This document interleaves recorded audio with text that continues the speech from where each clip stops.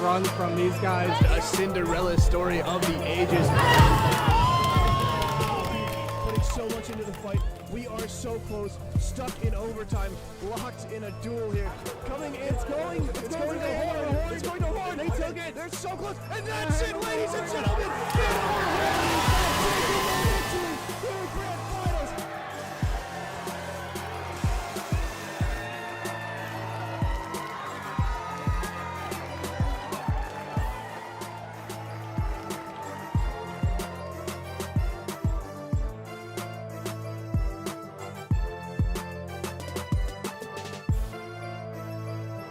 Hello and good morning, everybody. Welcome to day 2 of the 2022 North American XP League Finals. We're super excited to be back, and thank you guys for showing up bright and early. We have another long day ahead of us, so we're going to be jumping into the Valorant matches super quickly. Just a couple of updates for you guys. We still do have those Dell G3 laptops for raffle. It's $25, and Lobos will be shaving his head if we reach $10,000. It goes to a great cause, the Leukemia Foundation.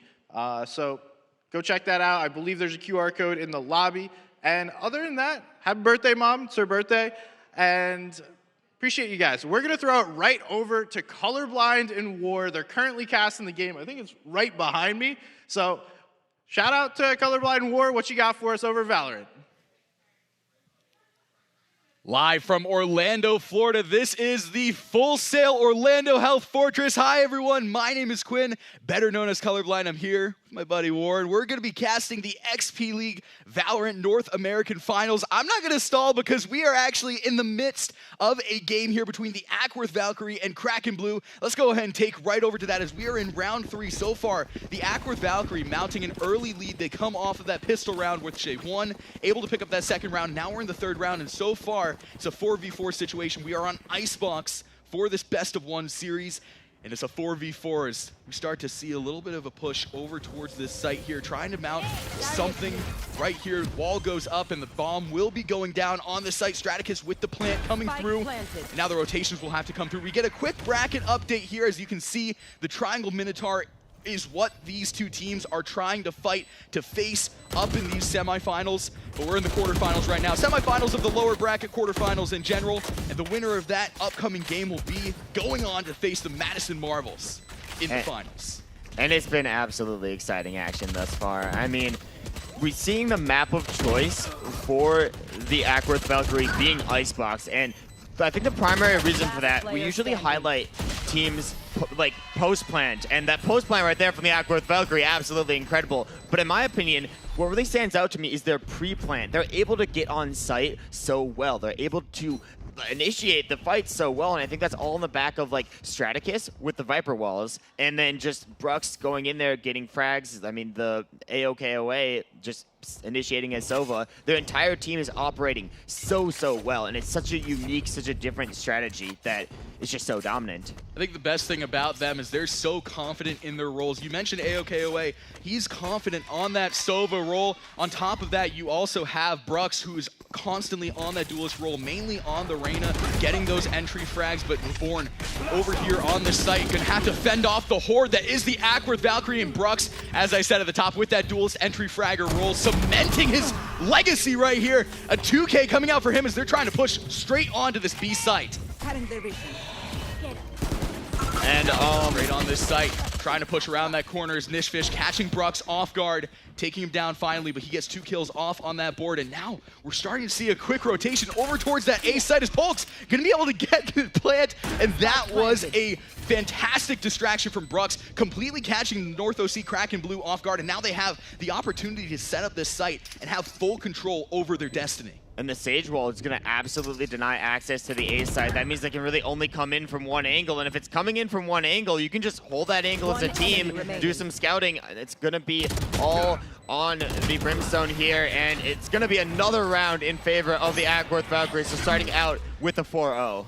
Once again, the Acworth Valkyrie just starting off very strong here. I would say that this is more of an attacker side map in the grand scheme of things. I don't know what you have to say about that, War, if you agree, disagree. It is subjective at the end of the day in a lot of these maps cases, so you get those attacker rounds going. You got to play defense as well. Acworth Valkyrie so far, though, very strong on those attacker rounds, and we're starting to see why they have made it to this point. Yeah, and just a quick reminder, everybody, you can visit, it's on the stream up there, you can visit gallopbit.com/XPL for a chance to win free Dell PC. We heard SPG talk about it a bit, and beautiful cause, so make sure you go in there and do this thing. Now lots of utilities coming out on this A site, looking like a mosh pit as Brux trying to get that entry frag going through, but Reborn shuts him down and shuts Blitz down as well. A 2K for Reborn. Cyber comes in, picks up the third, but the bomb will go down as a 2v5 situation. Utilities coming through and is going to ride on the back of Polks. Polks got that bomb planted, and Cyber coming through to finish things off. That is going to be the North OC Kraken Blue picking up their first round off of that defuse as Nishfish gets that going. And the defenders now, they have that first round, absolutely key for momentum and what could be a potential momentum shifter for them as they look to mount some rounds moving forward. Yeah, that's, in my opinion, one of the most important times to get it. If you end up losing the 4th round and you're down for, the next round basically has to be a save round if you don't win this one out. So this was a crucial round for them to win, and kind of on the back of Reborn. I saw Reborn in the previous match. He was actually the top fragger against the Triton, and there's a good reason for it. On the Breach character, you have so much utility of so much power, and you can basically discombobulate your enemies with seismic power. Breach really has the opportunity to anchor an entire team here, and now we're starting to see the Acworth Valkyrie trying to make a push over towards the site here. Slow and steady, winning the race, though. As we look, the North OC Kraken, they have 3 ults online on top of that, so they have not only their usual utility to use, but they have a lot of ults as Labana Drew getting that information early on. The chamber teleport, able to get him out of the way of fire. Brux, again, leading that push onto the site. It's going to be Polks with the plant on this site, and now the rotations will be coming through as a 5v5 with that spike down. Now they just have to play for picks. The mind games of the Acworth Valkyrie have to be absolutely insane right now. It feels like they can basically do whatever they want. You can see Brimstone, Nishfish trying to go for the utility use. The Rolling Thunder also comes out from Brux, or no, not Brux, Reborn actually, but Trade's gonna go both ways. It's gonna be 1v1. Bladestorm comes out from Cyber, looking for a final pick right here. All they need to do is shut down Blitz, and they're gonna get it, but Spike is down. They need to close time. Actually, no, looks the wrong way at the exact wrong second, and Blitz clutches it up right there. That always happens in games like this. You have the angle perfectly set, and you just have to check behind you as well. You get a little bit antsy about that angle, and it just so happens that Blitz is able to swing out, catch him off guard the second he turns around. Again, he popped that ult as well, so now the Jet ult not in play anymore for the North OC Kraken Blue. They're going to have to get that back online. And now as we look at ults, we have a pretty more dominant side on the Acworth Valkyrie. I believe that the Kraken Blue actually utilized 3 ultimates that round, with the Rolling Thunder, the Orbital Strike, and the Jet ultimate as well. So that's a huge cost for a round that you didn't actually win. So I'm looking to see what they are trying to do here. Cyber just going for a few pick shots, and that's actually going to be the spike down temporarily. Luckily, Acworth Valkyrie able to recover, able to get the spike back, but now they're going to have to reconsider what they want to do here. Now with that spike down as well, the enemy team knows exactly where you are. They can really start to pincer you in that back line, especially in that spawn. You have them setting up for this pincer maneuver right here. Straticus able to take down Tristan live, though, makes things a little bit more manageable for them. And now we start to see the rotation coming out here. Labana Drew, though, has the potential to wreck this party a little bit. He's going to peek around that corner, and he's going to potentially catch AOKOA off guard. No, instead, Blitz able to get picked off, but Akoa able to finish that job there. Now AOKOA setting the tone for this squad as they move into this site, trying to get that plant down as well. It's a 3v3 situation on this B site. Spike does go down for the Acworth Valkyrie, and now once again it is a game of picks. Brock's able to get Cyber off guard. And now they have the personnel advantage, they have that bomb down, and they have the entire team split. Reborn coming in from the back line zone, and now a double kill for Reborn coming through, and it's a 1v1 between Brux and Reborn. The fraggers for both sides of the equation, but Reborn only 17 HP to work with here. Very dire situation, trying to get those utilities to come out, take Brux off guard. Brux now, though, has the advantage. He knows exactly where he's coming from, and Brux finishes the round with a 3K, gets the Acworth Valkyrie their 6th point as we move into round 8. And the positioning from the Acworth Valkyrie, absolutely incredible. Even though they were getting pinched in from both sides, and I mean, it was a great pinch, but they had it locked down. They took a 2v3 like absolute geniuses, I gotta say it, and they ended up winning just because they're able to cover all angles. If you have 3 players up on the site, you're really able to hone in on where your opponents are coming from. And it might have been a little bit of a misplay by the player breached for using all that power, but it looks like Chamber is going to go through with the Tour de Force ultimate here. Now the Acworth Valkyrie have 3 ultimates online to work with here. It's that Sova, the KO, and they have that Sage Res as well. So they have a 6th player technically if they do want to use it. And Reborn though, off of the back of the eco, able to take AOKOA down. And Blitz now pushing onto that site. Nishfish takes Blitz down temporarily, though. You can still get him up as that KO does not go down without a fight. And Brux and Straticus able to get 2 picks on the board. Tristan Live pushing in from the back lines a little bit here. Going to send out that utility, and Straticus able to get the exchange. Now it just comes down to a 1v1 situation. Labana Drew, last man standing, and Brux will be able to take him out as we move into round 9. Brux absolutely clutching up again, but these rounds, I don't think the score is actually telling what's happening here. It feels like every single time we're seeing a 1v1 at the end that decides it all, and it could go either way. It could seriously just go either way because, I mean, these players are so good, but I think it's the significance of if you get a pick, you trade off your teammate, and the Acworth Valkyrie doing amazing job at getting that first pick and actually initiating these fights. I will say the Kraken Blue, amazing flanks thus far. The flanks are always able to find 1. The question is, will they be able to find 2? That is a good question to ask, and again, you said it best, partner. This is a blow-for-blow kind of game. Even with the score 7-1 right now, the North OC Kraken Blue are not letting them get every round up easily. Straticus able to take the first pick off on Cyber, and now that push towards A is going to be stopped temporarily by Nishfish, who's able to take down Brux. The entry fragger coming through AOKOA, catches him off guard though. Now Straticus coming down with that bomb plant, and it's going to be the Viper ult on the site. That is going to make things very favorable for the Acworth Valkyrie, who have that personnel advantage on top of that. And the res comes out too, so now it's a 5v3. Raze on the other team's low. Reborn already taken out, and all they need to do is sit in the Viper's pit. All they need to do is wait. It's all on Labana Drew. You can still get some picks at this point in time, though. Brux with the 2K finally taken down by Labana Drew. He has that heavy artillery, though. It's coming through with the Odin. A 2K for Labana Drew, finally shut down, though, by Polks as they pick up their 8th round as we enter round 10. I think that was great for Labana Drew situation-wise. You're going into a 1v5, and a 1v5 is... You gotta have that crazy yeah, utility. you gotta have that crazy utility. The Odin coming out, a very interesting pick, especially for a Chamber main, I'd say. But, I mean, using it to absolute perfection. Typically, Chamber aims a little bit more aim-based, but showing that he has the control with those spray weapons, too. Absolutely incredible play thus far for Drew. Man, it's like the Negev in Counter-Strike. Again, I played Counter-Strike as a kid. It's just like the Negev. You go in there, guns a-blazing, and just trying to hit something. I'd say the Odin is a little bit more controllable than the Negev, though, but nevertheless, we enter round 10 now, and the Acworth Valkyrie are sitting pretty with a 7-round lead here, but again, it is a very attacker-centric map, and Tristan Live has the opportunity to bring that ult through, able to get 1, and Straticus takes him down off of that ult. And now we have the Acworth Valkyrie who get that personnel lead, a big potential there for that ult. Just didn't send it in the right direction, and now Nishfish evens up the personnel. We have the defenders versus the attackers. It is very, very easily knotted up here early on, just going blow for blow, personnel down to a 2v2 situation. But AOKOA right around this corner, he has only 23 HP to work with. Might be able to catch Reborn off guard, and Blitz follows that up. And now we enter round 11, 9-1.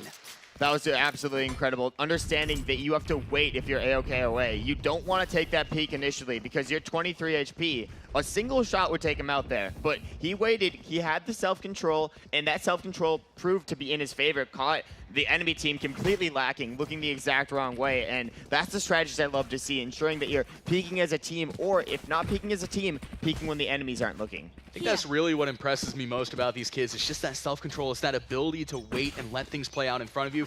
Personally, I mean, I just W key everything, man. That's my strategy. You go in, you W key. If your aim's better, you win. If your aim's not better, it's not a favorable end to that story. But nonetheless, this story continues on as the Acworth Valkyrie trying to mount a push over towards this A site. AOKOA sending that ult through that wall, and the ults are coming out. They are plentiful on this site. Both teams sending some ults through. Reborn used that ult coming through, and now Cyber and Blitz picking up 2 exchanges. We've got a 4v4 situation mounting on this site. Every single ult that was used there, I feel like got almost no value. Then immediately after the ult goes off, the actual fighting starts, and it's just a trade for trade. Reborn maybe getting a little bit of advantage for the North OC Kraken Blue here. Gaining the lead, but do they know this spike's already rotating? Brux really mounting a very strong push onto this site here. The rotations will be coming through, and he's potentially going to meet a strong force right around that corner, just trying to get some poke damage here, get a little bit of information on where these defenders are rotating in from. As now he's stunned a little bit around the corner, and he just got a fire at that point. And Reborn with a double kill, now a triple on the board, and it's going to come down to a 1v1 AOKOA versus Reborn. The spike is down, and Reborn lower HP to work with here, just trying to figure out what he's going to do to play this spike and play this 1v1. AOKOA has him right where he wants him. He sends that dart through, has the utility advantage. 3 HP on Reborn, though, just trying to figure out how you're going to play this. You have that health disadvantage here in AOKOA, just playing this slow and steady. You do not have to peek, but now you might have to as Reborn trying to get that defuse, and it's going to be the shock dart that calls game. AOKOA brings them their 10th round, and now double-digit points on the board for the Acworth Valkyrie. That was absolutely incredible. That shock dart placement, understanding that the spike was in an angle, that's like caster math. That's like caster geometry. I don't even know what that was. Shock dart, boom, boom. Hits the player off a wall bounce. Absolutely incredible placement right there from AOKOA. And these rounds are so close, but at the end of the day, you have that clutch factor. You have AOKOA in the back, and you've seen him do it so many times. You saw him do it with the Silver ult in one of the previous matches as well. It's just so clutch. My parents always used to tell me that video games can be the best way to learn in some instances. It looks like AOKOA has been learning a little bit of geometric math right there, as that shock dart was absolutely fantastic, able to take that round out. He knew he had low HP working with, and now the push coming right over towards that B site. The Acworth Valkyrie just instilling their will on this site, constantly having control. Straticus puts that wall up, and now you have a lot less to work with here if you are the North OC Kraken, as it is going to come down to the back of Nishfish. Nishfish taken down by Brux. Another 3K on the board for the Acworth Valkyrie duelist. Brux's fragging thus far has been absolutely incredible. Like, typically you would say, oh, somebody just instant locks Reyna. They're just a W tier like you, a fragger. But for Brux, it's all calculated. It's all at the right time. It's all in the right place. And it feels like every single match is a 3K for him just because he never goes down, and that's the power of Reyna's kit. You have the dismiss, you have the heal. You can get extra HP after you get a kill. You can get out of a situation after you get a kill, and Brux utilizing that so well. Not only is he so calculated on the duelist, but his aim is absolutely incredible. If I were to take him to 1v1, I think he would sweep me. I'll be entirely honest. I don't want Brux, if you want to take a 1v1 and just get your confidence up and just kind of, absolutely destroy me, I am all for it. I would be down. It would be a lot of fun. Brux now has that Sheriff in hand in this pistol round. We see the switch now, and now the North OC Kraken on that attacker side of things. We mentioned at the top, this is very much an attacker side map here. So the North OC Kraken can really use that to their advantage, potentially swing things back in their favor, but they got to get that pistol round up on the board. If you don't get that pistol round, it's almost a dire situation. Yeah, because if you don't get the pistol round, then you can't buy in the next round. And it's 13 to win, so they really need to win out this round. Trades come through, but it's in the favor of the Acworth Valkyrie. Right now, the defenders have the lead. Brux gets shut down, but he takes one with him, and now it's going to be a 2v3. Labana Drew absolutely has to clutch this up, but no, also taken out there, and the pinch comes in. Blitz finds the last one onto Tristan, and the Acworth Valkyrie in a very, very good position to take this game. Very good position indeed. The North OC Kraken Blue now have to play that pistol round against the heavy artillery that the Acworth Valkyrie are going to bring to that table to force another match round. So we're now at match point for the Acworth Valkyrie here. Yeah, match point for Acworth Valkyrie, and you can see it in the loadouts. Like, the Kraken Blue, typically you don't buy in this round, but this is the last round. So you need to buy literally whatever you can. It doesn't matter if your economy is worse. You need to do whatever you can in a situation like this to basically shut down their team over and over and over again. I think the best part about this, if you are the North OC Kraken Blue, is you are on the attacker side, so you don't have to fend off a push. If anything, you just have to mount that push. Again, on a map like this is very attacker-centric, so stage wall does go down. Pulps able to get one before getting picked off immediately after, and Blitz and Nakoa able to get the two off of the board now, and AOKOA holding this high angle right here, gonna peek right around the corner, but Nishfish with a triple kill now on the board. It's a 2v2 situation as this site is starting to get a little bit dire. This could be clutchable for them, and Tristan gonna make it clutchable, gonna make the dream possible. Straticus goes in, but Tristan clutches it up, keeps the dream alive for the Kraken Blue. It is not over just yet. The Kraken Blue now have a round up on that board. They have their first attacker round, and a round that, you know, realistically speaking, off of the pistol round is very difficult to win. So that could be a big momentum shifter for them, as now the Acworth Valkyrie as well, working with less when it comes to the economy. So that's going to be absolutely huge credit-wise. Yeah, because of the fact that both teams bought on the second round, which is typically uncommon, now the team that lost that second round, being the Acworth Valkyrie, at a very, very steep disadvantage. So we could be seeing a full save from them just to bolster their economy up. They have a lot of time to get this final win. It's 13 to win, so they can just play time, they can take a save round, and just play it with their life this game in preparation for next game. We see a stack coming out for this A site off of the back of the Acworth Valkyrie here. Labana Drew able to get that first pick and the second pick. 1-2 for him, a third for him on the board, and now Labana Drew is going on an absolute tear. 4K up on the board for him. Cyber takes the ace. My goodness, Labana Drew with a 4K on the board, gets them their third round. What a performance from him on that chamber. There's a reason you see him on Chamber. It's that aim, it's that control. I mean, Chamber is a Sentinel player. However, the aim that you can sort of utilize with Chamber and the value you can get, you're guaranteed the Headhunter in your utility basically if you buy it every game, which is basically like a one-shot headshot gun, but it's a little bit harder to use. But also, you're able to have weapons like the AWP, and I saw it with him on, I believe it was the Bind map. Absolutely incredible with the AWP. Absolutely incredible indeed. There's a reason why both of these teams are here in these quarterfinals right now.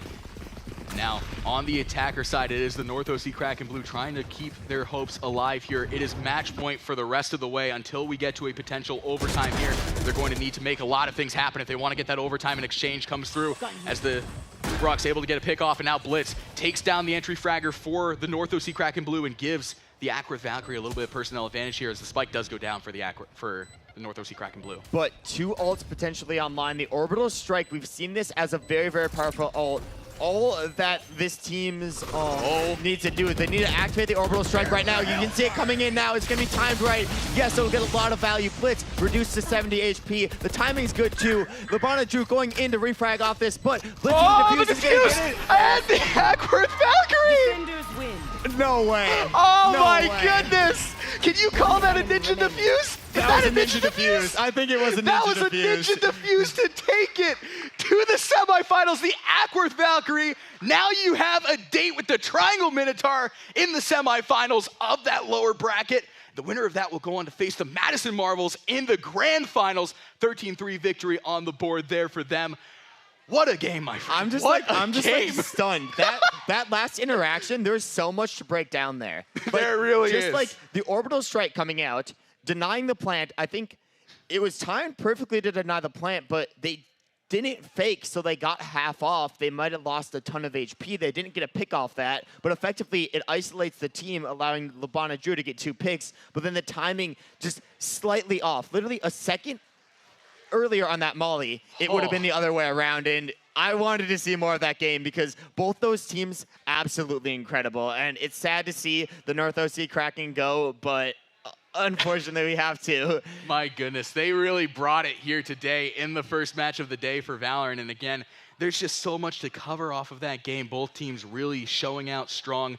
But now we look forward, the Acworth Valkyrie taking on the Triangle Minotaur to finish out this lower bracket. Winner of that will go to the grand finals. It's going to be very interesting as you see that bracket starting to take a lot of shape here. The Triangle Minotaur, Acworth Valkyrie, that's going to be the next game on the board. And the Madison Marvels as well. They cemented their finals push yesterday off of the back of a dominant performance, tearing through this bracket. They have not lost a single game. And since this is a double elimination format, now that they haven't lost a single game, if we do get to the grand finals and they lose that first bout in that best of 3 format, they're going to get another chance. We still have a long day ahead of us. we still have a long day ahead of us. I know our quarterfinals match just wrapped up, but it's exciting. Everything is just so like the nerves are here for us. I'm sure the nerves are there for the players as well. And this next match is going to be absolutely incredible. Going down the stretch, indeed. This is going to be a lot of fun. And again, the Acworth Valkyrie, what stands out most to you when it comes to this squad moving forward? What do you think is going to be the make or break kind of thing for them and the high roller kind of? You know what I've loved so far? We've had the privilege of, I think, seeing the Acworth Valkyrie on 2 maps and also seeing the Triangle Minotaur on 2 maps. But what stands out for me so far is their pre-plant. And typically we talk about a team's post-plant on attack, but their pre-plant on Icebox is absolutely incredible. It feels like they aren't losing players, they're just trading out players on the pre-plant. You usually don't see that because the defenders are able to get a lot of control of the map early. They're able to basically control, I'd say 3/4 of the map, but it doesn't matter.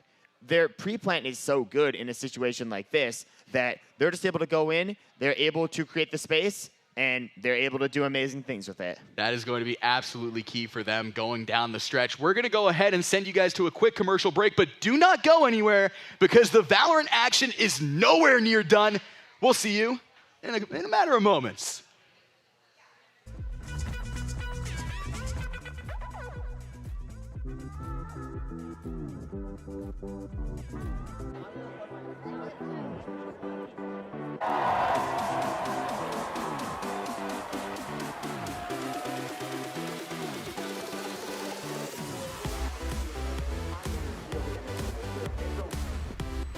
One enemy remaining.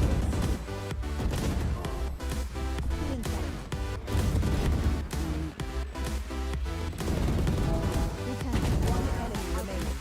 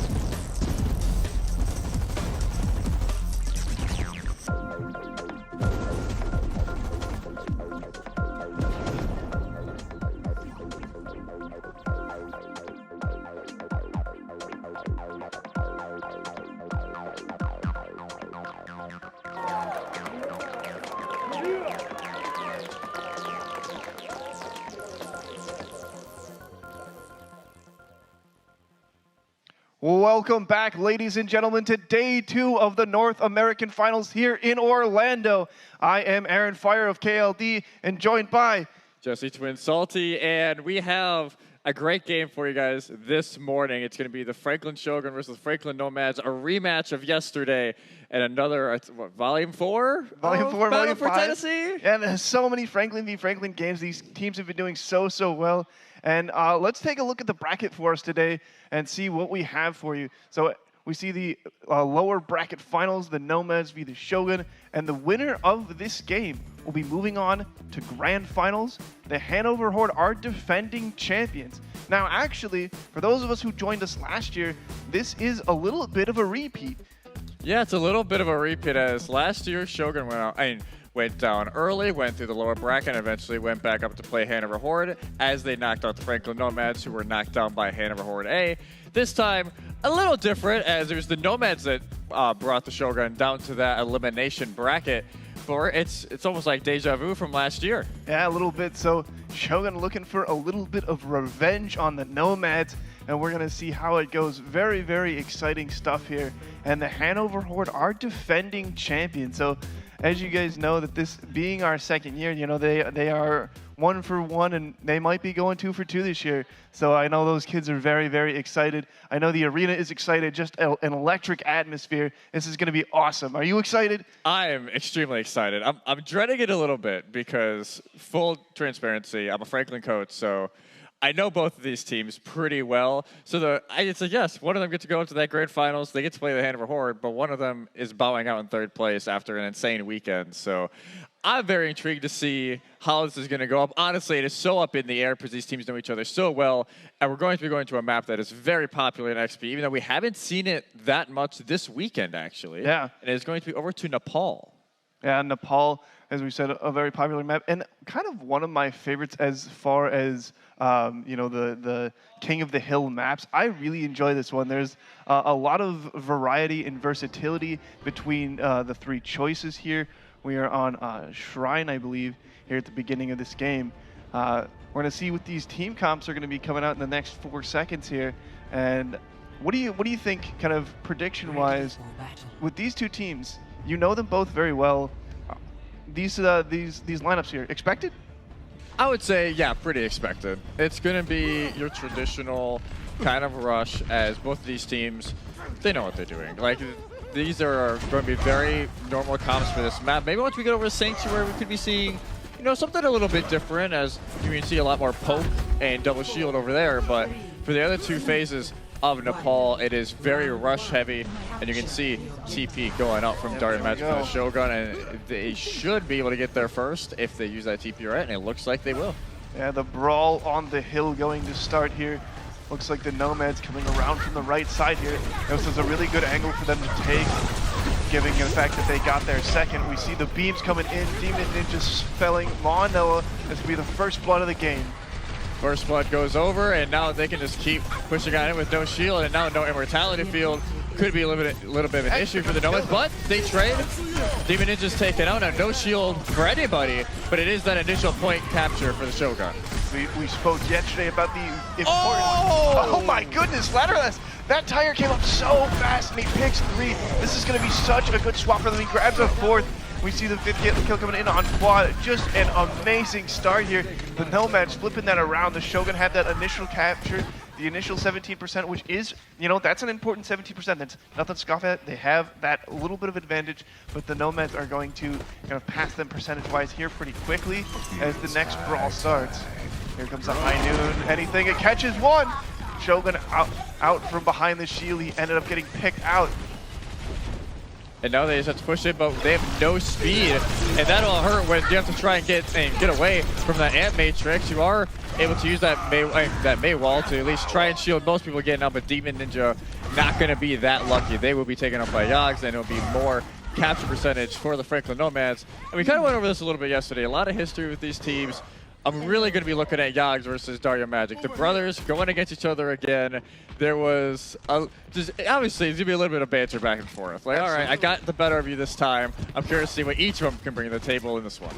Yeah, and they are, you know, they're a little bit far away in the arena today from one another, so they're probably not shouting across the room, but definitely some banter back and forth, especially before the game. I saw them, you know, the two teams talking to one another like, hey, you know, I'll see you on the field, but, you know, it's all in good fun here. A little bit of smack, but nothing too crazy. These teams obviously have a lot of respect for one another. See a big contested point. Huge ladderless, getting another triple with the tire and getting the D-Mech. Absolutely massive. His tires have been on point thus far. They have just been spectacular, and he's building them so quickly as well. And the one issue that he had against the Horde yesterday, every time he tried to use that tire, it usually got broke. Yeah. So this time, using it a little bit quicker, not being as greedy with it, and able to get those solidified picks. And now Shogun, you need to not win just this fight. You need to win like 2-3 fights in a row just to stay in this round. It is looking a little hard. Oh, Noah going for a deep dive, picking out Shogun, but it does cost him his life. We see the bomb on point there, doesn't catch anybody. But Reiner Fan getting to Dario Magic, falling to Yogs. Looks like one of the brothers got the better of the other there. Anubis, you know, there is just so much blood on the point right now. We're in overtime, but the flip comes over for the Shogun. Absolutely excellent cap here. They did a really good job being able to push the Nomads off 99% to 25 here. The Franklin Shogun are in a little bit of a tough spot, but the Nomads are here back to fight on the point. They want it back. They want to flip that over, and it looks like they are. Oh, there's a contest. Do they get it? They do get the flip back over. The shatter comes in, but the wall comes up, and it looks like we're in overtime now. There is just a lot of contesting on the point. We hear the tire. What does it see? It sees one. That's still big. That gets rid of that D.Va. She's not going to be able to remech here. Lauderless trying to just throw down as much damage as he can. Quad Yogs picking up some kills here. They want to finish this out. They want to get this done as quickly as they can. And there it is. Objective secure. That is the first round of this game, going to the side of the Nomads. Yeah, 100-35, and Lateralis, the X factor that time around, is every time they needed something to happen, got those eliminations. They must have got 15-20 eliminations just in that round alone. And now as we go over to Sanctuary, it's going to be favoring that even a little bit more with these closed quarters. You have that little cubby room right next to the objective where Junkai can just be so critical. Yeah.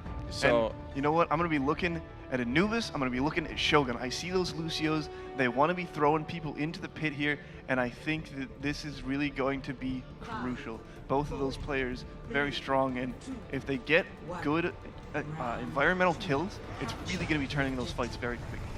yeah, a little bit of banter and chat with each other as Yogs just kind of poke a little bit, but what a little bit of a mind game between the two, but obviously going to be a little expected. As now Shogun make the way, they make to that middle first. Nomads have to give up a little bit of space, but Monoa not going to back down, just going to try and hold that corner. Demon Ninja gets knocked up. Immortality Field's going to save him for now, but will it be able to save him for the rest? And their Lucio is actually going to save them. Shogun getting the better of it this time, There's that knocking Monoa off.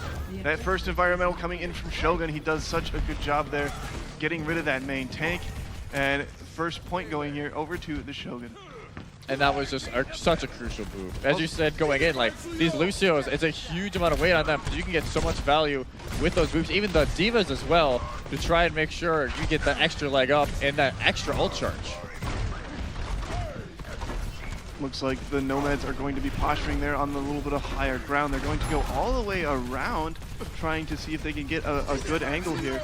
Here comes the field here from the from Spiff rather, and it doesn't look like they're from Misty, I guess. Oh, Louderless, he's absolutely huge with it. It is his third triple tire. Oh my goodness. When is somebody going to stop this man? That is the real question, as just popping off left, right, and center, and gets the point right back. He had to make it, the Cassidy as well, and the back jump Dartmad's actually going to able to get that, but they will get traded away as the rest of the Nomads go back and get a little bit of revenge. So now should be a 5v5 here for a little bit as both of those DPS members start coming back. The high noon. An early Deadeye from Yogs.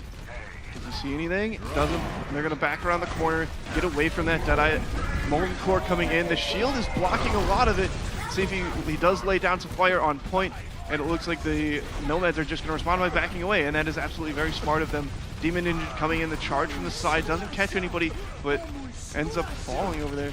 And let's see, Quad trying to send the bomb in.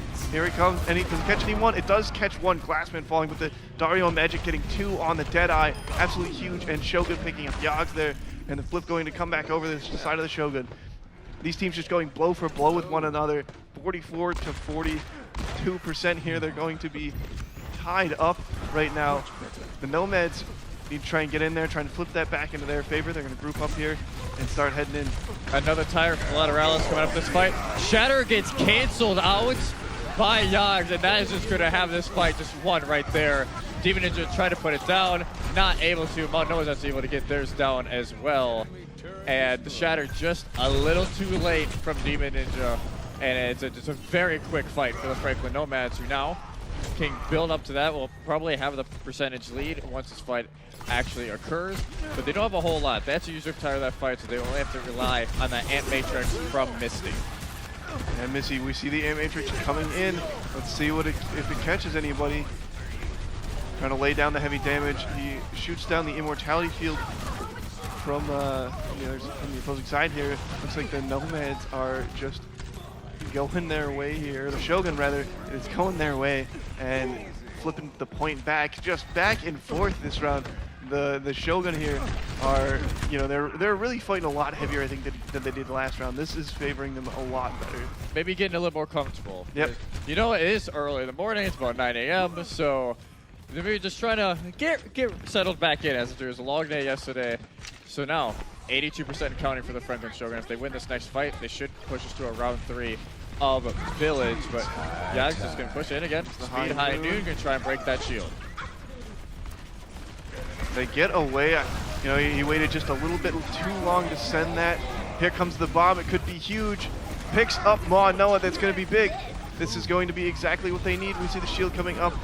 This bomb does not catch anybody. We're in overtime now. The Shogun just need to finish this out, get the last few picks that they need. Overtime beginning to tick away here, and there are no Nomads to stop it, and that is 100 to 74% in the way of the Shogun. Excellent. Just excellent job all around, but you can tell both these teams, they're just throwing haymakers. They're not letting anything hold them back, and they're just throwing it all out there. So now we head over to Village.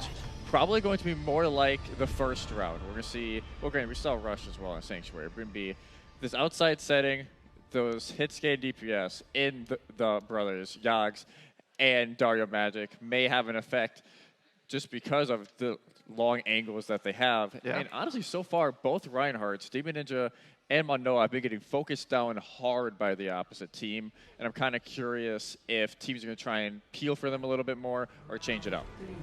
Yeah, that peel really needing to come in, and they definitely do have it here with, the way of the Lucio on either side. And I think that just with that, they should be able to kind of either speed amp to get their Reinhardts out of danger, or just heal amp to just heal them back up. And that is, exactly what they're going to need. And it looks like the Shogun are trying to push on the Nomads here. The Nomads just opting to go around and head straight to point. They want to brawl inside. They may well is going to miss a little bit. Shouldn't have too much of an impact though. Nice pin there from Mount Noah is going to force out that Immortality Field, and nothing goes swinging away. But that's it. Going to be burning down his shield mighty fast, but it may not matter. They already have that point capture. The opposing Ryan is already down. That's going to leave it wide open for a Shatter if they can get that last few percent. No Lucio for them though, as now Fire Strike goes through. Not going to get much, but now just be eagerly waiting for that Shatter. It may not wait too long. There it is. Picks up a few there. Is he going to be able to capitalize? One does just fall straight to the Shatter, and we got a couple kills coming in, but Spiff responds with 2 picks. Demon Ninja coming back in after respawning there. He says, I need to help my team quick as I can. Brings the teleporter in and is able to get stuff done. But Lateralis is responding. He says, you guys cannot have this point yet. Picking up 3, absolutely huge. He is in mighty danger and ends up falling over there to Reinhardt, who's picked up 2 kills of his own. There's just back and forth on this map, but the Shogun were not able to flip it over. 45% here for the side of the Nomads. This is favoring them a little bit at the beginning of this game. This game is very sloppy, but in the best way. Like, there is plenty of mistakes being made, but also people are just, they're not holding back or like, oh, maybe I shouldn't do this just in case. They're just like, no, we're just going to go do it now. And now 60% already for the Nomads after just one extremely elongated fight. And Demon Bomb now sent in the back, isn't going to find anybody.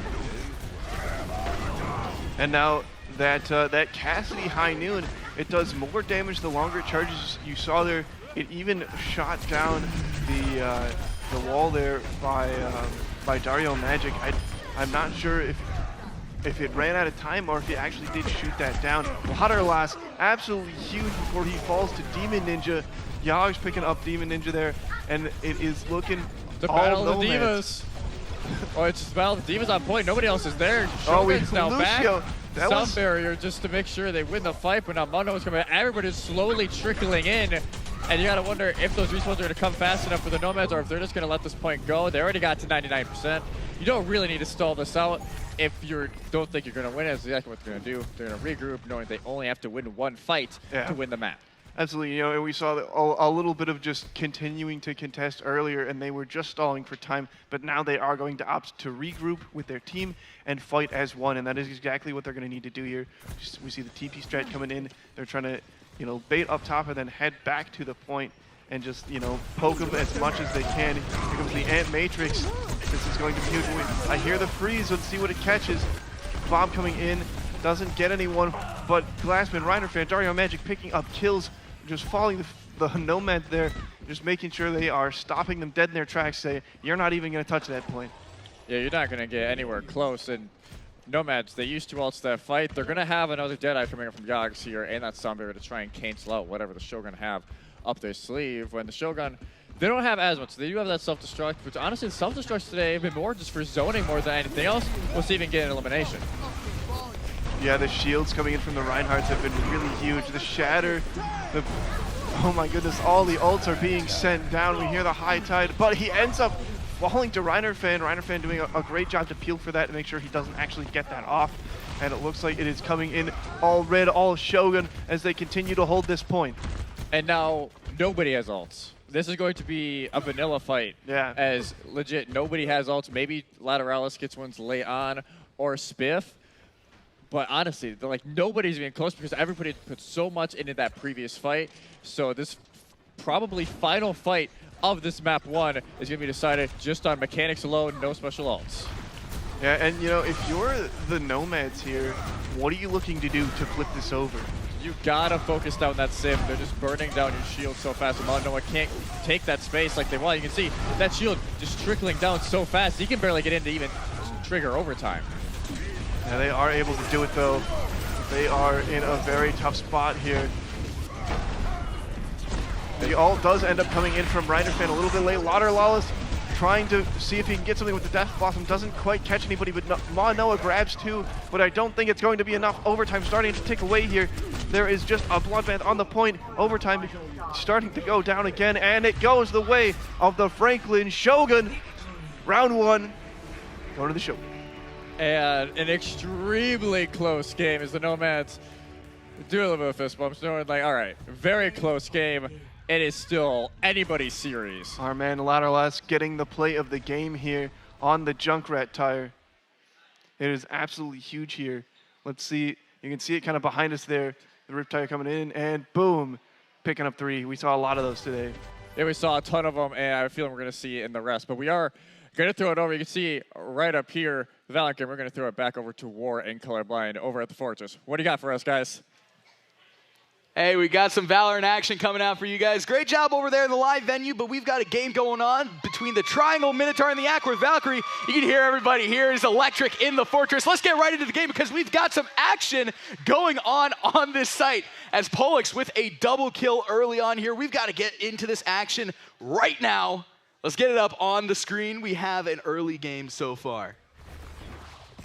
Looks like an early game so far, and actually looks like it's going to be a clutch for Blitz, just staying alive, actually getting the last pick onto Ronin too. That's going to extend the lead right there for the Acworth Valkyrie, 6-3, and we got to talk about how this lead actually started. Triangle Minotaur won the pistol round, right? We saw that. They did. And the choice from the Acworth Valkyrie was actually buy on the second round. They did a half buy, or they did a little bit of a scuffed buy, and it actually worked out as we see a timeout just coming through, and amazing gameplay. You can hear the energy, you can hear the excitement from the parents, from the kids, from even just the spectators just watching. It is electric in here. Hey man, you know, as a W keyer, I absolutely love the high roller strats. That is a high roller strat to rule them all, and it is an incredible high roller strat because it definitely played off for the Acworth Valkyrie here as we're seeing the venue, everybody in the venue. It is electric in here. I've said that a couple of times, but nonetheless, the strategy worked out and they have that lead going into this, a 6-3 lead for the Acworth Valkyrie early on here, and especially on a map like this where there are 3 sites that you have to contend with on the defensive side of things. Sure, you can get those very quick rotations as well, but you've got a lot to manage when you can just send 5 people to C, 5 people to B, or 5 people to A, and they are managing it pretty well.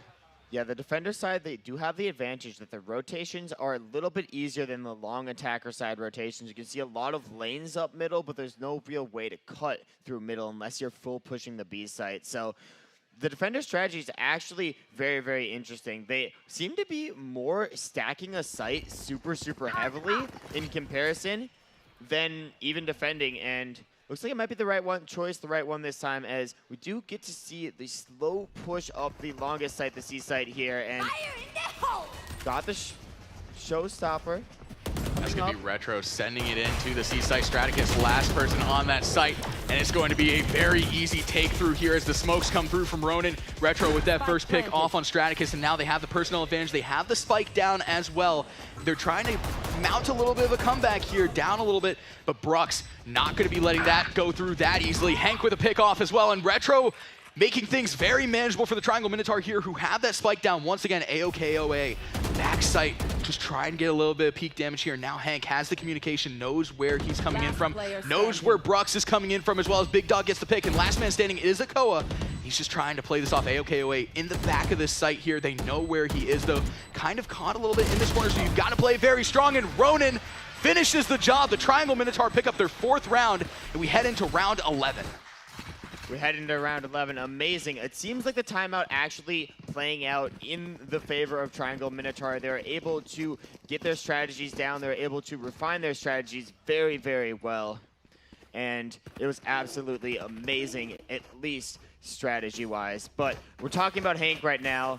Hank, he's courageously playing from home, has leukemia, unfortunately not able to join us at the live venue. We get to see him. This is what the setup looks like, and absolutely incredible thus far. On the sky, on all initiator characters, doing an amazing job. And again, this is what makes esports so incredible. It's the ability to have players like Hank be able to play at this high level when you have everybody at the venue be able to play in these situations like this, and he has been absolutely key for his team in those support roles. Just love to see it as we start to see a push over towards this C site now. Things are starting to pull for the Triangle Minotaur, trying to get a little bit of an advantage here, and Ronin with that teleportation again on the Omen. A lot of utility that you can use, and one of those is that. And now the sky coming through. Straticus with a big, that was Straticus with a big ultimate there. My apologies. Straticus with a big ultimate, able to get a little bit of sight control there, and now the Acworth Valkyrie trying to push in. Pollux from behind, able to catch Big Dog is cool off guard, and Ronin finally puts an end to him. Retro absolutely popping off with 3K, gonna try and go for this 4K here. It's Brux right around the corner, knows exactly where he is, and this is going to be a matter of a slow game now, as Brux really has to think about how he wants to play this, slowly pushing onto that site. They know where he is. Retro swings out, does not get the pick, and Brux with the pick now. It's a 1v1, and Ronin in this spot right here. That is exactly where you want him. Absolutely clutch coming through, able to get the 1v1, and the Triangle Minotaur now inching within 1 of tying this up. And this is the last round and a half, as it's just said right there. So this is the round that it matters. If you can force 6-6, it is going to be a very, very exciting second half. And thus far, it's going to have been an incredible strategy switch up. These last 2 rounds have been completely different in terms of strategy. I gotta say, Straticus, with the orbital strike on that site, amazingly placed. He probably had no idea exactly where that spike was going down. He just guessed. Predicted it. Yeah, that's why you use Brimstone on this in comparison to Viper. The Viper wall doesn't get a lot of value, but if you have a character like Brimstone, the chokes on all of these points from attacker side are super, super strong. So if you station Brimstone in the middle, they're able to block off effectively every side at the same time, or just utilize smokes 1, 2, 3 on a single site if you know the other players are pushing. And you can deny a push for about 40 seconds, and that's the majority of the game. But speaking of pushes, we are going to see a rotation coming in for Triangle Minotaur, and they look to be sneaking up to the C site that is thus far undefended. Yeah, and the Brimstone ult in the last round, I just want to comment on that one more time. That was absolutely key. There's a lot of different utilities that you can use. Those are the most beneficial ones possible. And now we start to see the spike go down for the Triangle Minotaur. They have been absolutely incredible pre-playing, getting onto that site, just fooling them over by the A site. Got a little bit of rotation coming through, and they left that C site completely barren. Now Retro with the first pick on the board. Entry fragger living up to that role definitely is Hank with a pick off on Straticus, and now the Triangle Minotaur are just rolling through this. Big Dog with a double kill, and Hank a double kill of his own. 2 and 2 for both of them, and now the Triangle Minotaur tie things up as we enter the switch. That was incredible. That turnaround from the first 9 rounds in comparison to the last 3 rounds, like, was absolutely incredible. They just started rattling those rounds off, and you love to see it from the Triangle Minotaur. Now, the Triangle Minotaur have been in a lot of games where it's just, it goes down to the wire. Yep. It goes down to the wire. They are formidable foes to go against, and they have had some of the most exciting games. I do remember that one overtime bout that went on for like 30-ish rounds. 50-ish rounds, it was a long game, and that was a lot of fun. But those are the most fun games to have as we now enter the switch. And what are you expecting to see as we switch? What kind of strategies do you think we'll see brew as the team switch roles? Well, I'm really looking to the initiators. I'm looking to the KO and the Sova on the team. It's just I say that Lobos does get a pick, but the initiators in this situation are able to get a lot of information on the site. You can see AOKOA setting up that recon scanner here, as they are going to be down 2, but they do have the spike down, so that's an inherent advantage. But you have to cover 3 angles. It's going to be so hard to do so as Retro just pushes in. Lobos with the amazing timing as well, and it's just on the back of Blitz. What can you do in a situation like this? Plant's already coming through from Hank. Blitz finds one, but it's not going to be enough. And my question now is, are they going to do a half buy again? Oh, will they do that half buy again? They did it last time, and it was absolutely huge for momentum. I don't know. Do you want to take that high roller strat again? It might come through, and I'm really excited to see if it will, because honestly, I want to see it. I want to see it. If it works last time, don't fix what is not broken. It looks like so far they only have the ghosts online, though. Might be playing it a little bit less aggressive here. And again, on the attacker side of things, it's a little bit harder potentially to pull that off. Defenders, so. you have the ability to kind of just sit there and wait. With the attacker side, you just have to go in. And it's a little bit more difficult. Yeah, you sort of have to take this disadvantage in this round to have the advantage in the next round. It is a pretty substantial advantage you get in the next round if you save on this round. You can see a little bit of a jiggle peek coming out, and should be able to identify exactly where players are and where the push is. And you can see just with a single jiggle peek from the defenders, they're able to make the other team full rotate. I think the deciding factor on that bias, oh my goodness, Big Dog had the potential to have an absolute pop-off there, just not able to get the spray pattern down, but he did get one. I think the big factor on that as well, just to quickly go back to that before we get right back into the action as they're pushing onto this A site, is the fact that you're not as early into the game as you are. You have a lot more room for mistakes early on here, and Ronin and Lobos going in, entering right on the site, and as the spike does go down, it's going to be immediately diffused for them. And the Triangle Minotaur now have a 2-point lead entering round 15. Yeah, and if you notice this empty chair in between the team, the Triangle Minotaur, this empty chair is for Hank. He is here in spirit, and I feel like everybody can feel that here. The spirit of Triangle Minotaur actually showing up as we do get a timeout, but yeah, he's showing his spirit here with the amazing gameplay. Absolutely incredible on Sky and on all other initiator characters. He's the one initiator for their team and absolutely clinical. I think we saw him clutch up in a few rounds thus far, but I mean, yesterday too, absolutely incredible. Yeah, gameplay. no, he's been a real anchor for this team in a big way. Just, you know, we see all the duelists and everything like that coming out. Hank really just has been that thing to anchor the team together.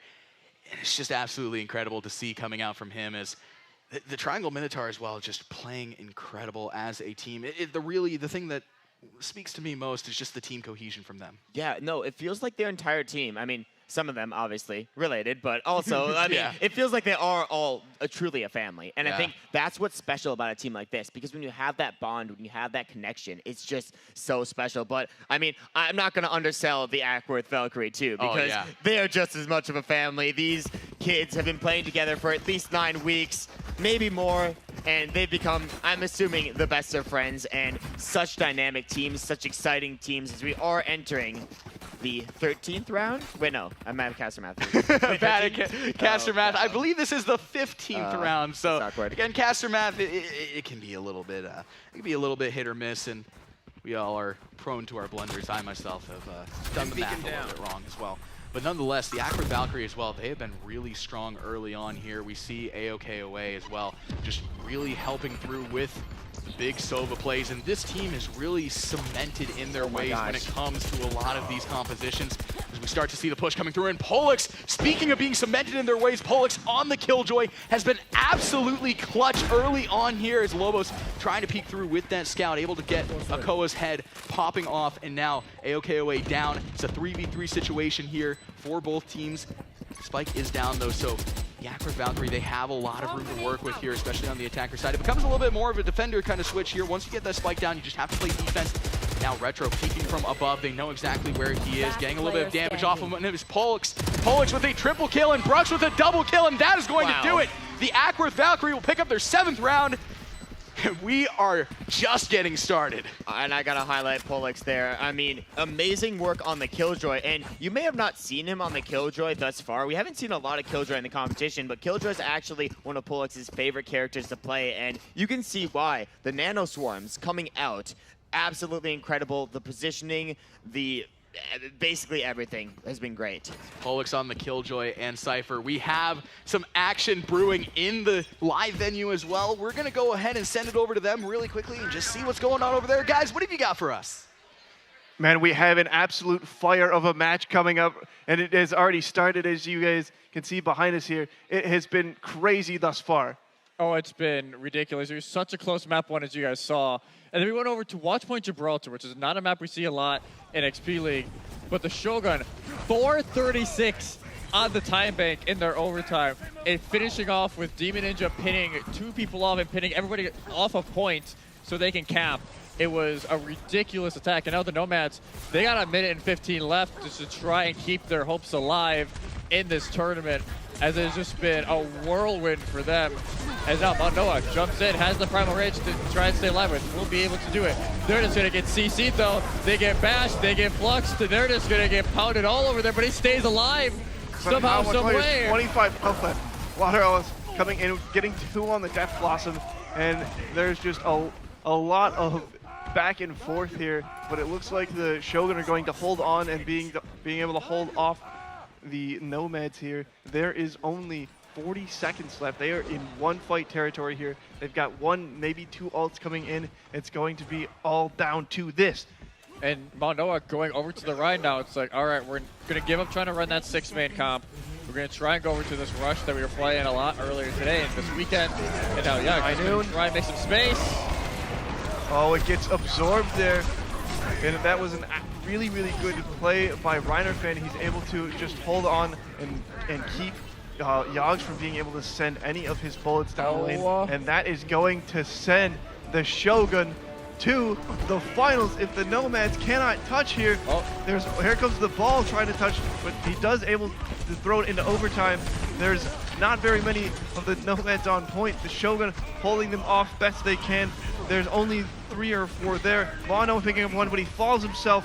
Overtime, getting ready to take away. Laurels is 1 man on the point, and the quad comes in trying to hold it off with the Hog, but overtime getting to take away, and the Shogun are going to the grand finals!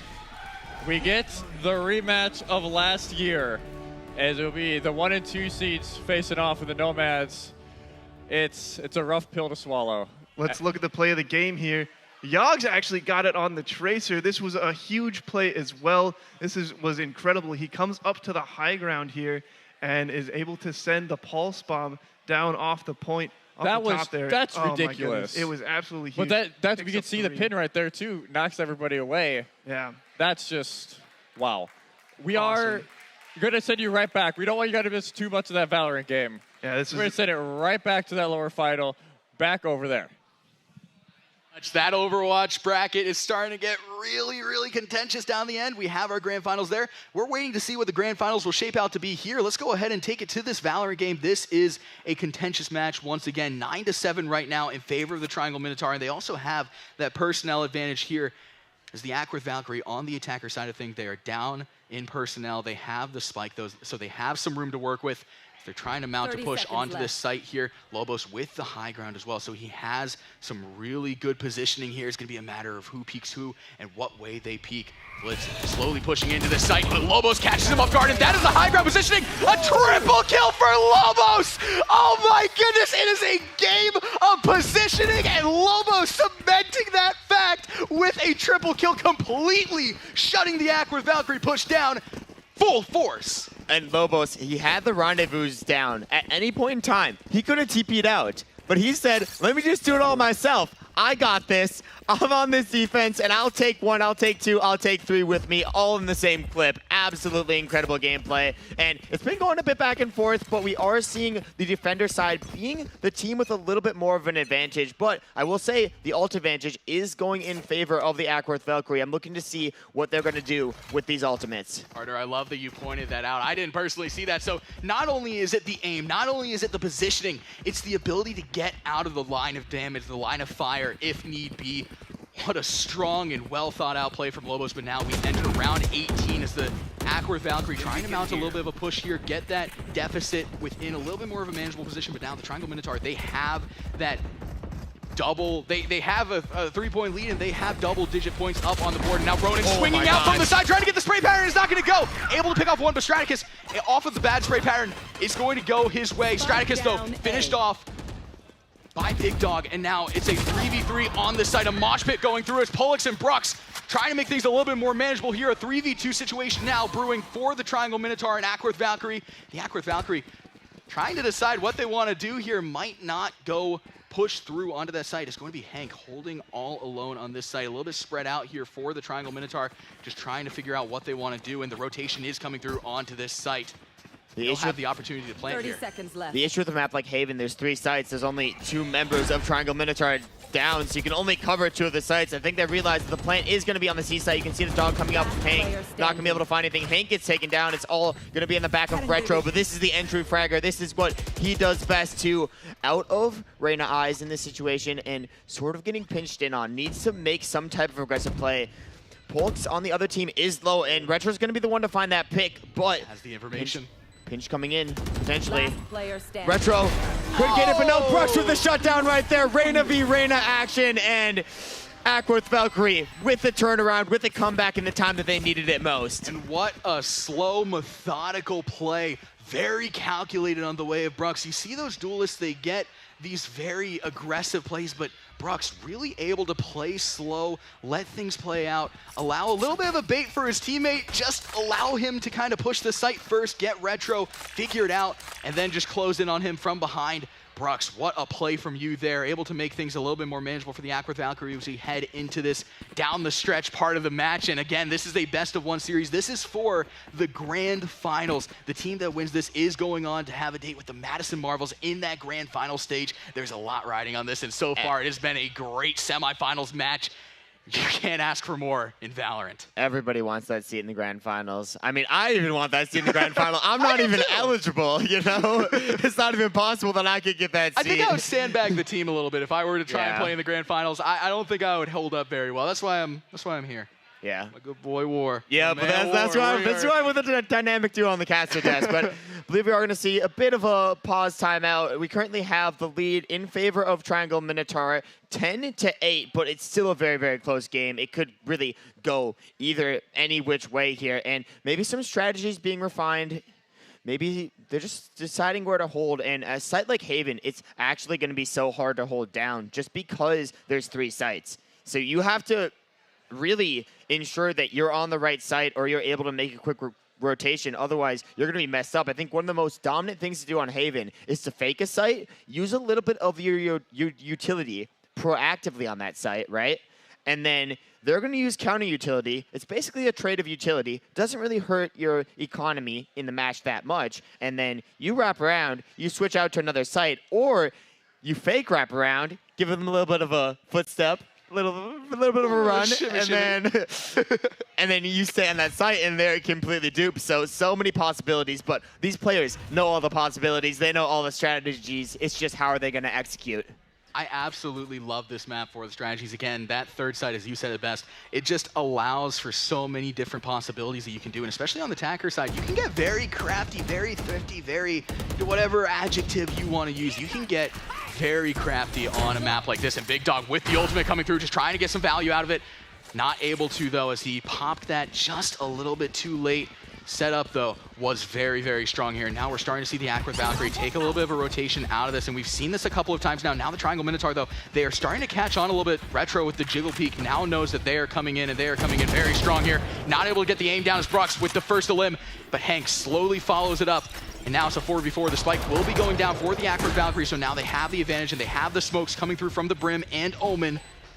Now they have them in the palm of their hands. This is right where you want them if you're playing on the C site. And the Acworth Valkyrie, again, have been absolutely dominant on this C site, really just instilling their will on the Triangle Minotaur when they do start with that A or B site and then just rotate into this site. So now Ronan slowly but surely coming through, trying to get a little bit of information in. 4K, everybody going down, bodies dropping on the ground as the Triangle Minotaur fall in that round to the Acworth Valkyrie. Now we are within one of seeing a tie early on here. I gotta say, the Triangle Minotaur, despite all of them going down, they timed that perfectly. They used utility, and then they all swung at the exact same time, but the issue is you have people who are just covering each angle.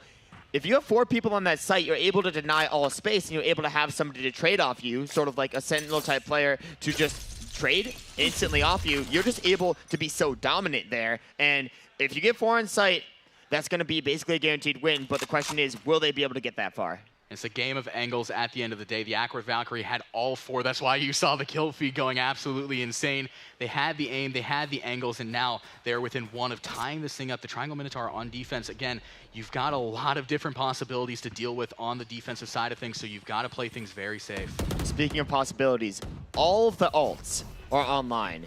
And there's so many versatile ults. There's ults that can deny the plant, such as AOKOA's ult, as well as the Brimstone ult. There's ults that can initiate, like the KO ult. There's ults for everything in a situation like this. And typically, when I'm playing, I like to plan against my opponent's ults, and I'm assuming these players will too. When you have every single ult online, it's just the unpredictability. It's just the variability that you can instill on the opposing team.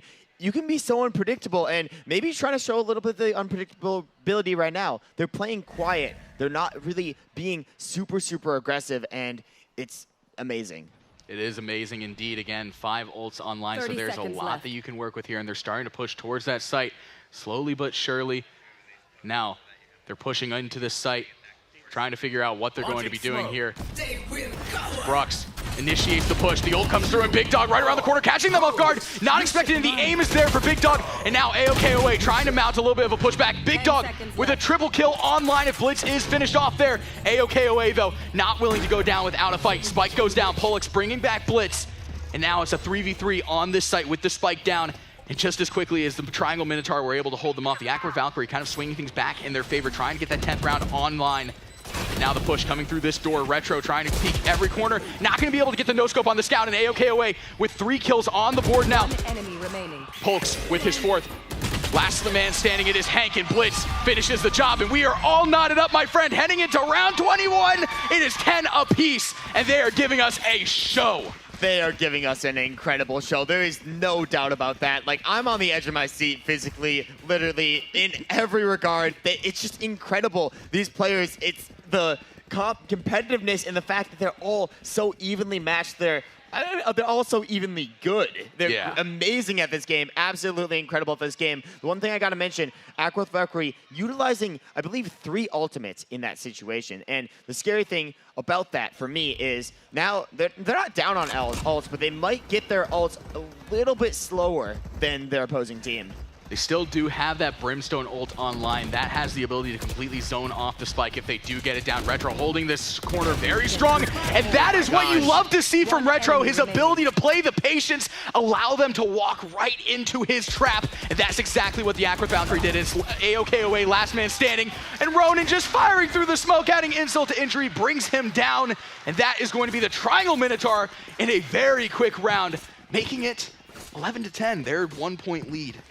Their 1-point lead is up, but the trigger blitz discipline from Retro, I gotta talk about that. Discipline, it was incredible. Like I see people, I'm like nervous. Are they gonna turn? Are they not gonna turn? But Retro knows it. He knows it all. They just don't clear the corner and holds the angle to find 2 picks instead of 1. And sometimes the extra pick is all you need. I think the ability to do that shows a lot of confidence in your abilities, as he should, because as this duelist, he has been absolutely incredible with the aim. And again, just that's putting confidence in yourself, and it's good to have that confidence in a game like Valorant. Is now you start to see the Acworth Valkyrie making a little bit of a push towards this site, throwing things down, but Ronan with the smoke that kind of zones them out a little bit. And now Straticus leading the charge onto the site. It's going to be a matter of aim and battle as Retro with a double kill up on the board, and Hank and Big Dog follow that up with kills of their own, and it comes down to just Pollux in a 1v1 with very little health. Big Dog just firing through the smoke, and the Triangle Minotaur are now 1 point away from a grand finals matchup with the Madison Marvels. That was absolutely incredible. They did utilize 2 ultimates there. That's the one risky thing. They utilized the Reyna ult and the Chamber ult. But it's going to be the lead. That's the lead that they need. I got to say that if the Acworth Valkyrie are able to get on to the site, then their post plant's going to be amazing. Their post plant was absolutely incredible on Icebox. I think we saw it twice. Absolutely incredible. The question is, are they going to get on the site? What strategy are they going to use? You can see Jiggle Peek's already coming out from Big Dog. They use these so much, and it's such a high IQ play. You mentioned it, their post plant. The pre-plan for the Acworth Valkyrie as well has been absolutely incredible. Early on in this switch, we were seeing them really play that A, peek it a little bit, and then just book it back to C.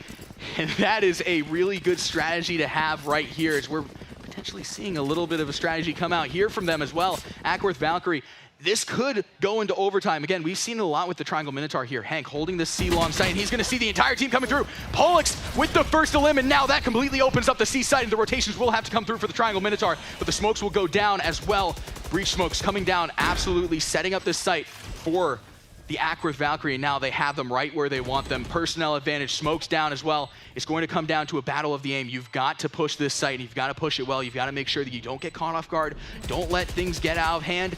You've got to win those aim battles, as now they have these little nooks and crannies completely under control. You can see Straticus and AOKOA's positioning. They're positioning it so defensively because they do have the post-plant denial. But no, Straticus gonna get taken out. Retro! Post-plant denial. It's all gonna be on the back of AOKOA. Bases it. The defuse comes through.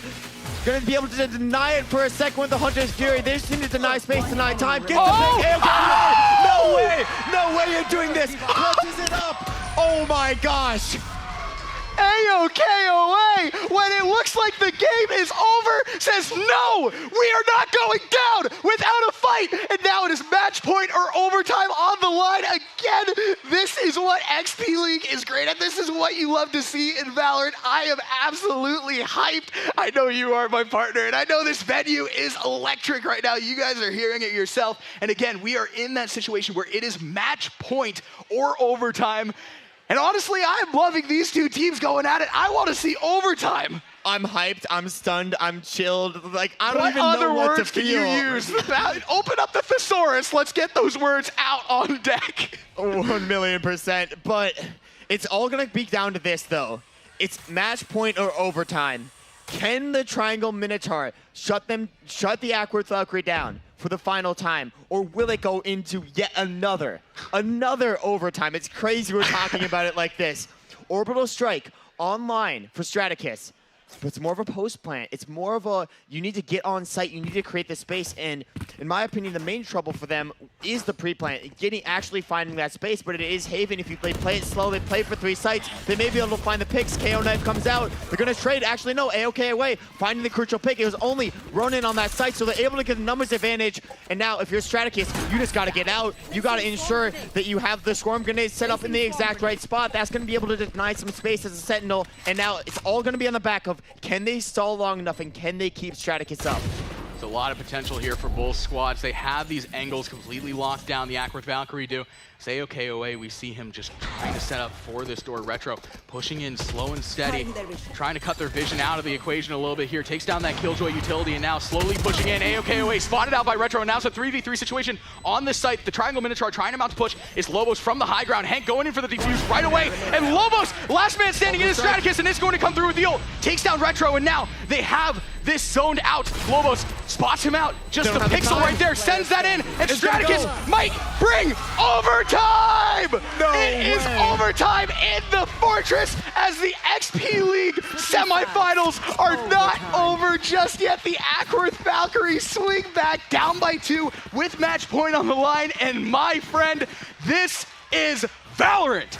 This is a show. This is incredible. This is XP League North American Finals, and I can't say it enough. It's incredible. It's exciting. I'm on the edge of my seat. I know you're on the edge of your seat. Maybe not physically, but we are literally. I'm just jumping around in my seat at this point, man. Dude. I can't contain myself over here. I don't know. These players, we know how overtime works. Just for reference, you need to be up by 2 to actually take it, and they're gonna have a chance on attack. They're gonna have a chance on defense. Everybody gets their full loadout. Everybody gets the weapons that they want, and it's all gonna be on the back of, can you execute? It's going to come down to those key defensive rounds as the Acworth Valkyrie starting off. Again, this is a very attacker-sided map. You can really just take it wherever you want it. The quick rotation, sure, for defense, but on the attacker side, there's so much you can do, and you can really overload the defense. And just, we're going to start to see it as the push coming through onto the C site. Retro able to catch Big Dog and Blitz with the double kill off on Retro and Big Dog, who just got picks of their own. Lobos last trying to get onto this site here as Blitz goes down to Lobos, and now it's a 3v2 situation in favor of the Triangle Minotaur, and they have that spike down as well. So now the Acworth Valkyrie, again, it is very offensively steady here. AOKOA just trying to get that drone in, trying to get a little bit of information here. Last man standing, it is going to be on the back of AOKOA to stop the Triangle Minotaur from going up 1. Just have to play this slow and steady. Again, you have a lot of time for that spike. Hank trying to get a little bit of information, though, with that dog. Knows exactly where he is now in that smoke. The Omen smoke, absolutely key from Ronin here. And with that spike down, it is a dire spot for AOKOA to be in. The peak comes through, and Ronin dinks him on the head too. Ronin finishing the job there, and the Triangle Minotaur go up first in overtime. Match point looming. Triangle Minotaur up first, but we know how it works. Attacker side, little bit of an advantage, and the ability to push any side. It really felt like the Acworth Valkyrie had their attacks down at the end, so I'm interested to see what the strategy is going to be from Triangle Minotaur to actually do this defense, because defense on a map like Haven, so hard. 3 sites to cover. It's the only Valorant map that has these 3 sites, and that's might be why we're seeing it picked a lot. It's so dynamic, it's so versatile, and it's really highlighting the skill of these players. Got good news and bad news for the Triangle Minotaur. Good news, you are up and you have match point. Bad news, the hard part is yet to come, as they are on the defensive side of things now, and they have to make that statement defensive win if they want to get that match, get the victory, and head into the finals against the Madison Marvels. It's going to be, this is potential match point scenario right here. And now we're starting to see the strategies coming out on both ends of things. Acworth Valkyrie and Triangle Minotaur just trying to get that early information. The early information is key, as you have to play to that if you want to figure out what you're going to do for the round. So far, not very much going for either side of the equation here, and we're starting to see the plays come out for the Acworth Valkyrie, the decision being made here. Retro gets a little bit of information. The information comes through. It is going to be a very strong push coming through here. Retro trying to set up for this push right around the corner. They might be reconsidering once again, as you're just trying to play this slow and steady. You don't have to rush this in any way. You are on the attacker side. You have 50 seconds on the clock. A lot of time to work with. A lot of time to work with. You've seen the strategies in the Acworth Valkyrie's inventory, mind, switch just 3 to 4 times just on the mini-map. They're going back and forth. They're doing scouting. But at the same time, it's counterplays. It's Triangle Minotaur. Nothing might be happening, but this is all mind games right now. Everybody's doing scouting. Everybody's trying to find information, and looks like you have to go for a final decision. Only 30 seconds left to get the plant down, and Big Dog showing up when it matters most, finding the first pick.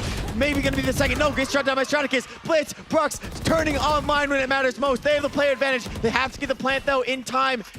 Yes, they're going to get it down, and now they have the site control.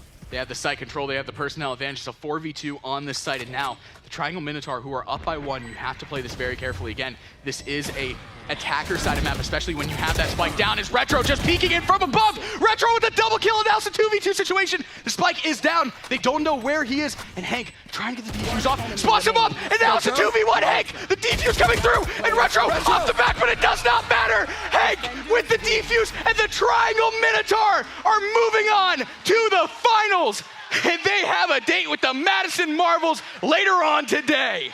Hank and Retro, when it matters most. When it matters most. Retro Oh my able gosh. to get the key picks there, and Hank sticks the defuse again. Pros do not fake, and that is what Hank proved here today. It's an old CSGO sentiment.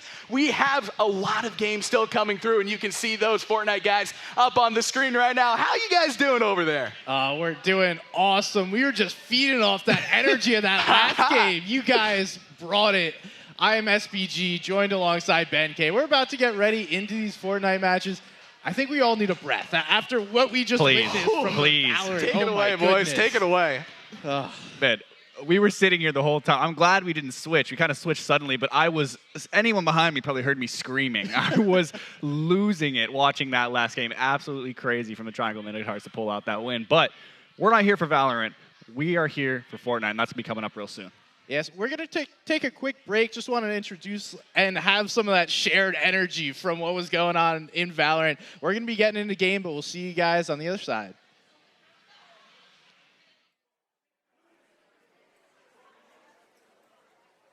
So you want to join the war against cancer? Well, good news, creators. Now you can fight back while you stream.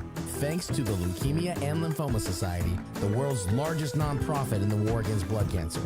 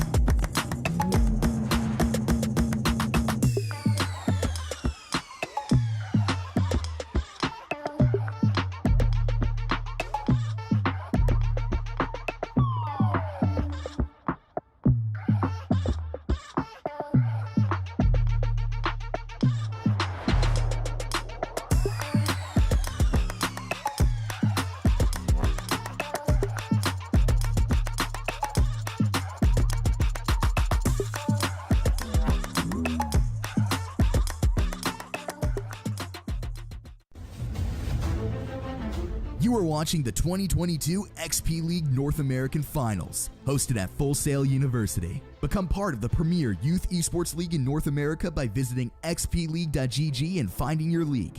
And we'll see you at the North American Finals.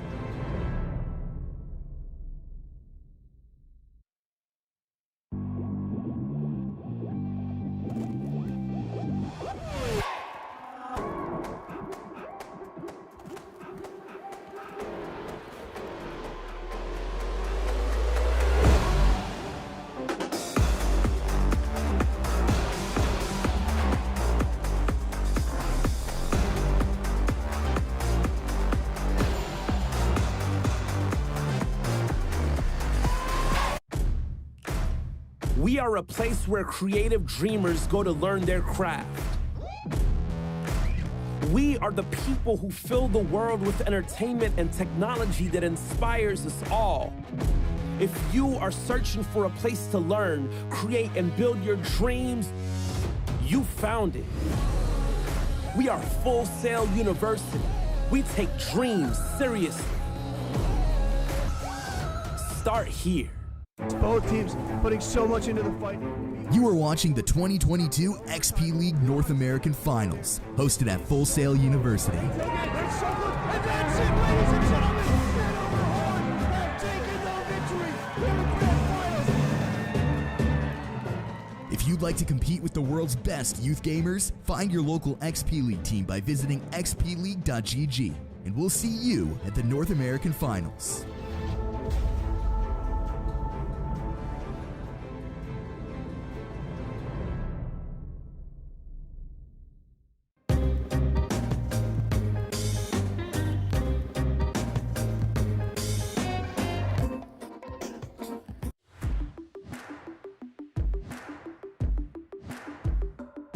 That was it. He was no play. Oh my God. But Snipe down, looking for one down. He comes through. First ever Halo Infinite Pro-Am presented by Atlantic Records.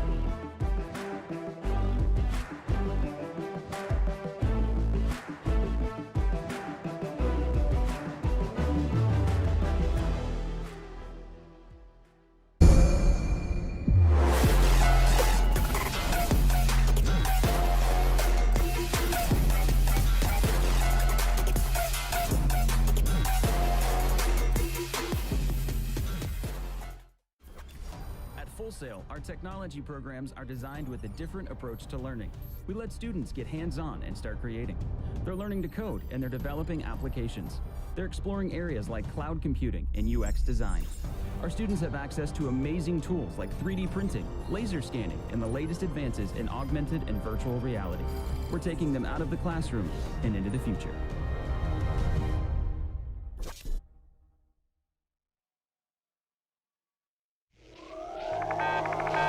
I've been playing video games competitively since 9th grade. I'm now 21 years old, and I've never really got to be a part of a team.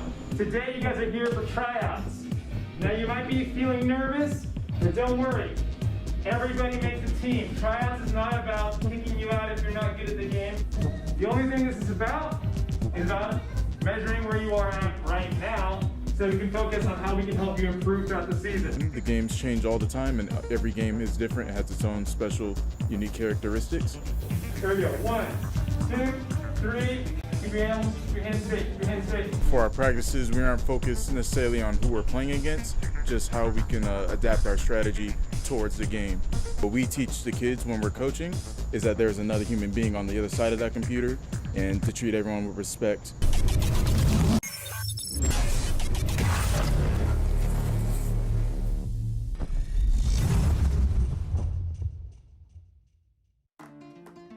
This is Amina. Today she will get hundreds of hearts, likes, and supportive emojis. Maybe even more, considering she has Hodgkin lymphoma. But patients like Amina living with blood cancer need more than hearts and clapping hands. They need our help. So please don't just give a heart. Give with your heart. Join us in making a real impact today at lls.org.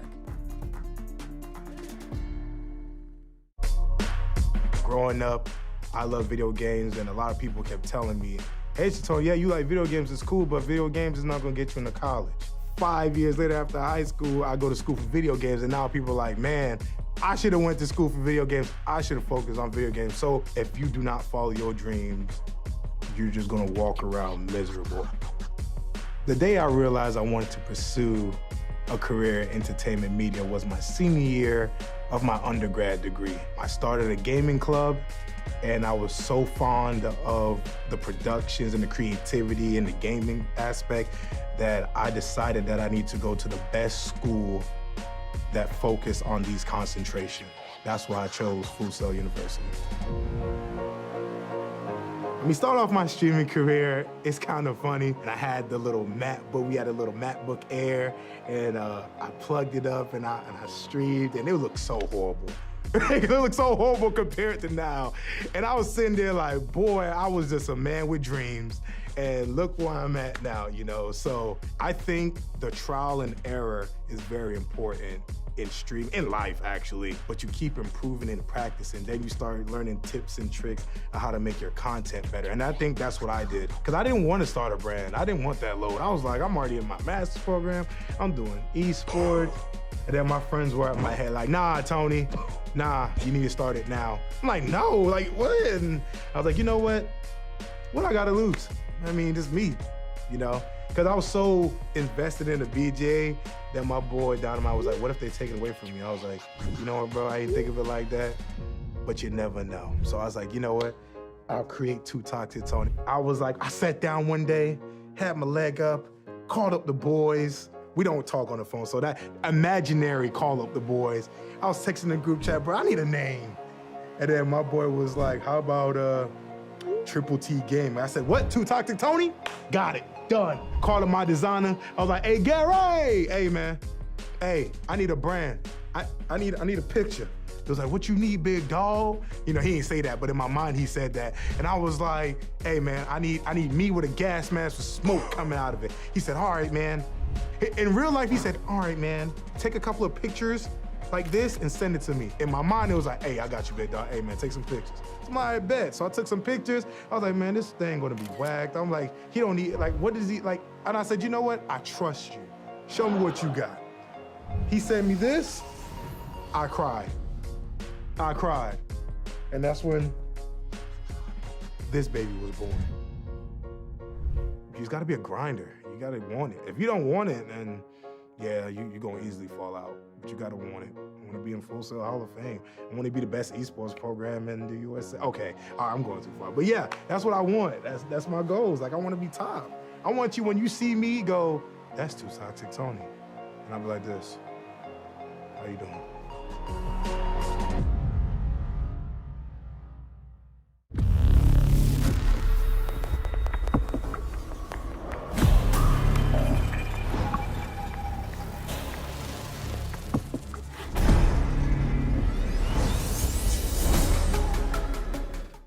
Both teams putting so much into the fight. You are watching the 2022 XP League North American Finals.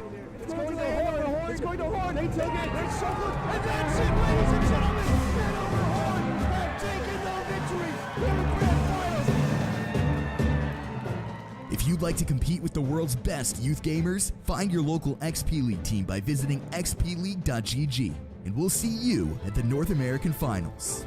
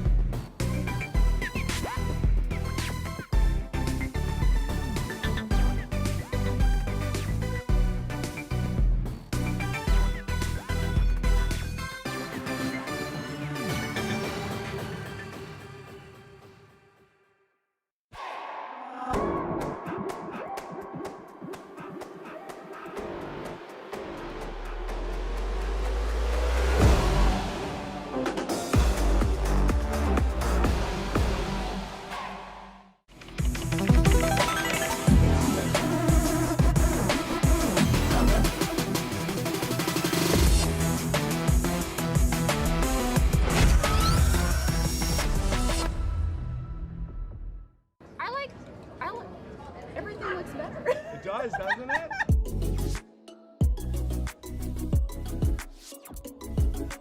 The reason this lens is so important and so special is because that it has been clinically proven to attack blue light at a very specific nanometer that our clinical trials have shown suppress melatonin.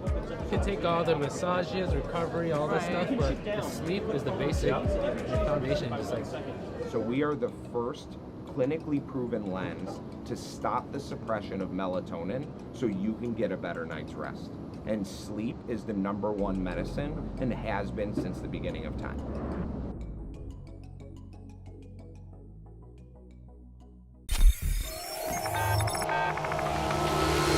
So I got the email and I said, hey, check this out. They're doing an esports league. They're going to get started on the aim test. I'm going to want the rest of you to come into the dojo with me. He loves playing competitive computer games. When he plays online at home, a lot of times it's just playing with random people. In this, he's learned that having a coach who's able to take him through those strategies. When did you lose? When did you lose? Why did you lose? It's definitely been very competitive. It's amazing that they're starting to offer things like the esports scholarship now. I mean, I won't complain about any scholarship he gets.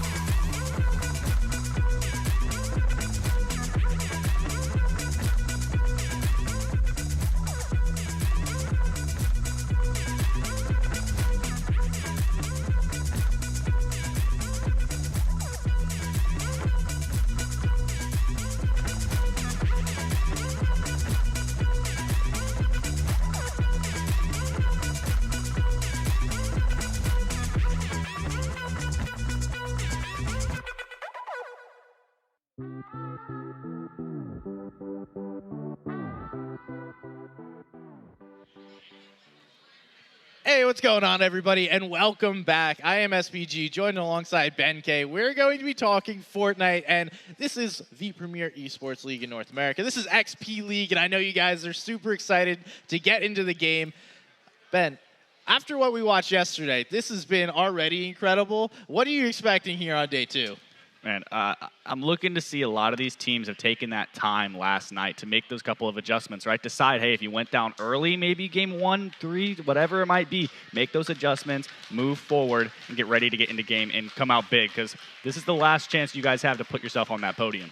It is, and you guys can see behind me, we're already starting to get into game. Let's take a quick look at what the leaderboard looks like before we jump in. Set the stage so you guys see where everyone is starting the day. So the Loud and Tsunami are starting in first place, going into day 2. The Hanover Horde in second, and the Triangle Raptors rounded out our top 3, but it's still anyone's day. We played 3 games yesterday. We're looking to play 4 or 5 here today. We'll have to see how quickly you guys get in queue, so make sure you hustle in between games.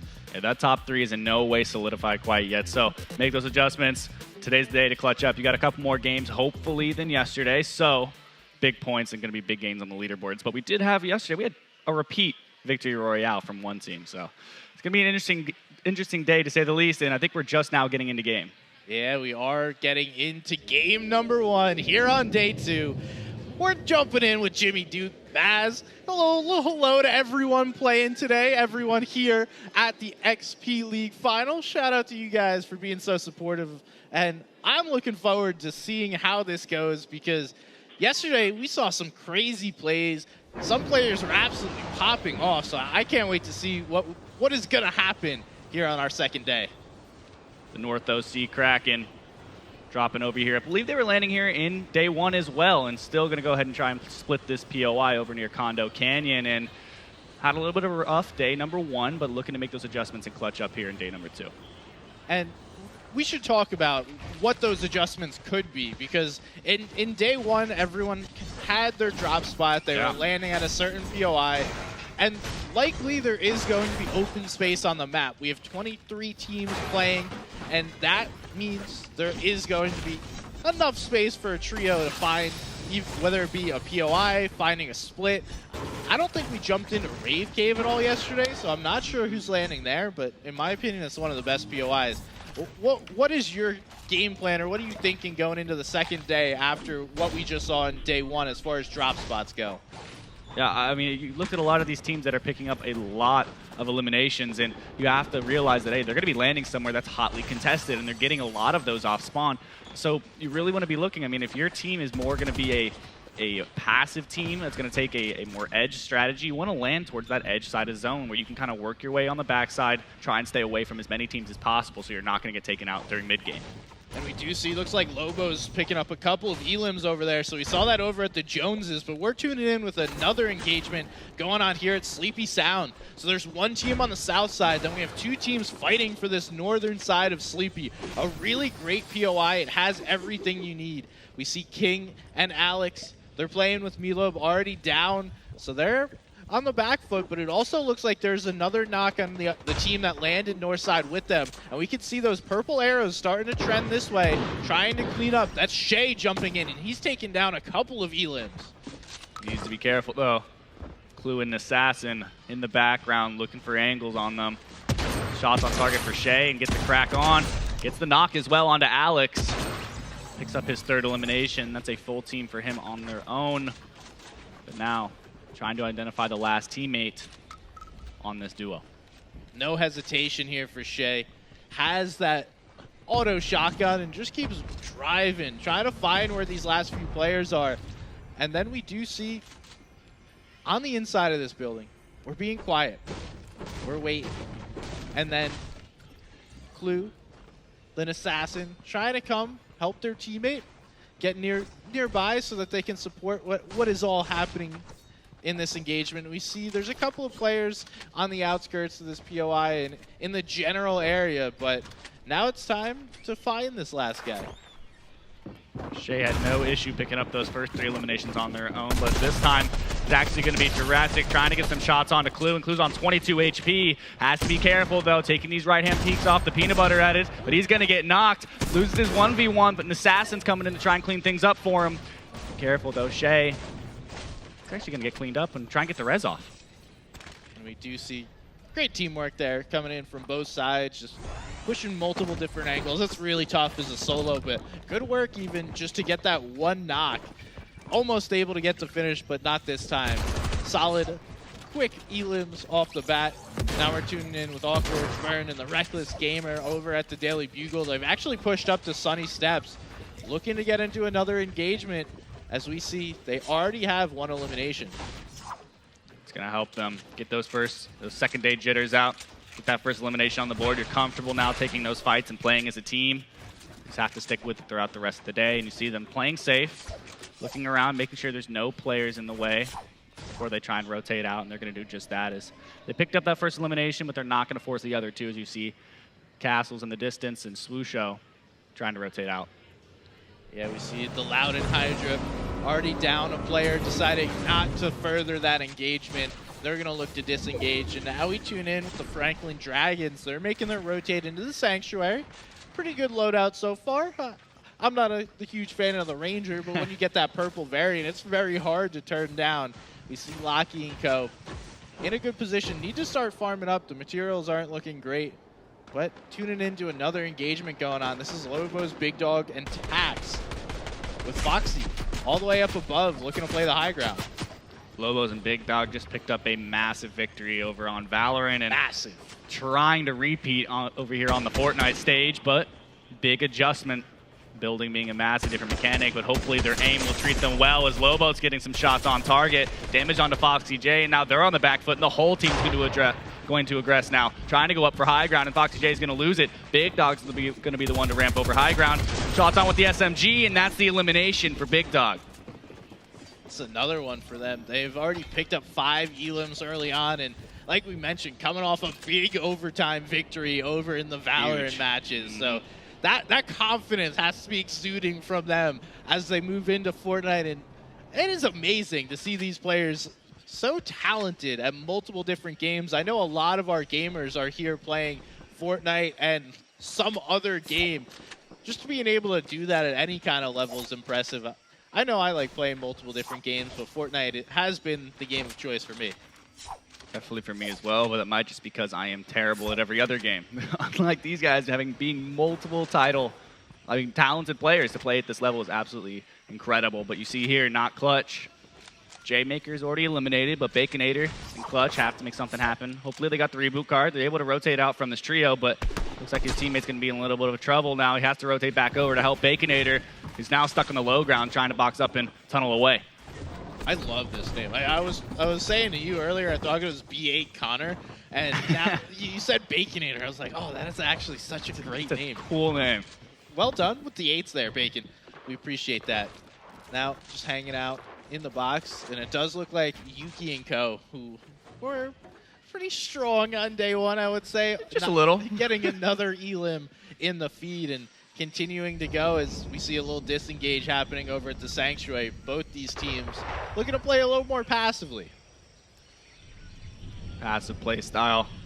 Very common, especially on the second day of competition, because this is your final chance. You start to look at that leaderboard after day number 1 and realize, like, hey, this is the kind of games we're going to need to make this happen if we want to come out on top of the podium. And Lobos, Big Dog, and Slight trying to make that happen as well. They got 5 eliminations on the board already, lacking a little bit in the shield department, but still trying to play passively. Doesn't want to show where they are because there are players all around them because that zone is shrinking, and it's shrinking fast.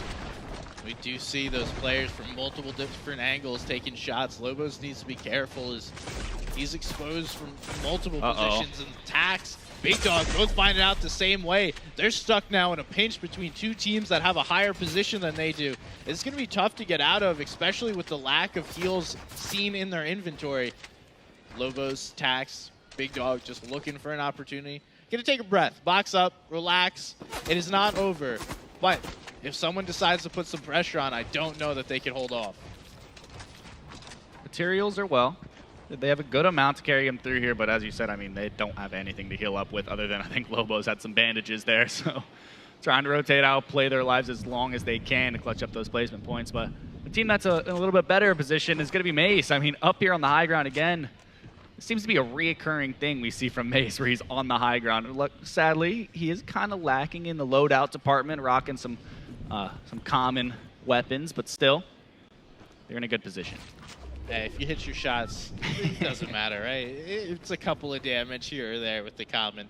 We'll see Mace go for those, and they're in a much better position here with that high ground, like you mentioned, the general loadouts. They have all of that excess heals, and I would guess they're just waiting for these later zones to throw down that shield keg, so instead of wasting it early on and then having to use all their minis and other heals, they're just taking shots, go ahead, take tags while players make their rotations, and then eventually they'll drop the shield keg when it starts to get into that more intense stage of the game, and everyone needs to be more careful. So, solid plays here. I like the patience. And no reason to use your shield, especially when there's pretty much no one around you. You can see on the map down there in the bottom right. But a team who is actually getting into a little bit of engagement is going to be Coach Yuki with Pexper.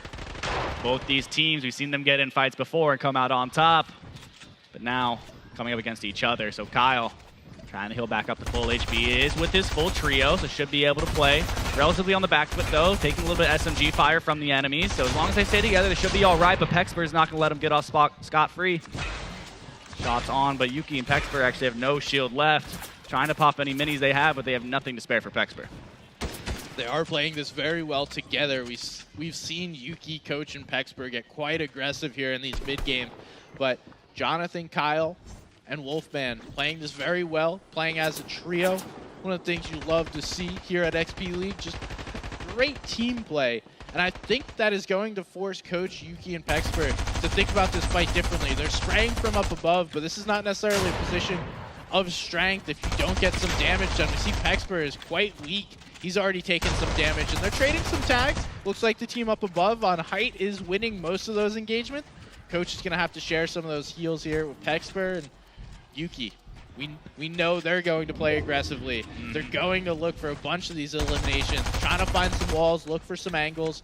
Kyle, plenty of HP, plenty of builds, but no, just as I say that, he goes down. A great little spray right there through those walls. And we see Jonathan being the aggressor here, jumping right out, but Yuki says, no way, I hit my shots too. Now the two box, Cone, Yuki's down weak. Jonathan's trying to follow for this elimination here, chasing. Multiple players have been knocked. Pexper's down. Oh, Jonathan hits the shots here on the Yuki. The aggressiveness goes against him. And now Jonathan looking to clean up this last player. His Coach is the final one alive for his trio. 1v1. Has to make something happen for both these teams. Jonathan versus Coach. Jonathan has a good amount of materials to carry him through and is actually going to be able to box up his teammate. He's trying to get the res off. Coach, though, does he realize that the player dropped down to low ground, or is Kyle going to get rezzed here? And then it's going to make that a 2v1. And Coach, I don't think he realized what's going on because the player is now up. Locates his teammate as well. He might be able to trade the reses. Maybe the timing's off because now they're healing back up to full HP, and I'm sure they're going to aggress it just after they get to 200. And this is sometimes what you'll see just playing this slowly. Coach is going to go for the res, just like we saw Jonathan go for the res. So both players deciding to disengage. Just as we say that, Jonathan is right on the wall looking for some shots. They're not able to get that res off. Coach is going to continue to have to get out of here. He put himself in a poor position, but going to be able to make some quick little edits and get themselves out. Now we're seeing the infinite crank getting up above, taking the high ground. Jonathan looking up. Coach is going to use those splashes. They're not going to be a team splash anymore when it's just you. Coach on the wall, almost gets coned, but no, able to avoid it. Coach playing from two different angles, avoiding the shots, but Jonathan is continuing to put on that pressure. Coach is getting cracked, and now Kyle and Jonathan clean this one up. Both coming in from separate angles, and that's a great pinch as well as the elimination there.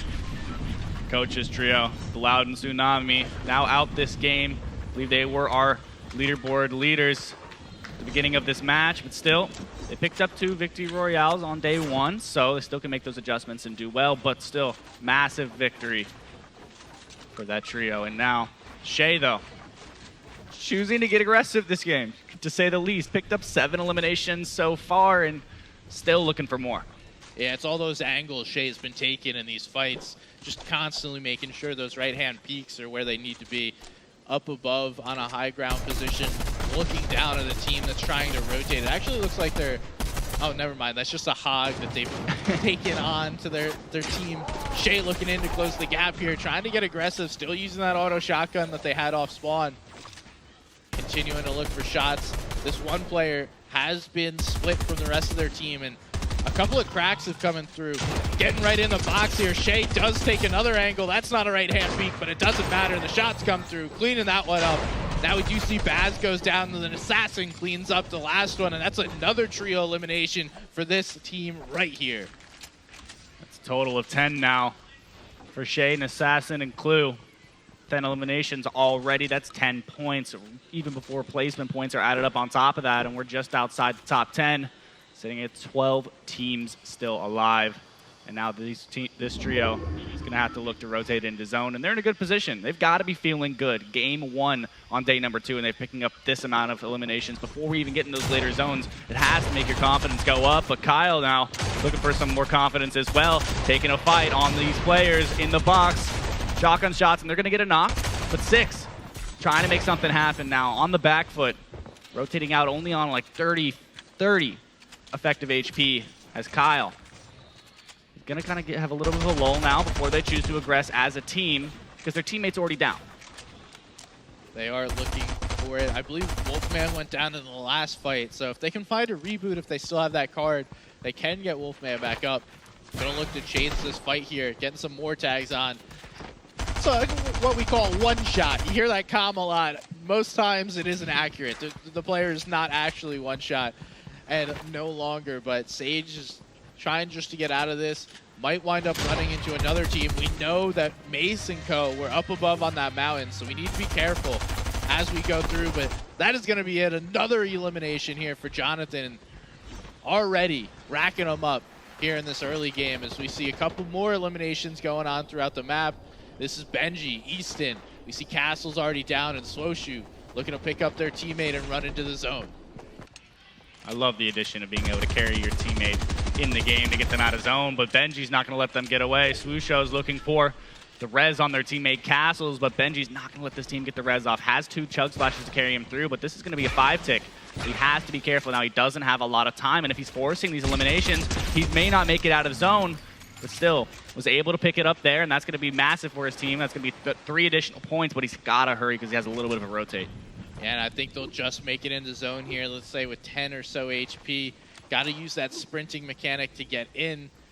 This is actually a lot closer than it should have been, but you see the chug splash coming in, a little bit of assist from their teammates. You love to see that. Now able to make it in the zone. We do see some teams coming out of Sleepy Sound. That's a Lobos and Co. in a much better position, at least as far as shield goes, from where we saw them in the previous game. And I think King is just below this trio. I don't know that anyone has seen King. And Benji, Castle, Swoshu just taking shots as the next rotate is going to be forced right here. Need to be careful. When teams are elevated like this above them, if they wait too long to rotate, they can end up getting held. We've seen that happen time and time again in day number 1, and it's a very bad situation to be in, especially this early on when you're on a roll like this. You have that momentum, you got to carry it through and make these rotates. So you see zone starting to move now. They have 1 minute to make it into this next zone, and everyone on this edge is also going to have to move. Looks like a team's, if you see it on the map, down in the bottom left of the map, there's some teams getting into a fight on edge zone. So Lobos, Slight, these teams are going to be able to rotate into zone relatively scot-free. We see a solo in XPL Austin number 3 down behind those guys. This is going to be a tough rotate for them to make.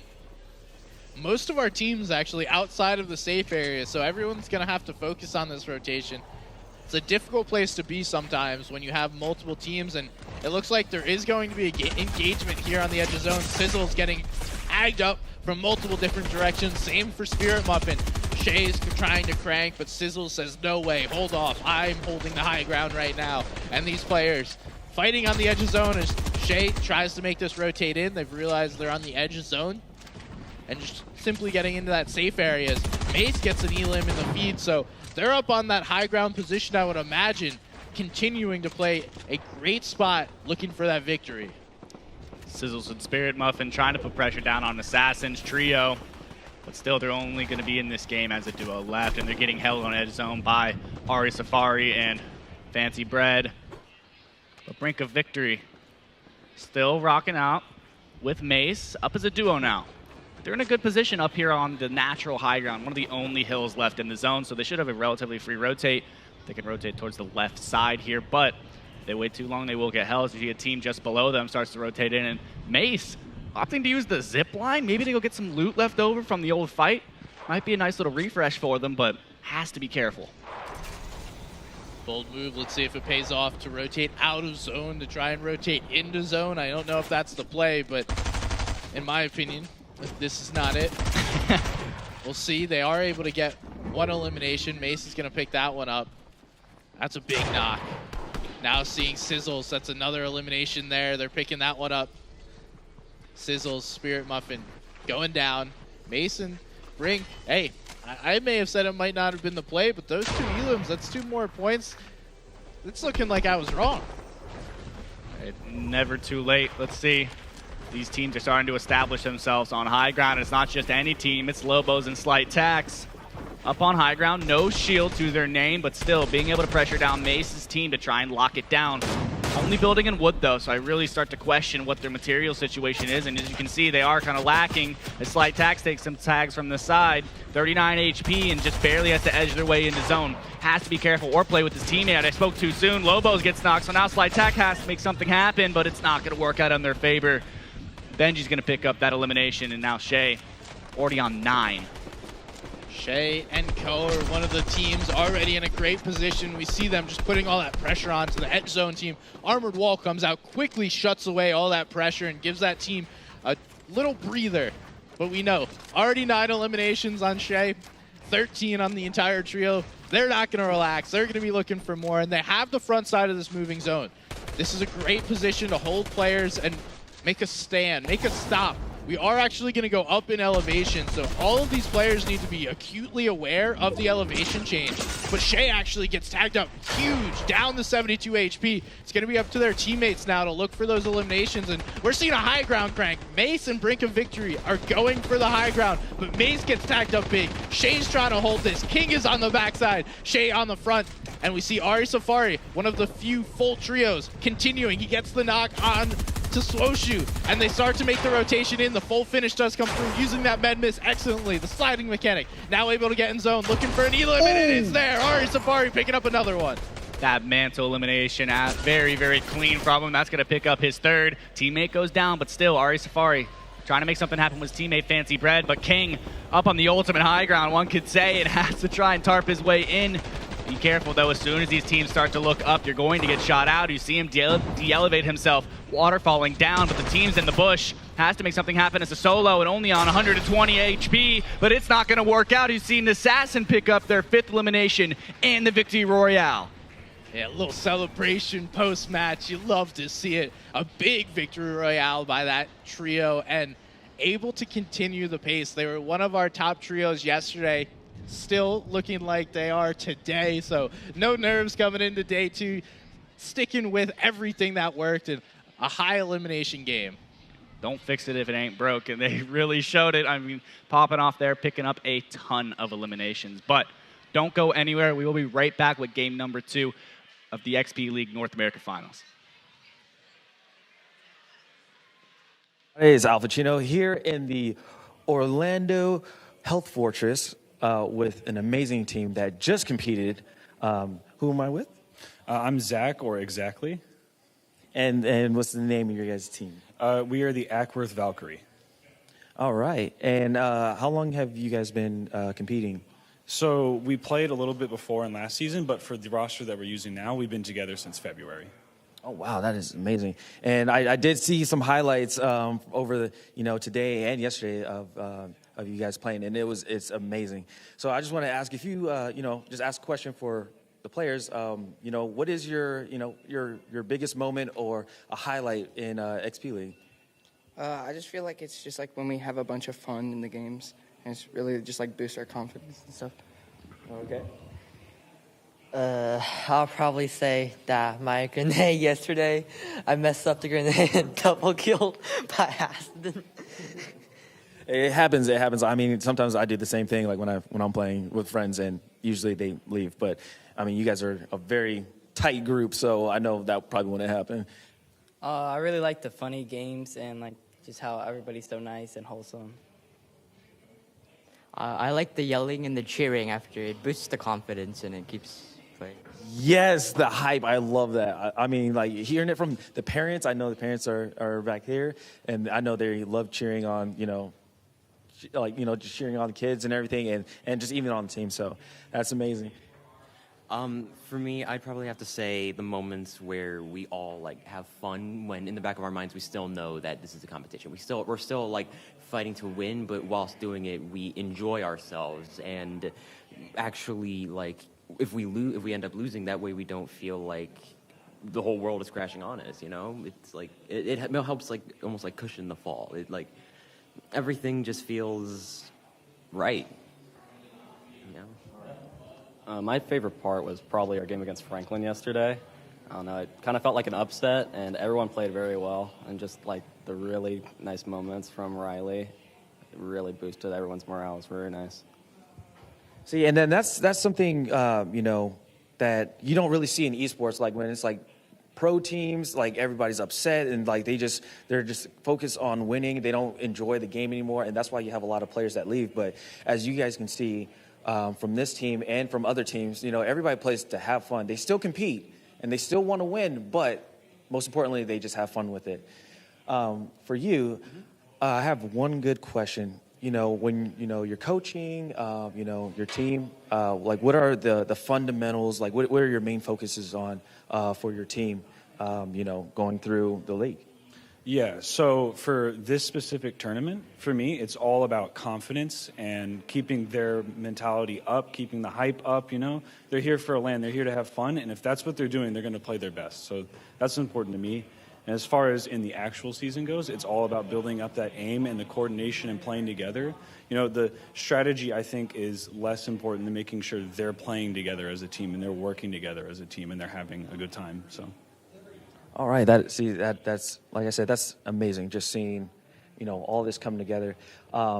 Before we end all this, just want to, ask everybody just like one piece of advice that you would like to give to kids, that want to, join the league or want to come up in gaming. Like, what's your advice for them?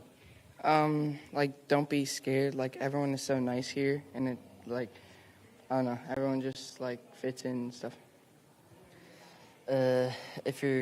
If you just believe yourself, everything will happen. And like if you like some team can just like losing really bad and just like turn over the score and just win the game? Use funny guns because they were put in the game for a reason. Yeah. Definitely invite your friends to play. It's better when you got people you know. Know that when you start your journey to like competitive gaming, that it isn't always going to be like, a smooth road. It's going to be rough. You just got to practice and, learn. I would know that myself because I'm the newest here, and I still have a lot to learn. So, it's important to understand that when you start. Focusing on the competition is important, but remember to have fun. And don't remember to focus on the good things you've done in the games rather than the bad things and tilt yourself even more. All right. And Coach, do you have anything for, future coaches and also for kids that want to, come up in the league and they want to compete as well? Do you have any advice for them? Yeah, so for coaches, I would say just focus on making sure that your players are having a good time and they like playing with each other. That's what's most important here. They're all here to have fun and have a good time. And for new players, I'd say, don't be afraid. Come in here, have fun, play in the tournaments. Playing in teams is like a completely different experience from playing in ranked. And it's just a lot better. So you should get involved. All right. You hear it from the coach. You heard it from the team. They were really, really doing very well. Doing amazing in Valorant. I know all of you guys can beat me. I had never played Valorant, but I can try. And if I get one elimination, that's it for me. I'd quit the game and I'd be like, I'm retired. But you heard it from the team. You guys did amazing. I watched some highlights. I watched some gameplays. Crushed it. Okay. Keep you guys' heads up. You guys are amazing. I know you guys will come back and you guys will make it even better. Just improvement. And like you guys were saying, and even Coach said, keep having fun with it, and, it will never end, okay? All right, thank you guys. This has been amazing, and I'll see you guys next time. Sal Ficino.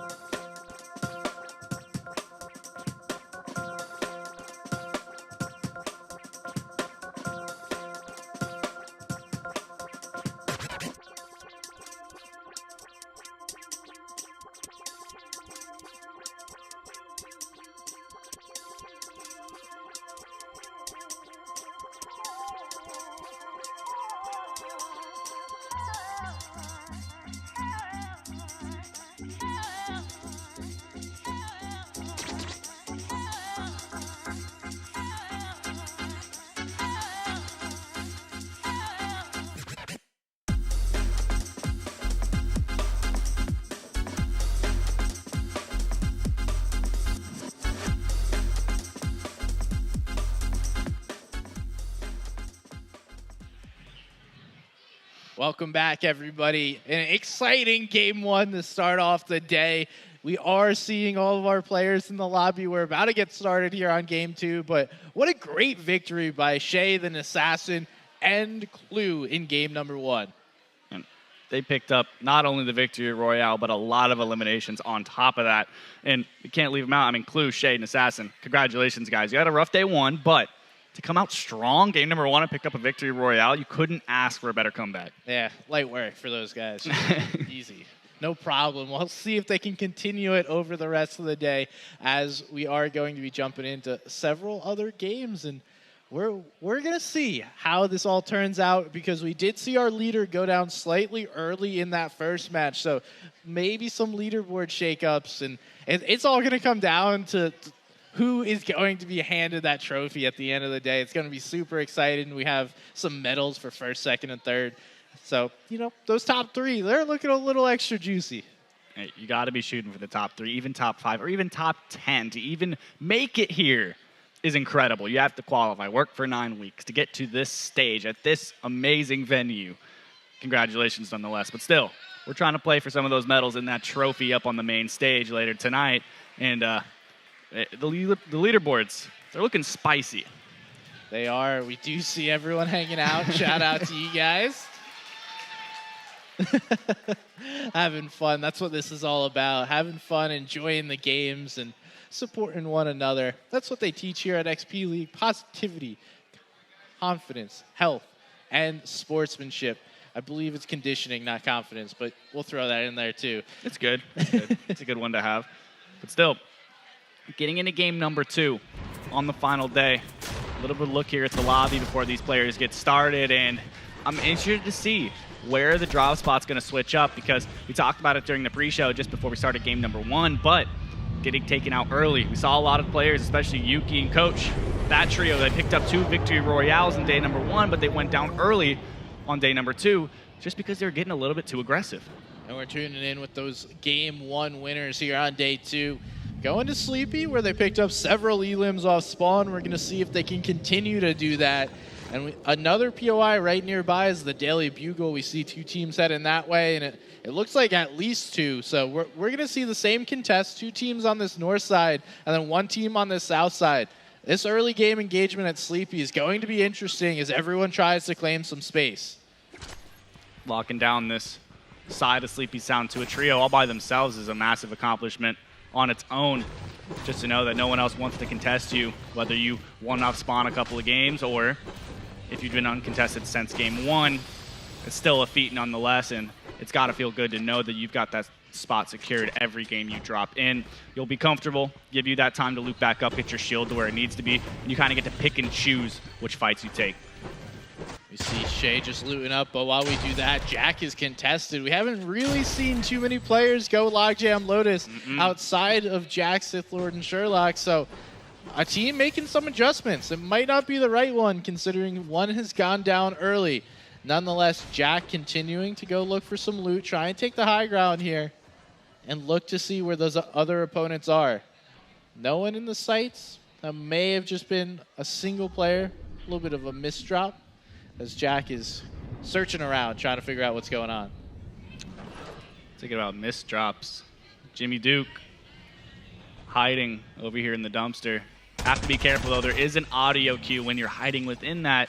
If a player walks by and catches it at the wrong time, you could be caught out in the open. But Neon Ridge picking up an elimination off spawn over here down by the dock.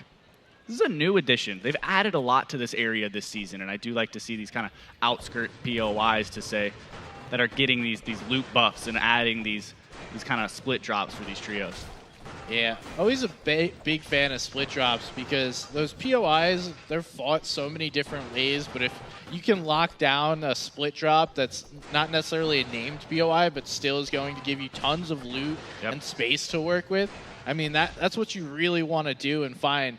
Like you mentioned, this place got a solid buff. This building was recently added, a lot of metal there, and in these games, that's so important.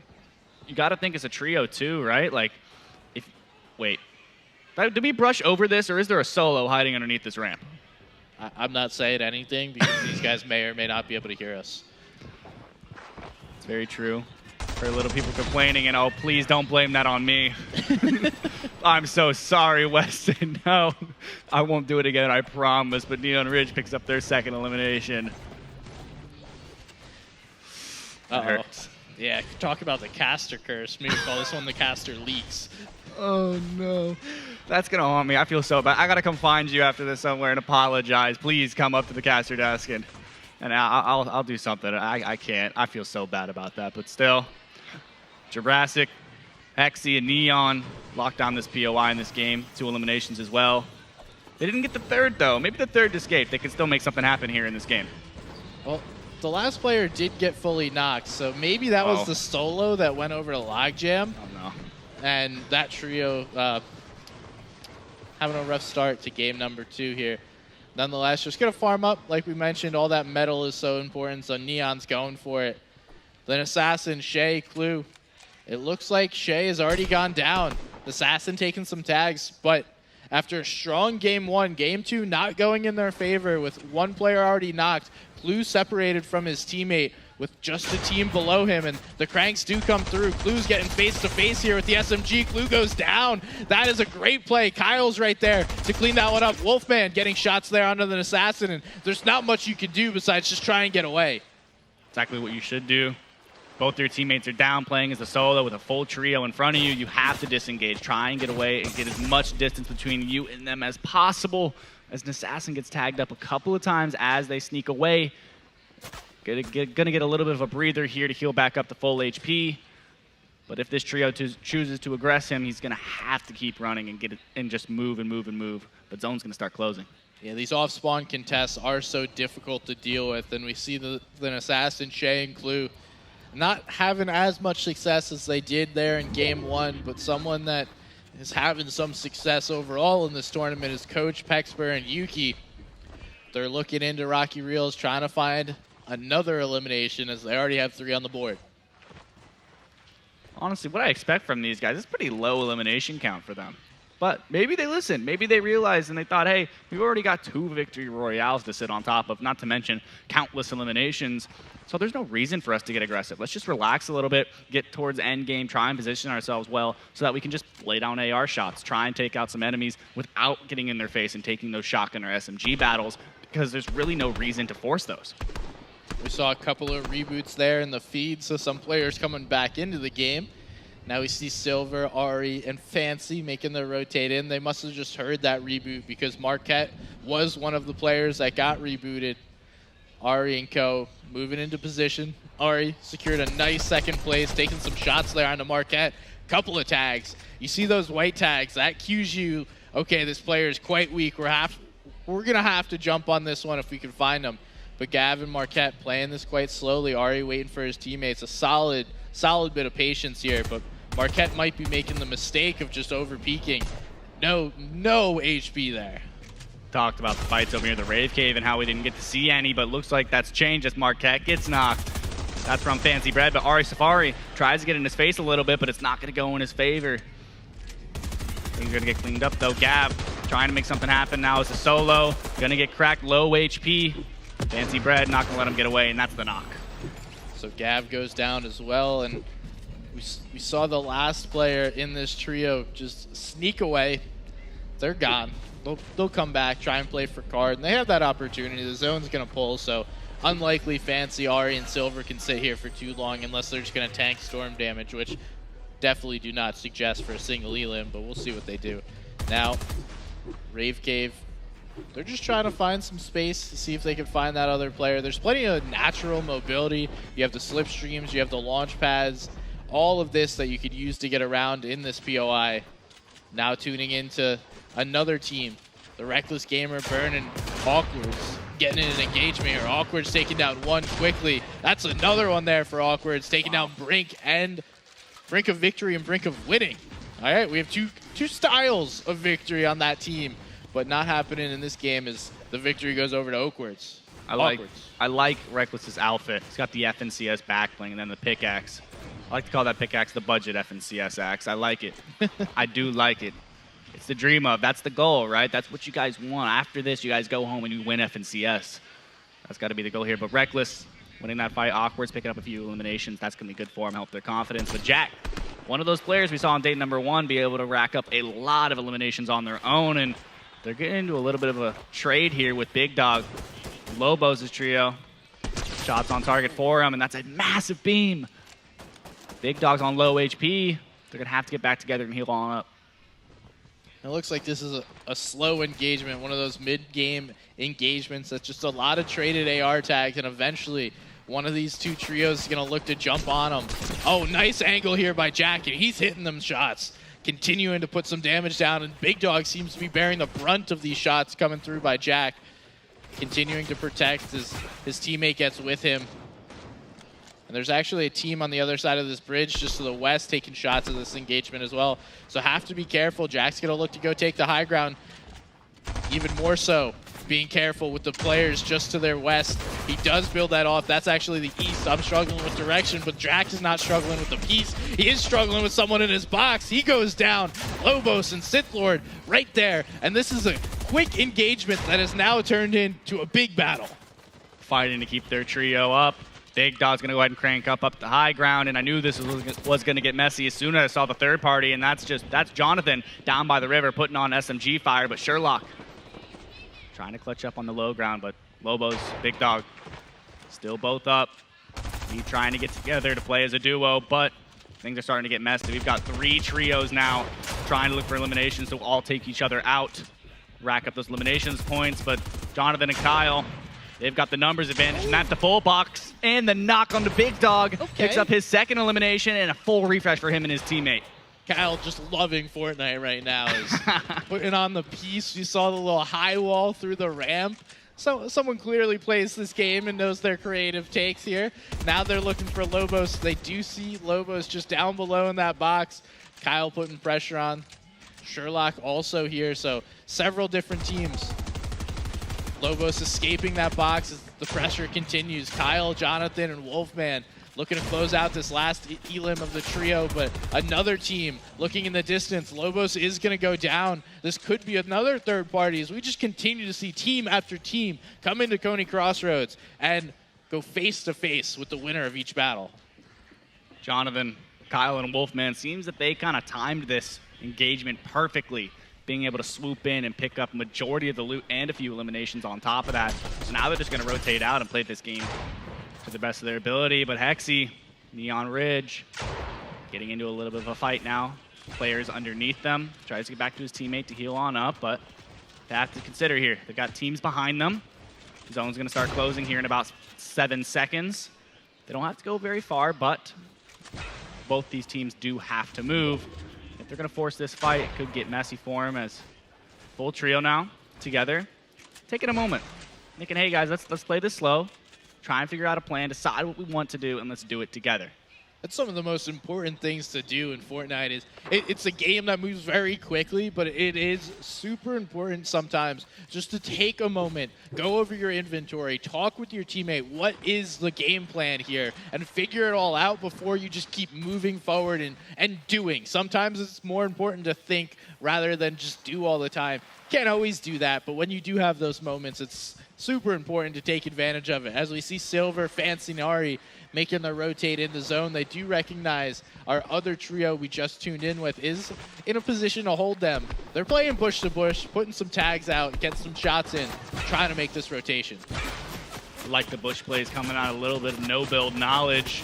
Very effective, not just in no-build, but in those normal build game modes as putting pressure on, and there's nothing you can really do. I mean, you can fire back as a trio, but no tags come to fruition, could be in trouble, and they're just going to go ahead and opt to rotate out. Don't have to go very far, but this trio is starting to rotate in behind them. They sneak up on the high ground now, they could be in trouble, and they're going to play this slow. Exactly what they should be doing now. Shotgun shots trying to get tagged up, but nothing comes of it, and they're going to kind of box up and take a moment to relax. Maybe I spoke too soon, as Jurassic's not going to let them get away with it. Cones are coming out, and big pump shots left and right, but Easton relaxing with his teammates, all of them playing as a trio, all of them shotguns in hand, firing off shots, but Easton's teammate's going to get knocked now onto 10 HP, and they get cleaned up. And now we see Snipsy in this engagement in their box, all by themselves. Quick little double edit, taking the high ground, trying to look for a position. 3 limbs already on to Snipsy. Neon Ridge is the one that takes that tag. Neon wants to continue to move into zone, into that safe area, as Snipsy holding the high ground here, trying to find a position, trying to find a weak point to attack from this duo down below. And I believe it could actually be a full trio. Yes, it is, but no, Hexy goes down there. So now Neon Rich has to make a play. And it is Snipsy hitting them shots, putting on some more pressure. Let's see what Neon can do. Crucial knock for them now. Going to be a 2v1, turning that into a 1v1. Is going to barely get the finish to get him up to full HP. Still has plenty of ammo to work with to basically take this fight at whatever pace they feel like. However, Neon Ridge has a lock on the low ground and has plenty of extra loot to shuffle back in if they want to play for time. But Neon Ridge kind of playing as if he has the numbers advantage, trying to expand their base, use those hard mats, those metal and brick materials to make a larger base.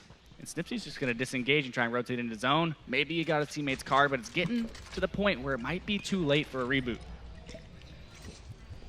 You could probably dive into Storm here with those med kits and med mist if you wanted to. Question is, do you want to? Getting your teammates back this late in the game, very little. It's not super helpful. Might just be time to put the team on your back, though. Make a little solo clutch. As we see Jack, Sith Lord, and Sherlock trying to line up some shots as a team rotates right in front of them. Still going from bush to bush. And Jack, we saw him take engagements and rack up eliminations in day number 1, so they're very capable of taking these fights smart. Couple tags there, but nothing too serious. But Jack's going to try and go for the high ground. He wants this fight. He's not going to let them get away, and he's going to get the knock on a Fancy Bread, but the low ground shots to fire back. Jack's on 41 HP, and it's just getting started. Continuing the fire as we see Jack go down to get the full elim there, but multiple players are knocked. Sith Lord is down. Now it's a 2v1 here as Jack is looking to make a play, continuing to get tagged. He has no heals to then heal up past this. We see Sherlock right there, trying to get back to his teammate, crawling through. Ari Safari does get the finish there on the Sherlock, so now a final 1v1. Ari has the HP advantage, and Jack's just gonna back on out of here. No heals to their name, and just looking to get into zone, but another fight is happening right behind him. We see a 1v1, and this could be a 1v1 that Jack could take advantage of if players are just unaware of what's going on. Silver Knights is gonna get picked up here by Ari Safari, and Jack's just waiting for this opportunity. Crucial res back in zone, and Jack, if he looks at that fight, he might be able to pick up one of those eliminations if the player's on low HP. But Yuki getting into a fight now, or already 5 eliminations on the board, shots on target towards this enemy, and it's a full trio. Coach is going to slip into zone a little bit, try and get some shots on where they're not covering. Get some damage, misses a pump shot, but no big deal. Players trying to weave underneath old builds, but Coach now has him full box underneath the ramp. Shots onto this player, and they're going to get a knock, but it looks like it came in from a third party. No, Yuki got it, and that's going to be 1, 2, and 3. One player in zone trying to make it happen. It's a tough position to be fighting in Storm. It's a 5-tick, but we see lots of med miss being used all over the place. Pexper has one as well, so I think everyone will make it back into a safe position from this trio. Now it's a matter of, will anyone let them make this rotate? We see a solo just off to the west of them. Yuki, Coach, and Pexper don't seem to be the kinds that are just going to let that fly. And if they do identify a solo anywhere on this map, they're going to look to take advantage of it. Just like the solo right in front of them, and I think it might have been a mistimed rotate just as Yuki and Coach show up. I believe that's Booger trying to make the rotate, but not going to work out in his favor. Tried to use the grapple glove to rotate through, but it was just mistimed right as the trio crests the hill. They realize what he's trying to do, and they're going to pick up that elimination as Burn up on the high ground now. They're in a really good position with all this whole trio together in a large brick base. They can dish out a lot of damage here onto these players trying to rotate in. And we see what Burn's doing. So in Fortnite, when you build a cone over your head, you can grab the edit and you can see through the cone. So this is what a lot of players use for different kind of vision and information while they're boxed up. This is seen by a lot of the top players. So great strategy here by Burn to grab all that information without having to put himself in a vulnerable position. Now we see the tags coming through. They are looking to hold. They're not exactly on the edge of zone, so multiple teams are going to be able to get into zone, as I do see another elim coming through. I believe that was Jack getting that in the feed. Feeling down on the low ground here by Sanctuary. all these players holding shotguns, holding SMGs, just locking in the doorway. It's like anyone comes through this doorway, they're going to get eliminated, and that's going to be our elim, our point on the board, because they have 0 so far. But still, they just broke into that top 10 position. Now we're at 9 teams alive, and this zone is just going to get smaller and force these teams to take these engagements as Coach Yuki getting into another engagement as they're trying to go for a little bit of a build battle with Pexpers. Team's going to drop down to low. Coach trying to make something happen with Pexper. Shots on target to this enemy. We see Pexper continuing, trying to find some shots here, some opportunity. Gets back to where Coach is. Now they're playing together, putting shots back down on the burn. Neither player really connecting too much, but now it's time for Coach to focus on that heal. Pexper does not care for healing, just chasing all these players through these builds. This is becoming a massive maze that everyone is finding themselves lost in. Coach is going to get back with Pexper here. The two sharing some builds because Pexper has none. And right next to zone, both of these players in an okay position, but definitely not a preferable one. And low materials is going to be a problem for them, not to mention they're already down a teammate. And they're lacking in shield. They have no other healing options other than eliminations at this point.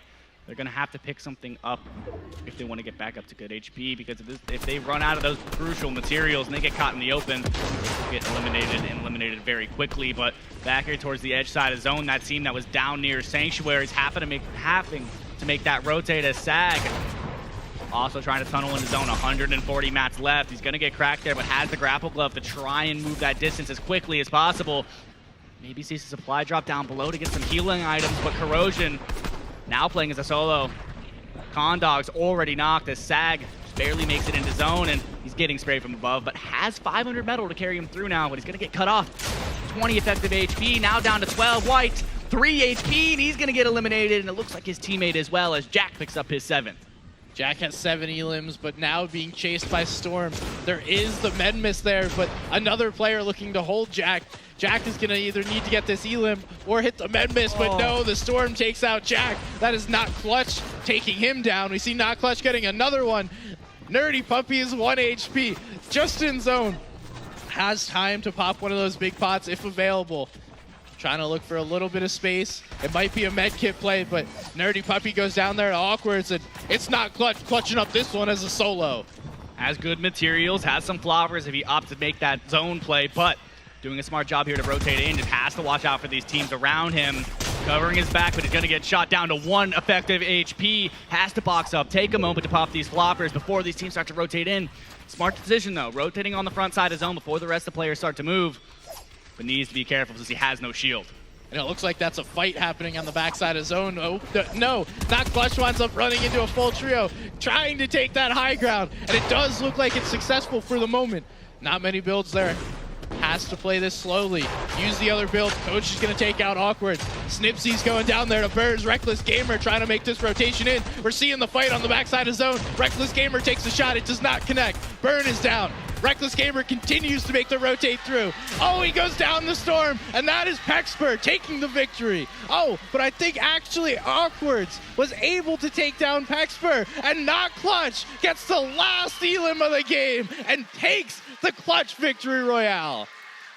Incredible performance from Not Clutch, being able to pick up a elimination to clutch out that extra HP, using those floppers effectively. Congratulations. Seems to be a fan favorite behind us. There's a little bit of a crowd going around Reckless in the back, and we love to see that, right? I mean, come on, what else could you ask for? Oh, yeah, we heard them going wild, and we need to get a quick change of that gamer tag. Let's remove the Not from Clutch, because what we just saw was a massive clutch to secure that victory royale.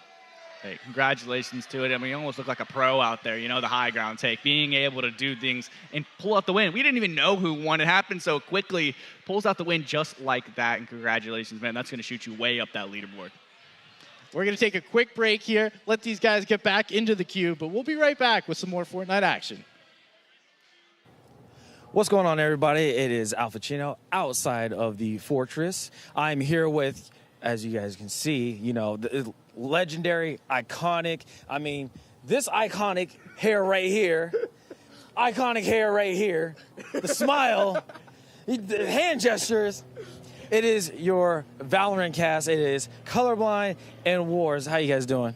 Doing great, man. This is so awesome. This entire venue, just everything, it's been incredible. It's my first LAN ever. It's probably the best thing I could ask for. This is like 1 million times over what I would have dreamed it to be, so amazing. Oh, man. It's amazing for me, too. And it's my honor to interview you guys. It's amazing. Interviewed by you, Mr. Al Pacino. It's an honor of us, too. Stop it. Stop. This is you guys. It's for you guys, not me. I'm not here. It's for you guys. But I got a few questions for both of you. And it's going to be the same question, okay? What got you into casting? What made you want to do casting? So when I was a kid, I used to play a lot of Counter-Strike. And back in my day playing Counter-Strike, I joined community servers. And whenever I would die, I'd just start casting. It was either a big hit or it absolutely flopped and missed. But early on, that was my big thing, my big foray, first time casting. And when I got here to Full Sail and I'm a student with the Dan Patrick School of Sports Casting, I quickly drew myself into the Armada and the casting environment of that. So being able to cast Valorant, which is a game that's very similar to Counter-Strike, it's a dream come true. And what about you, Ward? So me, it was kind of the stereotypical and kind of not stereotypical, right? I start out, I'm a kid, I love to play video games. I fell in love with the game Fortnite. And Fortnite's a very unique game, it's a very different game, and it's a very confusing game for some parents to watch. And I can understand why. You got the element of building. And the element of building is absolutely crazy. I came in as a player, and I've always thought, I want to go pro in Fortnite. But if I'm not pro, my second thought was, I always want to be one of the people producing. I always want to be like the people behind the scenes. I never thought I'd be the caster. And then it turns out that they needed somebody to help out with a collegiate league that I was in, and I applied, and I was there like, okay, you're going to be casting, producing, doing all that stuff behind the scenes all simultaneously, and I'm like, great, I'll do all of it, and I fell in love with casting, and it's just been uphill since. All right, see, that's amazing stories, and I know a lot of people want to do casting, and obviously I've seen the crowd. I even see, the teams, they get hyped as you guys get hyped, or it's like just dynamic, just energy, just coming back, just a full circle. What is that feeling like? While you guys are doing casting? Man, it's the best feeling. I really have to commend all the players, all the parents, everybody who's just bringing that energy. It makes it easy for casters like me and War as well, just to be out there and bring that energy as well. We very much feed off of it. It starts with them, and just it's been absolutely incredible just to be in this environment. The caster circle. You can't say it enough. It's the casting circle, I should say. It's like you get the energy, and it's not energy I do when I'm doing online casting, because I'm sure I get hype about the players, but now it's the audience. Now it's everybody being excited, whether you're online or in person here watching with us from Full Sail University. It's incredible either way, and I've just loved every minute of it. All right, there you guys have it. And my thing is, another thing I really got to ask, because there's so many highlights from me, but what is your best moment or highlight with XP League? That is really tough. The XP League has been home to a lot of different highlights personally for me. I've done the casting for Valorant up until this point, and on top of that, I have multiple shots of on my demo reel of these guys. So, it's very tough to pick, but just down the stretch, this has been absolutely fun. Just watching this bracket fill out, and especially in the semifinals there in that lower bracket, just watching the way that finished in nail-biting fashion in overtime. The amount of overtimes as well, it's very difficult to pinpoint, but if I had to pick one, it would be that semifinal that we just watched.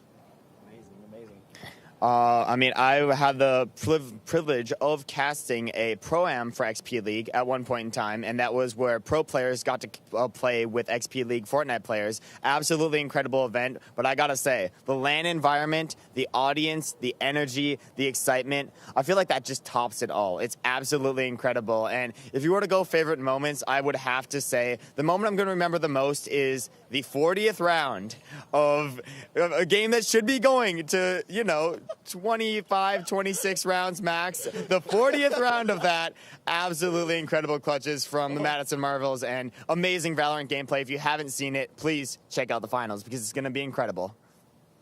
All right, guys, there you have it. And one last thing that I just would like to ask. What is something that you guys would like to say to the kids at home, that is watching right now and also here at the event? I think just a big thank you for allowing this to be possible for all of us and just everything. You guys have really brought the energy here and just online as well. I've seen the Twitch chat and, peeking in every so often. You guys have really brought that energy for us. And again, it's the casting energy circle. It really starts with you guys, and thank you. Honestly, the kids are incredible. They're amazing. And what impresses me most, the sportsmanship. They're always nice. They're always entertaining, and they're always respectful towards each other. And I think that's a huge part. It's encouraging a competitive environment, but also a sportsmanship within that competitive environment. And it's been absolutely amazing. I've had kids come up to me, and they're all incredible. There you have it. See, without you guys, none of this would happen, all right? So if you guys can, hearts in the chat for yourselves, for the event, for XP League, for the players, for the coaches, parents, everybody, all right? This has been amazing. You guys are doing amazing. I know you guys are going to come up again, and don't miss these guys. Don't miss it, because it's going to be very, very hyped. It's going to be very live. I'm going to tell you that right now. It's going to go crazy, especially in the Fortress, all right? Don't miss it. This is Al Pacino with Colorblind and Wars. We'll see you next time.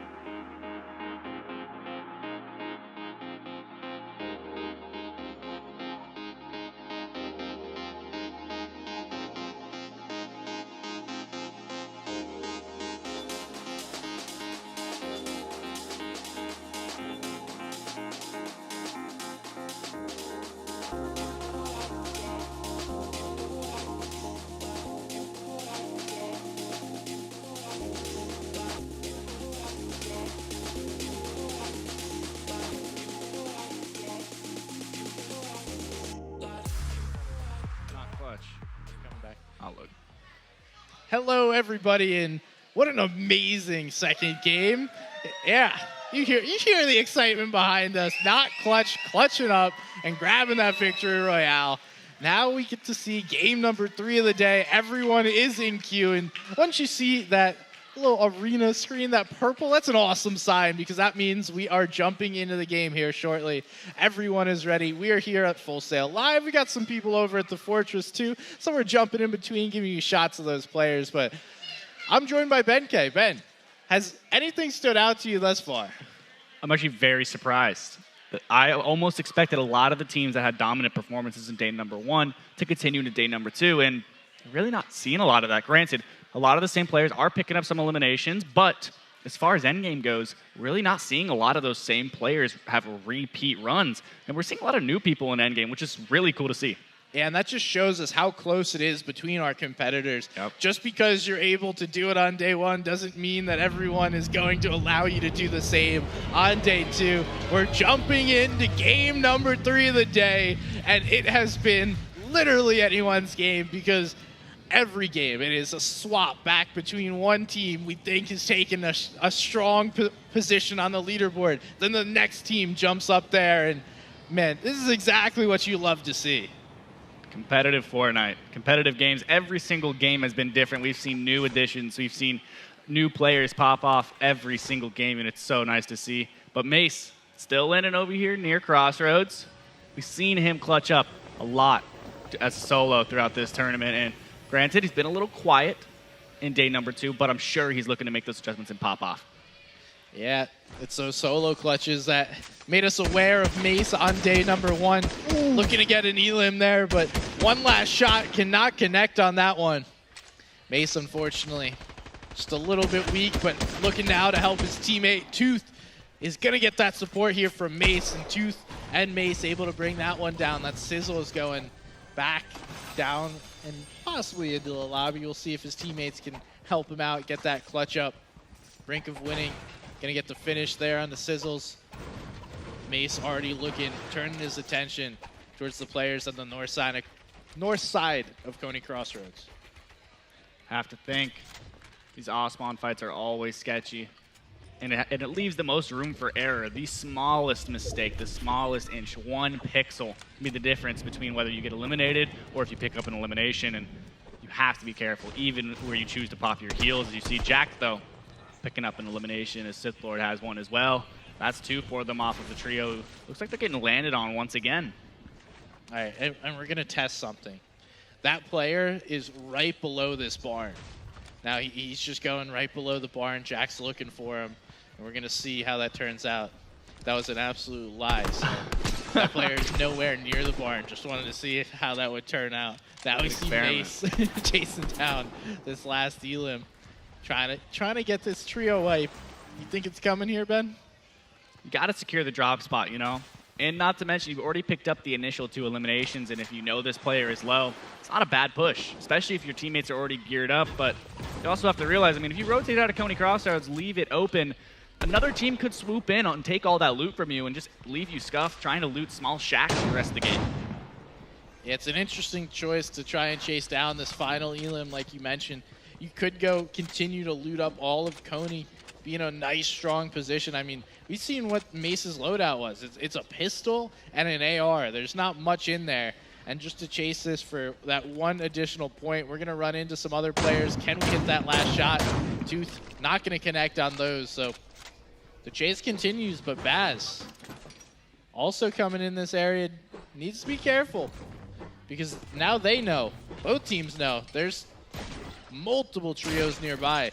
Baz actually getting tagged up there, and looks like Kyle getting some knocks in the feed along with Duke.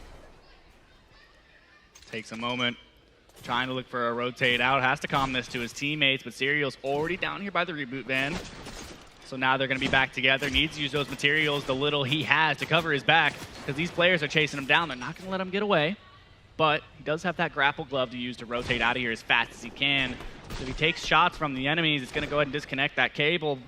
It's going to slip away just fine. Needs to farm up those materials just in case they get into another elimination or a third party is to come through. The grappler's an interesting use of movement here. The only movement item you can put in your inventory, but it gets a speed boost. So after the first grapple, you go a little bit faster. Then after the third one, you get that max speed.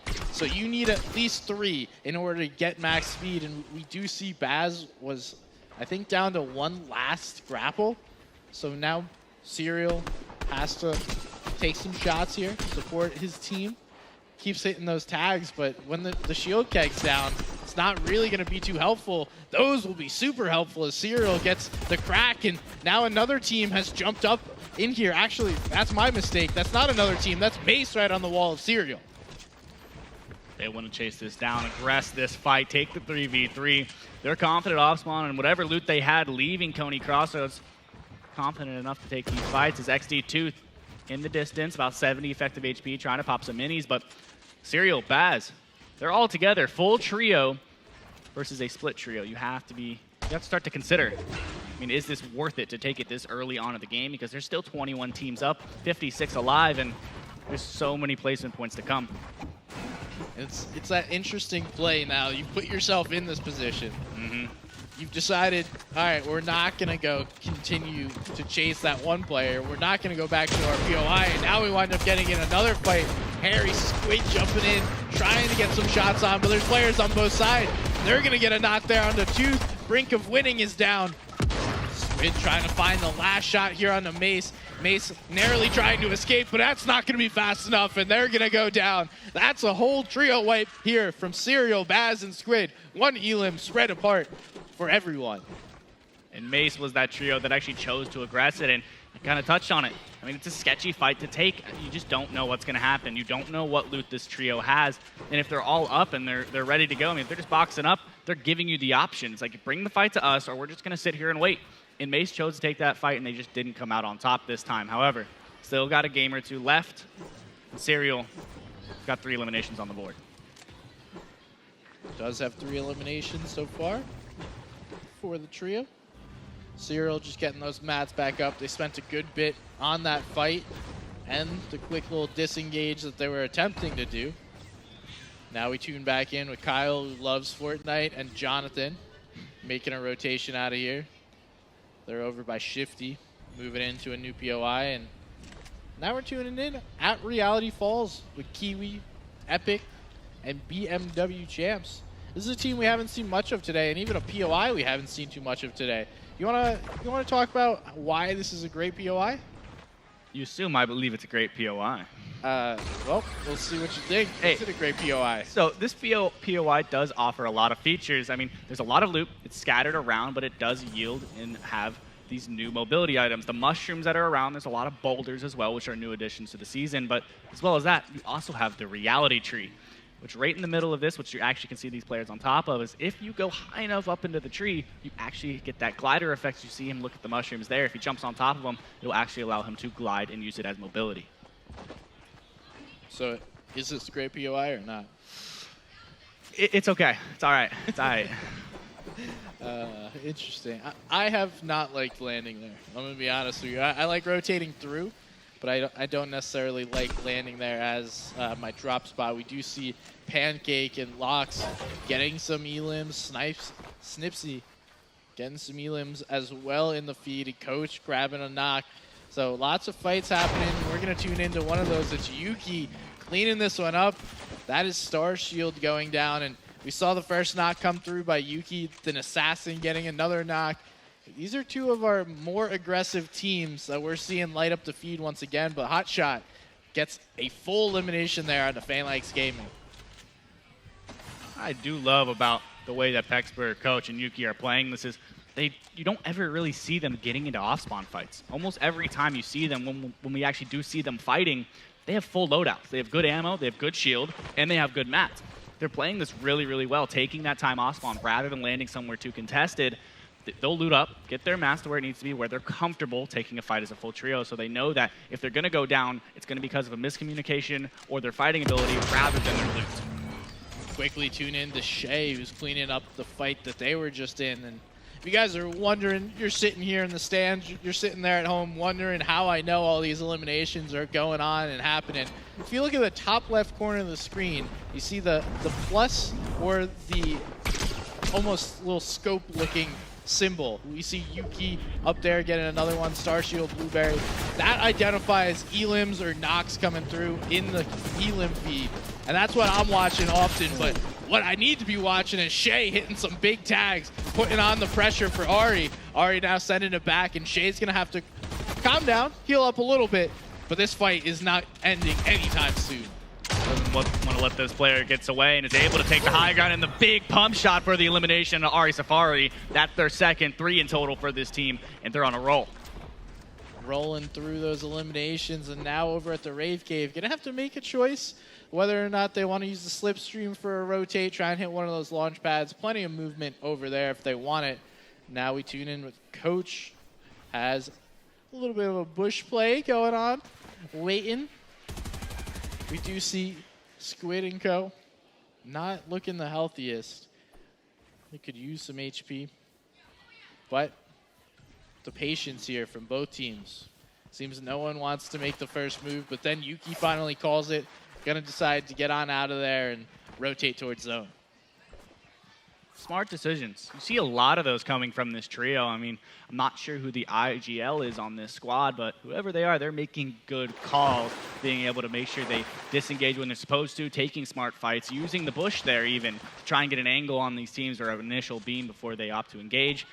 They're doing very, very well, taking smart engagements. But Jurassic Jojo, Hexy, Neon Ridge, no eliminations quite yet, but they're over here near this center island, near the lake, and see a couple players gliding in. I'd opt to take some shots on to them, maybe not. Try and keep a low profile as Shay is actually going to be the one to fire first. Looks like Shay's looking to get involved in this, and we can see the teammates of Shay coming in, gliding nearby as well, and they're going to wind up getting into an engagement. You see Jurassic Jojo and Co. is just going to move on out of here. It's like, all right, you guys enjoy your fun. I'm going to focus on getting into the zone. That's the more important thing. But this is Duke, Kyle, and then Assassin, Jonathan, Clue, Shay, all going at it. This head-to-head battle. Two of the more aggressive teams. Shay's on the high ground, putting the pressure down. You see Jonathan is going to take down, almost get taken down, but no. Jonathan does go down to an Assassin. Assassin cleans it up, and now it's Duke just watching this fight happen from down below. Shay's going to look to close this out as Clue getting there just that much faster. Doesn't want the Z-Lim to escape their grasp. The shots come through. Shay's looking to close this out. The whole trio jumping on this, and they're going to clean that one up. Another trio wipe for Shay, Clue, and an Assassin. Now, Ben, quick question for you. You mentioned IGL. Can you explain what an IGL is? Absolutely. So normally within a trio's game mode, you will see these players, and they'll talk about it from their coach. They'll hear this. They will establish 3 key roles. You will have an IGL, or in-game leader, a support player, and then a fragger. A lot of times, some trios will even sub that support player out for a designated tarper, which, during late-game moving zones, they will build and protect their team as they rotate into zone.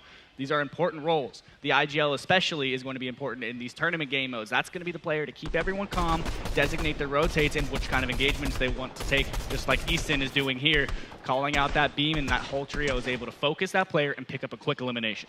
Yeah, that's what they call a 3-2-1. You wait for your entire team to get in the sights, and then you call that out. Quick little 3-2-1 fire. We do see Ben is quite weak, but Snipsy's going to take some shots there as well.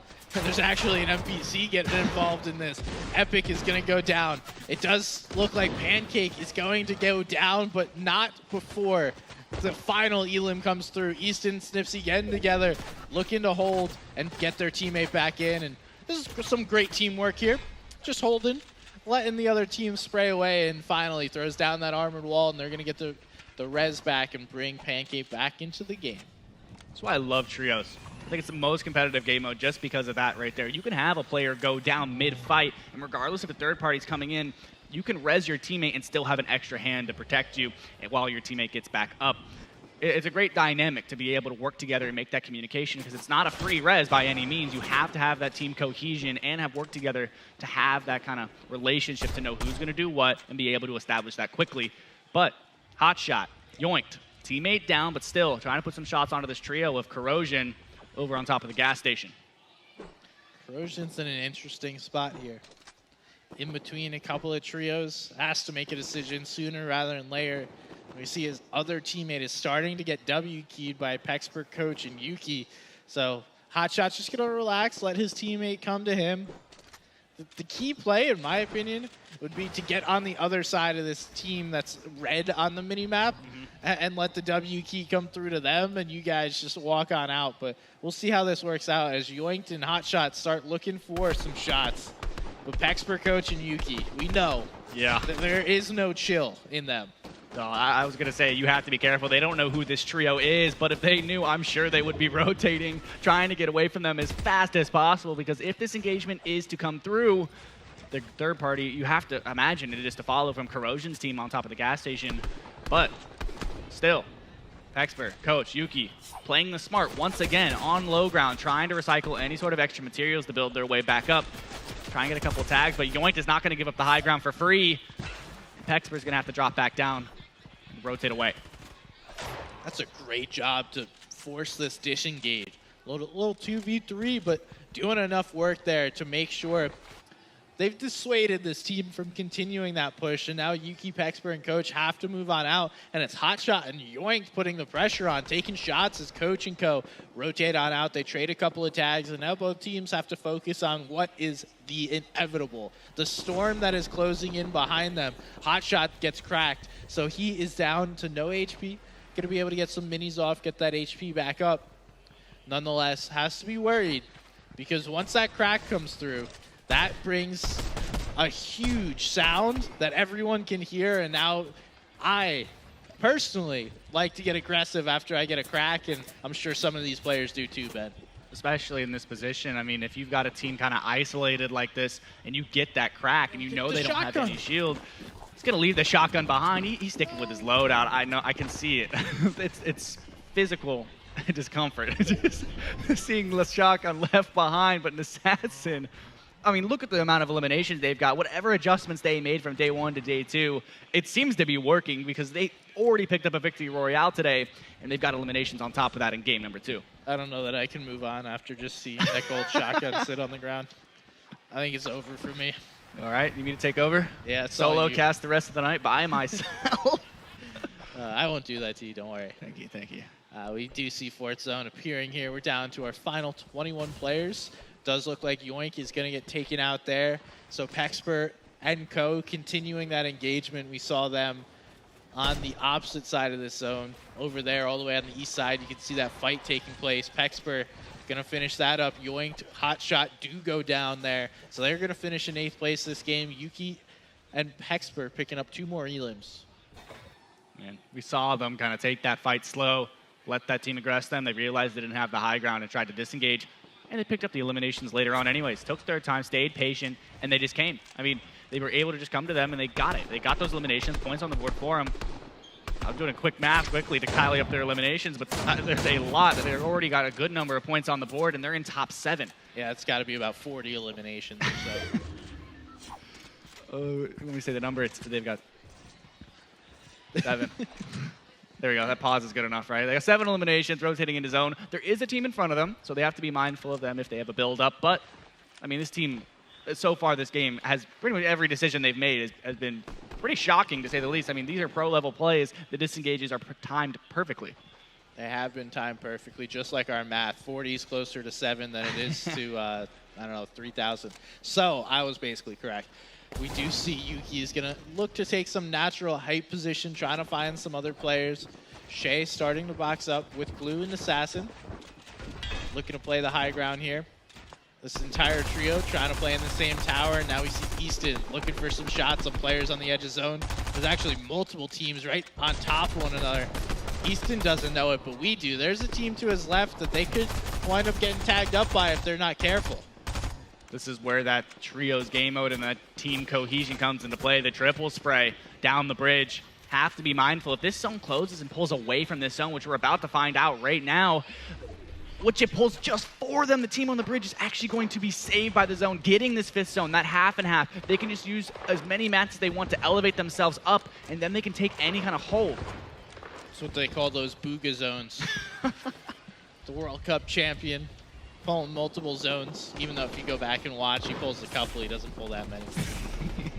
Now, Baconator, not Clutch, who is now the Clutch Master himself after last game, has to do something special again. We see Not Clutch finishing out Jurassic J, and then Neon Ridge just looking, waiting, looking at his teammates' loot, knowing there's other players nearby. Neon Ridge has to try and stay quiet. The position's good. I like this, kind of hanging out by the railing, knowing there's players underneath. As long as he stays quiet, will not have to move because zone does pull for them. But Clue, an Assassin, back on this side of zone, taking pressure from the third party, and they do have to move, and they're already in a fight. Gets a knock onto Easton, that's going to get cleaned up. More eliminations on the board for them, and that's a full refresh, but they still have to be mindful. If they're one of these last teams to rotate into this zone, they're going to be held. This is a tough position to be in, but I think they will be a team that can handle it. We see Clue already starting to position themselves into zone, but then Assassin's actually on the other side of the river. I don't know how they're going to look to play this. Might be looking for some more players to get involved in, and this is a dangerous team to see up on the high ground. Coach, Yuki, and Pexper are in a dominant position with multiple trios still alive. We have 5 trios, 13 total players, so quick maths telling me about 2 full trios. There you go. That's good enough. I'm not gonna bother to check your math, but still, Corrosion's trying to hold Yuki on the edge side of zone, and they invested a lot of materials to look for that high ground, but didn't come to fruition. But they got that refresh early on, and they're investing so many materials to try and lock it down. We see the zone actually pulls in favor of Coach, Yuki, and Pexper.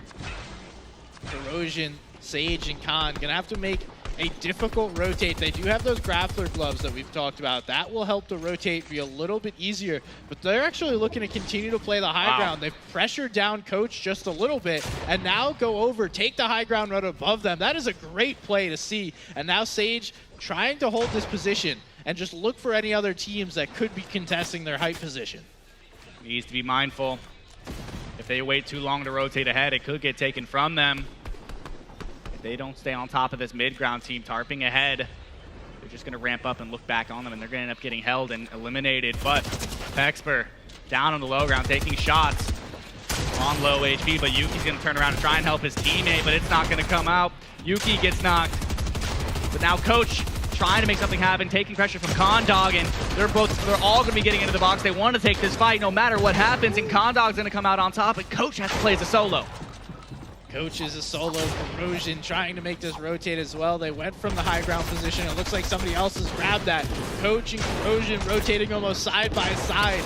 Everyone looking for a position here. Corrosion drops down. He's going to get an elimination there on a Baconator. He has 3.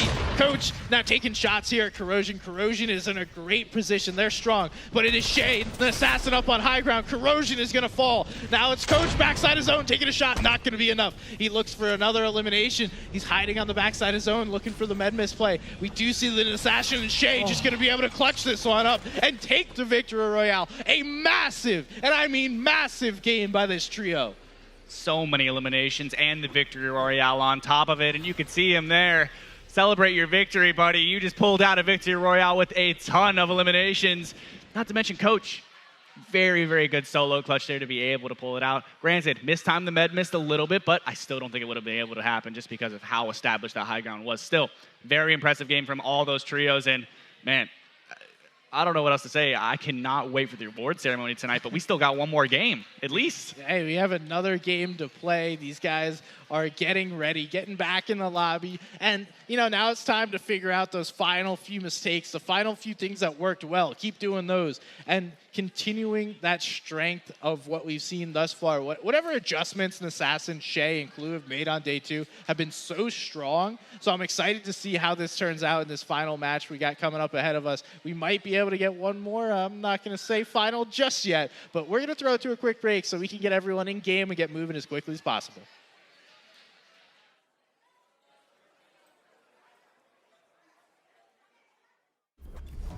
Full Sail, our technology programs are designed with a different approach to learning. We let students get hands-on and start creating. They're learning to code and they're developing applications. They're exploring areas like cloud computing and UX design. Our students have access to amazing tools like 3D printing, laser scanning, and the latest advances in augmented and virtual reality. We're taking them out of the classroom and into the future.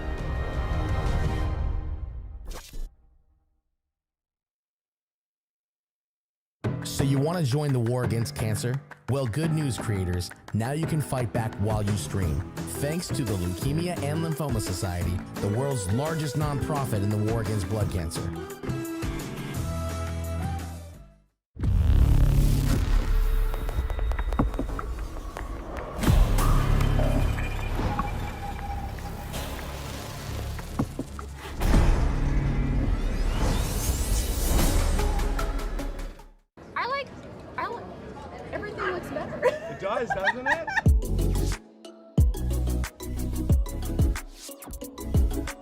The reason this lens is so important and so special is because that it has been clinically proven to attack blue light at a very specific nanometer that our clinical trials have shown suppress melatonin. You can take all the massages, recovery, all this stuff, but the sleep is the basic foundation. Just like So we are the first clinically proven lens to stop the suppression of melatonin so you can get a better night's rest. And sleep is the #1 medicine and has been since the beginning of time.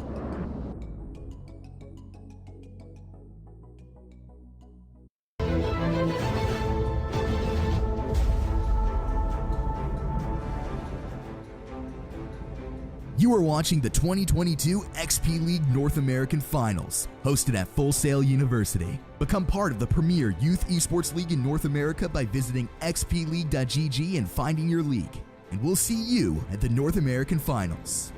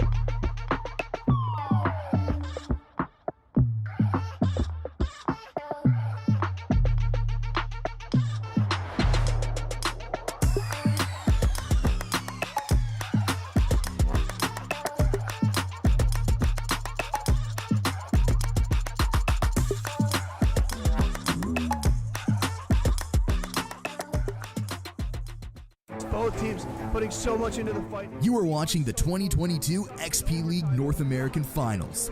It's going to Horn. It's going to Horn. They take it. It's so good. And that's it, ladies and gentlemen. And over Horn have taken the victory in the grand finals. If you'd like to compete with the world's best youth gamers, find your local XP League team by visiting xpleague.gg. And we'll see you at the North American Finals.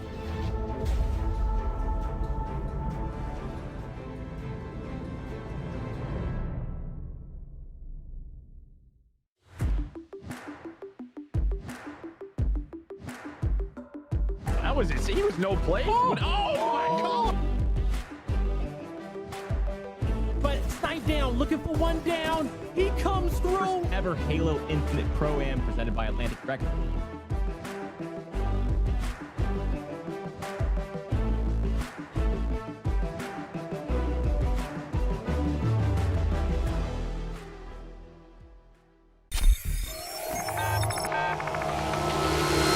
I have this cool jersey, I have this cool armrest.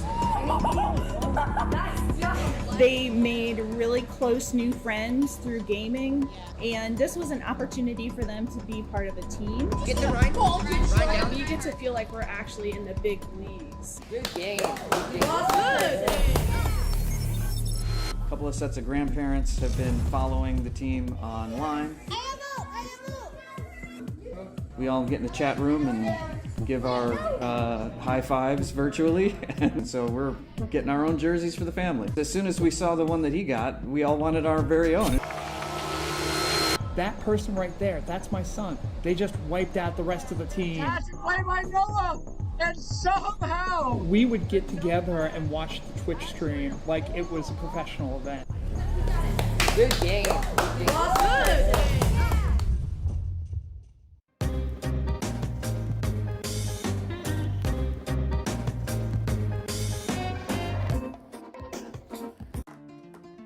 This is Amina. Today she will get hundreds of hearts, likes, and supportive emojis. Maybe even more, considering she has Hodgkin lymphoma. But patients like Amina living with blood cancer need more than hearts and clapping hands. They need our help. So please don't just give a heart, give with your heart. Join us in making a real impact today at LLS.org.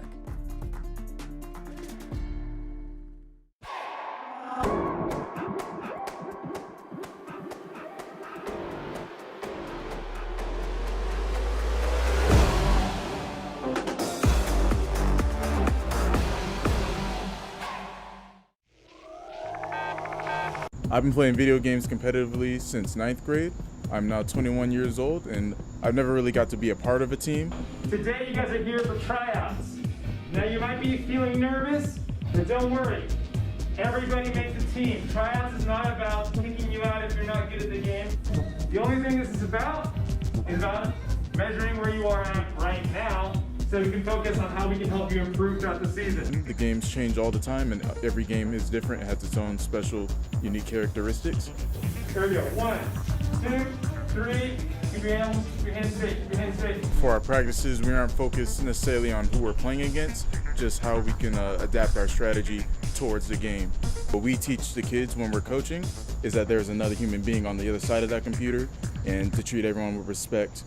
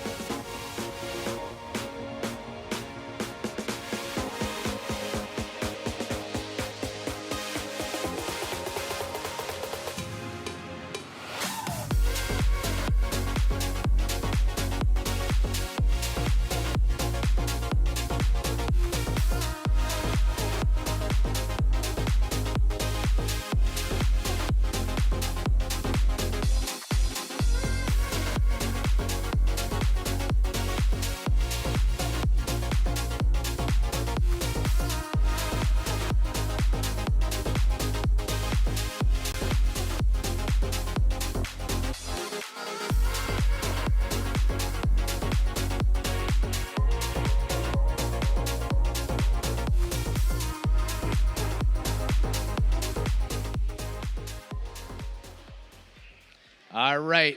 I have some exciting news, it's definitely just exciting. We are actually going to be playing another game after this one, so we're playing 5 total matches today. If you like Fortnite, this is only good news for you. And I do hear some applause in the background, so it sounds like it's awesome news for everybody. And this person is enjoying themselves as well. We're jumping right into game number 4. This is an exciting day for everybody, and even more exciting when we learn, hey, we get an extra game now.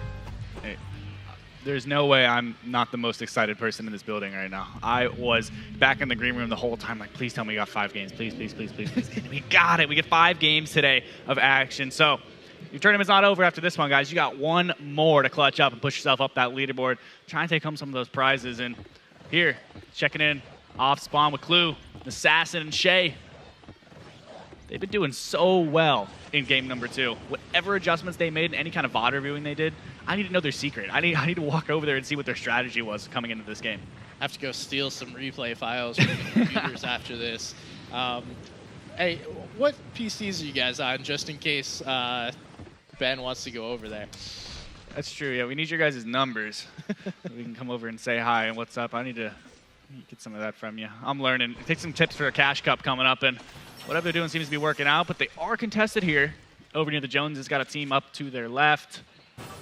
Needs to be careful, but some teams you've been watching a lot during the early rounds of this tournament is Serial, Baz, still over here near Condo Canyon, and I didn't realize the number of teams that are landing here. Looks like 3 are splitting this whole POI, and no wonder we see a lot of these guys going into the mid game with already a few eliminations on the board. I mean, no surprise whatsoever, but they still have to take their time, farm up as much as they possibly can to make sure that when they do end up taking these engagements, they're set up well. Yeah, they are looking pretty set up already just after these early couple of moments, but we're tuning in over at the Sunny Steps, a place that our friend here, Ben, enjoys quite a bit. Benji is not enjoying this engagement, getting some shots in, but he does get a crack right back. There's multiple players on his wall. Benji does go down, and that's going to be it for him in this match unless his teammates can bring him back. It does look like Swoshu and Castles are looking to join this engagement. Yoinked using that shield keg to get as much HP and effective shield as they can. Now getting the shots back in. That auto shotgun is so strong in this early game. Another knock there for this team, but Yoinked is literally 1 HP. It doesn't matter what HP you end with. Only matters that you got the knock, and he did. She hot shot though. Teammate gets eliminated, but Bruno still on 8 HP, trying to heal back up before they have to take any kind of fight, but there is a few third parties coming in towards the side of the Daily Bugle. Nevertheless, it's going to be Reckless, Gamer, Awkwards, and Burn coming in for the third party. Sounds like they got a couple fans in the back. That's what we like to hear. Do you see Awkwards looking to get involved in this fight? They must have heard the action going on. They're looking to get involved. Seeing these players down below, have to understand they're going to be all over these ruins. Some shots come through. That's Hot Shot taking a big one. Awkwards is going to be able to clean that up with Burn. Reckless Gamer does go down. That's Yoinked finishing that one up. So a big shot now coming through again. Awkwards needs to be careful on the back foot, trying to just hold, but that's a great team play. Burns comes in and helps him out. Great support there and is able to pick up the Elim there onto Bruno. Still multiple players in this area, and everyone is just trying to find some space, trying to find a second to breathe. The team chemistry is impeccable. To know that your teammate was in trouble and to come in and swoop in like Batman and save him just like that and Burn. Awkwards, Reckless, playing this very, very well, but there is still a player hiding underneath and a few rotating out, trying to play their life as long as they can, but Awkwards is going to get into a fight. Here's the players above, but he's going to get knocked right there by Yoinked underneath the temple, and his teammates are going to have to come through and try and clean this up. Beams only on the low HP, but Burn, full HP, plenty of mats to be able to try and take this fight at his pace, but Yoinked is trying to get himself up, elevate as much as possible. Has to decide. Burn is a solo, though. This is a 1v1 scenario. He has the health advantage, and Yoinked doesn't seem to be healing back up. Takes a little bit of damage from the high ground, but Burn trying to use material sparingly and drops back down to low. We did hear that reboot just in the background, so there's multiple players coming back into this game. Burn's going to try and hit the res here while Yoinked sits up above. This is a solid play here by Burn. Yoinked likely knows that this is happening, going to try and close the gap, but there's so many builds here. It's a confusing spot to be. Yoinked right there, he comes in the wall, takes the shot. Now it's all up to Awkward, and Awkward's going to clutch that one up with ice in his veins. Massive clutch to know that he has that health disadvantage and only 30 HP off the res to hit his shots, not miss one, pick up that elimination, and that's going to bring that trio and give them the ability to play the rest of this game out. And now I've heard some special news. Brink of winning? Happy birthday, man. Congratulations to you. I've heard it's your birthday. Let's all give a quick shout here to Brink of winning for his birthday. Oh, come on, guys. Let's hear it. It's his birthday. There we go. A little bit more. Thank you, guys. Do appreciate it. And what a great place to be spending your birthday, by the way. I mean, this is probably the coolest birthday party of all time. Hey, there we go. Now maybe we can do a little happy birthday between you and I. I have terrible vocals for singing, so we'll see if that comes up later. Clue, then Assassin, Shay. This team's on a hot streak, continuing to roll through. No elims just yet, but a team that is looking to get some elims is Foxy right here in the center of the map. They're going to drop down, get back with their teammate, and might be looking to hit a chop right here. Not a bad play whatsoever. Get your teammates together, force them to build up to the high ground, thinking you're going to aggress and try and build forward, but Foxy J is going to look for it. However, looks like a third party's coming through, or maybe just shots from another team is a little bit a mess as other players are rotating in, solos and duos. Everyone wants to get involved, wants a piece of this fight, as all these players seem to be hunting down elimination points. As Brink of winning, just spoke of them, looking to hunt down this elimination, but takes a lot of damage from the side, down to 50 HP. Has to take a moment to try and pop these heals and get himself a little bit of breathing room. He's gonna find just that. Does have a moment to heal up, and Mace also needs some time. They're down below that 150 HP that I'd say is almost standard for fights here in Fortnite. Now the birthday boy looking for some opportunities to go help his teammate take some shots, deal some damage, and try and get these eliminations, as this has turned into a massive build battle. drops down a player here. That's an A switch. The Elim here comes through for brink of winning. Able to get that one, finish it out. That's a big one, putting them back to 200 HP, and now needs to look to support Mace, and they are all together here. Foxy J has a teammate up, but Cell is not playing with them. Playing as a solo. Trying to drop down to low ground, maybe looking for a rotate out, but these players still have to be mindful because Foxy J is now having to take the box fight, and he's not going to lose that fight. Gets the knock, and now Tuffin trying to play the bush as best as possible because this whole trio just cleaned up, and they're going to be looking for more. That's right. It's that birthday power coming through in this game. Just give him a shout out, and then he shows up. Multiple Elims in this game, but there's the audio cue that comes through, so they know he's in the bush, just don't know where. I don't know if it's private uppin', he tuffin'. Now the shot's coming through. Tooth trying to hit these. The bush gets knocked away, and Tooth and Co. able to get that one. That's Mace picking up that. And Yuki takes out Baconator in the feed. So just more of the same from what we've seen from Yuki. They're actually just nearby to the south a little bit. Those players are trying to glide away, or the shot's going to connect. Not going to be enough. Shay is also getting some elims there. As we were taking a look at the feed, Baconator going to get fully cleaned up by Pexper. And this trio grabs their first elim of the game. No surprise. See them kind of try and stay quiet, lay low during those early game moments, land at their drop spot, loot up as much as they can, and then they start to take those fights during mid-game, and they fight together. And so far, it's been working out. They already picked up one elimination, not trying to force anything. However, Yuki taking a lot of damage gliding through the air. A little bit of evasive maneuvers there as he gets away just barely. 70 HP is going to be able to pop some minis, get back up to a solid HP number. For them, sure, they're going to be looking for their next fight. Likely going to be the aggressors in any game that goes on here. We are tuning into Lobos, who's over at the Coney Crossroads, place where we're seeing a lot of action. Lobos using that med mist to get as healthy as possible. Gonna pop some minis as well. He's got the Boyer if he wants it. Now dropping down his teammate, making sure everyone's all together. And there's so many shots coming through. It's a very active area here, Ben. Sounds like Big Dog was taking a little bit of a 1v1 up above as Lobo's on the low ground.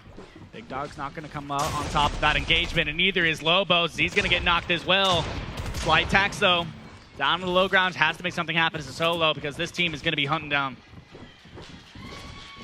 Slight tax. Looking for some space. The team drops right in their face, and he goes down. That's a tough one. That is Shay, Clue, and then Assassin. Shay has taken no time to get 5 elims in this game. Just roaring here in this game. Talked about positions on a trio. If you had to guess, what is Shay's position on their trio? The IGL support fragger. You think? That's a solid guess. Just kind of accumulate all the roles into one player, and everyone else just goes along. Follow Shay's lead. He picks up eliminations, put down damage, put down fire. It seems to be working out for him so far tonight as well. Another team it seems to be working out for is going to be Yuki Pexper. Taking a little bit of damage from behind, but maybe they realize the solo's underneath. I don't want to speak too loudly. I would hate for that to happen again as Yuki seems to skim over. Well, I believe we've gotten confirmation that Yuki and Coach are actually playing from home, so, you know, a little more difficult to understand what's going on. We do see the res is going to come through right in front of them. Easton is going to get brought back up, but not going to be for long if they're not going to play some builds and they do get taken out. I want to see the tree play. I've seen so many tree plays used, but not going to happen. Yuki's just going to take this SMG and fire it straight into the face here of Pancake. That's all going to be but the elim. Pancake got to be 1 HP. That combat SMG. Just so powerful, being able to shred through builds. Not to mention they're playing so close together, Yuki, trio. The communication, the cohesion between these three, it's almost perfection. If they can continue this pace throughout the rest of the night, I can't imagine that they're outside of our top 3, but we still have another game to go, and this leaderboard can be shaken up big time as Acworth's using that grapple glove to rotate into zone with this trio. Man, we've got a lot of fans for this trio out there, huh? Yeah. Love to see that.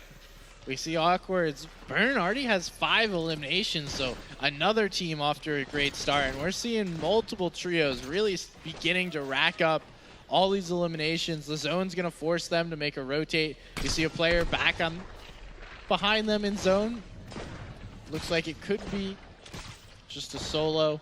There is another trio on the opposite side, so the rotate is going to take some time. We do have a long ways to go. These guys will be completely fine as they make that rotate in with those med miss. It's only a 1 tick at this point, so not much damage being dealt by the Storm.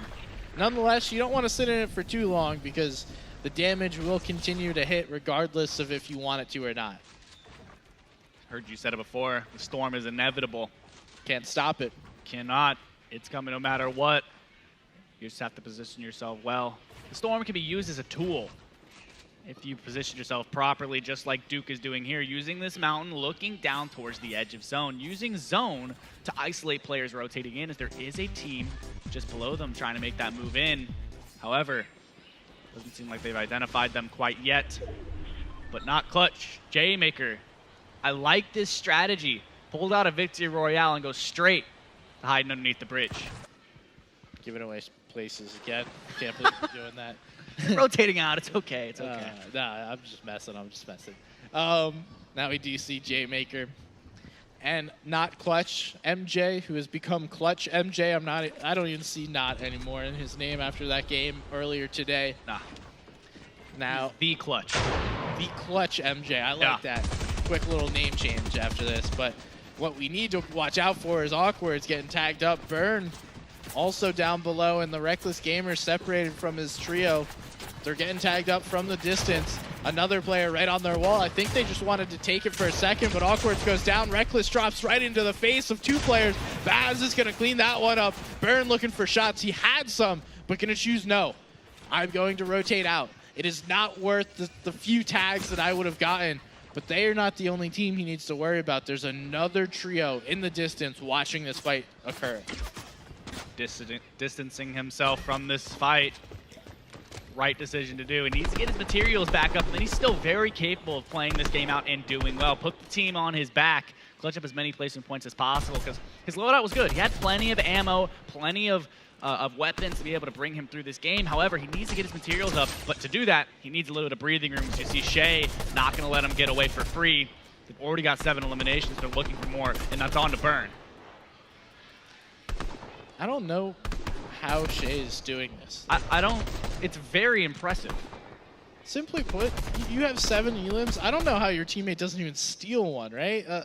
You're always talking about, oh, that was my elim, but in this case, they are all Shay's. It definitely was teamwork, right? You're not getting to that 7 elim without your teammates dealing some damage. Nonetheless, Shay's the one carrying that big number next to the elim counter.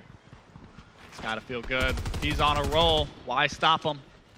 Let him keep racking them up for the team. Add that to the tally. But Baz, Serial, not going to let Burn get away, and they're going to pick up that elimination, make that Baz's second. Nice little refresh back here on the dead side of zone. Now they're going to look to take that preferable position. I believe we saw them on top of one of the hills earlier. So just going to look for one of those spots, grabbing those ARs to get those long range tags. They are on the north side of the zone and appear to be the only one up at this spot. All the action is going to be occurring to the south side as we see Clue, Shay, and the Assassin jumping on Duke, Kyle, and Jonathan, and this is going quickly. Those elims are coming through. Shay gets knocked, but before I can even speak what happened, all 3 of them get taken out. I'm glad you were casting that. I wouldn't have known what to say. It happened in an instant, but you see, XD Tooth, though, going to barely make it in zone now, but players behind. They got the initial knock. They're just going to try and box up next to the slipstream and try and hold this team back in zone. Nonetheless, it's going to be Jurassic Jojo, Neon Ridge, trying to get his teammate back in zone, but it's not going to come through fruition. And now, this whole trio is going to be aggressing this duo. They get the first knock, looking for the second, and it's going to be brink of winning. It's that initial knock and the finish. XD Tooth, though, moving as a team, trying to follow Jurassic down as they de-elevate.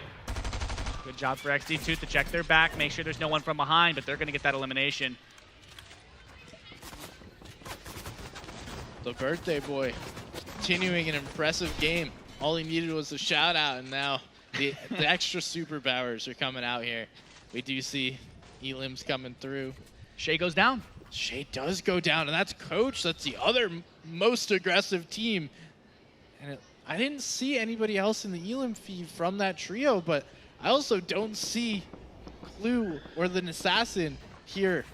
Maybe they were able to escape and move far away, but unlikely. And getting into engagements, especially as the zone gets smaller, you start taking fights you don't want to take. It makes you get uncomfortable, and even the unstoppable can be stoppable, as you saw Shay get eliminated, but Corrosion as well, taking a lot of damage. Big shots from this team over near the lake. And it looks like they're going to be trying to push this team over as Condog. Corrosion have to rotate out as fast as possible. They're already in zone, but they do not care. They're trying to get as much distance between them and this trio as possible. And it's going to be Yuki, Pexper, and Coach that get the initial knock on a Condog. Now Corrosion's in a tough spot here. Already starting to get pressured, but another team in a tough spot. It's Milo dealing with the team right on his head. Actually, multiple teams here in this engagement. We see Squid goes down. Alex is back in Storm. This is going to be ticking for 5 and then start doing 8 damage once it closes. Serial's going to be able to pick up Alex here. He does have the Med Mist if he wants to play Storm. There's also Chug Splashes. Need to make this play quickly. Cannot fall too far behind in this Storm. 2 Chug Splashes are going to come through the Med Mist, and now it's time to focus on this rotation. Serial is all by himself. He has plenty of heals to use if he wants to, but that rotation is so far. Have to realize at this point when the zone's ticking for this much damage, the Med Mist is not going to heal you, it's just going to buy you time. So the amount of charge that you have left in your Med Mist is all the amount of time that you have left in that zone. So has to use it effectively. You see Snipesy trying to make something happen, moving over, maybe doing a little bit of a bush play, but just trying to get away from this team pressuring him, rotating with his teammate Pancake Ninja just across the river, but they have a long way to go, and they're taking the long way around to try and distance themselves from this trio. Yeah, and it looks like Yuki, Pexper, and Coach were the team up there on the north side. Wow. And there's another team we see position, that blue team on top of the hill. This is a great spot to be in, and so we do see Serial gets picked up, and it is brink of winning. Tooth and Mace in a really favorable position. These are our final 2 trios staring face to face as we go into the last few zones. There are 6 total players, so 2 trios and a couple of solos just lingering around trying to make this rotation. These trios are going to be the teams that have the highest chance of pulling out that victory royale. However, if one of those solos gets into the mix at the right time, they could pick up a few eliminations and a massive refresh that could put them in contention. However, Phelan gets caught out in the open by this trio, and you have to imagine there's really no escape, and that's going to be the elimination for brink of winning. He's on 4 already, trying to be looking for more as Coach looks to go up to the high ground, and they're going to lose it as XD Tooth gets knocked. He goes down there to Yuki, and now Mace just crawling around on this low ground, tries to get back with brink of winning. We see Coach, Pexper, and Yuki closing the gap quickly. Mace is trying just to disappear. There's a solo on the north side of zone. He's going to be loving this as all the action's taking place far away. Yuki's going to clean up Coach there. Or Yuki's going to clean up Tooth, I should say, as Coach looking up above, trying to find that potential final Elim or final few Elims. Looking in the building, seeing if any players are hiding inside. Zone is going to pull up to that north side, and we do see that opponent, the solo, is getting closer to this action, trying to get involved. Wow. Yuki takes a big shot there, down to 15 HP, and this could be a quick cleanup, but no, Pexper's right there to support his trio.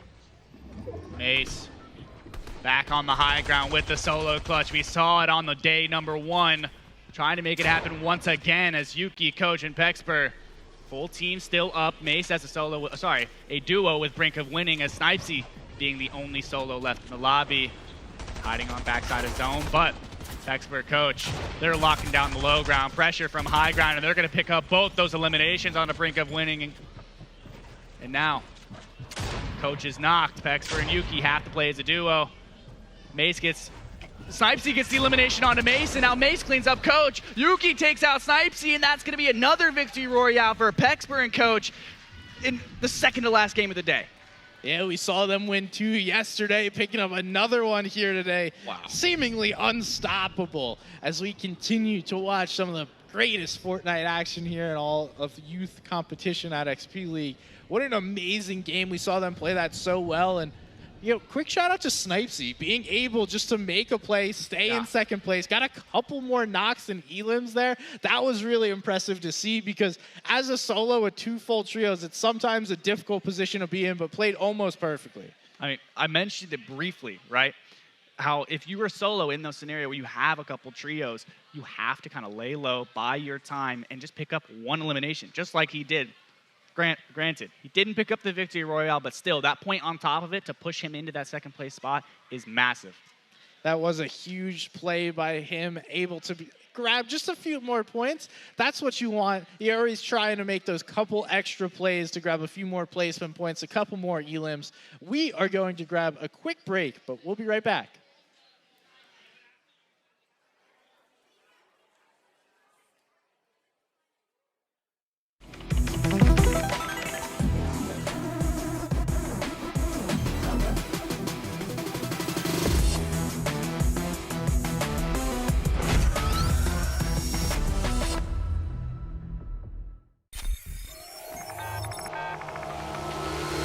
So I got the email and I said, hey, check this out. They're doing an esports league. They're going to get started on the aim test. I'm going to want the rest of you to come into the dojo with me. He loves playing competitive computer games. When he plays online at home, a lot of times it's just playing with random people. In this, he's learned that having a coach who's able to take him through those strategies. When did you lose? When did you lose?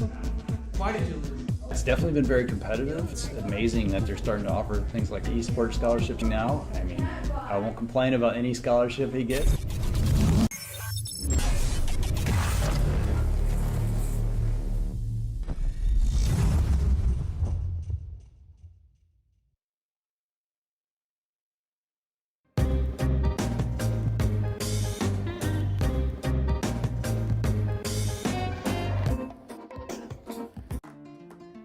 This is Amina. Today she will get hundreds of hearts, likes, and supportive emojis. Maybe even more, considering she has Hodgkin lymphoma. But patients like Amina living with blood cancer need more than hearts and clapping hands. They need our help. So please don't just give a heart. Give with your heart. Join us in making a real impact today at lls.org.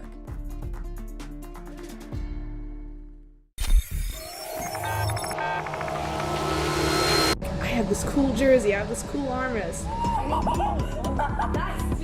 They made really close new friends through gaming, and this was an opportunity for them to be part of a team. Get the right ball, right down. You get to feel like we're actually in the big leagues. Good game. Good.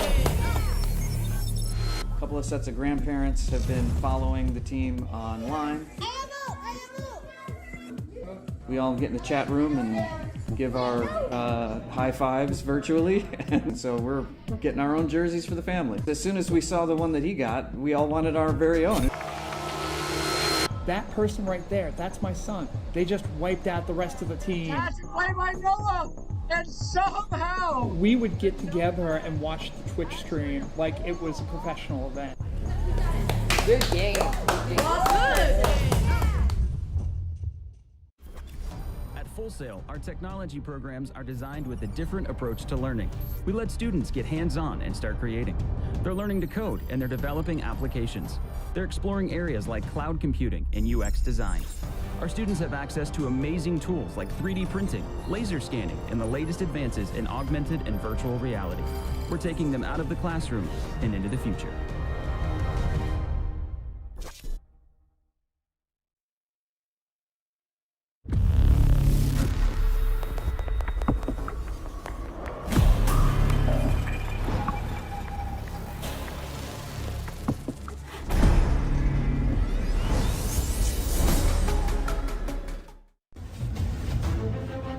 You are watching the 2022 XP League North American Finals, hosted at Full Sail University. Become part of the premier youth esports league in North America by visiting xpleague.gg and finding your league.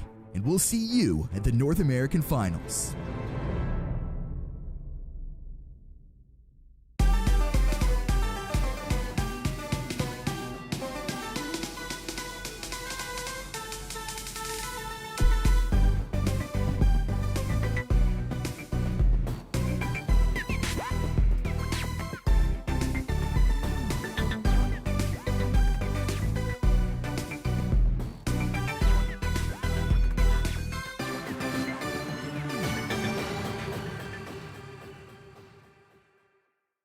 like everything looks better. It does, doesn't it?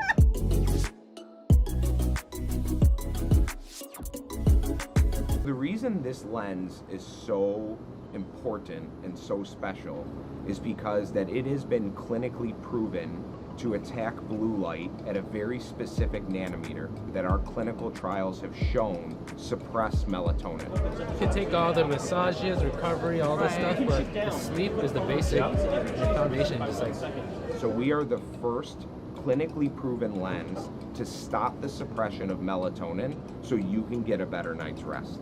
And sleep is the #1 medicine and has been since the beginning of time.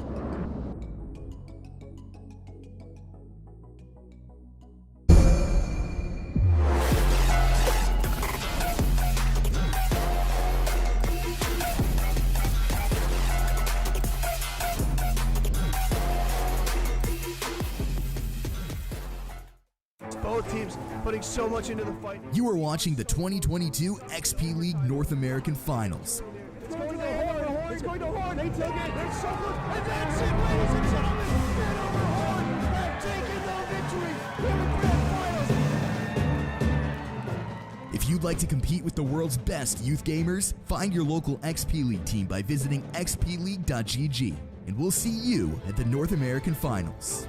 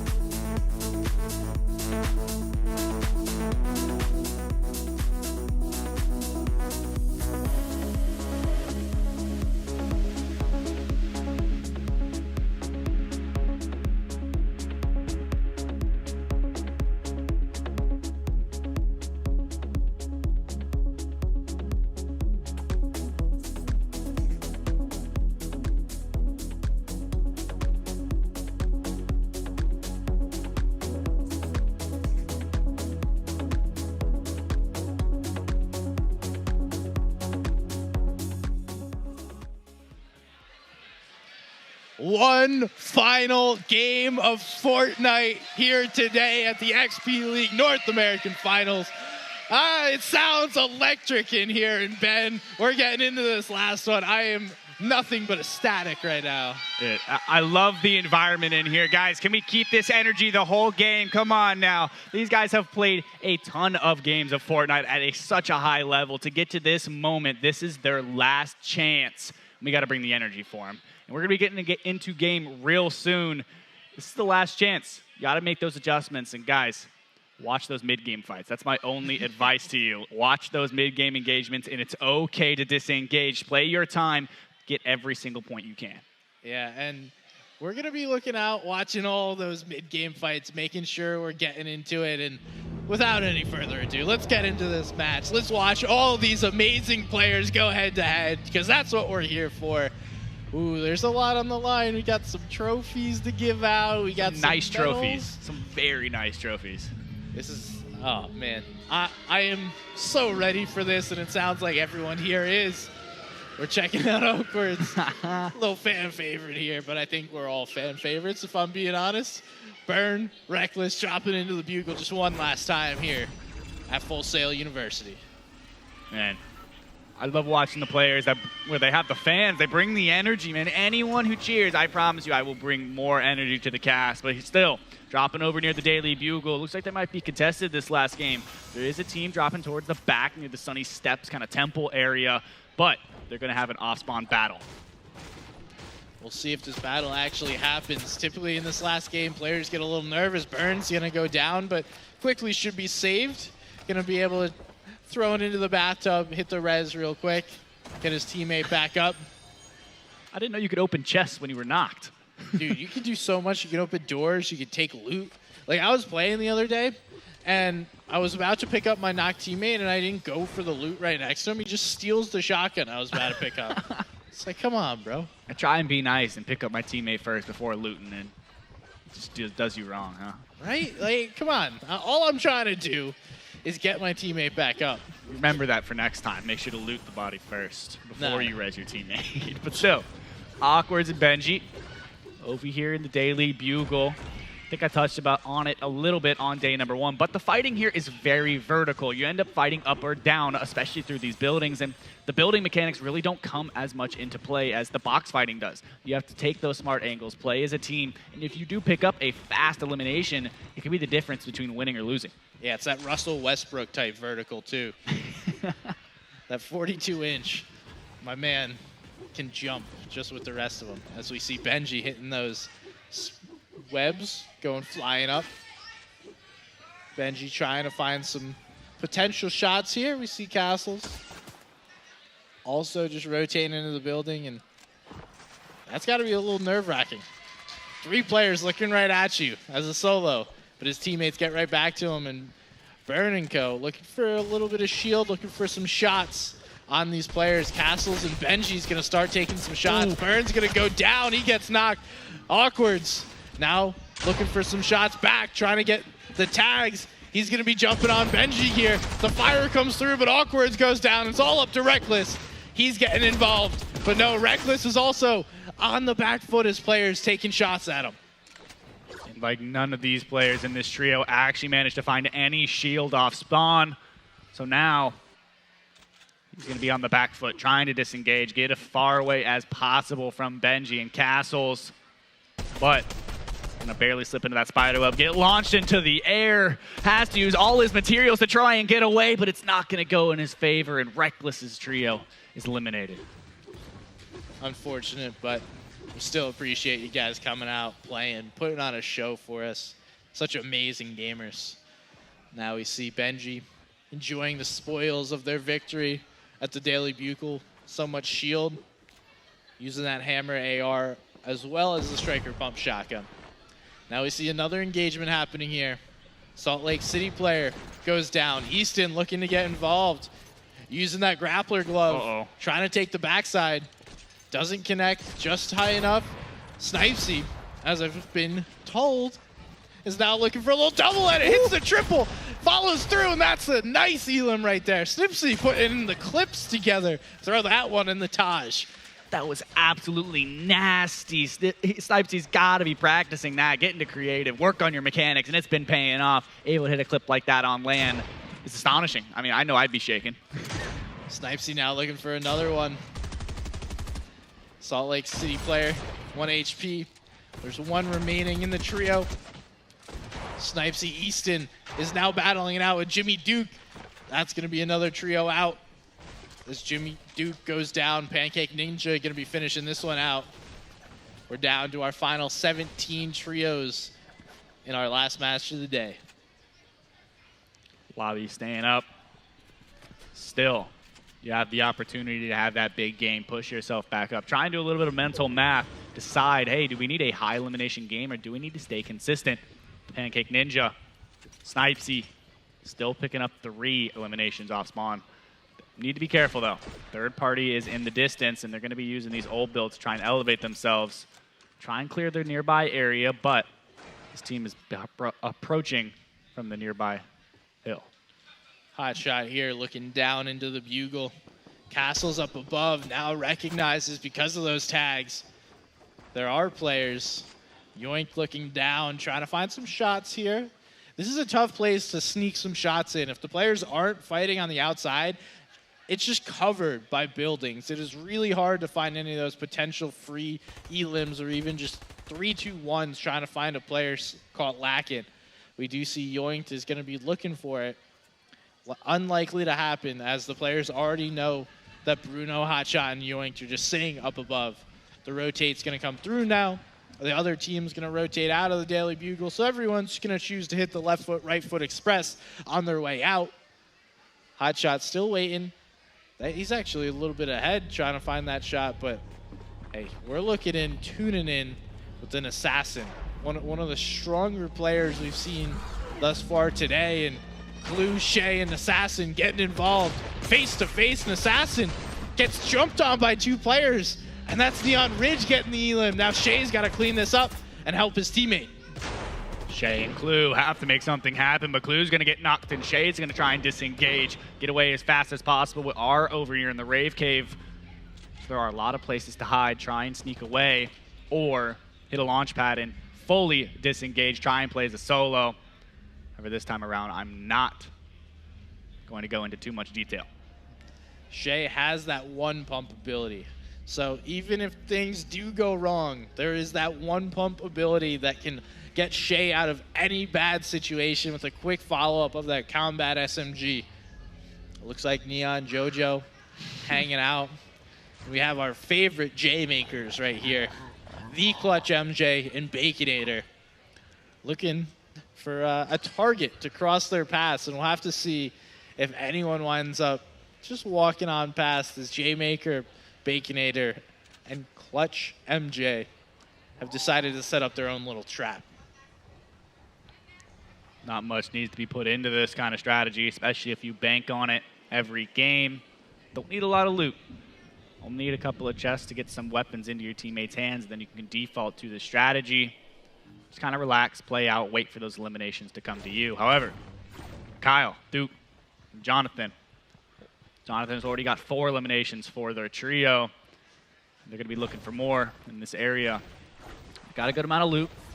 Shouldn't have a problem taking any of these future engagements. However, it's his last game, so need to relax, play together, and focus on making the right play. And this game has been played slower by a lot of different trios here. Yeah. We've seen a lot of mid-game fights and quick action, but that hasn't necessarily happened here in this game. We could see a potential fight here. It looks like Kyle knows that there's a player up ahead of him. Alex, right there. Kyle's trying to hit some shots, make the edits, does get a little bit of damage, nothing significant. Kyle's got to be careful because his teammates are right up above, but Kyle's the one putting the shots out. They need to be careful as he's hitting those big bursts right into those players, and now the push comes on. The players continue to engage, and the fight advances. Kyle trying to look for some kind of a high ground retake, and Alex is trying to pop some heals, get back up to full HP. However, Kyle's not going to let that happen. Gets a little bit distracted, trying to put some shots onto his teammate. However, that's going to give Alex an opportunity to take the high ground. He's going to do just that. Kyle's teammate, though, trying to pick up the slack as Jonathan's going to get into Alex's box and get the knock on, too. We do see now just taking shots at that final player, trying to get away. And there's just so many trios in this area. This is going to be a difficult place to escape from. I did see Snipesy went down to Neon Ridge while we were watching this fight. And there is the Elim from Duke onto Milo, cleaning that one up. So a couple of Elims here for Duke and Co. The lover of Fortnite, Kyle, absolutely loves it. Duke, 1 elimination on the board for him. Jonathan has 5, making a total of 6 eliminations for his team. 6 points. Even if they were to go down to this point, you cannot be disappointed with 6 points. You have to take into account that a victory royale is actually going to yield you 10 points on top of elimination. So eliminations are a vital point of your strategy. As you do see here, checking in with Lobos and Big Dog, they're going to pick up another elimination onto Yoink. And that's going to be the end of that fight. That's their 3rd elimination so far this game, giving them a little bit of boost in confidence and in loot. But they need to take a moment to heal back up. Yeah, that slight tax was more than just slight. It was all 3 of that trio was sent back to the lobby because they didn't pay their taxes just yet. Now we see Serial, Squid, and Baz looking to get the high ground on this engagement. Benji, Swoosho, and Castles down below just playing passively. Neither team really looks to want to get too involved, but just as I say that, Serial starts to get right up in front of these players. But as that happens, Squid winds up taking some damage. Castle's in the distance, not able to find the players in the box. We see multiple Elims coming through. Neon Ridge able to get that knock and full Elim there in the feed. So they're picking up several Elims as Yuki, Coach, and Pexper also grabbing some. Trying to clean up this fight. Got a little bit distracted, trying to get that epic striker shotgun as his teammates. The loot goblin. Hey, focusing on the loot. Teammates are still in a fight, though, but all 3 are still alive. Baz on low HP, has to take a moment to heal back up on high ground.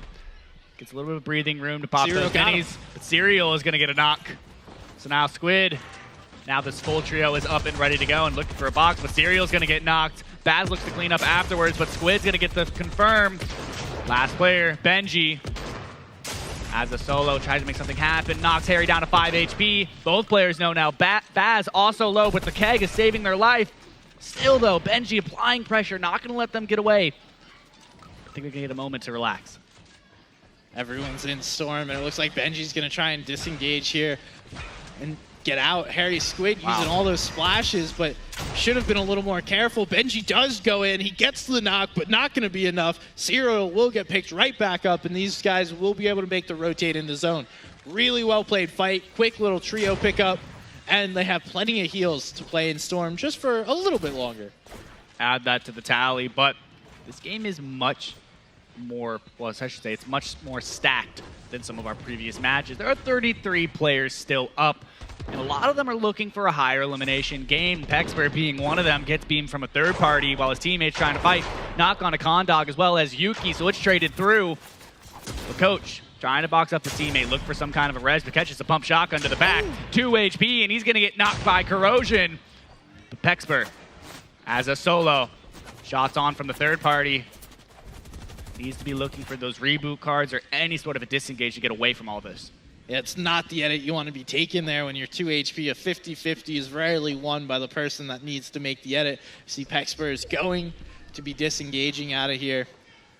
Will look to get the card in a second once all this chaos clears. But look who's walked in. It's Kyle, Jonathan, and Duke now on top of this fight, watching all this take place. They're in a really good position to clean up this fight as everyone else has been weakened. Kyle and co. jumping in, taking down Sage. There's one. Condog's next in the sights. They're going to clean all that up. That's a couple more elims for these three, and they are looking good as another trio goes down. Make that 8 eliminations for this trio, and now a full refresh before going into this closing third zone. 32 players are still up. So this game is just starting to heat up as some players just behind them over near Greasy Grove are going to have to start to rotate into zone.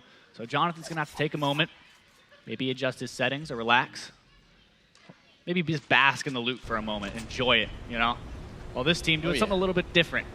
Ari Safari over here in the caves near the tree.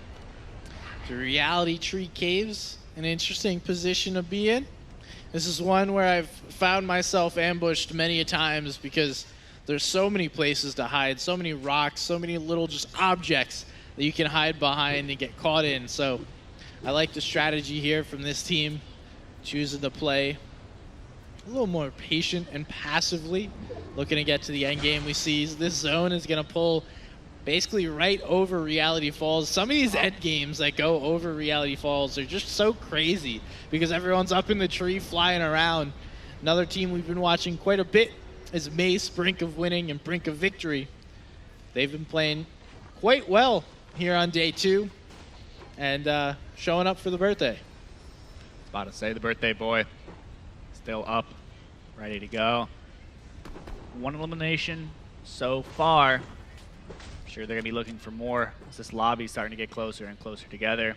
You can really tell these players are approaching this last game much differently than they have the previous ones, with there still being 32 players up.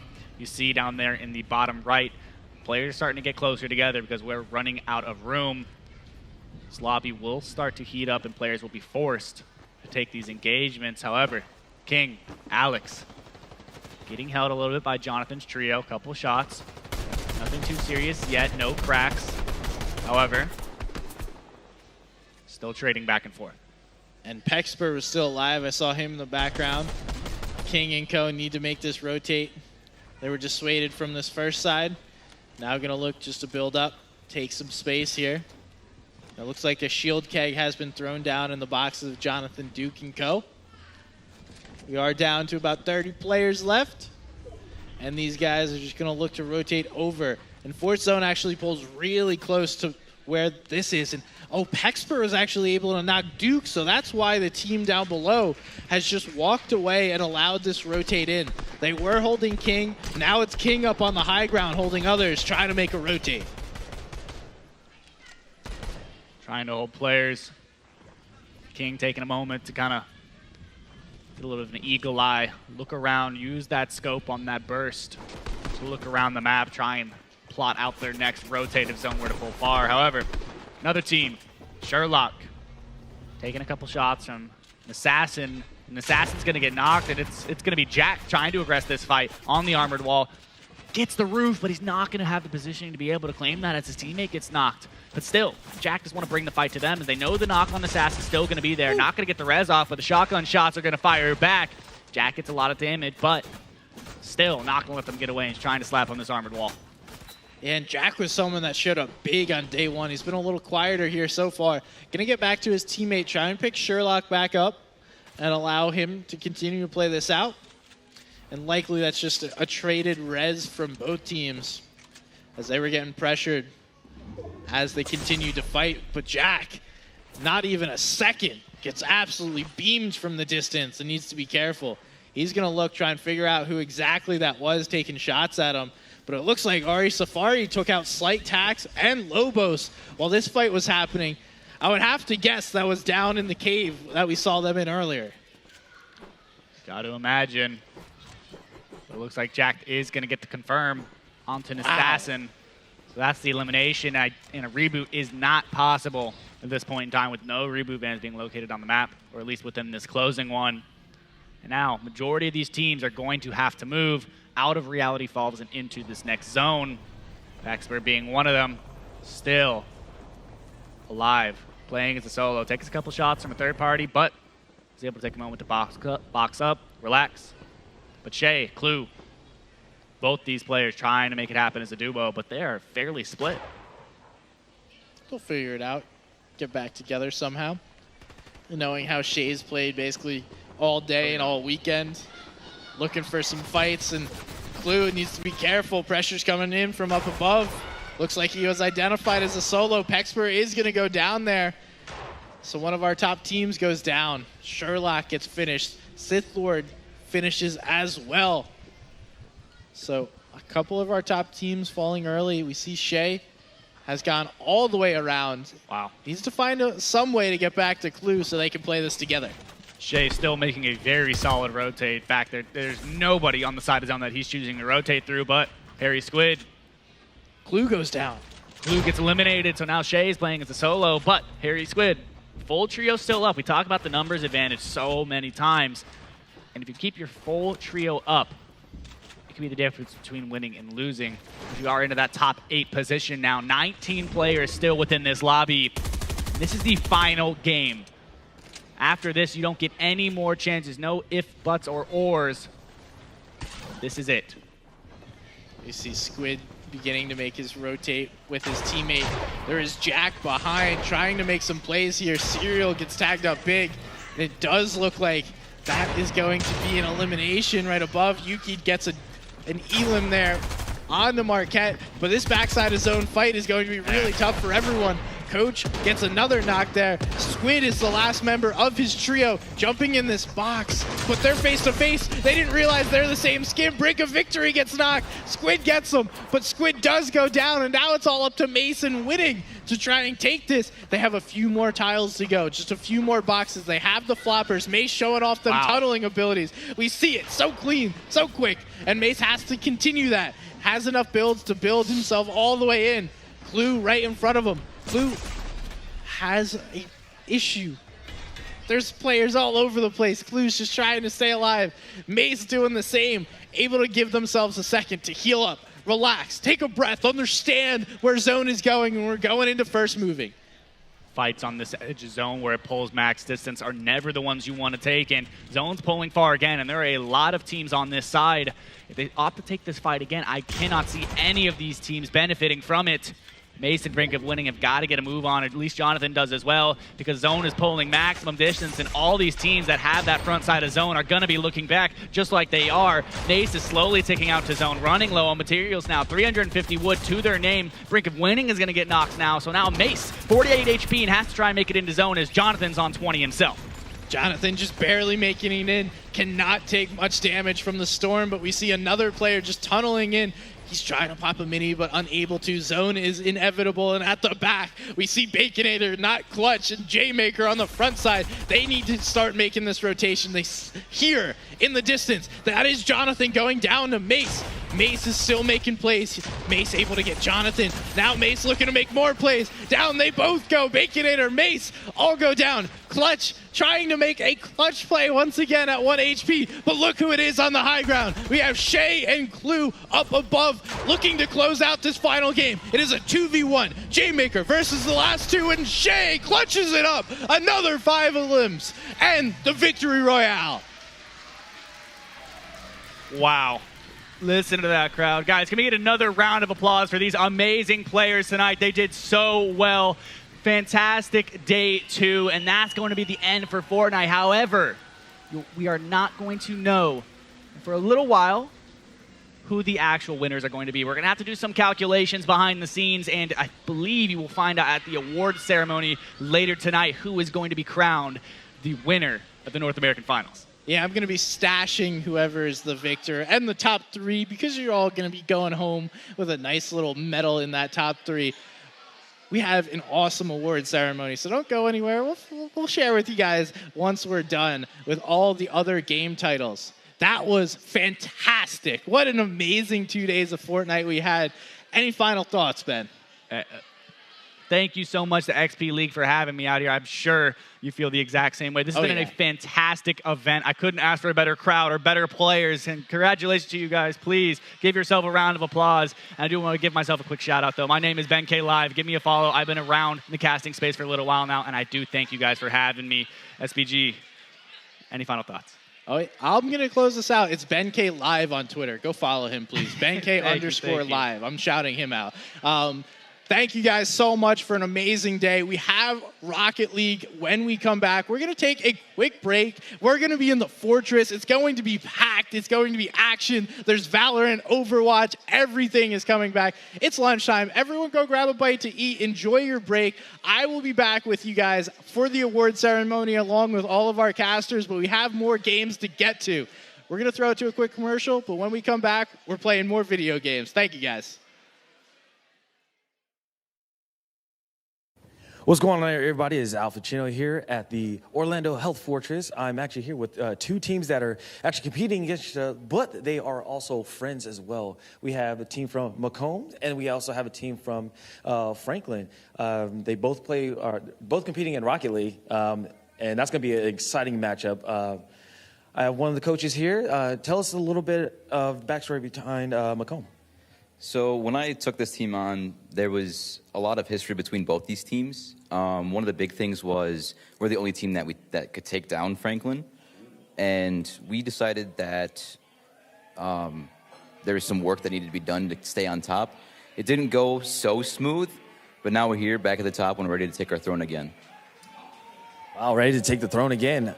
I mean, Franklin, do you guys have anything to say about that? Yeah, I mean, Macomb's a very strong team. Like Judgment said, there's a lot of history between these 2 teams, but very friendly, lots of respect, and yeah, we're just ready to go out there and compete.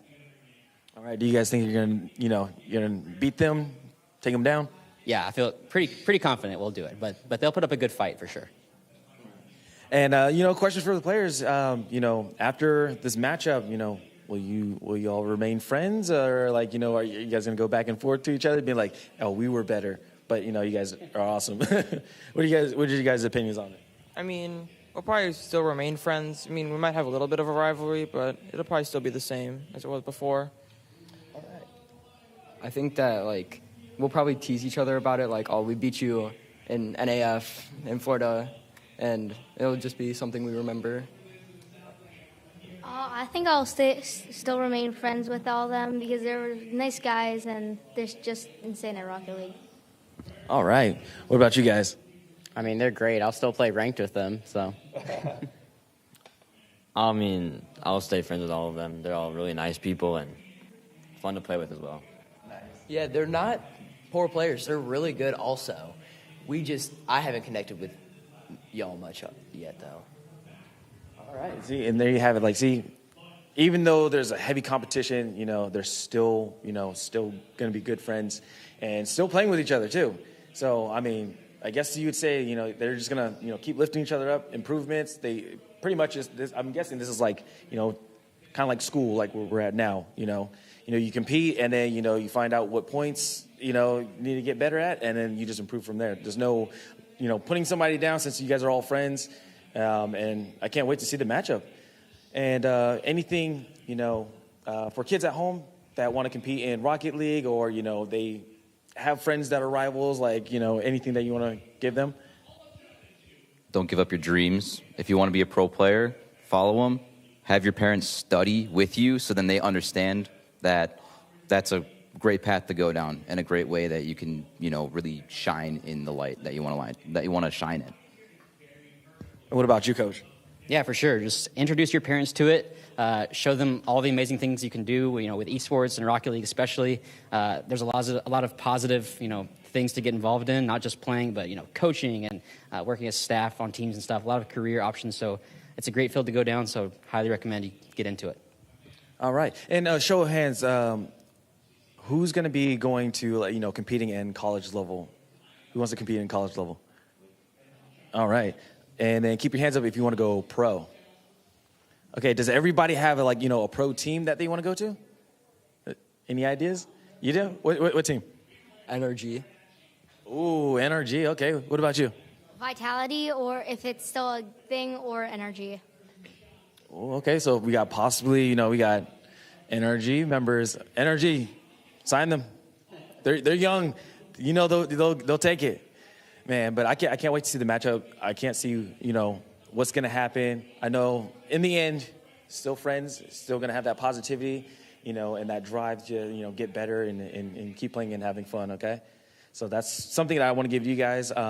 Anything that you guys would like to say to the kids at home that, that are playing Rocket League and they want to become, they want to be at the level you guys are at?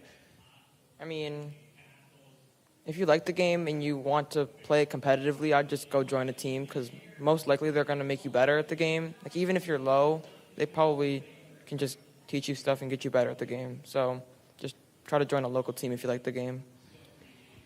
I think something that I learned is to control your anger. Like, if you're getting mad at the game, just take a break for a couple minutes, go outside, do something, and then come back and just hop back on, keep playing.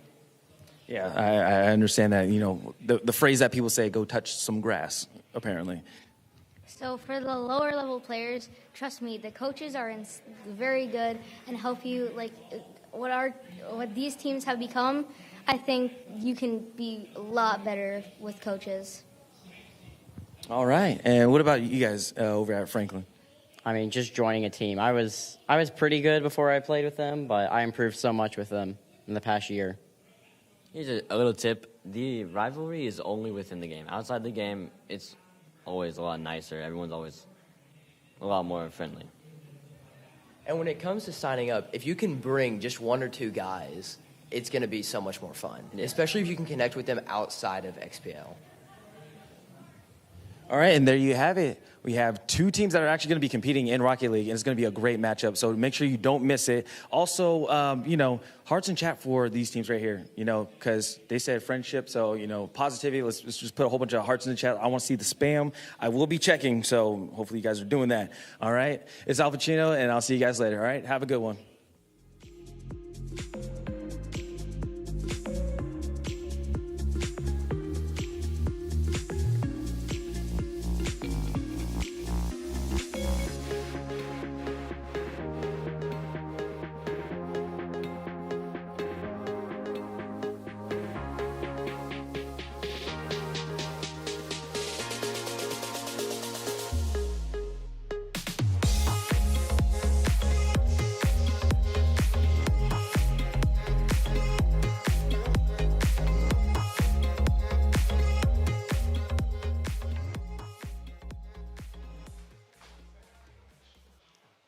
Hello, everyone. Welcome back to the XP League North American Finals. We are here at the Full Sail University Orlando Health Fortress to watch the Rocket League semi and grand finals. Let's go ahead and take a look at our bracket. To break that down for us is my friend and co-caster, Bryonic. Thank you so much. And now we are here at the finals, sort of. The way that this is going to work is that if the Franklin Storm win, they win. They're the champions, and congratulations to them. But if the Macomb Heroes win this first series against the Franklin Storm, we head into a second series, which is best of 7. After this best of 7 series, just to see who will be the winner, because again, it's a double elimination. Franklin Storm haven't lost at all. Macomb Heroes lost once, and let's see how we got here. Franklin Storm started yesterday taking on the Hanover Horde and sweeping them, getting into round 2. Then they took on their Franklin counterpart in the Stealth, beat them by a series score of 3-1, and the regional rematch. Franklin Storm against Irvine Dragons, and they took out the Dragons by a series score of 3-1 and moved on to the finals. Macomb Heroes started off yesterday beating the Hanover Horde in round 1 and lost the Irvine Dragons in round 2. They moved on in the second round of the elimination bracket against the FC Dragons by a series sweep. They beat the Franklin Stealth in elimination round 3, and finally, in the elimination finals, took out the Irvine Dragons, and they earned their spot to take on the Franklin Storm here today. So, partner, I have to ask you, what are your series predictions here for this best of 7? Honestly, I do not really know what to say here. The Macomb Heroes, we've seen some crazy performances from them so far to claw their way back from that early loss they took on. And on the other hand, the Franklin Storm has just been completely dominant this whole weekend and in the regionals tournament beforehand. I think that we're going to see a really even matchup. We saw in that pregame show how much the players love the banter with one another, and I think we are about to get underway, folks. Let's get some noise up in here for the Rocket League semi and grand finals. We are underway. It is, as you said, the semifinals. And again, if Franklin wins here today, they are the champions. If Macomb wins, they survive to play another round and bid for their chance to win. As Rick tries to play it down for the Heroes, taken up. YYRL trying to get it. It gets flipped past him into the corner. Yags plays it back down into the corner. Dap trying to send it out in front. YY gets it taken away by Shenane. Now Shenane bounces it over one, and Rick takes it away. The two players that I'm looking here so far is YYRL in terms of defense and Dap in terms of his stellar offense. Who do you think is going to take the cake here today? I think we're definitely going to see some crazy plays from Dap and from Shay on the other side of the field. I remember seeing some nutty aerial plays coming out from Shay, and Dap, what more is there to say about him? We've seen him score the ball from every which manner of the pitch, and as we see YY going for a ball there, he's trying to get the Cuxer pinch. Unfortunately, it does not work out for him. If you are a Macomb fan, we're going to see Shay, though, passing the ball over to Yags. Yags going to take the aerial off the wall. He's going to get the second tap on the ball. It's going to get blocked out, though, by Rick. What a save. The follow-up's going to come out from Shay. Shay isn't able to connect the shot, and we're going to see Dap bring the ball back onto offense for the Macomb Heroes. And now YY takes it down into the corner. Yags with a good demo, trying to send it out in front. And a chance, a shot, he scores! Shenane! And the Franklin Storm are off and running. And what a huge play we saw from Yags there. I believe we focused on it last time we watched the Franklin Storm, getting a two-man demo there to open up the play. Easy to score there when there's only one defender to stop it. Dap trying to respond in kind. That gets taken away by YY. Pushed along by someone named JT.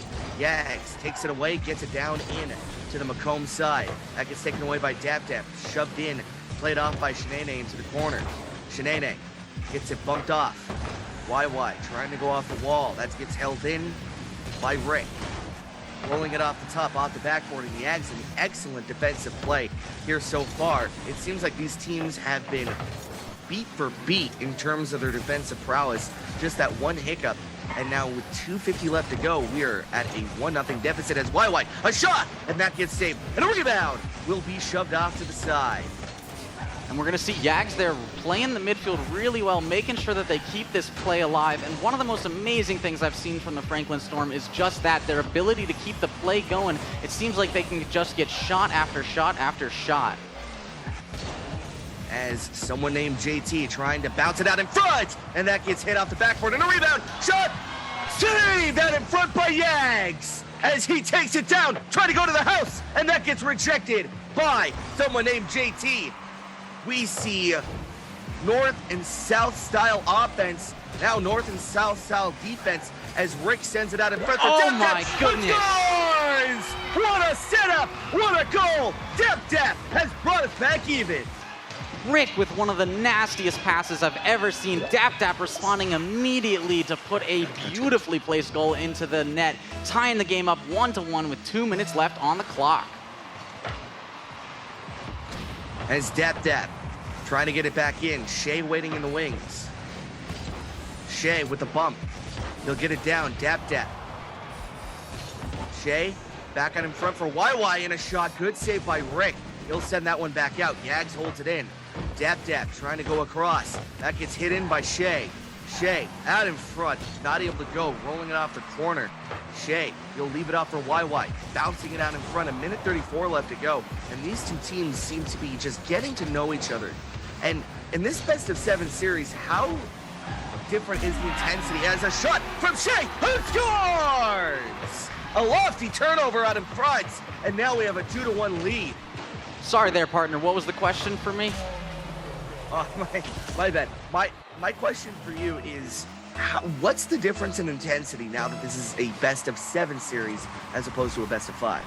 I definitely think that the teams are taking a little bit of a slower approach. As you mentioned, they're figuring out how each other are gonna approach this match. But as we saw in that pregame show, these teams have tons of history. They're already gonna be familiar with the play styles, know what to look out for. So I predict we're gonna see both teams going right at it out of the gates. As YY trying to hold it in. Someone named JT. He'll hold that one out. Shea turning it over. YY to Shea. Shea turning it over to Dap, going off the backboard, but a good defensive play by YY to send that one down to the corner, held up by Rick. Shea giving it out in front to Yags, who'll clear it all the way down. And we haven't seen that many plays from the center as opposed to the Franklin Storm in their earlier rounds. What do you think that is? I think that the pressure from the Macomb Heroes is just a little bit more intense than what they faced from any other teams. We saw how good the Macomb Heroes were on their rotates yesterday and how excellent a job they did at keeping control over that ball. We mentioned that the Franklin Storm was doing just as good a job, so I just think that setup is a little bit more difficult for both teams now. As we've got 10 seconds remaining here in game 1, Macomb Heroes desperately trying to get another goal on the board to tie it up. We're gonna see Yags go up in the air. Will that ball get killed, or will we be going to another one? Yags gonna bounce it off the wall, and the Storm are gonna take a victory in game number 1. It seems like that game was more of a feeling out process. And I have to give my early MVP to Shea. He really kept himself, calm, cool, and collected. He kept his team, moving on the rotation. When it comes to this best of 7, game 1, in my experience, game 1 is always that feeling out process. It's always, just what are you going to do? How am I going to counter? And moving on to game 2, what adjustments do you think the Heroes are going to be making? I think the Heroes are just going to want to play a little slower. We probably saw them coming off that confidence from yesterday, winning a couple of games in a row, go really aggressive there at the start. I think that they're going to need to do here is wait for the Storm to make an aggressive play, go in there and try and punish when they triple commit. I think that's going to be their best chance at getting, and as soon as they get that first game on the board, I think the Storm are going to start to get a little nervous. Keep in mind, they have not lost a game in, months? So we should see a little bit of edgy going on with them as soon as the Macomb Heroes can put a few goals on board, but we'll have to see if they can even get that done in the first place. As Dap gets things started, 5 seconds into the game, they'll send this one back in. Shea trying to get it out. Someone named JT bounces out in front, and that gets hit off the post, and a rebound out in front, a shot, saved by Dap.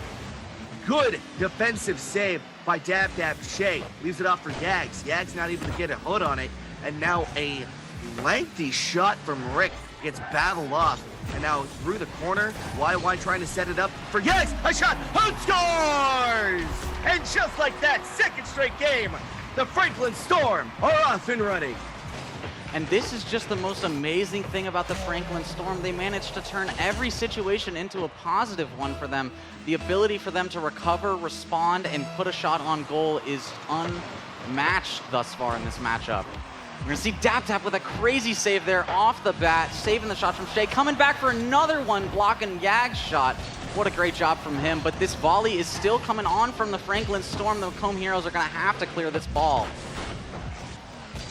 As Shea holds it in, trying to go across, Rick out for Dap.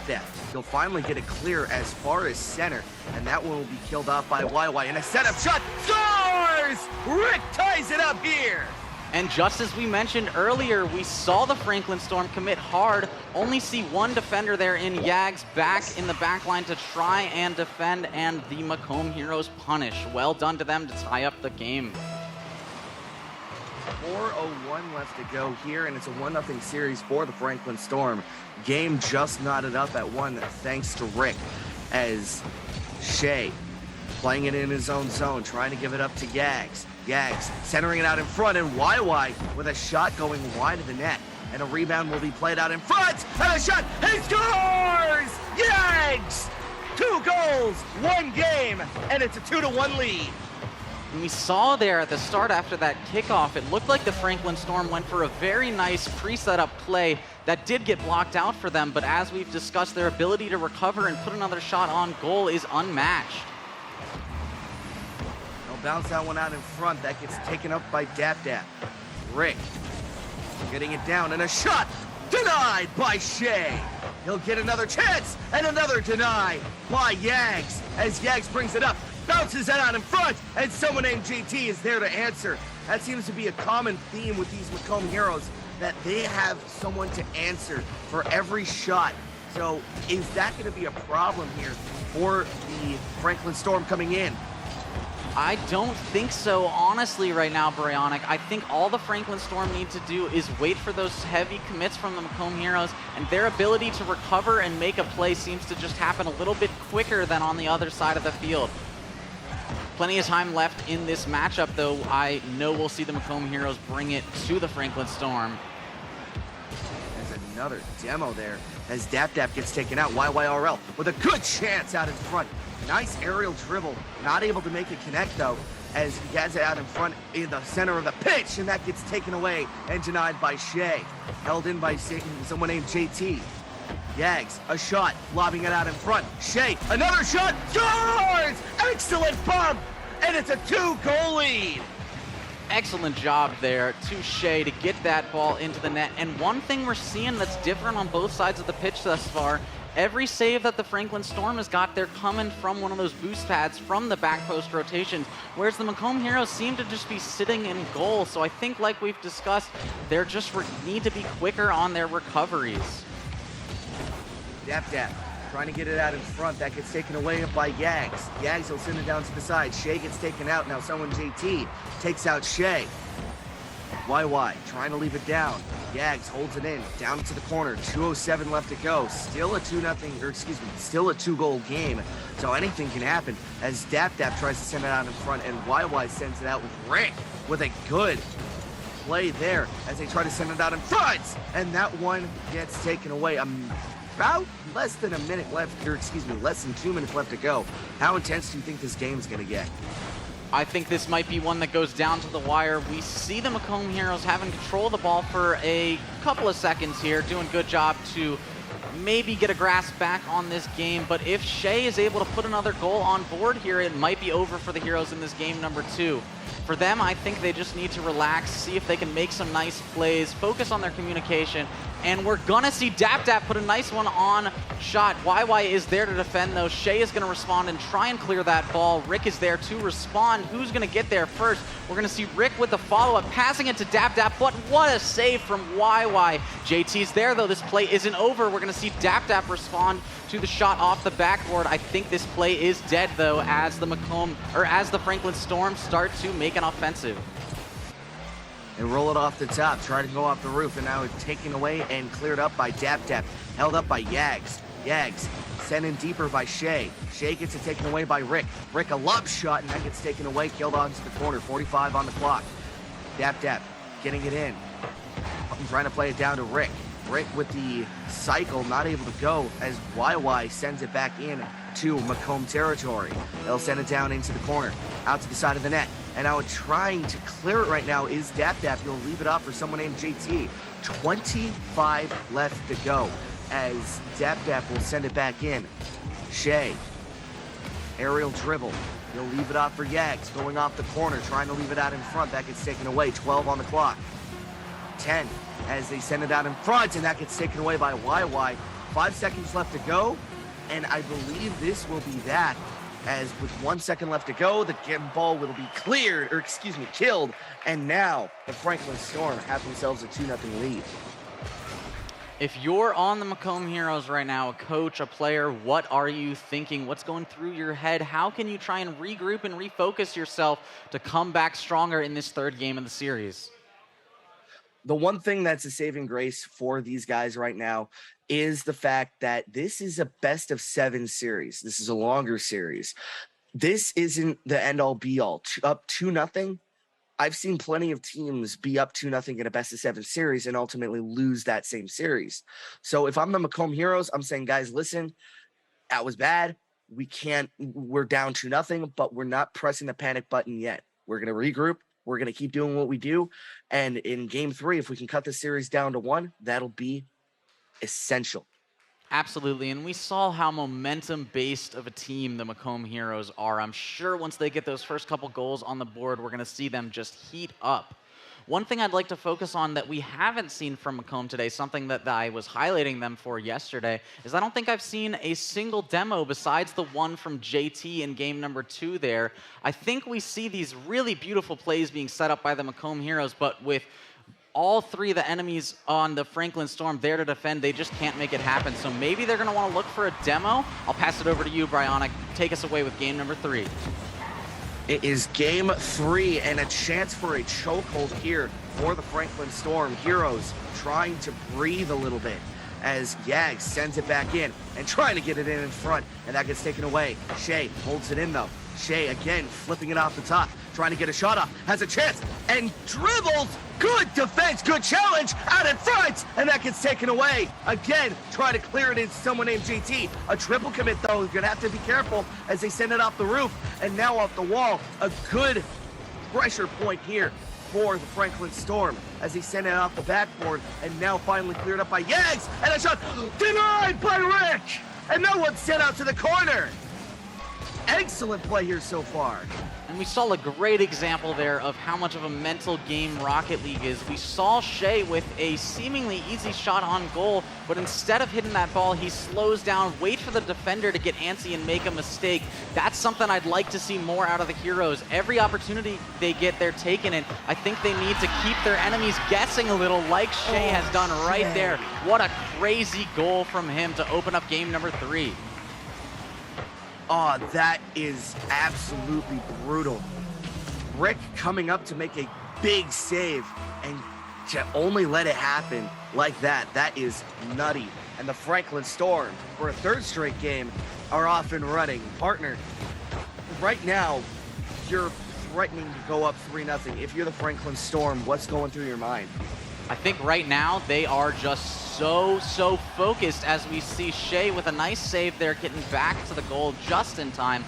To answer your question, I don't think there's much going through their mind other than let's get some goals. Speaking of that, JT responding, getting the first goal on the board in game number 3 for the Heroes. As an excellent play by JT, and now we are tied up here at 1 apiece. 3:29 left to go, and Yags will open up this kickoff, trying to go back into the other zone. Dap holding it back for Shea. Shea trying to guide it out in front. Shea again, a shot will be sent down into the corner. Dap taken away by Yags. Yags out in front, and a chance, and a shot! That gets taken away. And now someone named JT with a lob shot back in, and that will be steered aside by Yags into the corner as someone named JT gets it bounced off. And now Shea off the bound forward pass. That one gets taken away, and now another bank redirect. That gets taken away again by Dap, forced back in to the Franklin Storm zone. Yags here gonna hit the shot. Shea there with a bad 50. Ball is gonna be killed. We're gonna see Shea with the flip. Yags is gonna get the assist. Excellent job there to the Storm to get that beautiful goal. Look at the way they just get that ball past the defenders, using JT as a teammate there, accepting the pass willingly. Was Yags there, or was YY, excuse me. Excellent job there to the Franklin Storm to respond quickly to that first goal on the board from the Heroes. As Yags again, a shot that gets taken away by Dap. Good save there to avoid disaster, and now Dap, a shot, he scores with the save all the way back down. Complete court goal, and we are knotted up. And look at that, what did we say? No need for those super complicated plays. Just keep the enemies guessing, go for what you think is the easy shot, and sometimes it's gonna work out for you. Game is 2-2, half the time is gone off the clock. As Yags trying to hold it in, presses the goal mouth. They'll leave it out across, and that gets taken away, bounces off the corner, and now held in, cleared out by Rick as far as center, but Shea has something to say about that. They'll leave it off into the opposite corner. YY holds it in, trying to find a friendly face, but not able to. Back the other way, Yags takes it away, challenged by Dap Dap. Dap going off the roof, sets it up for someone, but YY takes advantage and clears. Excellent demo by YY over someone named JT. They'll try to hold it in. Shea going off the wall. 1:45 remaining here, and overtime looming if no one can score. And I think we definitely see the Macomb Heroes a little bit more in their element now. I'm seeing a lot less of those triple commits on defense. Those offensive plays, I still think they're going to need to try something a little different, try and keep the enemy guessing, get some demos, but definitely a stronger Macomb Heroes on defense thus far in this match. As Dap Dap tries to send it in, YY, he'll leave it off. Yags going off the corner. Out in front, that gets killed out in front into the corner. And now YY trying to battle out in front. That gets taken away by someone named JT. Shea, he'll hold it in. Yags with a semi-shot, trying to bank pass, I'm guessing, as he goes off the wall there, as someone named JT forces it back in. Good demo. Out in front, has a chance off the backboard. He scores! Rick! And it's a 1-goal game with 55 left. Was that an own goal there, Bionic? I could not tell. It looked to me like YY got up there and kind of forced... I think Dap Dap would have got it either way, though. Good effort there from YY to try and stop it, but not much you can do there against Dap Dap and JT. Excellent play from them. 52 left. Dap Dap trying to play it. They'll go off the goal mouth, out in front, and he scores! Dap Dap! And it's a 4-2 game! And look at that, just as the Macomb Heroes start to come alive, we see a misplay from the Franklin Storm. Wonder if they're just getting a little flustered right now. Like we said, it's been a while since they've lost. They might not really know what to do right now. 45 left to go, and it's going to be interesting to see if this is the kind of kettle peg here for the Franklin Storm. As Rick, he'll leave it off. Shanae with a demo out in front, a shot that gets taken away. YYRL trying to turn around shot, but that gets taken away again. 30 seconds left, held into the Macomb Heroes zone, going off the backboard. Killing it out in front, and Shanae trying to give it out in front to Yags! And a good save by Rick! He'll leave it off into the corner, Dap Dap. Someone named JT not able to find it. Yags holding it in, off the wall, and a lengthy shot will go off the post, and a rebound, scores! Dap Dap, and that's a hat-trick goal! What an amazing play there from the Heroes. We saw Dap Dap with some crazy awareness there. We almost saw him commit on defense there. He gave Rick the chance to save it, responded immediately with the second save, and then turned it into an offensive and a goal. Macomb Heroes up 3, and game number 3 is about to go their way. Only a matter of time, 1 second left, just waiting for the ball to be killed, and now the Heroes eke back their way into this series, now down by just 1 game. So just as we were saying earlier about the Heroes, let's just switch that question over to the Franklin Storm. What do you do if you're the coach? What do you do if you're one of the players right now? How do you regroup, reset, and go into that next game like that loss never happened? I think you just answered your own question. Act like that loss never happened. You're going back. You still have a 2-1 series lead. You're playing probably the best Rocket League out of anybody else in this tournament. You need to just go back in, still have that swagger, that confidence, that grit. Just need to have a tough mentality of, hey, listen, we're going to lose games sometimes. And this is the first time in, a couple months that we've actually taken an L. So just take it on with stride and we'll get back to it. Absolutely. I think that's some great advice there for the Franklin Storm. So tell me some about, and I do believe we're going to get underway with game number 4 in just a second here. As I was saying, tell me some about who has been a standout player thus far in this match for you on each team. Dap Dap here for the Macomb Heroes, and Shea definitely for the Franklin Storm. It's been very interesting to see these guys play one another. It's almost like watching two of the same guys battling it out. And right now, I think it's just going to come down to who makes the first mistake. definitely, I think this is going to be very momentum-based. We're going to see YY here going for the 50 against DapDap. It's not really going to work out for either player there. We're going to see Shay with the response to the shot off the wall. Another 50 going the way of Yags. We're going to see Shay go for the shot, but JT is there to kill the play. DapDap with an immediate follow-up. YY with a crazy save, though. Excellent job by him. And an excellent save there as Yags trying to play it out in front into the corner. Now YY sending it all the way back in. Opposite side, YY holds it in, trying to roll it off the top in front of the backboard. Out in front to Shay, and that goes off the post. And another shot will be lofted off to the side. Good save by DapDap to keep this one at a 0-0 game. As that one goes off the backboard. Rebound, scores! Rick! Excellent play off the backboard, and now the Macomb Heroes are off and running. And correct me if I'm wrong, but I think we saw a triple commit there from the Franklin Storm, not able to get the goal, and we saw them rush back on defense, but they just could not get there in time. So Franklin Storm definitely seem a little bit flustered right now. As someone named JT, he'll leave it off. Shay with a chance, trying to battle it out in front. And a good shot, denied by someone named JT. What a good defensive play. As JT, with an excellent clutch save, keeps his team up by 1. We saw Shay there just toying with his food, dribbling the ball right around the first defender, but JT was having none of it. They'll leave it off into the corner, and a sharp angle shot, and that gets taken away by Rick. They'll leave it out.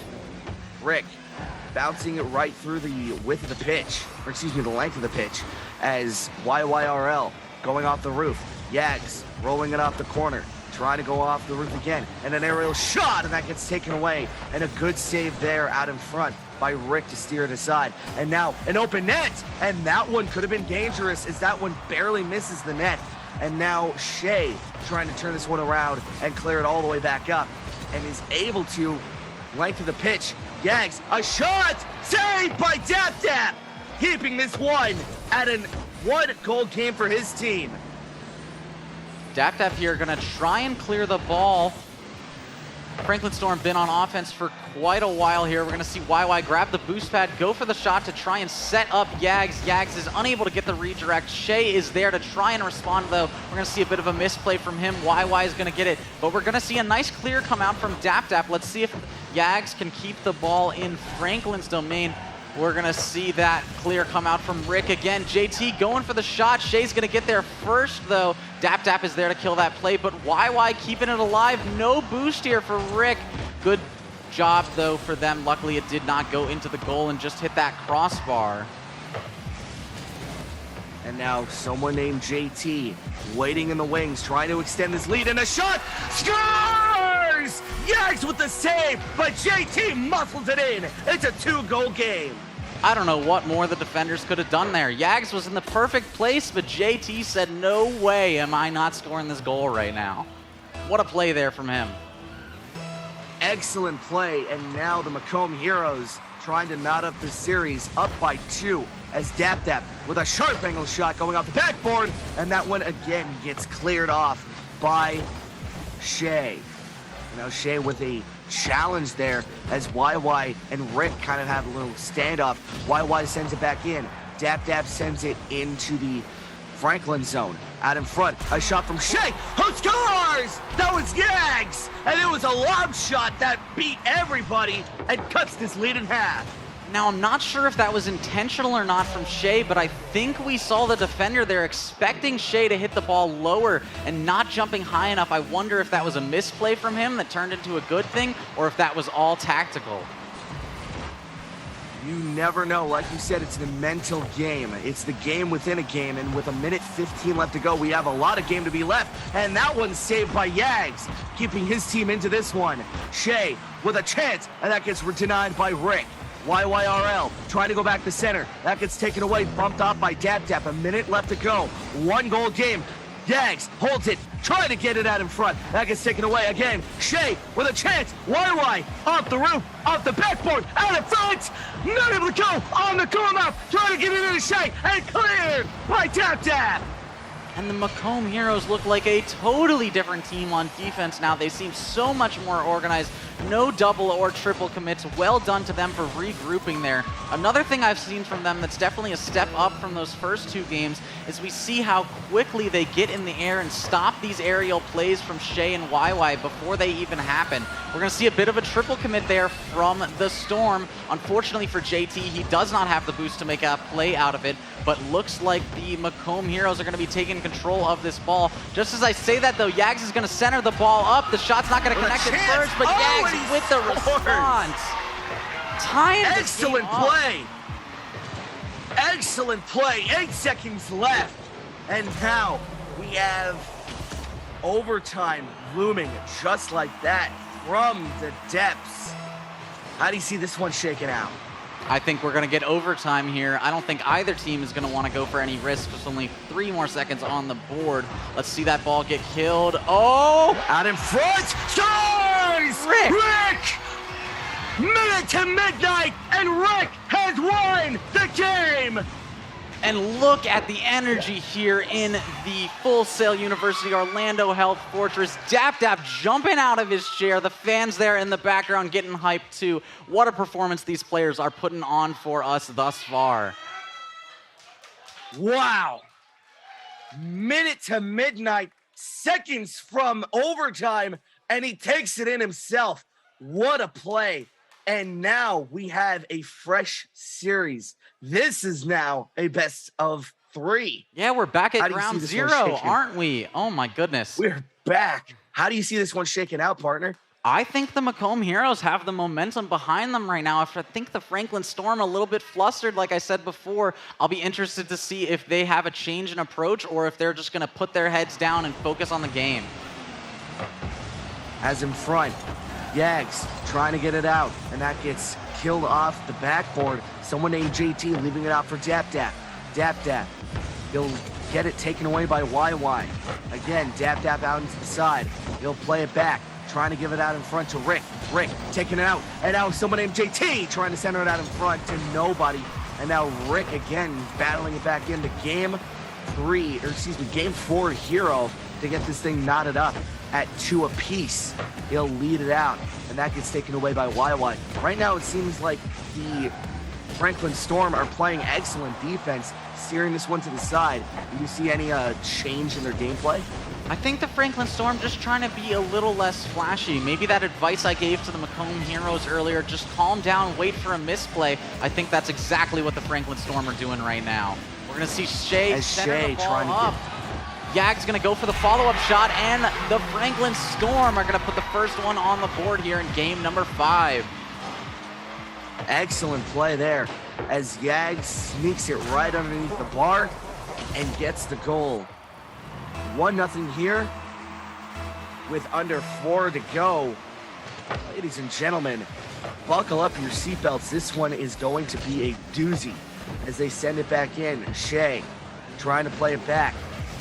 Mishandles it, and a chance, and a shot. Dap not able to make it. YYRL, length of the pitch, trying to give it up to Yags, someone named JT, has it off the roof. He'll leave it down. Dap, trying to get it out in front, taken away by Yags. Yags, out in front, a chance, and a shot. He scores! Yags! And it's a 2-0 game. And look at that, Yags using the defender to help him. JT with the assist there. I'm sure he will not be happy with that one. Great, really aware play from YY there. Rick able to hold it in. Going off the length of the pitch. Yags out in front. Someone named JT, Shenane. Off the wall, leaving it off for YY. YY gets it taken away by Rick. Rick out in front, taken away by Shay. Shay killing it out in front for Yags, who tries to get a good shot in, but taken away by Dap. Dap not able to corral the ball, though, as someone named GT has to help him out into the corner. And now Dap again, trying to clear it, taken away. And now into the corner, out in front for Yags. No friendly face to be found for the Franklin Storm. Kind of rare as they get it out in front, and that gets taken away. Right now, I don't see a triple commit here for the Franklin Storm. Do you think that's something that kind of overheard and made the adjustment to? Definitely. I think we see a bit more of a calm, methodical gameplay from them. Those 2 goals they put on the board were certainly nothing flashy thus far, so I think we've really seen them regroup and refocus themselves. We'll have to see how the heroes respond, though. Trying to set it out for Yags. He'll leave it out in front. Off the backboard, and YY not able to go. Someone named JT down into the corner, trying to roll it off the wall. That gets taken away by Shay. Shay out in front. That gets taken away. And that one will be hit off by Yags. Someone named JT. JT gets it taken away by YY. YY trying to get it out in front. That gets taken away again as YY, again trying to corral it, gets a little bit of help from Shay as someone named JT is able to get it down. And an open net, if he can hurry, he'll leave it out in front, and no one home. Right now, it seems like they are setting up, both sides are setting up beautiful passes, but no one home to kind of bat it. Absolutely. I think we just see those plays getting disrupted much more than they were in the earlier games of the series. I think both teams were giving each other a lot of space, trying to figure out how each other play like we discussed. Now that they've figured that out, they are there to stop every offensive. As Yags with a good save, aerial dribble, trying to get it out in front. That gets taken away by Dap. A minute 15 left to go. 2-0 game here for the Franklin Storm, who are threatening to get a chokehold series lead as Shay turns it over out in front, trying to give it back to Shags. Yags out to the side, off the wall, they'll leave it out. YY turning it in, out in front, no one home. Rick centering it out, trying to find Shay. Shay to YY. Shay. Dap here, take the shot. JT going up in the air. YY is there to respond, though. Rick coming up for the follow-up, and the Macomb Heroes here setting up a play as we speak. We're going to see Dap with the first shot off the wall. Can he get the reset off the roof? Unfortunately, he does not have enough boost. We're going to see JT, though, pass the ball over to YY. YY taking the opportunity. Rick, though, with an excellent save. Good job to him. We're going to see Shay, though, respond, and the Franklin Storm are not done with this play. Shay's going to take that ball off the wall. Dap with the clear, though. Will they be able to get control of the ball, or are the Franklin Storm going to keep going? And now Dap with a chance. That gets taken away by Shay. And now we have a 3-2 series lead for the Franklin Storm as soon as this ball gets killed down.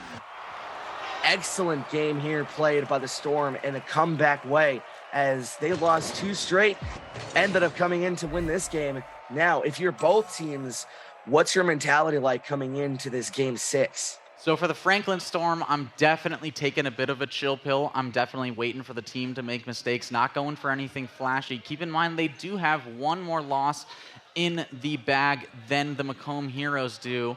And they are on match points, so they definitely want to just make sure they can do whatever they can to get that win, whether it's this game or the next one. If you're the Macomb Heroes, I think you need to throw everything out the window and just go play the best game of Rocket League you can play. That seems to be the formula. And for the Macomb Heroes, you've done it twice. There's no need to say that you can't do it again, but what do they need to do in order to push themselves to possibly get a game 7? I think the one thing that we've seen just a little bit better from the Storm than the Macomb Heroes is their ability to disrupt those plays before they're really even set up. I want to see the Macomb Heroes try and think 1-2 more steps ahead than their opponents, and I bet that will bring them back into this series here. As Dap tries to play it down, Shay turning it over to someone named JT, trying to go off the backboard. And now out in front, Yags spoils it. Someone named JT trying to go it off. And now Yags going the length of the pitch. Out for YY. YY setting it up, trying to find Yags. And now Shay with a backhand try. And that goes off the post. And a rebound will be taken away by Rick. Trying to clear it all the way up. And another shot, good save by Yags. Able to back up his team defensively, and now YY a little bit too steep of an angle for him to try to bat that one in, so instead he'll play the smart game and just kind of retreat a little bit as he leaves it off for Shay. That'll get bumped off by JT. We're going to see the Storm here rotating back on defense very quickly. Yag's going for the shot off the wall, hopefully going to be able to set up one of his teammates. Yag's going for another shot. Shay is there with the response. 2 defenders are there, though. That's a double commit. Will Yags and YY be able to respond? We're going to see YY with a well-placed shot on the top left corner. First goal on the board for the Storm. Excellent play there. How'd you see this one shake out, partner? I think that the Macomb Heroes might be a little flustered here. Franklin Storm definitely seem in their element right now. Let's see how this one plays out. 3 minutes and 45 seconds to go. 3:45, as you said. Someone named JT trying to get it out in front. Dap with a good place. He'll leave it out, and that gets taken away. And a shot! Good save by someone named JT. He'll leave it out. Yags out in front. A shot! It's yours! Yags! And it's a 2-goal game. What a great play there from Yags, making the commitment. He was their 3rd player there. He was their only line of defense, but he knew what was going to happen. He knew that goal was available for him, and he took it with force. 3:31 left to go, and it's a 2-goal game. 2-zip here for the Franklin Storm as Shay tries to hold it in. Dap out into the corner, and a tip-on out in front, off the post. And Dap able to corral the rebound momentarily as he gets it down deeper. Out in front, a shot, he scores! Dap cuts this lead in half. Dap there just able to get it past both defenders. We saw a bit of a double commit there, and then that's just an easy goal for him to respond. Macomb Heroes, though, still down 1. They're going to need to get another one on the board to sit a little bit more comfortable in this game number 6. Rick, he'll try to roll this one off the top. Taken away, and a good shot by Yags gets blocked aside by Dap. Out into the corner. Someone named JT trying to guide it out in front of the net. That gets taken away by Shay. And again, Dap with a good battle out in front as Rick with a chance and a shot just going above and beyond, but hitting the side of the net. Trying to guide it out in front, and YY with an excellent clear, levied off by Shay. And now Rick gets it taken away off the backboard, and no one home, but Shay with a chance and not able to corral it. And now YY going off the corner. 2:25 left to go, and we're seeing a little bit more feistiness from both teams. Most definitely, we see the Storm here playing a little aggressive. One thing I've seen from them that I really like thus far in this game is the demos. I believe we've seen 4, maybe 5 demos so far for the Storm, and even if they're not helping make the play, they're definitely help flustering the players on the Heroes there. So, Heroes, go get some demos. Yeah, and a shot, he scores! Yags! Again with a good shot! And it's a 2-goal game with under 2 left to go.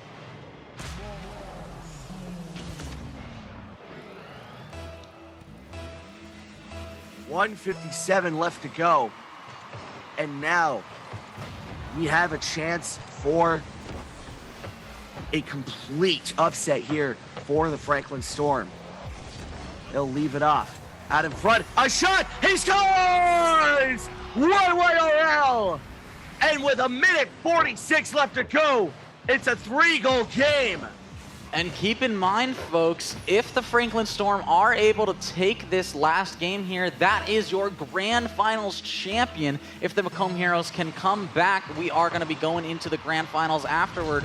But since the Franklin Storm have yet to lose, if they win this game here, they are your 2022 North American Finals Rocket League champions. YY. And another shot. Sure and YY with the hat trick. Excellent play. 5-1. And if you're the Storm right now, are you thinking about that trophy? Are you thinking about the fact you're almost the grand champion? Or are you just chilling, trying to play your best Rocket League game possible? You know, it's funny, a little anecdote as Shay brings it back in, and a shot, he scores! 6-1, minute 26. And like you said, can you start to celebrate? I think they're just close enough where they can just start to ease up a little and celebrate what we've seen the Macomb Heroes. They are the comeback kings. They are the winner of your lower bracket, so it's definitely not over until it's over. Franklin Storm, just a minute and 20 seconds left to hold on, but this is going to be a near impossible one for the Heroes. As Shea misses an open net chance, trying to get it out in front. A minute 12 left to go here. 6-1 is your score. 66 seconds is what separates these Franklin Storm from a grand champion dub, as 55 rolls off the top, and now Dap Dap with a shot, and he scores. Dap Dap makes this one a 6-2 game, so hold your roll, everybody. 4 goals seems like a lot, but we've seen throughout this weekend the Macomb Heroes have put up plenty of kickoff goals. Do not go anywhere, folks. This game is not over. 50 seconds, and it's gonna be ticking. YYRL taken away by Dap Dap. They'll leave it back. Shea not able to corral it. They'll get it out in front. 40 seconds. Shea off the side of the net, out in front to Rick. Not able to find a good enough center, and now a triple commit coming back the other way. Everybody's gonna have to scramble to come back on defense, as Yags with a chance and a shot. He scores! Yags with a hat trick. And you know what? That may just be the nail in the coffin.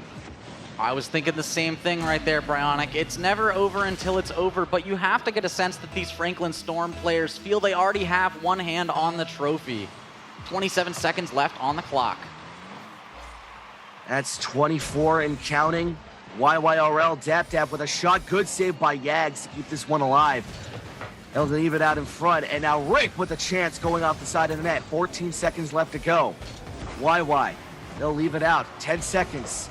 From Shea to Yags to YY. This incredible tournament to their staff and leaders. A 2022 Grand Championship to the Franklin Storm. Congratulations to the Franklin Storm and to the Macomb Heroes. Both teams putting in an excellent performance in our 2022 North American Grand Finals, Rocket League Finals. Excellent job there to the team. Well done all around. MVPs of the match for you, Bryonic. MVPs, everybody. Everybody that was on the Storm. Everybody that was on the Heroes. Everybody who played here today gave it their all. They put their hearts on their sleeve. They battled it out. Yags with 3 goals, 3 assists, and 3 saves. YY with 3 goals, 1 assist, and 1 save. Shea leading the way this entire series with a goal and a save. And on the other side, you have Dap Dap, Rick, and someone named JT. Both teams showing why they're the best here in XP League. And you have nothing to hold your head about. This has been an exquisite showcase, and you have definitely showed why you are the best. And look at that, taking a look at our broadcast feed from the Orlando Health Fortress, we see the players there on the Franklin Storm going straight over to the other side of the desk to congratulate the Macomb Heroes on a well-played match. The sportsmanship from all the teams here in XP League this weekend has been absolutely excellent. It has been a pleasure to be your caster today. Thank you so much to everyone at home for watching. Thank you, Bryonic, for all your help with the casting. And thank you to all of our XP League players and everyone at Full Sail for all you have done for us. Be sure to join us back later tonight for the awards ceremony. I have been Mikey. This has been Bryonic. Thank you. Have a good one.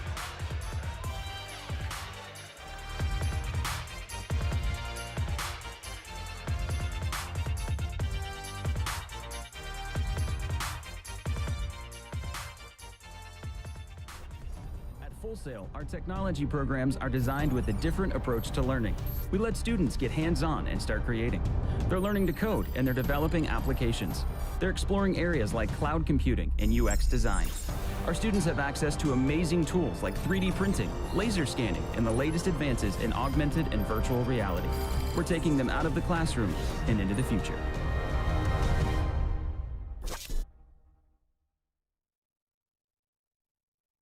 So you want to join the war against cancer? Well, good news, creators. Now you can fight back while you stream. Thanks to the Leukemia and Lymphoma Society, the world's largest nonprofit in the war against blood cancer.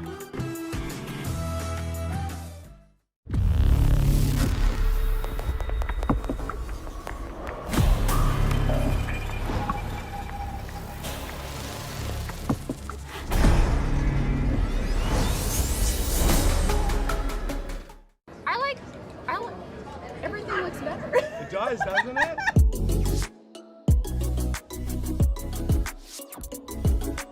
The reason this lens is so important and so special is because that it has been clinically proven to attack blue light at a very specific nanometer that our clinical trials have shown suppress melatonin. You can take all the massages, recovery, all this stuff, but the sleep is the basic foundation. So we are the first clinically proven lens to stop the suppression of melatonin so you can get a better night's rest. And sleep is the #1 medicine and has been since the beginning of time.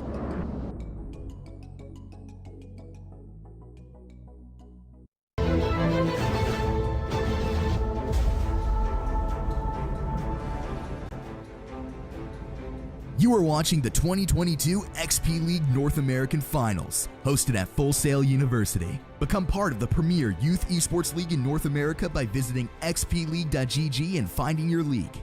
And we'll see you at the North American Finals.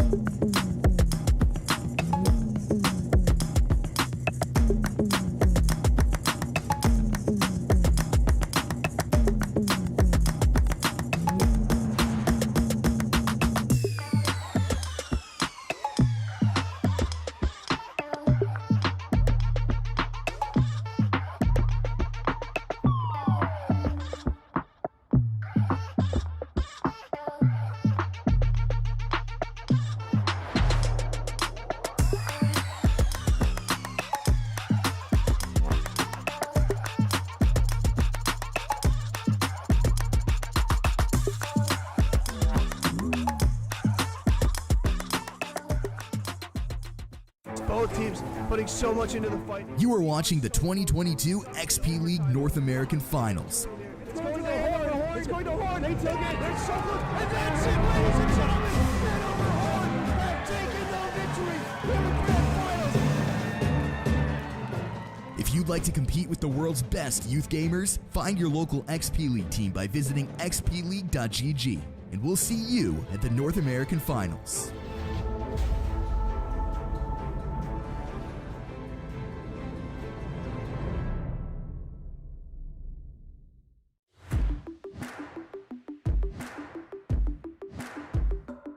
That was it. See, he was no play. Oh my God.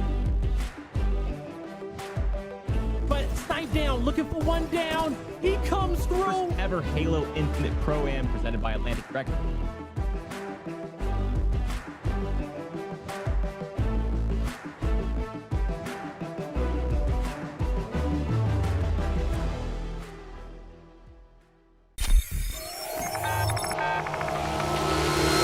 I have this cool jersey. I have this cool armrest.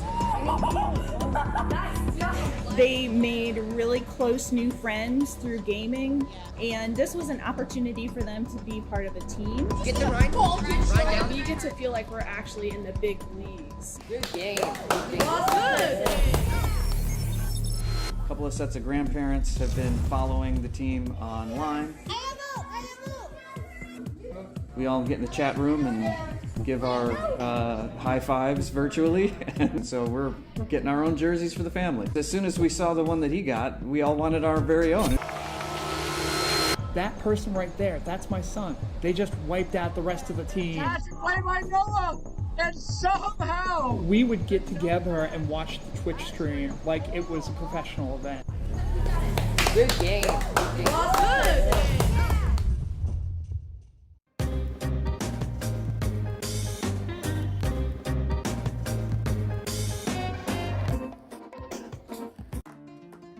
This is Amina. Today she will get hundreds of hearts, likes, and supportive emojis. Maybe even more, considering she has Hodgkin lymphoma. But patients like Amina living with blood cancer need more than hearts and clapping hands. They need our help. So please don't just give a heart. Give with your heart.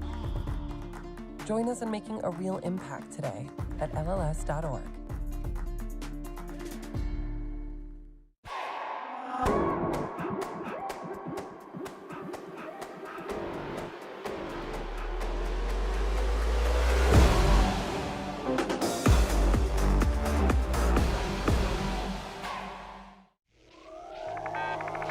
I've been playing video games competitively since 9th grade.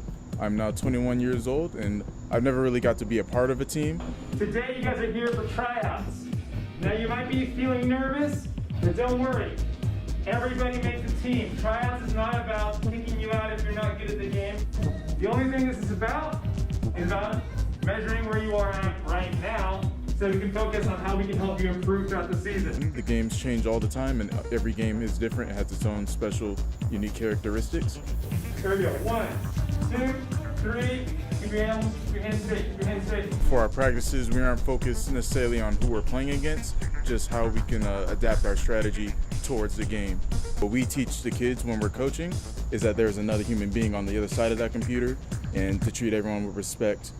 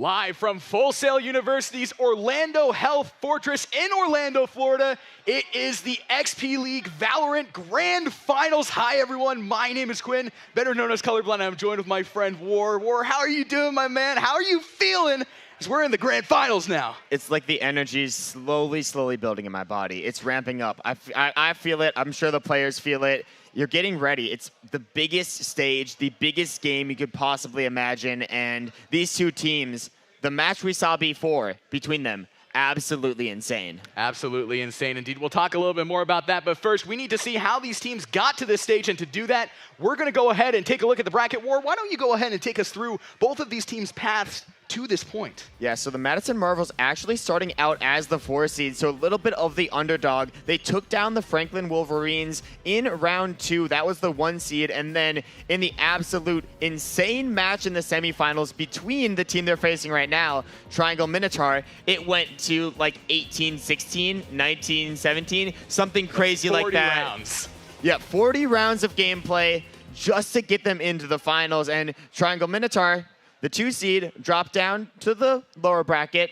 Absolute domination down there. Some close games, but they made it back here for the rematch. The 4 seed versus the 2 seed. It's going to be exciting. It's going to be exciting indeed. We have this match coming up in a matter of moments, everybody, so stay tuned. But we are live from the Fortress once again, and this venue is absolutely popping. We're just about ready to get into some action. War, I want to ask you off the bat, again, we saw these teams go absolutely blow for blow in about 40 rounds of overtime action yesterday. What are you expecting to see, maybe potentially changing on both sides of them as they go for that rematch? I mean, I've said this to you in the green room. I'm expecting overtimes. Lots of overtimes. We've already seen so many. We've been blessed with so many. And I wouldn't be surprised if these players are going to send us to more at this point. Well, they have a lot of opportunities to do that. We're going to very quickly, briefly take you through the scenarios here. This is a best of 3. Up until this point, it has been best of 1 scenarios throughout. This is a best of 3 between these two teams. However, the Madison Marvels at the top of this show, we started by saying that they have the double elimination format. That means that if the Madison Marvels fall in this best of 3, the bracket gets thrown out the window. It resets. The Madison Marvels and Triangle Minotaur would go at it again for another best of 3. So there is potential for a lot of games here. And again, as you said it best, partner, lots of overtime action potentially between these two teams that went 40 rounds last time. Lots of overtime action, and I could see it going back and forth. Both these teams, so talented in what they do. It feels like they almost mimic each other in their action. We'll get to see the agent selects in very soon once the match actually starts up, but it feels like they're perfect mirrors for each other. One team blows one way, another team blows another way, and they just collide, and it is just absolute chaos because both these teams trade off each other so well, and that's such a key to Valorant, is trading off your teammates and ensuring that every death does not go for nothing. That you're able to get value off of every death, and both these teams do it so well, and that's why they're so evenly matched. They make everything count down the stretch. I think the most interesting thing about both of these teams as well is the way that they have formatted their teams. You know, in the case of the Triangle Minotaur, for example, they have a Google Doc that their coach Hervmaster has created for them, which basically outlines map by map what composition they are going to go with. They have those cemented. So, for example, Ronan, who's been on the Omen absolutely dominating, he knows exactly what map going into it, what agent he will be playing. And that's just a good example of that. But again, it's just the formulaic, the craftiness, the overall just incredible coaching and everything that has led them up until this moment right here live from the Orlando Health Fortress in the XP League Grand Finals for the North American Finals in Valorant. That's a lot of words coming out of my mouth, partner, but this is going to be incredible. Compositionally, what are you looking out for most?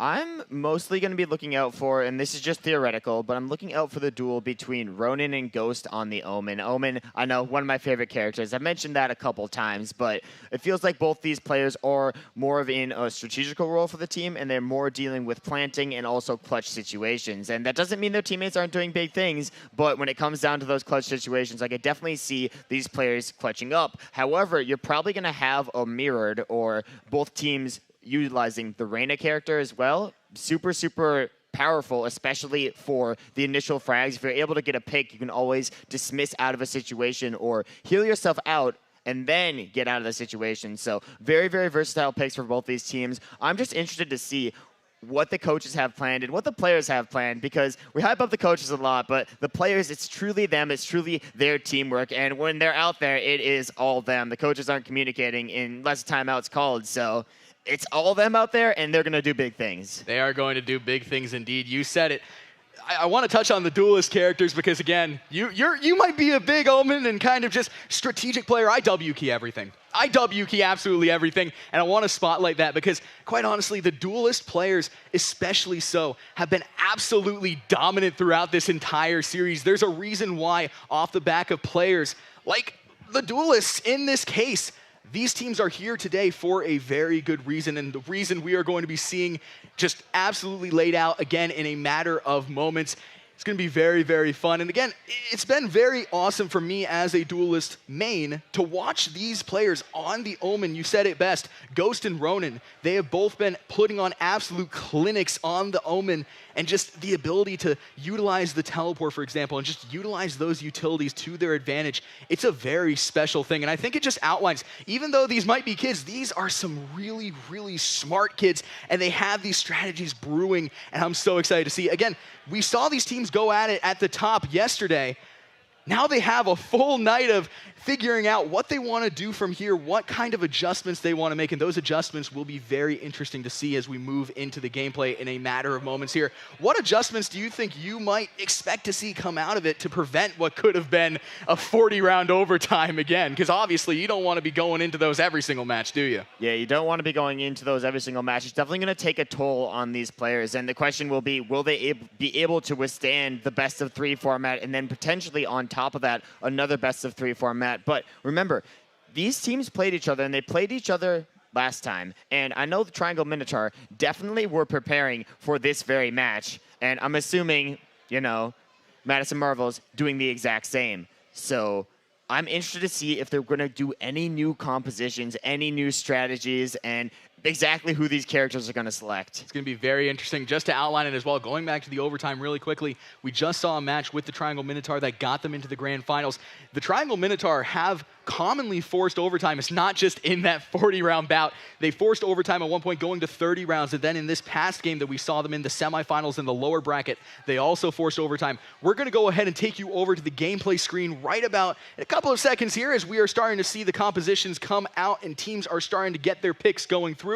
As we can see, we are starting off on Ascent here, and a couple of the things that we talked about at the top of this, we have Ronin and Ghost occupying the Omen slots. We have those Reynas coming out for Sizol and Retro as well. We got Hank on that Breach coming through, and you're starting to see how these teams are deciding to pick things out.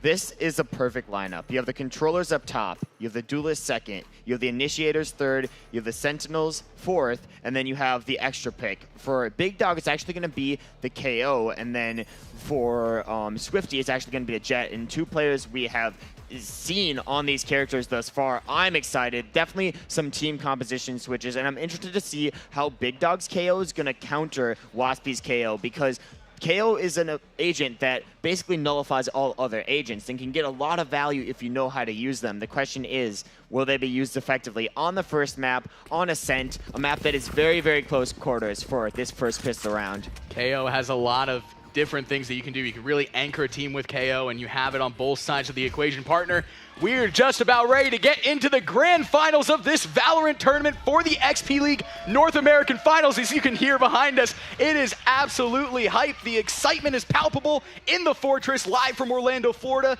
And we've got a bout of games coming up here, but first we've got to get through that early buy phase, and we've got to get through that pistol round, and pistol round will be absolutely huge to decide who's going to take that early momentum.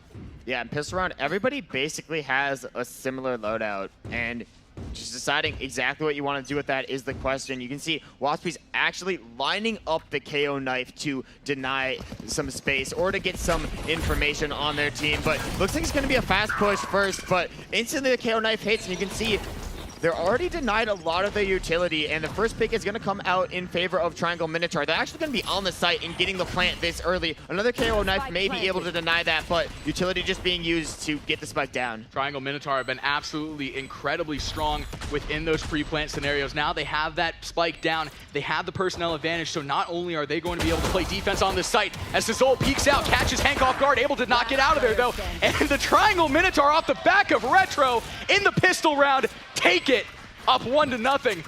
I wasn't even able to finish my points before that chain of kills came in. Hey, I had a chance to talk to Retro before this game happened, and he is confident. He may be down 1 in the best of 3, potentially multiple best of 3 series, but they are definitely not out. They are confident, and they're showing it with their strategies. Just a quick push onto A, and it was so concise, but I wouldn't expect that every time from them. They are known for switching up their strategies, and they're known for all of their different playbooks. They're known for their rotations. They have a lot that they can really pull from. But so far, they are up 1-0 over the Madison Marvels. It is still very early on in this competition, but you can assume after that pistol round, you have that extra utility over the Madison Marvels. You can assume that you are in a very favorable spot now if you are the Triangle Minotaur, who are trying to push right onto that B site, and they will instill their will very early on here, just trying to peek out, figure out who is who, where is who, as Swifty able to take down Big Dog, but Ronan takes down Phantom, and now the healer is out of the equation for the Madison Marvels, pushing slowly onto that site, trying to get that bomb down. It's a 4v4 situation, but once again, you have that extra utility if you are the Triangle Minotaur to work with. Spike goes down off the back of Roman, and now it is a 4v4 on this site. We're starting to see those smokes go down, trying to segment things off, but slowly pushing through that smoke, trying to figure out where these Triangle Minotaur players are, the attackers. Now on defense, and defense now playing attack as Hank able to take down Cizol, and Retro popping off right back again, takes out Ghost. Swifty and Westby's able to even things up a little bit, but now it's going to come down to the back of Swifty. Swifty trying to push onto that site, and Ronan with a triple kill cements that second round for the Triangle Minotaur. That was incredible, but I think what was more incredible is that was a save round for the Madison Marvels, right? They only had pistols in inventory, no real armor. They were still able to take out 3 members of Triangle Minotaur on the back of Shifty making all those crazy plays with the alt fire, with the pistol, and it really shows that even if you're down, you're never out. That is a great way to put it, partner. These teams have proven in even the most dire of straits that they have what it takes to make it to this moment right here, and they have made it for a very good reason. Once again, the Triangle Minotaur now up 2-0, but now you start to see those early utilities come out. Big Dog able to get the first pick off on that site, clearing things out a little bit early on as Roman able to get down Westby's now. And it's a 5v3 on this site. They have that high ground advantage, but the Triangle Minotaur are going to be able to get that plant off, and now it's going to come down to whether the Madison Marvels are going to be able to take the retakes. Cizol making things a little bit more manageable for taking down Lobos, and now it's a 4v5 or 4v3 on this site. 4v3 on this site, but Cizol says let's make it a 3v3 at this point in time. Takes down one, the dismiss comes through, but no, Hank with the shutdown. Retro with the follow-up, but Phantom finds one on the Ronin, but Hank is there. Hank playing from home, but it doesn't even matter. Gets the 2-piece and takes that round for the Triangle Minotaur. Such an incredible story. Hank is just, you know, so courageous, fighting leukemia from home, but still playing at the biggest of biggest stages for XP League, the finals, making it here along with the rest of the Triangle Minotaur, really putting up an incredible performance there. And we saw it as they went to the grand finals. Hank was actually the one able to get the defuse and send them here. So they're here for a lot of reason off of the back of Hank. But now the Triangle Minotaur up by 3, and we get into that 4th round, and you've coined it the round that really matters the most. This is the round that really matters the most. All teams effectively have the utility that they want, but actually because the Madison Marvels opted to take a save round in this round because they lost the previous 3 rounds, I don't think this will truly be the round that matters the most. I think that really any round could matter the most because they're playing it smart. They're actually using their utility in the right place. It's Phantom with an amazing wall to cut them off, but unfortunately, Big Dog with the denial there. No, Big Dog goes down to Cizol, and now it's a straight up 4v4, but we did see the Omen ult come out, which could mean that there's a player anywhere that you don't expect. That ult is absolutely deadly. Again, you can just teleport to wherever you physically want to be on that map. Now bomb down for the Triangle Minotaur, trying to hold strong as Lobos, who runs out of ammo, but Ronin, the teamwork makes the dream work, able to take Sizzle down, and Lobos comes through, able to take Ghost down. It's a 4v2 on this site, a mosh pit coming through. Both players trying to peek around this corner. Westby's going down, and it's going to come down to Swifty on the shorty. At this point, it is a very dire situation for him. But once again, you are coming off of a round where you did elect to save, so it's not like the economy is going to be crippled from this point going forward. They know exactly where he is, though. Retro just trying to make sure he doesn't make a run for that bomb, going to go ahead and get away from it. And Swifty going to go down to the spike. It does not particularly matter, though, as the Triangle Minotaur now up 4-0. That's slight, but it's smart. It's smartest for them to go down to the spike because they actually get a slightly more economy from that. I believe they gain another like maybe 100, 200 credits from that, but it's those small things. They know everything about this game, quite literally. I've been learning from these players just even watching them. Yeah, no, it feels like you're going to go home, play with your friends, and it's going to be like, hey, so I got this strategy here on this map. I watched this at the XP League. This is what we need to do, and it's going to work every single way because these players have such great strategies. Once again, you said it best, partner. So we now enter round 5. Triangle Minotaur up 4-0, and the Madison Marvels now, they have that utility to work with. Got those buys going off now, and they have those extra credits that you mentioned at the top. Now we're going to see the push coming through, this time on that B site. Getting the blind come through as Ghost is just going to have to send some bullets into the fray. Not going to be able to pick anybody up as Retro catches him out around the corner, and now it's going to be a backside battle for the ages. Sizzle taken down by Retro, and Retro now with 2, 3. The bomb will go down on that site. Rotation is going to have to come through for the Madison Marvels. Big Dog with another pick. Now it's going to all be on the back of Phantom, but no, a flawless round for Triangle Minotaur. They have lost the Madison Marvels before, but they did their homework. They're showing up absolutely massive in these maps, and that just proves that it doesn't matter what happened yesterday. It's today, it's the grand finals, and these players are going to show up. Absolutely. It does not matter until you get to that final point. Everything that led up to this moment, you can just throw it out. These teams are absolutely dominant, but it's going to be a matter of what happens here today. Yesterday is history, and today is the present. That's why they call it the present. So now the Triangle Minotaur going into round 6, up 5-0 over the Madison Marvels, and the Madison Marvels are going to be looking to try and make a defensive hold here. A strong defensive hold is what you're going to need if you are them to shift that momentum a little bit. The thing I love about this, Triangle Minotaur have demonstrated a different strategy every time. They can execute on the A site, they can execute on the B site, and it's just left the Madison Marvels confused. There's no site that they're truthfully leaning towards. However, the Omen Smoke's going to come through from Ghost. That's going to act to deny them a little bit of space, but Madison Marvels aren't even really holding down the site that well, so they're just going to be able to get on and potentially get a plant off. Retro goes down to Waspies, but I wanted to comment on just the aggression there to push through that smoke. There's a player that I like to often refer to as Stewie2K, coming from the Counter-Strike scene, would always push through smokes. Retro very much doing an impression of him, and the aggression there from Retro might not have paid off there, but it is paid off in many respects here as Ghost catches Big Dog off guard. And now the Madison Marvels, even though the spike is down, they have the personnel advantage off of Swifty as well. Taking down Hank is a 4v2 on this site, just tracking him down. Ghost able to take down Robin. It's going to come down to Lobos, last man standing. Sizzle will be able to take him down. Defuse will come through, and the Madison Marvels, a key defensive round going their way. And can you say that the momentum might have shifted? I think the momentum has definitely shifted. That was a save round for the Madison Marvels. They were coming in there with stingers, with classics, with shorties, ghosts. It didn't matter. Ghost showed up, Skazol showed up, their entire team showed up, find the picks when they needed it most. And now, in my opinion, we're back on an even playing field. We have alt favor in favor of the Madison Marvels. We have an economy about equal as of right now, but we do see the tour de force out for Lobos, the op, the sniper, and could have a lot of value off that. That works. All spikes here. Strong ultimates coming out here that you can really put to great use as Lobos deciding to put some to use himself. Taking that peek towards mid, just trying to get a little bit of information. It is all about the information early on in these matches. You can really play a slow push. The slow push is most important, but the smokes from Ghost thus far have been absolutely incredible, and so does the denial from Waspies there. The KO ult is going to make the A site basically impossible to push, so Retro and the rest of Triangle Minotaur have to look to rethink. And now you see those rotations potentially coming out here. This is what the Triangle Minotaur are great at on attack. rotations do not matter. They can take a site and then go to take the other side if they really wanted to, as Ronan gets that first elim off on Sizzle, and now they have that personnel advantage heading through that middle point, just trying to get a little bit of information. As Phantom takes down Ronan, makes it even now 4v4.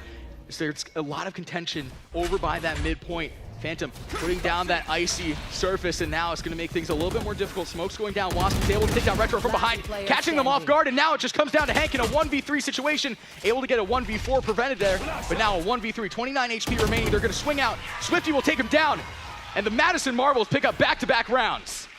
And we're starting to see the snowball effect. It's starting. The snowball is building. You could see it at the start. For Triangle Minotaur, they got 5 in a row, forced a few, save rounds for Madison Marvels, as you should in those situations, but now the momentum, the tide, it's changing. Madison Marvels are gaining that momentum, and these teams have been so back and forth all the time because that's what they're so good at. I think Triangle Minotaur came in here with a lot of strategies that take them off guard. They catch them by surprise, but now Madison Marvels back to their gameplay, and it's just going to be the denial of the sites. That Sage Wall going to be absolutely huge. I absolutely love that Sage Wall from Phantom, really just putting it to good use, preventing what could be a snowball effect, as that site is basically barred off for the first couple of seconds of the round. Not much you can do other than just give your entire location away, which is not something the Triangle Minotaur are going to look to do here. Now Ghost hanging back in this site. The Triangle Minotaur trying to figure out exactly what kind of effect they want to have, what push they want to make. So you really, with 1 minute left on the clock, you do not have to make a push just yet. You can really allow the Madison Marvels to trip up, get a little bit aggressive on the defensive side, and make the first mistake. That way you can capitalize and bring it home. This positioning, these placements have been absolutely insane. You can see the Omen utilizing their ult to get onto the point, and actually going to be a bit of value, but no, actually going to be sent back at the last seconds. Zol actually able to find 2, so now that's going to be an advantage for the Madison Marvels right now. Triangle Minotaur have made it onto the site, but the question is the spike going to be there to go down? And no, it's actually going to be down, but now it's going to be a 2v1. It's going to be on the back of Retro. Can they clutch up? Where is he at this situation? They don't have the information on him, but now they do as he slowly peeks out. He didn't have the information on them. Swifty calls that round just about done. Ghost with the defuse as well, allowing Swifty to get some defuse points as well up on the board. And now we are 5-3 entering round 9, and it feels so close. Both teams really getting their offensive prowess going, getting rounds up on the board. As the Triangle Minotaur rattled off the first 5, now the Madison Marvels rattling off 3 of their own. They're looking to keep that momentum moving. And that's sort of expected on a map like Ascent. You can sort of see the defensive, I would say, advantage. Unless the attackers can get that early momentum, the defenders start to have that advantage. It's such a small map. The rotations are more favored on the defensive side than the offensive side. So it's really on the Triangle Minotaur to stop this before they're forced into a save round themselves. Save round for them could be what would decide this round, but nonetheless, the Madison Marvels really starting to bring things back together. Again, you mentioned it best, partner. The defense, you have the ability to very quickly rotate through your own spawn if you really want to, whereas the Madison Marvels, or excuse me, the Triangle Minotaur on the attacker side of things have it a little bit more tough. You have to play through that mid. You have to get through your own spawn, and your spawn's a little bit bigger than the Madison Marvels. Madison Marvel spawn connecting with everybody else. Yeah, and the Rolling Thunder out there from Breach just able to completely deny that site. It's basically like a guaranteed plant, but that's only half the work. You still have to win this 5v5, but you have the timer in your favor now. You have that spike down. You have a lot of room to work with. Retro and Ronan making things a little bit more easy for them as Ghost takes down Hank, but Lobos absolutely popping off Phantom from the high ground now.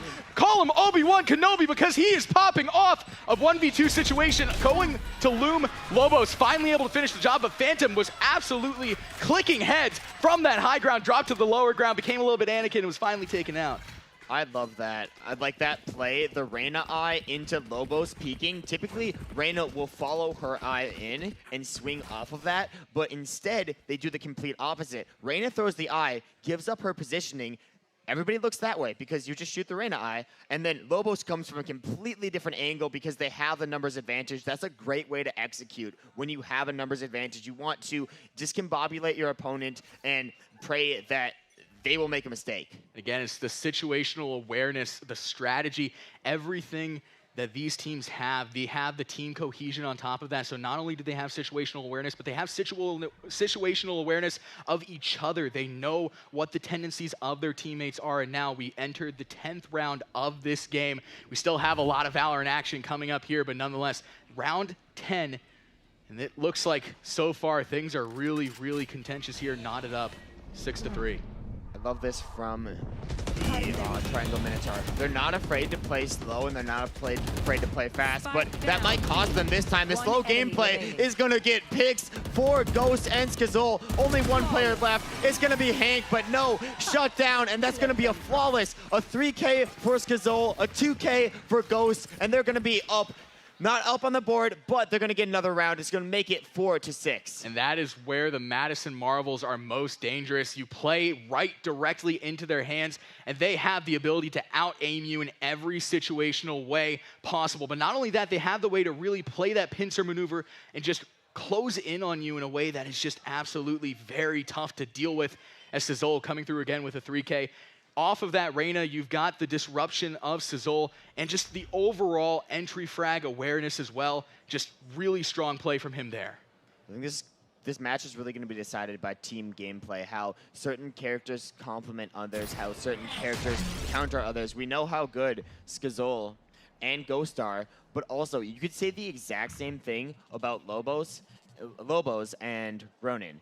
They have the exact same type of chemistry because they're such good teammates. Any player could complement the others. And for the Triangle Minotaur, it just looks to be another slow push, just trying to wait out a bit of the utility. And maybe they're not going to notice, but there seems to be a flank on the backside. And yes, it's Swifty picks up Ronin from behind, and that's an amazing strategy. They do get the trade out, but now if you're the Triangle Minotaur, you have to be worried because your back is left defenseless.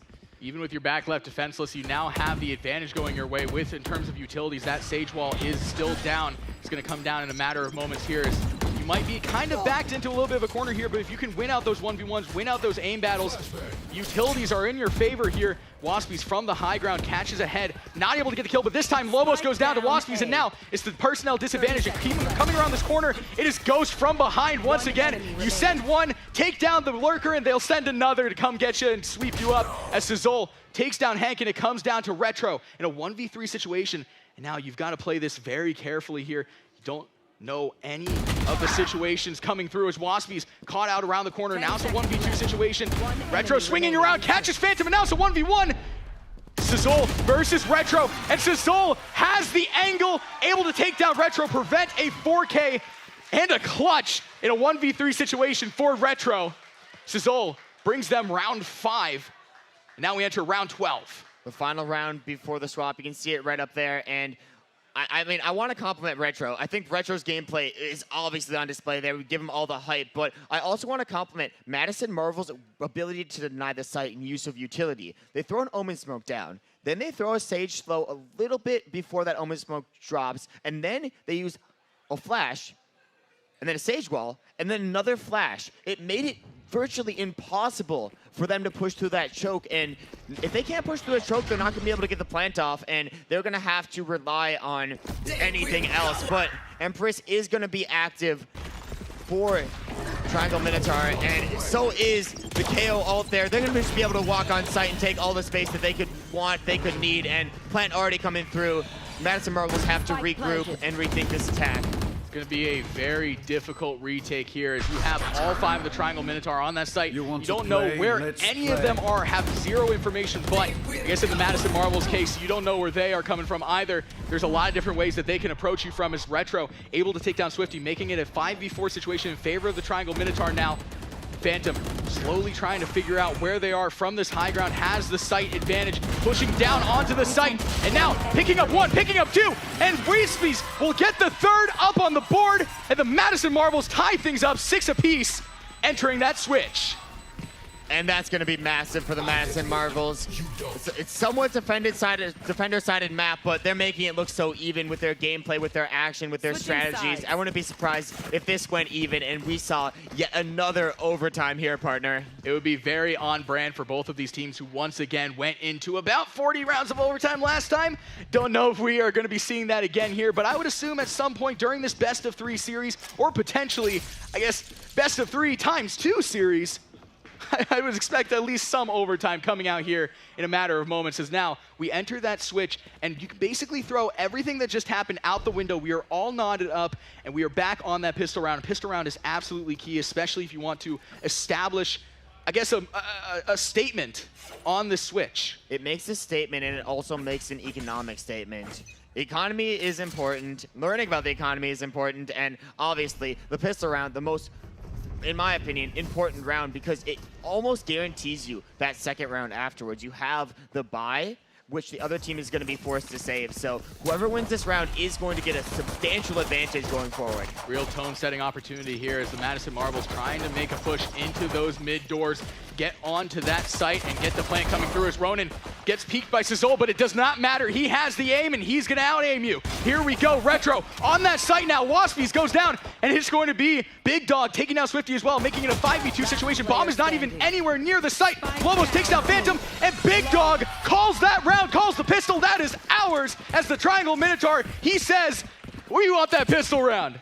And the decision for Madison Marvels to push up mid, it feels like Triangle Minotaur. That's usually a very unpredictable decision, but Triangle Minotaur did so good at just isolating there. They pushed as a group, which is what you should do in a pistol round, but Madison Marvels did an amazing job. Triangle Minotaur did an amazing job. They swung at the exact same time. They were able to isolate a group that is so unified and make it so they get the advantage in the coming rounds.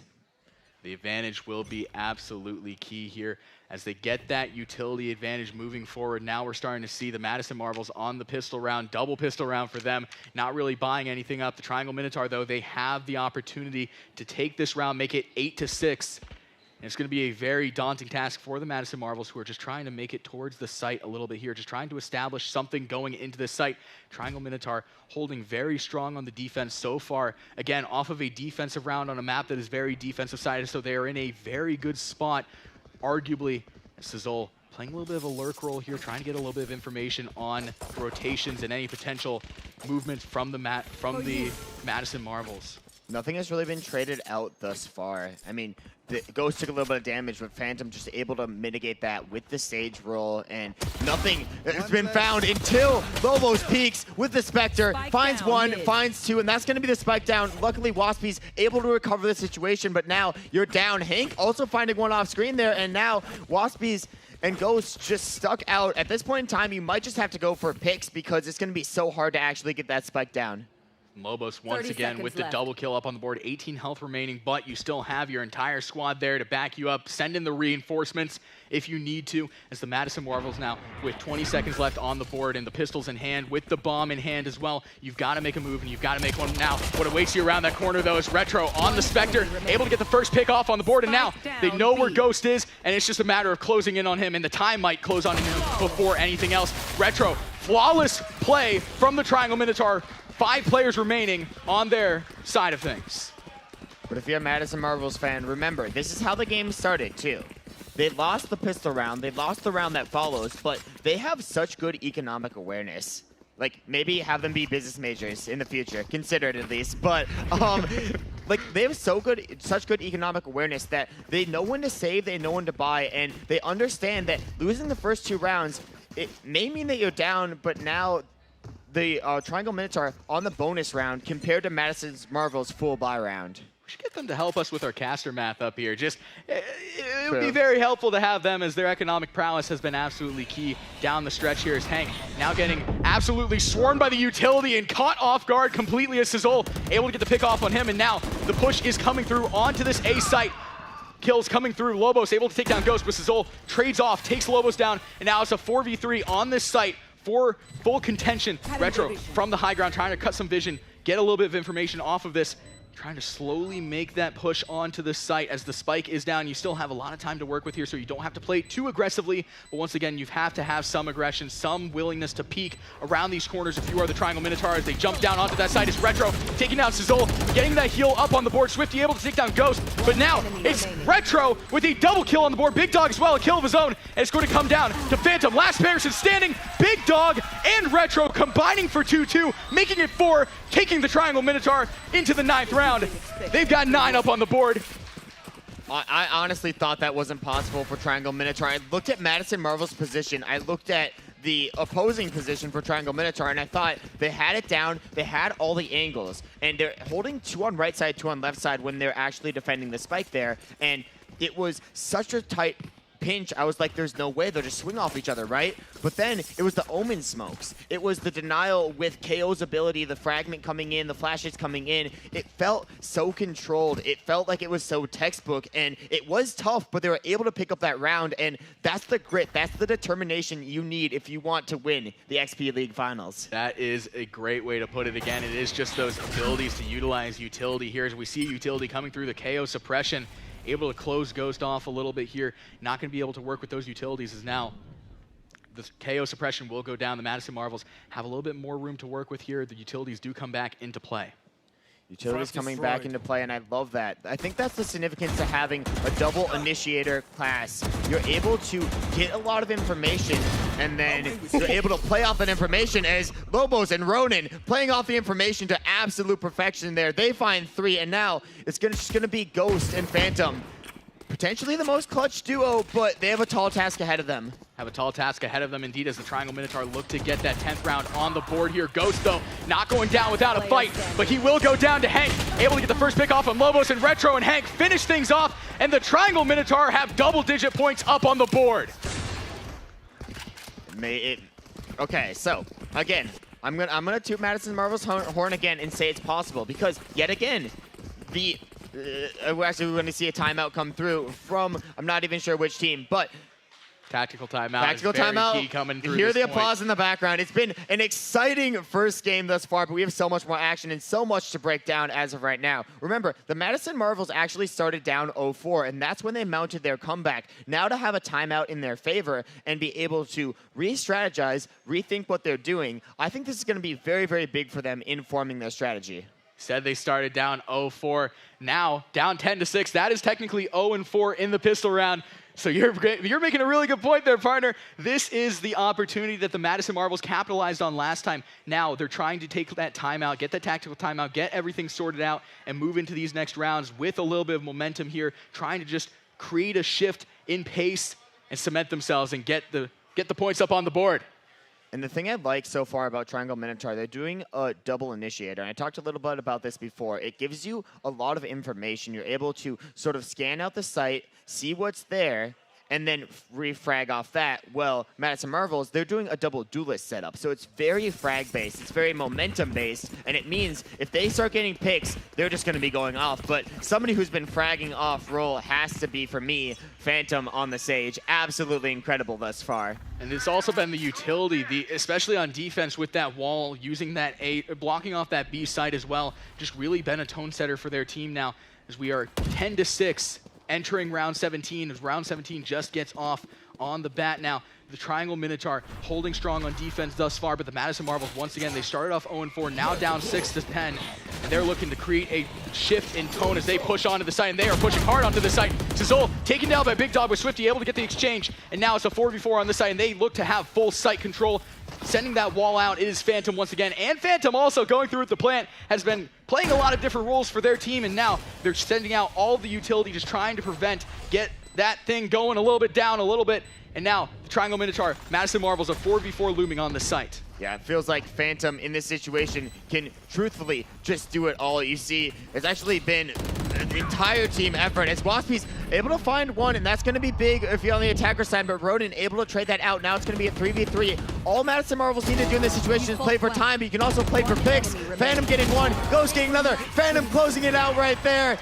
They take this round, and this is the comeback, the snowball effect we're starting to see. You talked about it best. The snowball effect with this team, what they can do in terms of that is going to be a key deciding factor moving into the stretch of this first game of this best-of-3 series, as now they have that momentum starting to take shape. It's going to be a matter of whether they can hold on to that momentum, though, as we move into round 18. You can see it on their faces. All of these kids, laser focus.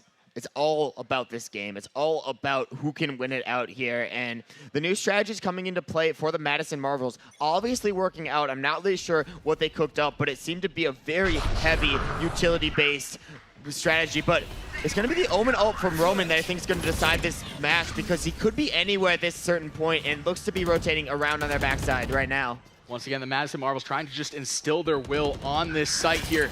But Waspy's able to take down Retro, and the Phantom coming through with the big resurrection coming through now, effectively having to take out 6 if you want to take this round. If you are the Triangle Minotaur, now down 5 versus 3. Spike is down, and the Madison Marvels have them exactly where they want them here, as they're going to have to make a retake onto the site. And you saw how dominant their post plant was on this site thus far. I mean, they have it shut down. They have the ult advantage. They have the player advantage. They've already utilized one ult to keep one of their players up. Oh! With the double right there. Peeking back in, seeing if they can find more. Ronin's there to contest, but no, Skazol's on the low ground. It's all gonna be on the back of Ronin, but no, gets shut down by Ghost. And Ghost always up in these situations, always clutching up on a sliver of HP, but it doesn't matter. He takes it. That chain of events there from Lobos, just having him line up perfectly to Ghost. They're trying to play cleanup crew there, but the Triangle Minotaur trying to play cleanup crew, but the Madison Marvels not letting them there off the back of Ghost, who got those 2 kills. Absolutely key, as the Madison Marvels now starting to create a little bit of a snowball effect. We talked about it. Once again, we are seeing this 0-4 repeat. Now we are 8-10 entering round 19. 8-10, and this is where the pressure situation really starts to set in for Triangle Minotaur. If you lose this round, it's going to be a huge economic loss and also a huge loss, but Hank actually being able to shut down the Reyna ult, that's going to be so key, because now Ronin capitalizing in a huge way. 3-piece thus far for him, looking for one more. It's just going to be Waspy's up, left alive, and they may not even know where Waspy's is. Waspy's able to find one on the low ground, hiding in the best position possible. Ronin finds 4, gets the shutdown. This man is so clutch. He is absolutely just proven throughout this entire bracket, throughout this entire event, that when you need him to rise, he will rise to the occasion. Ronin with a 4K, a 4-piece on that round. And my goodness, what a way to prevent what could have been a potential snowball. Now, the Triangle Minotaur have a little bit more room to work with here, as they're up big, 11-8, but they also have that momentum now swinging a little bit back in their direction. They need another round to really cement that swing back in their direction, as you can always get those one-off rounds, but the Madison Marvels are going to look to make this much more manageable for them. They're going to be trying to get another round up on the board as well. I think it's all going to be about the momentum for the Madison Marvels. You can actually see the loadout on screen right there. It is a half buy, and that's interesting because they want to ensure that they have full loadouts for the potentially final rounds or the match points of this game. So I love this strategy. You send in Skazol as your potential entry fraggers and able to do such good things. They're actually going for a pinch type push throughout the A site, and it's such a good push thus far. Lobos able to use that chamber utility to get some really good information, and now the rotations will be coming through a lot sooner than they would have if he had not done that teleport. Madison Marvels might get the plant off, but the Triangle Minotaur are sending all of their utilities through, and they're sending all of their men onto the side as well, as Ghost takes down Big Dog, Ghost as well, takes down Hank, but Ronin with a double piece on that board. Retro, another kill up on the board, and it's going to come down to this. It's Skazol, last man standing. It's not going to matter. The Triangle Minotaur will get their 12th round, and we are entering match point for the Triangle Minotaur in game 1. Hank's Rolling Thunder ult doing an absolutely amazing job of just denying that site. They're both going to defuse together. They're going to be able to build up their ultimate a little bit more, bolster up their economy. But remember, as I said before, this was a half buy round for the Madison Marvels. So Madison Marvels really banking it on these next potentially 4 rounds to really mount the push of a lifetime here. And it has to be the push of a lifetime, as this is match point. 13 will win it. Triangle Minotaur on the brink of winning the first of a best-of-3 series, and it's going to be exciting. Good catch there, my friend. They were playing the long game for that round, so that round wasn't necessarily the round that they care much about. It is this round right here, match point. You would have been in a very dire economic strait if you had not played it the way that they did, but now they have a lot more room to work with. And on the attacker side of things, you have the ability to really snowball onto the site, which is what the Madison Marvels are known for doing, but there's going to be some utilities coming down, making that snowball effect a little bit harder to work with. Swifty trying to get a little bit of information over here. The Madison Marvels and Triangle Minotaur both playing things really slowly, waiting for the enemy team to make that first mistake. And now the push coming onto the site, trying to get a little bit of information here as Phantom and Ghost able to pick off 2, but Retro makes things a little bit more manageable for the Triangle Minotaur. It's still a 3v4 as the Phantom will be able to get the bomb down, but still, it's going to be a very manageable spot here. A 3v3 now as Lobos takes down Swifty, who was lurking in the backlines. Now with the bomb down, you have a lot of room to work with the Triangle Minotaur here. And the Madison Marvels really just trying to hold strong on this site. Skazol catches one off guard with a big Sage Wall. A very smart move from Phantom there, levitating him up a little bit. giving him the high ground, allowing him to get a little bit of information, let them know when they're going to try and push around the site. Spike is down on the site. Lobos is going to go down as well. Phantom off the pick there. And now Sizol on the site. Last on the site is Hank. Tries to push around, and Sizol will finish that round off. We are currently 9-12, and match point still looming.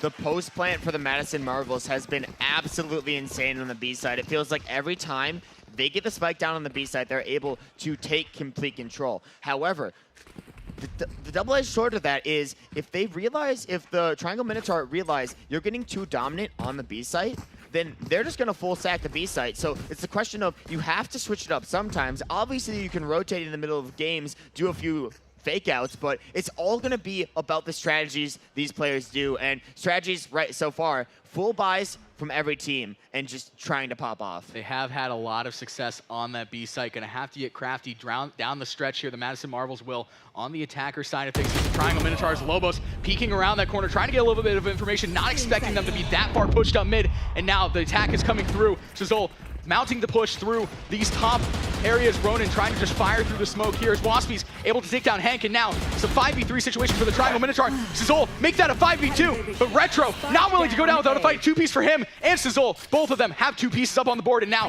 a 3v2 looming for the Madison Marvels, who have the plant coming down from Swifty, who's able to recover that bomb. And now it's a 3v2 on this site. The Madison Marvels have a lot of momentum going for them as they're trying to get that double-digit round up on the board. Retro from the high ground now, just trying to suss out where these enemies are, trying to figure out where they are as the push is going to come through. Retro, a third on the board now, taking down Sizol, and it's going to come down to this, a 2v2 situation on the site. They don't know where each other are. They have that little bit of information on Retro, who's going to peek right back down. The crossfire set up though, Swifty able to get out of there, and Ghost and Swifty bring home the round. And now the Madison Marvels have double-digit points on the board, and that match point is still looming, partner. I just got to break down the mind games from Ronan and Retro right there. Utilize the Omen ult, but actually they end up like faking it, and they don't go through on the Omen ult into the smoke. That baits out a potential pick for Retro. Retro peeks over, gets that pick, forces a 2v2, an almost winnable situation, but unfortunately it does not go through for them. Madison Marvels end up picking up that round, and we see, this is why we talk about the snowball effect. We understand how this is happening, and it's a potential snowball effect. Maybe going to get disrupted by the KO knife from Big Dog, just to deny and sort of mark out their opponents. Been using that KO knife a lot in these situations, just able to get the denial of service there. And now the Madison Marvels and Triangle Minotaur entering this round. Really, you do not have to play too aggressive here, especially if you're Triangle Minotaur. You want to hold strong. You don't want to allow the snowball effect to continue. You really, if you are the Triangle Minotaur, you're looking to mount a strong defensive hold. That is what you're looking to do. Not get too aggressive, because when you've gotten aggressive in the past, it has kind of come back to bite you. It can definitely come back to bite you, and that's why you can see them playing it slow, playing it cautious. It's so risky to take peeks, and you can see exactly why. Hank with the denial, the spike goes down, but Ghost finds a pick of their own, and it looks like all these players are very, very split up, playing in such a unique fashion, and I love the control of mid from the Madison Marvels. They're so great in that, and they're so great with the reses as well. They get the res onto Waspies, and now they have the advantage here. KO ult comes out as well. Ghost able to find one. They're on the site. They're able to get some plant off, and they're able to create the space. And the teleportation, get up on that high ground there. Very crafty from Ghost. We said it earlier. You're going to need some craftiness if you want to force that overtime and not let that match point be the deciding factor. As Swifty able to take down Hank, and now with the spike down, he's going to come down to the back of Retro and Big Dog. And Retro really making a good push early on, able to take down Swifty, one of the fraggers for the Madison Marvels. So now out of the equation, but 5 health remaining as Big Dog coming in for the reinforcements, trying to get a little bit of utility coming out here. And now Waspies holding very strong on the site. It's going to be a matter of whether they know where he is. And Phantom able to take down Retro, but Big Dog will take down Waspies. It's not going to matter though, as Ghost is going to bring things within either match point or overtime. We've heard that a lot, haven't we, partner? I feel like we say that every single game. It's always this close from these players. You need 13 to win, but if you're not up by 2, it's going to force an overtime. And the overtime bout between these two on the, I guess, previous time they faced off, absolutely incredible. I am excited if it goes to overtime, but Triangle Minotaur just trying to close it out. That's all they need to do here. They need to take this win, and they need to take it strong. Absolutely. It is going to be match point or overtime once again. It just feels like we are seeing this happen every single time the Triangle Minotaur play. And actually, Triangle Minotaur are on a half save here. They've lost so many rounds in a row. They have 2 judges. They have a Spectre. The rest of their team is sort of kitted out, but it might not matter in a situation like this. With multiple ults coming online, Shifty with the Jet ultimate as well as the Omen teleport, they're able to get on the site, they're able to take control, and that's what the Madison Marvels do best. They want Overdog, but Big Dog wants to put a stop to it with the pick on Sizzle. Man, it has been a dominant stronghold on that B side. It almost feels as if when they want it, they can just take it. As the Madison Marvels now, they have that spike down. It's a 4v4 on this side now. Triangle Minotaur just trying to peek in, and Lobos with the Odin coming into the play here, just trying to fire bullets through, taking down that Sage wall one by one. Now Ghost hanging in the back lines. The Triangle Minotaur trying him out to push here. Hank able to take him down from the back lines, and now smoke's coming down. Things are getting really congested on the site. Big Dog takes down Waspies, and Ronin with a kill up on him as well. It's going to come down to Phantom in the back lines. Phantom able to take down Big Dog, and he's going to take down Ronin as well. And now Phantom with a triple kill on the board. It's going to be Lobos versus Phantom, and pros do not fake. Lobos cements the game, takes game 1, 13-11. We will not see overtime. And again, partner, I have said it time and time again, pros do not fake. And Lobos did not fake for a second there. He sat on that, and he sat on that till the last second. Gosh. Oh my God. So much stuff happened in that end. And honestly, we got to talk about Lobos with that clutch there. We also got to talk about Hank, able to build up a final Rolling Thunder. That final ultimate is what mattered. And you can see it right there. It's Retro and Ronin. They have been so dominant with the kills thus far. They have been absolutely fragging out. Retro is that entry fragger, and for an entry fragger, only having 12 deaths, that's incredible to me. And look at the assists as well. All these players have more assists than I think I've ever gotten in my Valorant career. Yeah, no, you commented on it. Retro only having 12 deaths on the board. Usually as the entry fragger, you're just kind of throwing your body in. You are almost just like the decoy going into a site, just trying to get that early information. But with the fragging capabilities off of him, he's really putting the frag in entry fragger, and he's able to put up 30 on the board there. It has been absolutely fantastic coming out from him and just the entire squad. As now the Triangle Minotaur are up 1-0 in this best of 3 series. And again, they're trying to force that second best of 3 because they just can't win out. The Madison Marvels can win out. If they win the next 2 rounds, it will be over and the Madison Marvels will take it. But if the Triangle Minotaur win 1, the bracket will reset and we'll go into yet another best of 3 series. There could still be a lot of games. And with how close these games were, it's been so exciting. It feels like either team could win. Every single game we've seen them played thus far has been decided by a differential of 2 points. And obviously, they're getting deficits of 3-4 points at some points in time within the match. However, it's always been decided. It's always been close. And the strategies from these teams are absolutely impeccable. It feels like Triangle Minotaur come up with this amazing strategy, and then it's just the complete counter from Madison Marvels. They're able to adapt, they're able to thrive, and it feels like adaptability is their second name. Madison Marvels A-Team, might as well change it to Madison Marvels Adaptability. Adaptability is the name. It comes down to this, right? You have 2 teams that are really good at just building momentum, and when they come together, it's almost as if it's the unstoppable force versus the immovable object in many respects, as you're going to see one team build a couple of momentum rounds, get those 4 or 5 rounds up on the board, but then the next team will come back, swing right back. It's just a battle for the ages, blow for blow, if you want to call it that, partner, and this has been absolutely fantastic. Just a gauntlet of action here. We are still not done. We still have another round coming up here, and another couple of rounds, another couple of games. The action is not over, and there's a lot to look forward to. We have at least 2 more rounds, and that's the exciting thing for me. These players are going to be going back and forth, but the interesting thing for me is we're going to be seeing a different map every time, so we're actually going to throw it to a commercial break real quick, but we'll be right back with some more Valorant action. Don't go anywhere.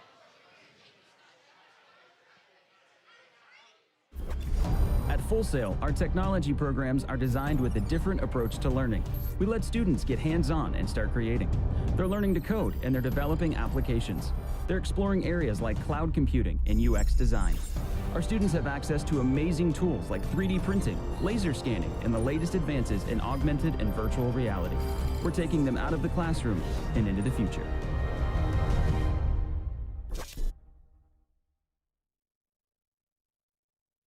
So you want to join the war against cancer? Well, good news, creators. Now you can fight back while you stream. Thanks to the Leukemia and Lymphoma Society, the world's largest nonprofit in the war against blood cancer.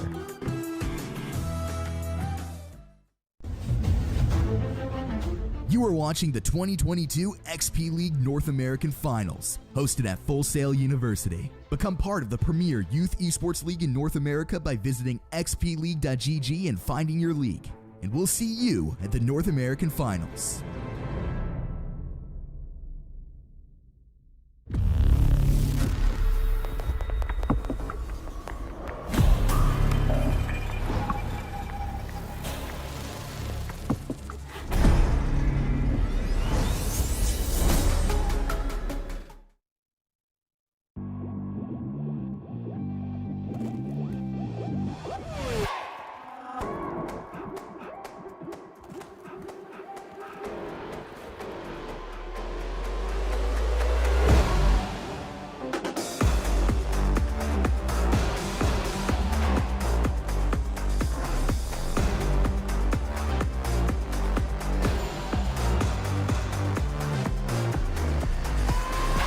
Both teams putting so much into the fight. You are watching the 2022 XP League North American Finals, hosted at Full Sail University.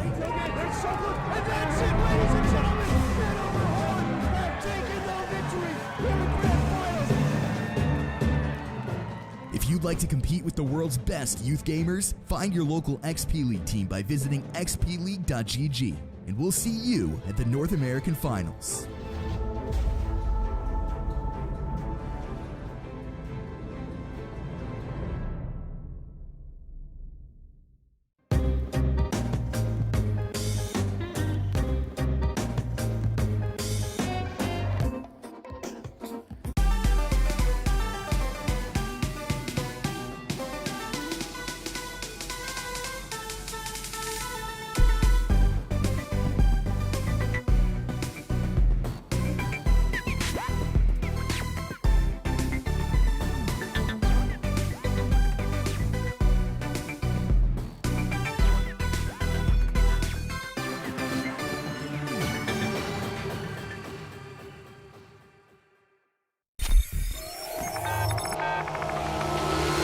So I got the email and I said, hey, check this out. They're doing an esports league. They're going to get started on the aim test. I'm going to want the rest of you to come into the dojo with me. He loves playing competitive computer games. When he plays online at home, a lot of times it's just playing with random people. In this, he's learned that having a coach who's able to take him through those strategies. When did you lose? When did you lose?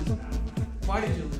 It's definitely been very competitive. It's amazing that they're starting to offer things like esports scholarship now. I mean, I won't complain about any scholarship he gets.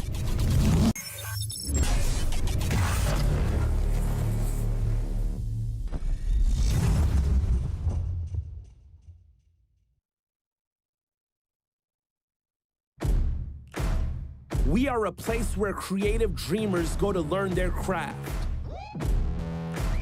We are the people who fill the world with entertainment and technology that inspires us all. If you are searching for a place to learn, create, and build your dreams, you found it. We are Full Sail University. We take dreams seriously. Start here.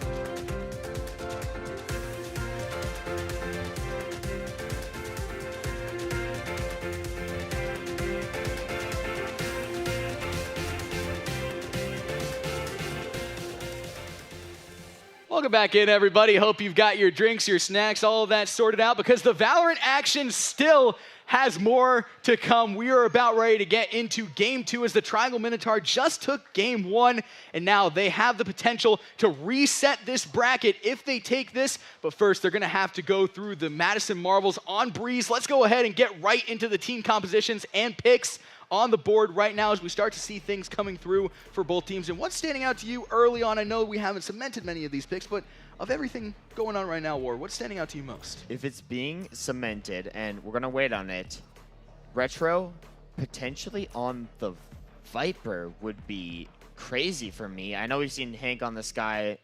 Big Dog actually switching to Reyna, so that means Retro's going to switch. We have Phantom and Sizzle locking their two typical characters thus far. We see the KO also come through, but Breeze is a map that has very, very long angles, and that means that smaller smokes, such as the Omen smoke or the Brimstone smoke, might not get that much value, but if you have two controllers, like Triangle Minotaur, it could be massive. It's very interesting to see just how different things can get depending on the map. Some very similar picks coming out here for the Madison Marvels, but once again, for the Triangle Minotaur, this is not something we have seen, I don't think at all. Again, Retro on the Viper, as you said it best, Hank on the Sky as well, and Big Dog going over to the Reyna, which has predominantly been taken over by Retro. As we look over to the Madison Marvel side of thing, you see Sizzle on the usual, you see Waspy's on the usual, you see Phantom on the usual, you see it's Swifty. I do believe the only one who has shifted anything up is Ghost, who's gone from the Omen to the Viper. Ghost, well, I mean, Ghost and also Retro, too, with the Viper choice as well. And I love this because Viper on this map, it can completely deny an entire site. It can split a site in half. And in my opinion, you're going to keep Ronin on the Omen because Ronin's absolute beast on the Omen, and this has got to be, you were talking about it, Triangle Minotaur have a spreadsheet. They know what they're going to play on each map. It's not really much of a choice for them. They're just in this strategy, and this is the map that I think double controller or double, like, it's double smoke usage meta is going to be absolutely so dominant because they're able to completely deny a site and completely deny long angles, which are the most versatile angles on this map. It's going to be interesting to watch. Breeze is a very spread out map. There's a lot of different nooks and crannies that you can take advantage of as the Triangle Minotaur, who have this series lead, trying to start off big on the attacker side of things, as Retro is just going to instill his will on that site. Once again, the Viper is coming through and coming through big as Big Dog able to take down Ghost, and Waspy's takes the exchange off on Big Dog, and now it's a 4v4 with the bomb down on the site. Rotation sure to be coming through as the Triangle Minotaur just trying to maintain, get that pistol round up on the board, maintain momentum that they have heading into this round. And now Swifty playing very close onto the site, and it's almost as if the Triangle Minotaur have given things up, pushing back towards the site. Waspy's trying to get the defuse off, and Swifty playing a little bit of guard dog here, able to take down two. Will he get the third? And he absolutely will! A 3K coming out, and the Madison Marvels, a 4K if anything, actually able to take down Retro in the aftermath. And now the Madison Marvels have that first pistol round up on the board. A very different story so far from what we saw in game one. I believe this is the first pistol round they've actually won against Triangle Minotaur in, I believe it was, I think there's been a lot of battles between them. I think it's been 4 battles, but that means that they're going to get the, basically like a hybrid full buy, because you're not able to buy the absolute maximum. You're only still able to buy weapons like Spectre, weapons like Marshall, and Marshall, I think it's a very powerful weapon because if you're able to hit the headshot with a Marshall sniper, it's going to be so versatile. But for now, it's all about mounting that attack, and it's going to be completely shut off by Phantom. What a Sage wall. Phantom on the Sage is absolutely deadly in a literal sense as well as just a utility standpoint, able to get that wall up and completely shut down the attack of the Triangle Minotaur, who are now kind of backed into a corner a little bit here. What are you going to do? Are you going to rotate, or are you going to commit to that site in a different fashion? Try and get a little bit more information here as they're very clustered up, and the Triangle Minotaur just trying to figure out what they want to do, what move they want to make. Again, they have that utility disadvantage here as they did lose that pistol round. It is expected that the Madison Marvels will take the early round advantage, and now Retro and all of his squad just trying to decide where they want to go, and things have come to a little bit of a grinding halt here. Part of this round, if you're Triangle Minotaur, I mean, obviously you play for the plant, but you're also playing for picks off the plant. That's why we see rotations come through. You're trying to bait one of the Madison Marvels to make a mistake. No mistakes thus far, but they're just playing as a team. They're playing so close together because you're not really able to get value unless you're all shooting at one person, because your weapons are just so much weaker at this point in time. But 2 Viper Walls come out, and that's going to completely slice up the site and allow Retro to get this plant off. that is what Viper's really good on a map like this. A big map with a lot of different nooks and crannies to work with as the wall goes up, and that allows the Madison Marvels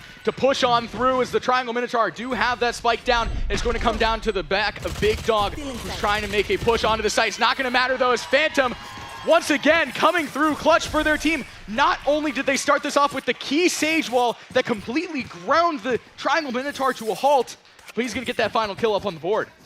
Yeah, the Madison Marvels and Triangle Minotaur actually putting up parallel walls, which meant that it basically was sort of like a fast lane for the Triangle Minotaur to push through onto the site. But once those walls go down, the Viper walls, the main thing is going to be that at that point, Madison Marvels could have rotated to any position. If the walls are going down simultaneously, you can peek in from 3, 4, 5 different angles onto the site. And because Breeze B site, it's so big, you can only really play around these little triangles, and you're not really able to get much value if the Viper walls go down at the same time and you're just getting pinched in on.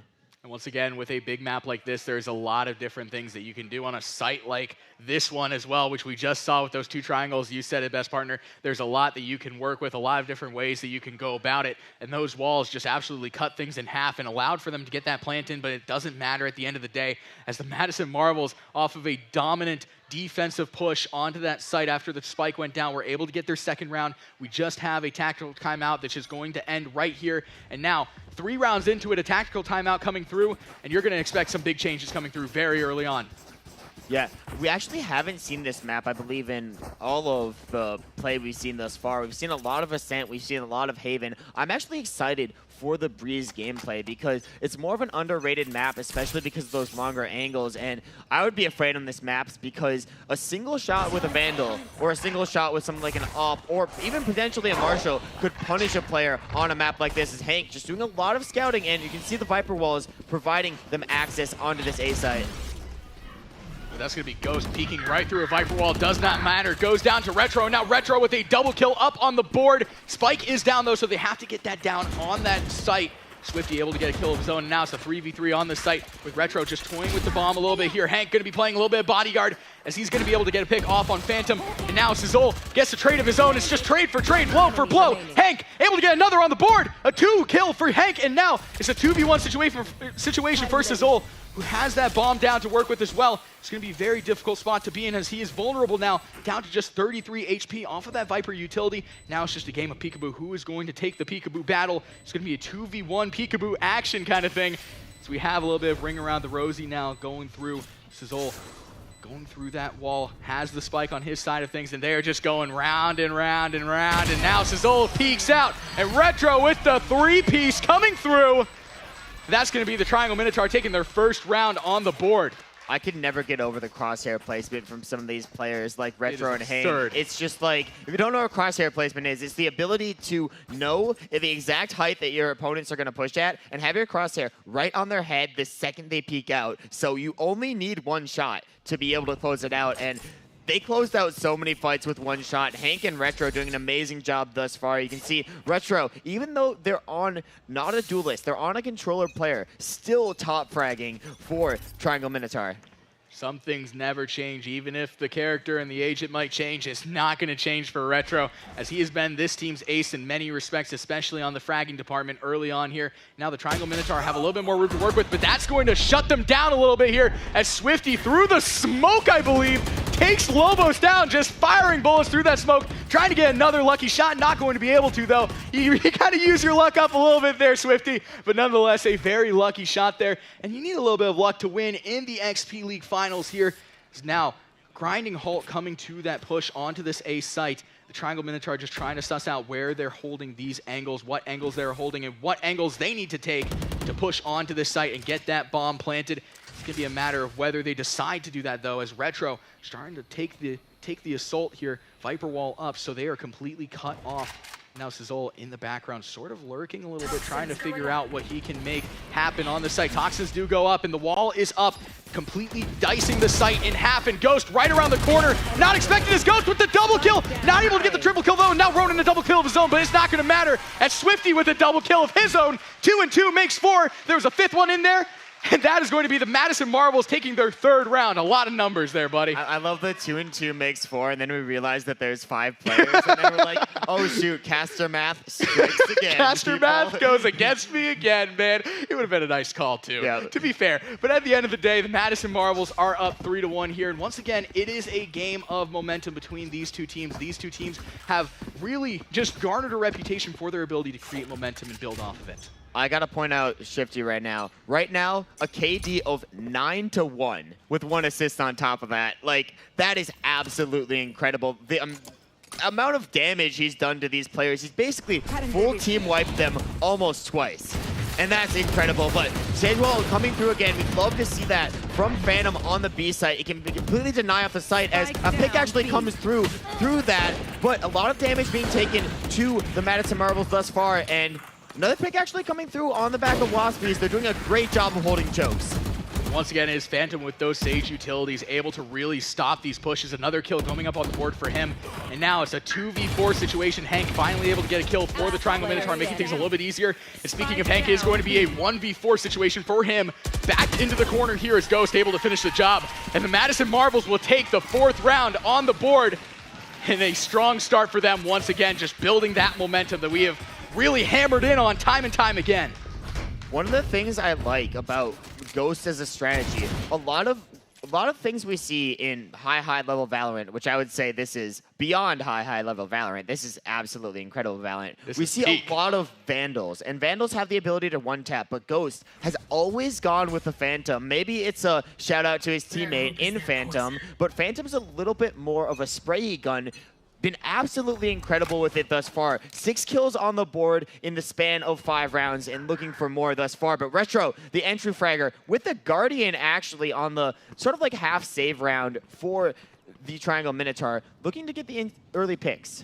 And a lot of utilities on the board right now. A lot of ultimates on the board as well as the Triangle Minotaur. They have 4. Madison Marvels have 3 to their name. That might actually be 4 on the board, but we will never know. Or we might know after this round. Nonetheless, Lobos able to take down Ghost. Now it's a 5v3 very early on here, and all of the ultimates are online for the Triangle Minotaur. 2 ults to use for the Madison Marvels, and Lobos is just going to pop it. Suppressed, though, however, is going to come through from Waspies. And now it's going to be a very manageable spot here for the Triangle Minotaur, who are looking to gain an attacker side advantage here onto this site and remount a little bit of momentum going back their way. So the issue here is, right now, Triangle Minotaur have the loadout disadvantage, but they have the numbers advantage. So what you really need to do is you need to ensure that Madison Marvels are split up. And you need to do a lot of scouting. That's one of the reasons that Lobos actually decided to use the Tour de Force ultimate right there, because people like Waspies able to find a massive pick on the big dog, and rotation's coming through, but for Madison Marvels, you have to hold both sides, and holding it against Tour de Force, absolutely impossible. Swifty finds their 2nd death of the game, and that might be the pick that the Triangle Minotaur need. It's going to be the pick that will allow them to get that bomb planted down on that site. Ronan with the spike going down, and it's going to be a spike battle for the ages. A 4v2, now a 3v2 as Waspies putting the team on his back a little bit. 2 kills up on the board, but it's not going to matter for Retro, who brings it home for the Triangle Minotaur on the attacker side. Retro's positioning absolutely incredible there. They sent 3 on this site. They kept Retro's back. Retro's was able to basically wait for gunfire, know exactly where they're peeking from, and swing onto both of them. It was absolutely incredible positioning, and so much so that if you're catching one person off guard, it's 1 free pick, and then you just win the aim duel, and you know Retro, he doesn't miss. He does not miss, indeed. That man can never miss in those aim 1v1s. You might as well just phone it in, as now the Triangle Minotaur down by 2, but they have that momentum off of that last round, trying to cement that momentum now and start the momentum shift right back their way. The Madison Marvels, though, will look to play some big defense up on the board. They have 2 ultimates to work with, the Viper and the Jet. However, the Triangle Minotaur, they have 4 to work with on their end. Once again, a Viper ultimate as well. And a Viper ultimate on the attacker side of things can be absolutely deadly if you use it the right way. Yeah, but again, the Madison Marvels also have that Viper's Pit to utilize, and it's a lot of long game. I love this for Triangle Minotaur. They wait for the mobility to be used, but mobility is going to come out. It's going to suppress 4 out of 5 of Triangle Minotaur. They know at least 4 players are in this area, and it's actually going to be the preemptive Viper ult that's going to be able to deny almost all of the A site right there, so it might be a forced rotate.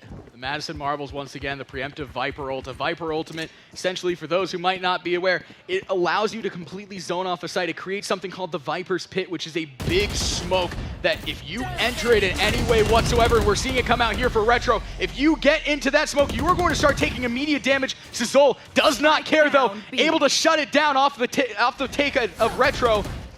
And now that Viper's Pit is gone onto that site. It's a 3v2. Sizol making it a 2v5. And now Sizol popping off on this site. A 4K coming out for him. Potential ace in the cards here as Ronan coming in from behind, trying to get a pick off on Sizol. Going to be able to deny the ace, but it's a matter of time until Ronan goes down.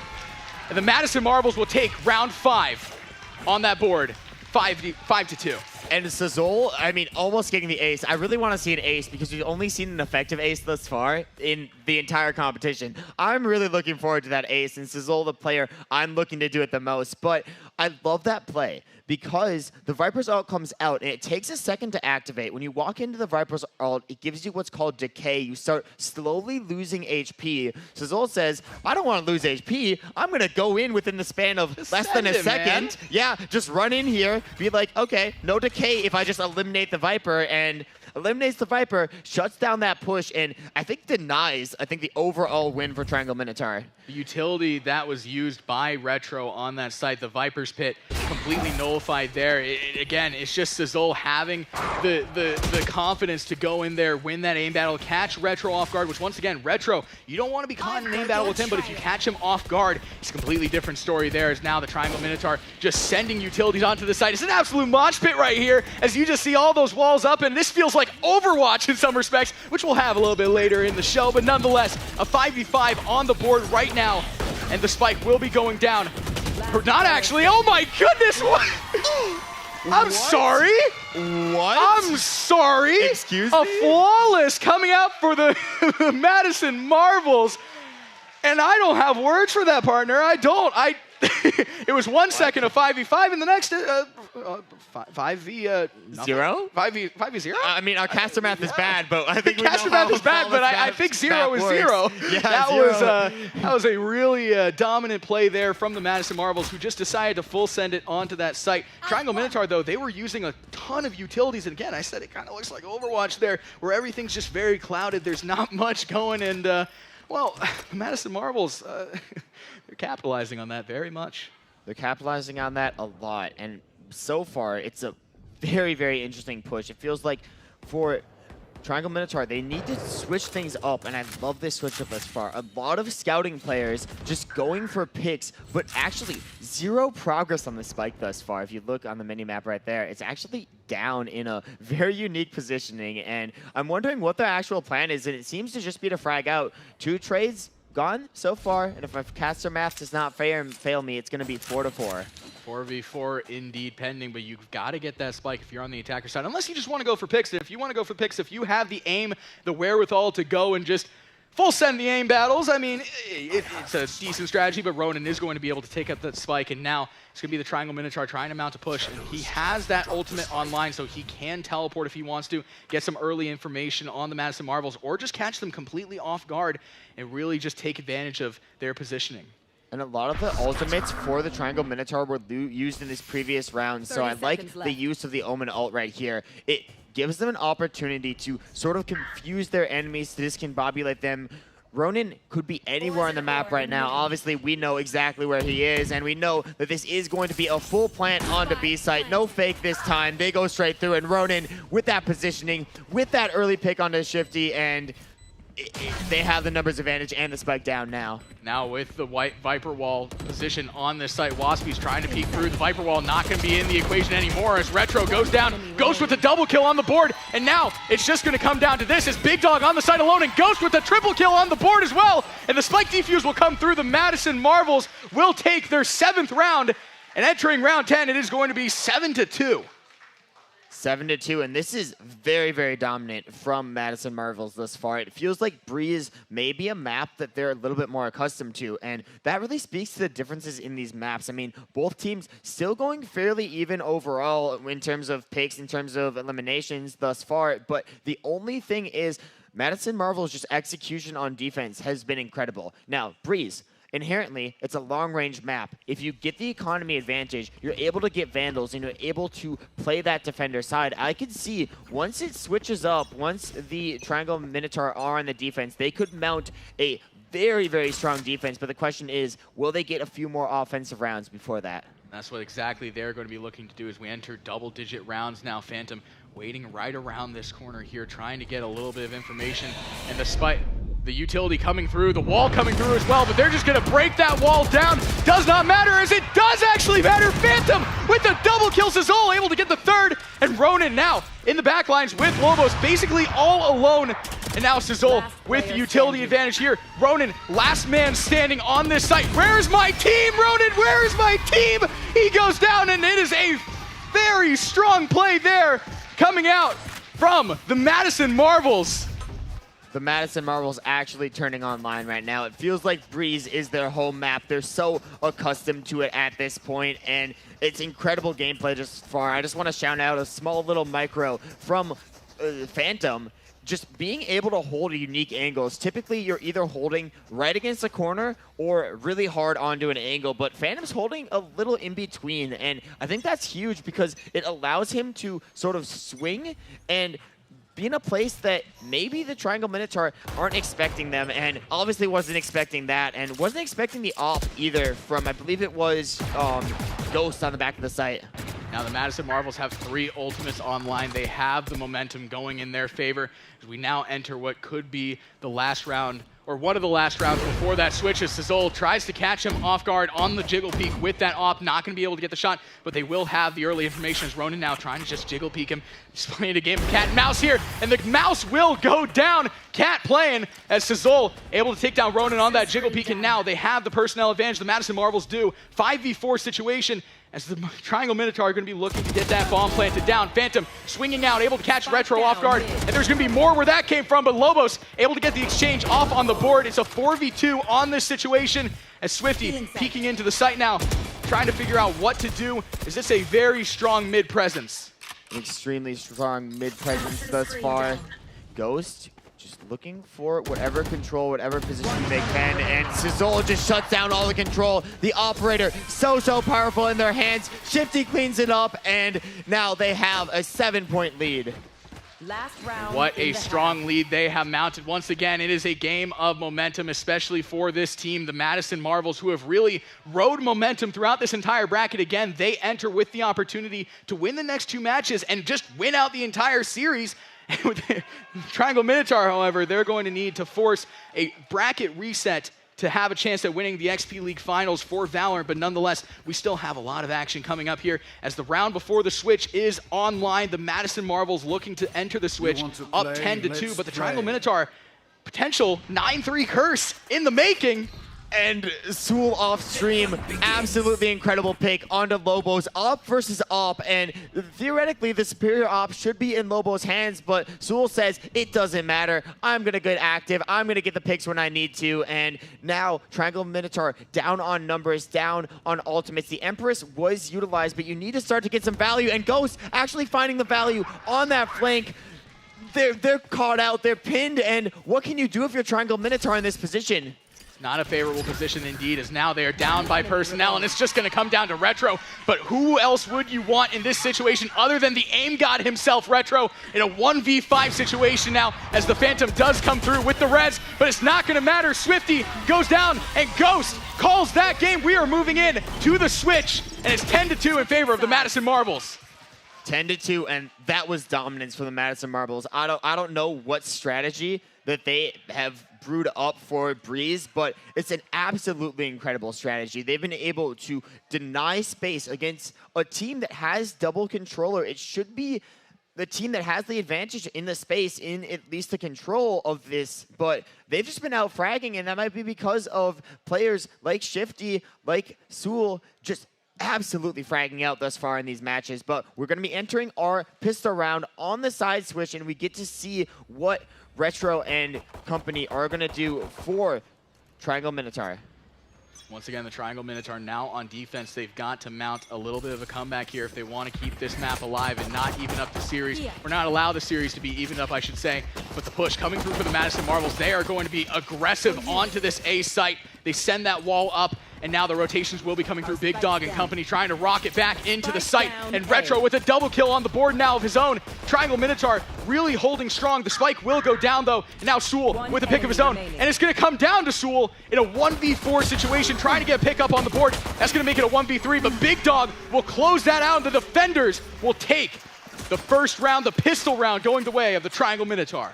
And that's going to be huge. That's going to allow them to buy in this next round. It's basically going to guarantee them at least an advantage. They have the economy advantage. They have the advantage in the fact that they are going to be on the defender side of this map. But I'm mostly looking forward to, are they going to be able to win this round? And after they win this round, what's their strategy going to be? Because they really need Vandals in their hands. They need Ops in their hands to actually perform on a map like Breeze. Close-range weapons are so inconsistent. You could say a 10-4 score is to be expected, but after that point, there's really nowhere that you can really predict moving forward, as the Triangle Minotaur are looking to create some momentum here. Yeah, looking to create whatever momentum you can, and in this round, it's basically another pistol round for them. They have to go for picks, and attempting to go for picks against Retro, one of the most dangerous things you can do. Retro denies the space. You can see smoke coming out immediately after, just in case the push is going to be on the A side. But it looks like it's going to be a B side push. But Ronin, they're trying to deny whatever space you can. And this angle with the judge, absolutely incredible. But Ghost from behind says, I'm the Ghost in this situation. I'll get the picks. Big Dog finds two more, one of them being Ghost, and now it's all on Sewell again. Sewell on the exact opposite site, and now they're going to have to rotate if they want to get him in that pick. But they also have that spike down, so you don't really necessarily need to rotate. You're probably going to send one or two of your players out there just to finish the job, to get this round over with. But nonetheless, the Triangle Minotaur, though, taking this round, going to be able to make it 10-4, barring a very strong comeback play from Sewell, who once again, Madison Marvels, they don't have the utility advantage either, so it's going to be very difficult. But you can theoretically pick up a gun if you can find Ronin's body.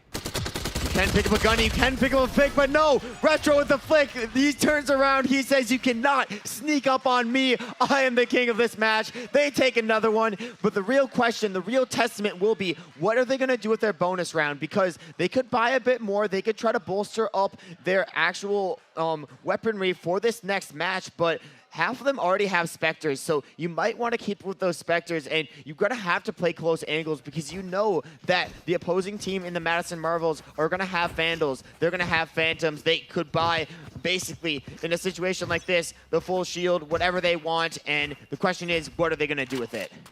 It looks like they're going to bring some more heavy artillery into the equation here, just buying up ever so slightly, not really fully sending it all too much, but nonetheless, the Triangle Minotaur now, they have the personnel to work with, and they have the utility to work with as well, but so do the Madison Marvels now as we enter round 15 in the push. Coming onto the side of Sewell, trying to figure out where these players are on the site, peeking around the corner, able to catch Hank off guard, and now it's Sewell on the frags. It's a 5v4 situation as the spike will go down. Madison Marvel's been so dominant on the post plant thus far, and it's got to be so hard. Sewell, amazing positioning right underneath the bridge, but it doesn't even matter. Phantom's able to pick up one, and Sewell has been enabled for this amazing flank, but Big Dog wants to shut it down. Big Dog says no. It's going to be a 3v3 situation. Sewell finds one off the flank, but Retro still lighting up right now. But now, wait, Big Dog, Retro, still up, still on their feet. Will they be able to get the pick? And yes, they will. Big Dog turning online when it matters most. They're going to get the pick. They're going to get the defuse. And now they're going to be only down by 5. And the swing is coming back again. It is two teams who can absolutely pop off and snowball at any moment in this series. And right now, we've seen the Madison Marvels pop off, and now we're starting to see the Triangle Minotaur pop off on defense a little bit here. Madison Marvels pre-plant has been absolutely incredible. They've been able to get on that site, get that spike down, but nonetheless, the Triangle Minotaur still playing retakes, and they're playing them very well. And again, a defender-sided map, and that's going to favor Triangle Minotaur's comeback right now. You can see they're able to set up, they're able to get so much space. The rotations, again, on the attacker side are long if you want to full rotate, and as long as you're able to hold down the site, you should be able to deny a lot of space with that Omen, with that Viper. Space is what they're going to work with here. You can see the Viper wall just closes off all of A site, which forces, if they want to push through A, they have to really wait. So you either push quickly through B, which it looks like the Viper wall is already down there, and Soul already able to find the craziest picks in the craziest situations thus far. They may be down, but they are not out. They know him for his one taps as Soul disarms Lobos, and now you have the personnel advantage. You have the opportunity to make a push onto this site if you really want to, but Retro waiting around the corner, catches Swifty off guard, and now evens up the personnel. Big Dog giving the advantage to the Triangle Minotaur, though now. Ronin able to get a pick of his own, and now it's going to go back the way of the Madison Marvels, who are up 2-1, and it's going to come down to the hands of Hank, who has the opportunity to go in and clutch this round up, but Phantom with the plant coming through is going to be a very tough spot to be in. Now, coming in from behind, Soul and Phantom versus Hank in a 1v2 situation. Hank slowly pushing onto the site, slow and steady, wins the race. He has his Sky utility that he can really use and work with here. It's going to be a matter of whether he can spot out Soul or Phantom first and get those headshots, get those aims. Phantom and Soul both playing very slow, very strong behind these little bits of cover here. Slowly peeking onto the site as Hank, as he spots out where Soul is now, and it's just a matter of who's going to hit their shot. Soul bringing him down to 43 HP, and it's going to be a full commit from Soul, who's going to get that third kill up on the board, and the Madison Marvels are back in action. 11 points on the board now as they pick up their first round on the Switch. They are back in action. Their economy, which was previously threatened by Triangle Minotaur, it's back. It's coming back. However, Ultimate's still in the favor of Triangle Minotaur thus far. You can see because they've been just turning online more often, because they've won more rounds, they're able to build up their ultimates faster. They're able to bolster their economy faster. But Soul, incredible job. You can see it right there. 19 kills thus far and 8 deaths. The most kills, the least deaths. This man cannot do more. He really cannot do more in a situation like this. And now we saw the Triangle Minotaur really rattling off a lot of rounds. Now the opportunity goes the way of the Madison Marvels. And if they start getting in the groove of things, it is going to be a dire spot to be in if you are the Triangle Minotaur. Now within 2 points of taking this second game in this best-of-3 series as Waspies a quick push onto this site, able to get the plant down. It's going to be a 5v5 mosh pit on the site. Retro with the first elim, though, as he takes down Waspies right off of the plant, and now the Triangle Minotaur have the personnel advantage. Going to be trying to make a push back onto the site, retake this B site, this A site. To do that, you're going to need Retro put the team on his back, and that's exactly what he is capable of doing. A 2K coming up for Retro. Hank getting into the action a little bit of himself, and now it's a 5v2 situation. Swifty making it a little bit more manageable for the Madison Marvels, who have that spike down as well. Swifty with a double kill, potential triple around the corner, not going to be able to capitalize, and Ghost with the triple! My goodness, Ghost, what are you doing, my man? Lines them up and brings them down! Wait, what? What was that? He was able to swing that back out of nowhere, and we are absolutely stunned over here at the caster desk. I didn't even see it. Like I don't know. Wow. Like they just turned it around that quickly on the back of Ghost. I mean, Swifty said, "Oh, let's just look this way." Ghost actually, I believe, hiding in a smoke. That I'm not sure if he's the one who put it down or somebody else put it down. It didn't matter. He was just sitting there, and now it's game point for the Madison Marvels, and they have all of their ults online. They have all of their ults online. They have the advantage in terms of utility. They have everything. They have them really where they want them as we enter now match point. They have the opportunity to tie up this series, take us into game 3 in this best of 3, what could potentially be the first of 2 best of 3s, as the Triangle Minotaur now have to force overtime if they want to potentially force that second best of 3 outright.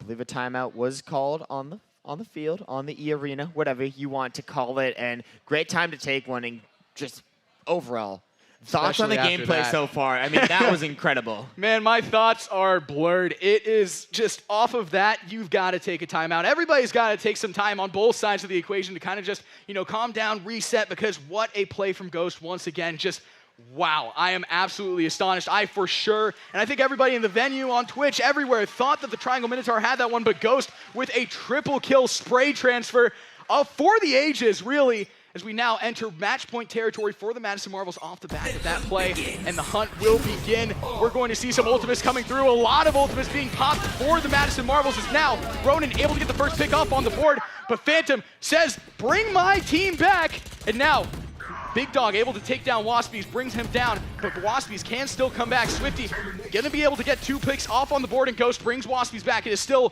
5 players on the board. Effectively, you have to take them down 7 times, and now the Triangle Minotaur are in a dire strait here. Retro trying to make something out of nothing as Ghost takes down Hank, and it's going to come down to the back of Retro. Retro peeks around the corner, takes down Ghost, makes it a little bit more manageable with 1v3 situation on this match point.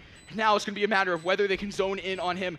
He knows where they are, and it's a slow peek over towards that side, and Phantom gets the spray, and it's going to be all knotted up in this best-of-3 series as the Madison Marvels pick up their first game, and we move into Game 3.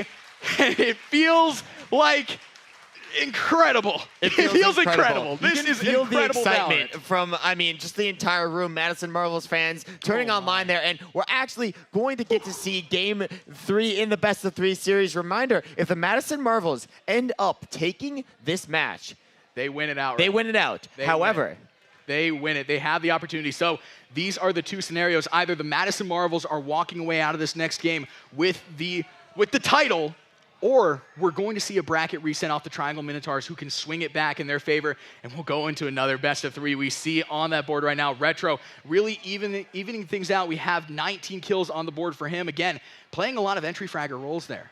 And I gotta mention, in that final round, it felt like every ultimate was just used to absolute perfection. And oh my gosh. They lost one player actually, but Sage Ult counters that. You got the Viper's Pit to deny space. You got Waspies to basically shut down any potential pushes. And then Zool and Swifty just going absolute aggression there. And that's why they were absolutely fragging out. It felt like every single player was positive on these matches. And I'm just excited to see the next map, the next match, and potentially the deciding match for the XP League North American Finals. And again, it's just, you talked about the ults there, partner. It is the timing of the ults as well to be on match point and just coincidentally have all 5 ultimates come online. That was just the Madison Marvels at that point. That was really what cemented their ability to take that first game for them and make it evened up. Now, as we move into Game 3, we are going to see everything, no holds bars. This is where it counts. Either the games will end after this, or we're going into another best-of-3 once again. It is... The energy in here is palpable. Everything is going up in crazy ways. Valorant peak is right here, live in Orlando, Florida from the Fortress. This is peak Valorant action. You're not going to see much better from anywhere else. You're not going to see much better from anywhere else. It's live. It's Full Sail University, and all these players so excited to go into the next match. But for now, we actually have to throw it to a commercial break. We got to get some water. We got to rehydrate. And you at home, you in the venue, please take your time to just get your snacks, get your water, get some water as well. Water is good for the body, for the brain, and we'll see you in a bit. At Full Sail, our technology programs are designed with a different approach to learning. We let students get hands-on and start creating. They're learning to code, and they're developing applications.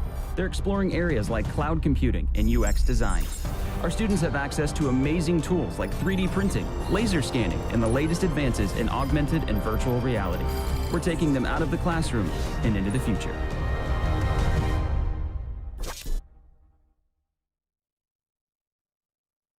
So you want to join the war against cancer? Well, good news, creators. Now you can fight back while you stream. Thanks to the Leukemia and Lymphoma Society, the world's largest nonprofit in the war against blood cancer.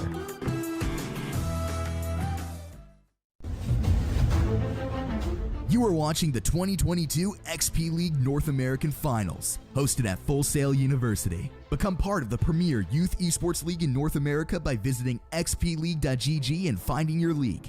And we'll see you at the North American Finals.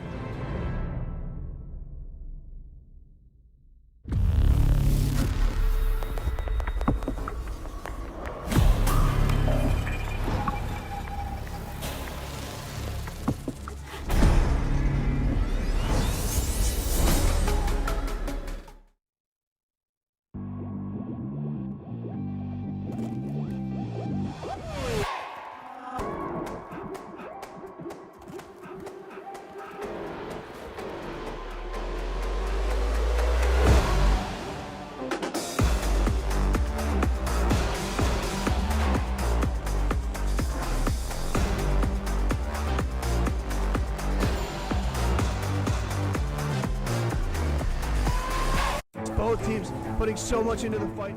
You are watching the 2022 XP League North American Finals, hosted at Full Sail University. And that's it, ladies and gentlemen.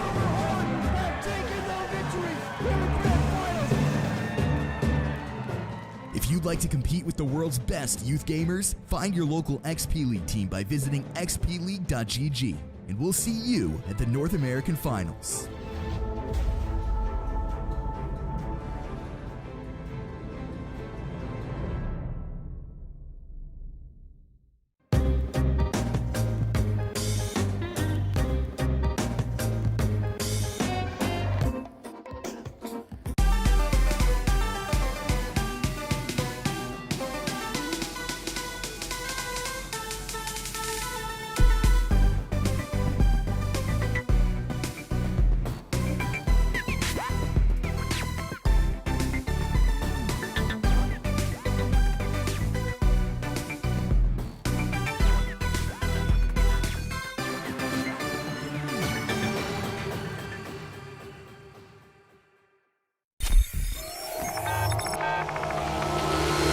So I got the email and I said, hey, check this out. They're doing an esports league. They're going to get started on the aim test. I'm going to want the rest of you to come into the dojo with me. He loves playing competitive computer games. When he plays online at home, a lot of times it's just playing with random people. In this, he's learned that having a coach who's able to take him through those strategies. When did you lose? When did you lose? Why did you lose? It's definitely been very competitive. It's amazing that they're starting to offer things like esports scholarships now. I mean, I won't complain about any scholarship he gets.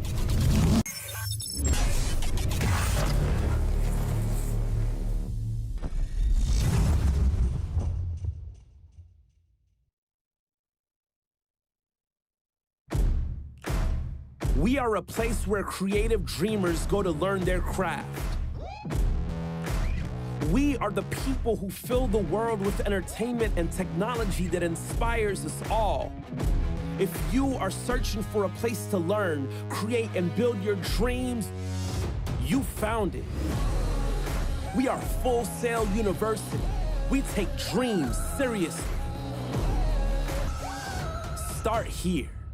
Welcome back in, everybody, live from the Orlando Health Fortress. It is what could be the last match of Valorant action in the XP League North American Finals. Once again, everyone, my name is Quinn, better known as Colorblind, and I'm joined by my amazing co-caster, War.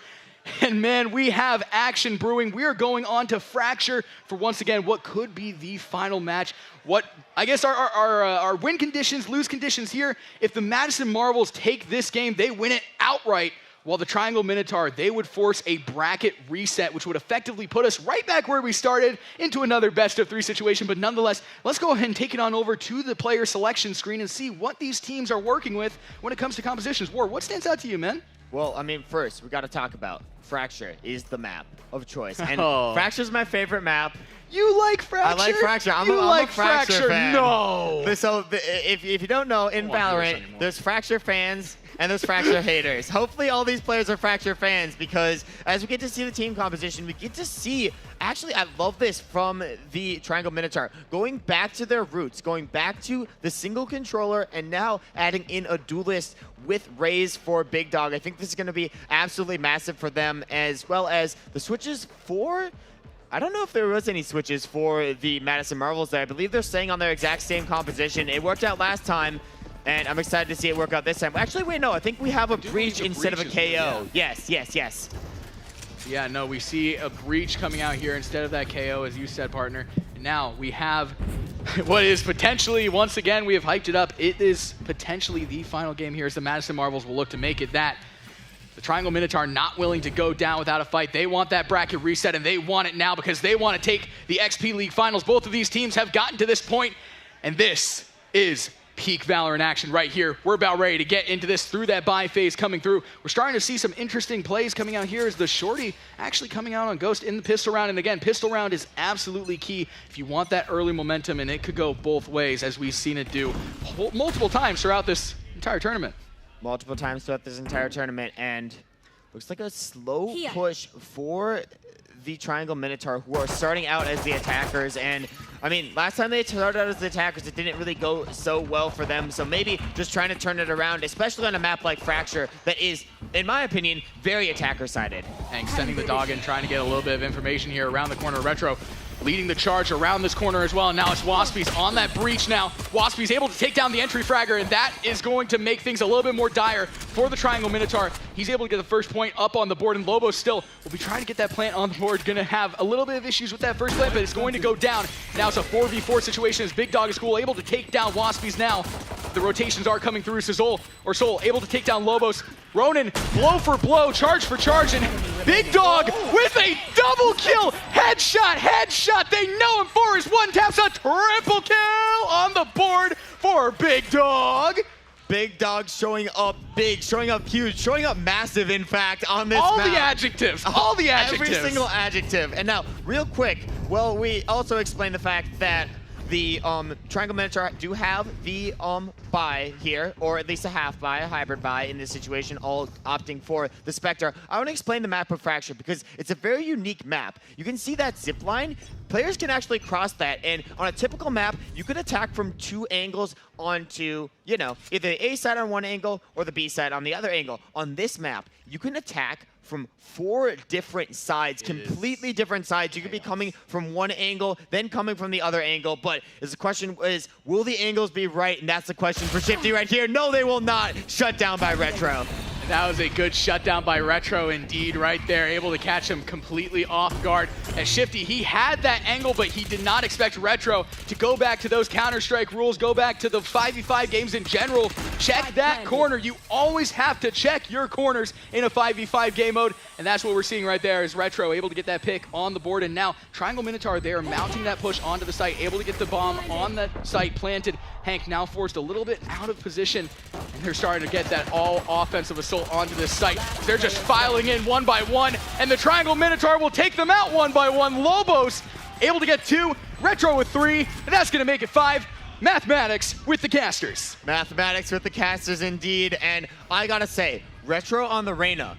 Just keep him on the Reyna. I don't care about the map strategies. Keep this man on Reyna. He is doing so much thus far, finding picks when they're absolutely needed. And Reyna's one of those characters we can play a little bit sentient. You don't really have to sort of be in a commanding position. You don't really have to be that in-game leader. You can just go for frags. And I think he said it to me in a quick break. Sometimes you just play quiet, you play for the frags, and that's what you need to do if you're Retro. And also Lobros, I gotta shout him out too with that 2K in the previous round. Lobos on the chamber as well is something that you have to mention. His ability to utilize that utility set with the teleportation with all of that in mind is absolutely key. We're going to go ahead and take a look at what we've got going on gameplay-wise now as we're up 2-0. The Triangle Minotaur are, and things are starting to shape out.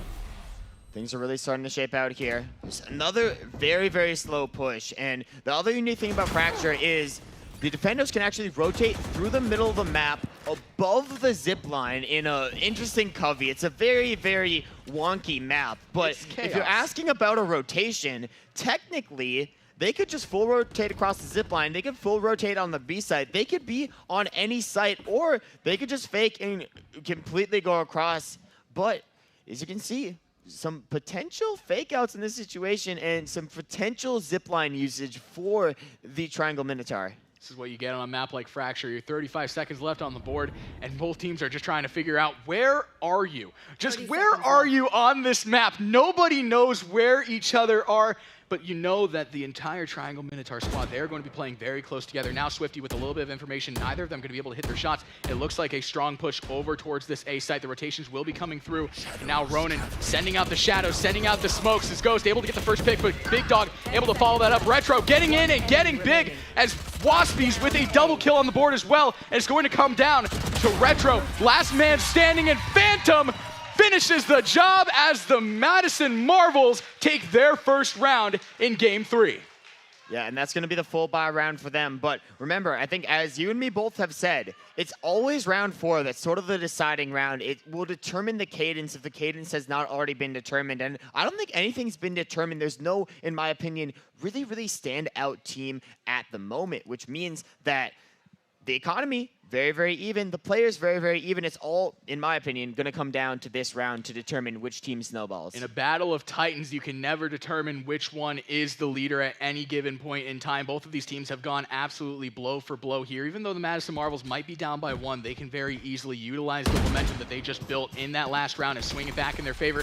The Triangle Minotaur looking to make a push, and that push is going to be absolutely silenced by the Breach. A big Breach utility used there by them, and that's going to make them a little bit hasty about moving on to that site. My friend is in my ear, like not physically in my ear, but I feel him in my ear right now telling me, always lock Breach on Fracture. Breach can be so dominant, the ultimate usage, the ability to play through walls. There's a ton of interesting wall positions, and Breach can deal so much damage through walls. They can cuss through walls. They can flash through walls. It's so dominant, especially if you're all going to peek out on a site at a time. But it looks like the site control is going to be taken, but could easily be disrupted by Waspies if he just holds the angle, plays at the right time. And yes, there it is. The pick. Soul. Waspies getting the early picks out, and now it's all going to be on the back of Ronin. Ronin gets shut down. Lobo's able to find one, but now at a disadvantage in a 1v4. Gonna get taken out, gonna get shut down, and we have a tied up ball game. Tied up game indeed. We enter round 5, knotted 2 apiece, and that was a really strong play there from the Madison Marvels, able to play off-site a little bit. You know, they're not fully committed onto that site. They're not playing on-site angles. They're playing off-site angles, allowing the Minotaur to just kind of wander right into their trap. Hey, where are the Madison Marvels? Oh, there they are, and now we're all out of the equation. And now it's round 5. We're all knotted up.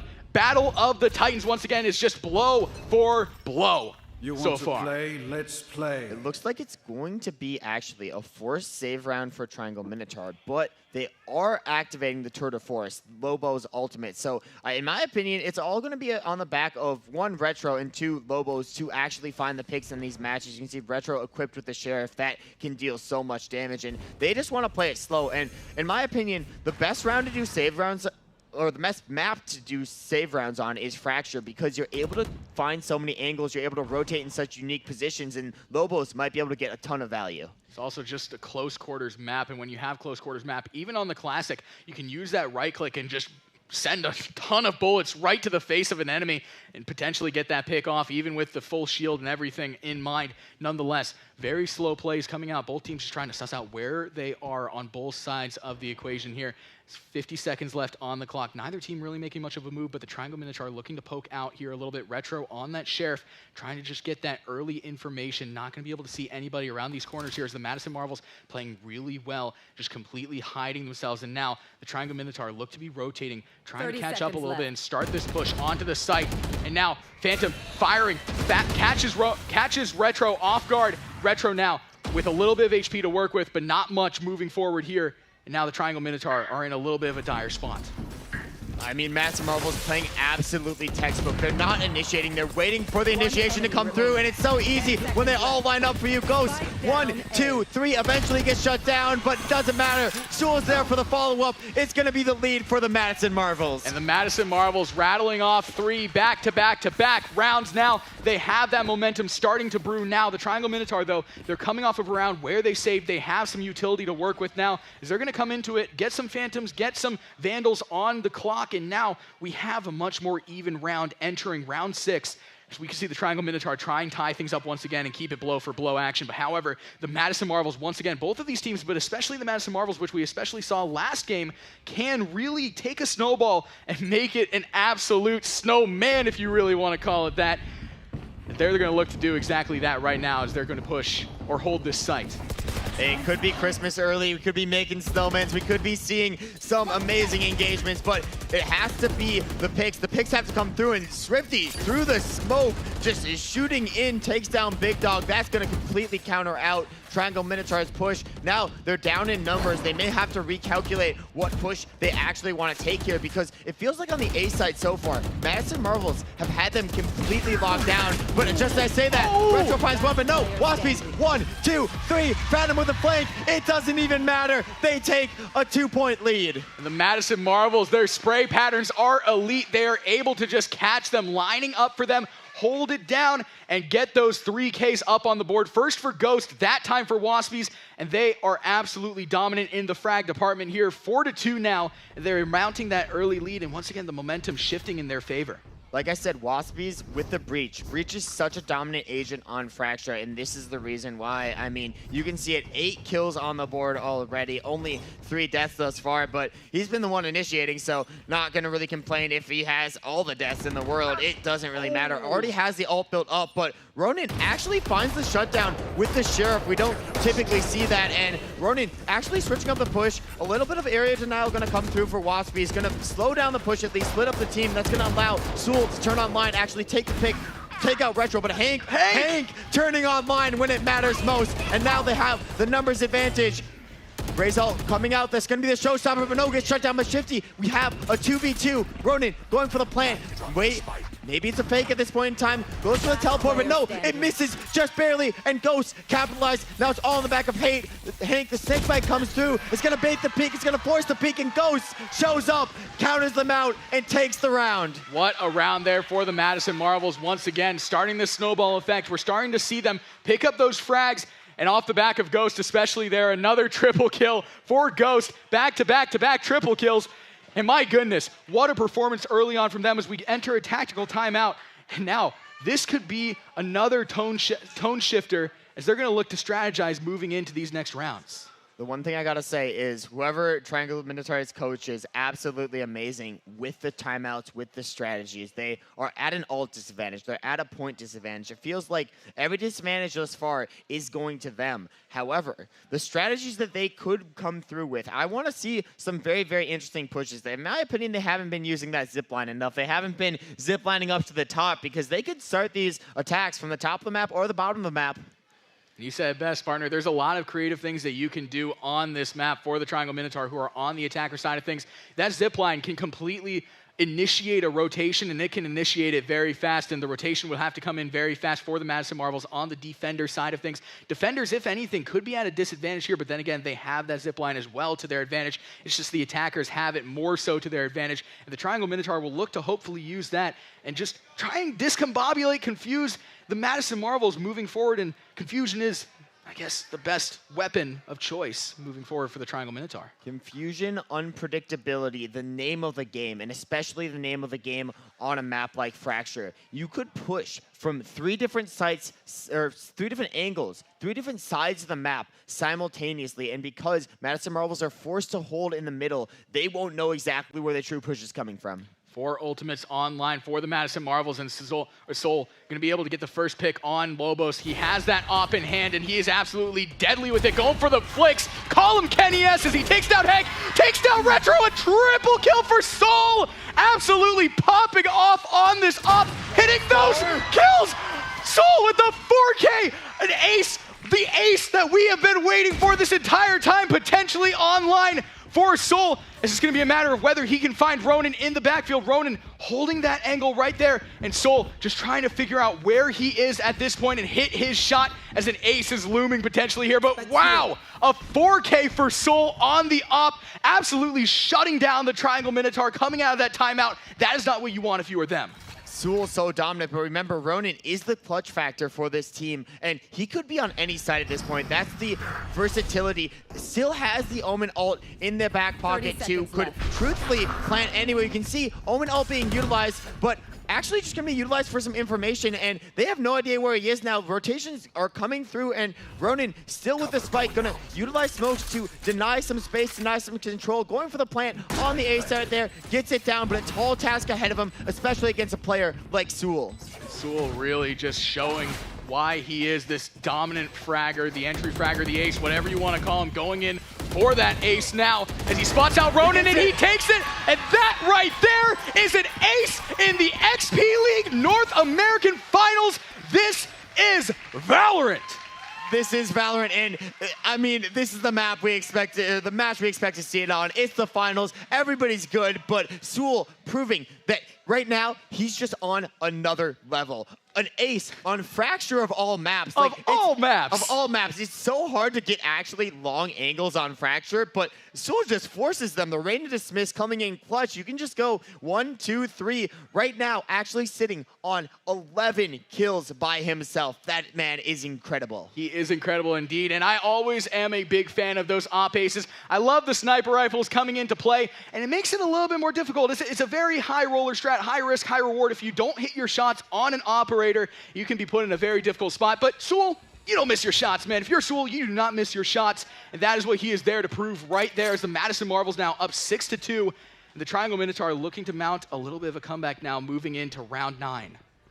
Round 9, just waiting by that door. That's an automatic door. A very, very interesting strategy here, but they're going to actually hear that. The Viper ult comes out, and the amazing thing about the Viper ult is it can deny an entire site. So now a site completely blocked off, completely denied, and as long as Viper is staying in that, it won't matter. The smoke's going to stay up. These smokes don't drop, so that may force a push onto the B site. That right there was a very smart ult from Ghost, able to completely shut down that push and allow his team to come in and rotate when they were really all separated and pushed onto other sites.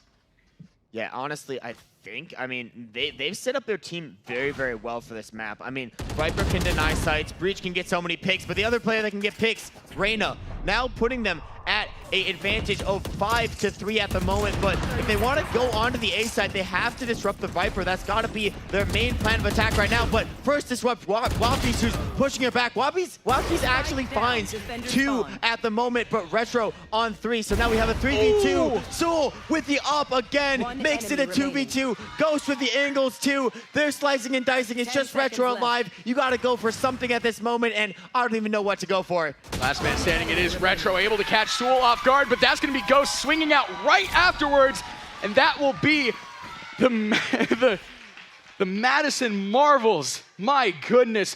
I'm at a loss for words, partner. I really am, as the Madison Marvels so far have been really just instilling their will as we enter double-digit rounds now. Round number 10 looming up 7-2, and my goodness, they have been fantastic. Yeah, and I believe only 3 of these rounds left. Well, the Triangle Minotaur are attacking. I will say, the ability for Retro to disrupt the economy of Sewell is going to be the most important, but with an economy that's already so bolstered, you're just able to buy another op, and at that point, it doesn't even matter. Sewell says, you took me out last game, I'm going to take you out this game. Getting a little bit of revenge there, Sewell is. He's a vengeful man, and he's going to get it when he wants it. Waspies able to take down Lobos now, and the Madison Marvels have the personnel advantage in this round, and this is a good spot to be in if you were them. The Triangle Minotaur now having to play a little bit different, change their plan of action a little bit, taking that zipline, but what awaits them on that other side of the zipline coming in from behind is Swifty. The other side of the zipline is where they're going, so Swifty not able to catch them there, and now the rotation is going to come through. Slow and steady winning the race here, but what awaits you on the other side of this is Sewell. The blind will be coming through from Hank, trying to get that information, and Sewell with the op is absolutely automatic. Takes down Ronan, has Hank, knows where he is now, and they have the information of 5v2, and they have 4 ultimates to work with on top of that, with the Jet ult popped included.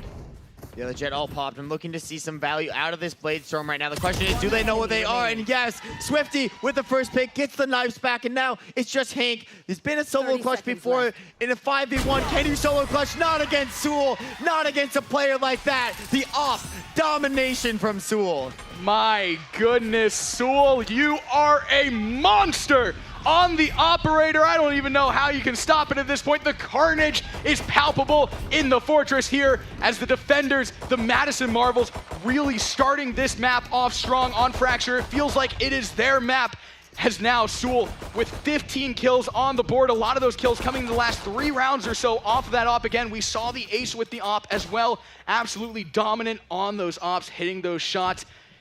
You cannot ask for more out of him.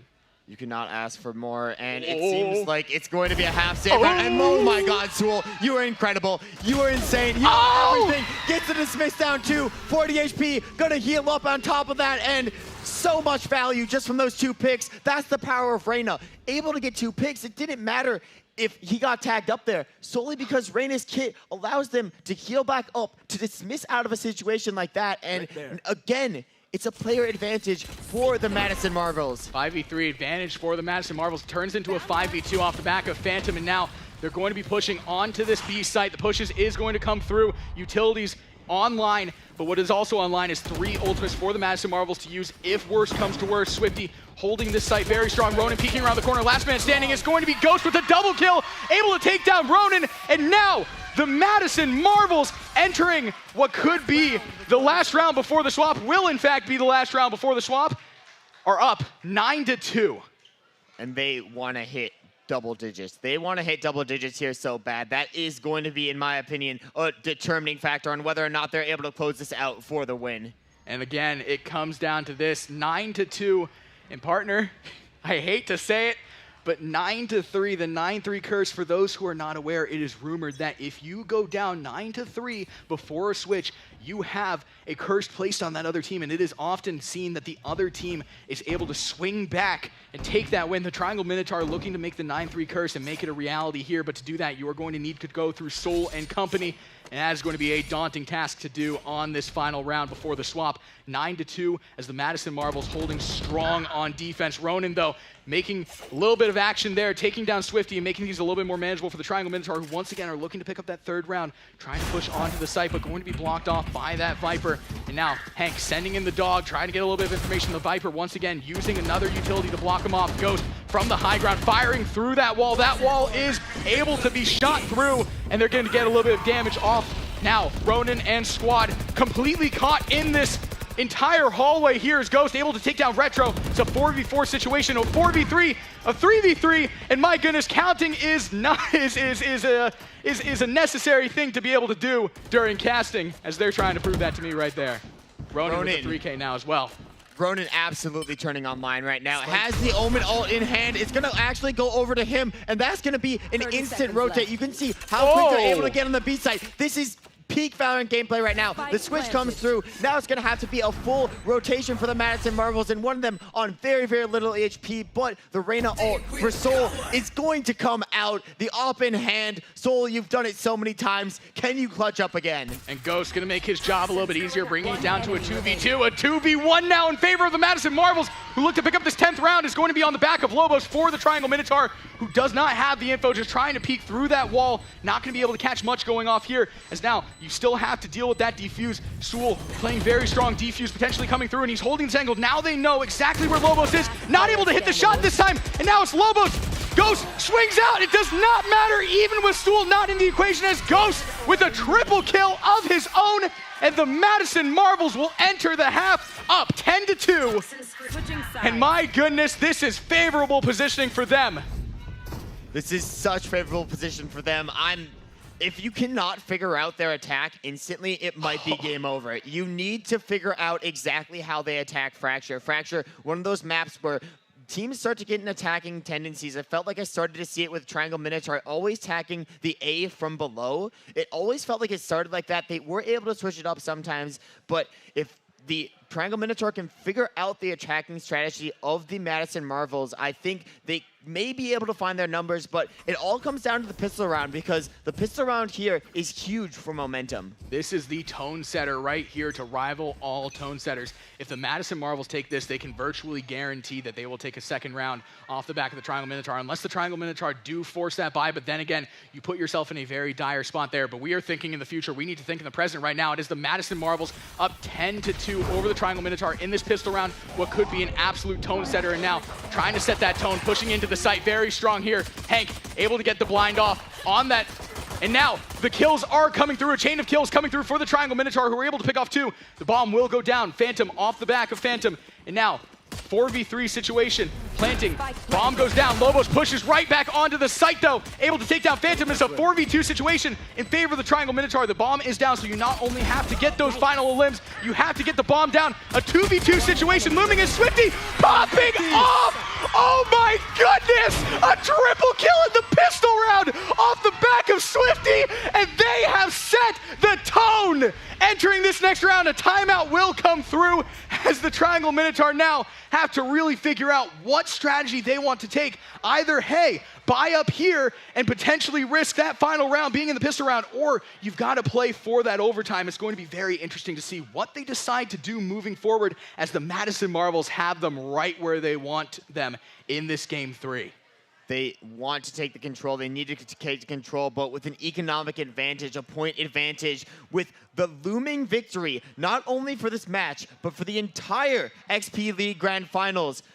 The weight is on their shoulders. The pressure is on for all of these players, and it's just been incredible gameplay thus far. And I don't even know what I'd do in this situation, what strategy they're trying to implement, but you have to find a good one. Pressure might be on their shoulders, but they have made it to this point for a reason, and that reason is because they can handle the pressure. Both of these teams have proven to be absolute juggernauts entering this match. And again, in a dire spot, the Triangle Minotaur may be, but you got to expect them to put up a good fight moving down the stretch. As the timeout goes through, we are going to get right back into the action over here. Once again, live from the Fortress in Orlando, Florida.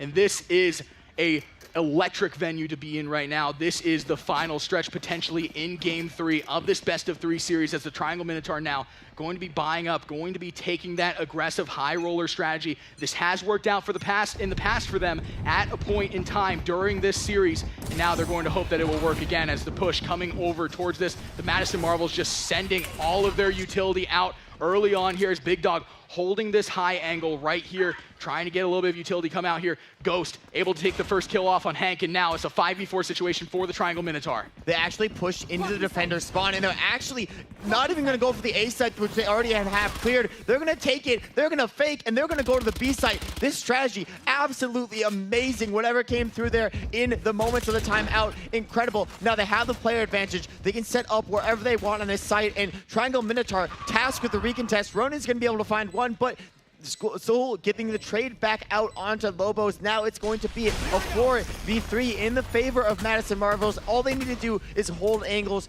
take space, and Soul making it even easier finding one. Retro still online though. Retro has been the clutch player throughout these games, looking for the shots, looking for the picks, but does he know a player behind him? It's going to be Ghost. Now it's Ronin turning online at the last moment, but no, shut down by Phantom, and the Madison Marvels are one away from taking the title. My goodness, this has been absolutely incredible thus far. Match point looming in this game, and now the Triangle Minotaur, they have to buy up in any way that they possibly can, get some utility on board, but it's going to be a daunting task for them as they're going to be going head-to-head with some Vandals, and it's going to be likely a Spectre buyout for them. They've got to get some run-and-gun Call of Duty action if they want to take this and make this a potential, I guess, overtime comeback, as now the Triangle Minotaur going to look to hold very strong on defense. The Madison Marvels, though, they have been instilling their will on offense early on with those first 2 rounds. Again, favorable positioning, entering that half up 10-2, now 12-2, and now it's going to be a matter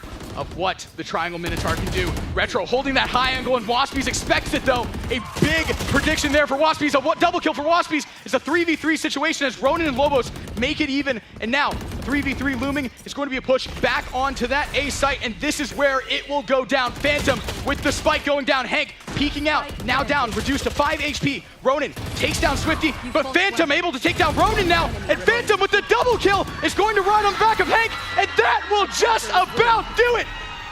That is going to be the Madison Marvels taking the XP League Valorant Valorant Finals crown. Absolutely incredible gameplay. Madison Marvels popping off when you need it most in the finals, at the LAN, at the Fortress, at Full Sail University. The crowd electric, the excitement throughout the room, and they have done it. They have taken the championship. And they are our North American champions. The finals have concluded for Valorant with the Madison Marvels taking it. And my goodness, what a well-deserved win for them. They have gone through this gauntlet. They have been a Titan throughout this entire bracket. And my goodness, what a bout of games we have seen over the last 2 days. War, it has been an absolute honor to be here with you and everybody else live from the Fortress. Well, What a game. It's exciting. It's incredible. You can see, even in the background right now, the players all thanking each other. Great sportsmanship, great respect for each other as competitors. They gave us some of the best games. No, I'm going to even say it. They gave us the best games we have seen, and I have seen, I think, ever in all of Valorant history, and this stunned me. This was absolutely incredible. Stunning, just mind-boggling. You can use all the adjectives you could ever think of to describe what we just saw. Again, the sportsmanship coming out. This is what is great about XP League. It is the sportsmanship that is prioritized first. It is, at the end of the day, all in the name of good fun. And what good fun we had here today. War. This has been fantastic, friend. It has been fantastic co-casting with you, my friend. It was an honor, and we got to cast some of the best action. I'm hoping we get to see this dynamic duo again at some point in time. But before we close out, we just gotta say a quick thank you. There's a lot of people who let us be up here, let us talk in front of this amazing audience, this amazing crowd. So many people behind the scenes that you guys don't even see. They're making this entire event happening. I just want to say, yeah, thank you so much for that. Incredible. Anybody who got us here, anybody who got these players a chance to come out to compete in the XP League finals, thank you. And you mentioned the players as well. Thank you, all the players, parents, and everybody else who have come together this weekend to make this possible. I also want to extend my personal thanks to Jay and Eva Melamed for giving me a very graceful scholarship. I'm sorry, I'm caught a little bit in the moment. Hi, Eva. Thank you guys so much again for that. It is it's still not processed, but we have just seen the North American Finals conclude for Valorant. I want to thank everybody for joining us here today. We still have some Overwatch action coming your way, so do not go anywhere because we will be back momentarily live from the Fortress. It is not over until it is over.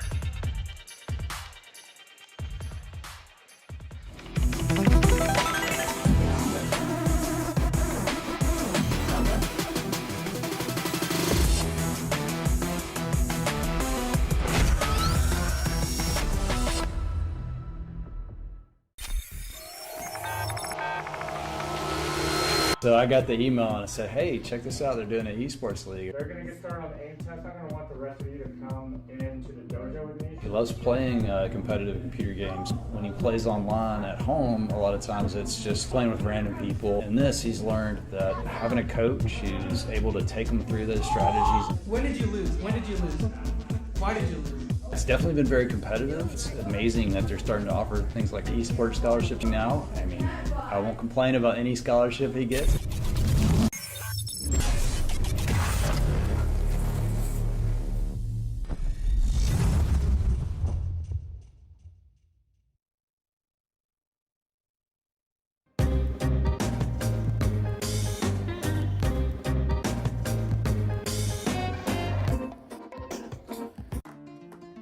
This is Amina. Today she will get hundreds of hearts, likes, and supportive emojis. Maybe even more, considering she has Hodgkin lymphoma.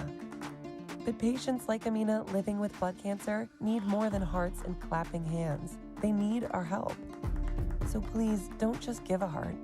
Give with your heart. Join us in making a real impact today at LLS.org.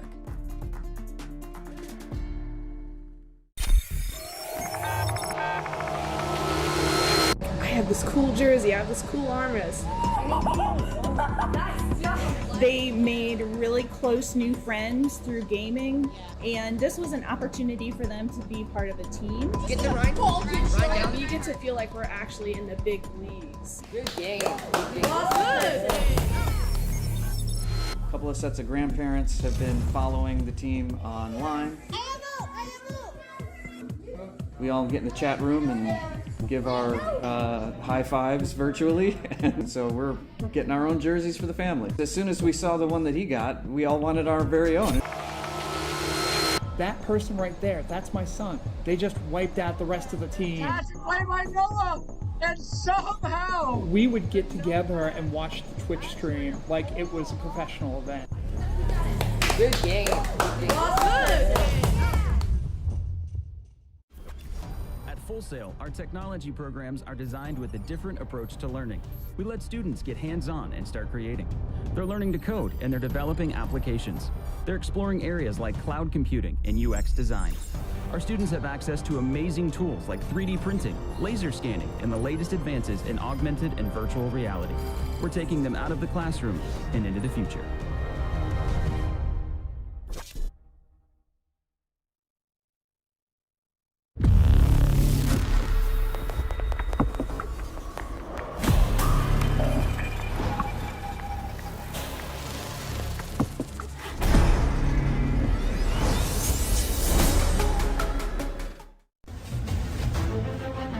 You are watching the 2022 XP League North American Finals, hosted at Full Sail University. Become part of the premier youth esports league in North America by visiting xpleague.gg and finding your league.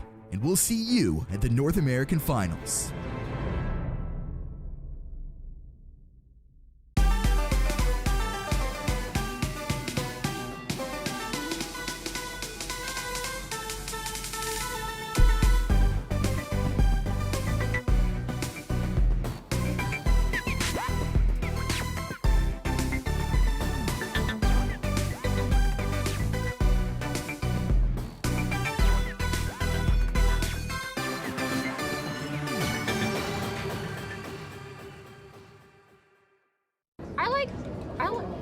Everything looks better. It does, doesn't it?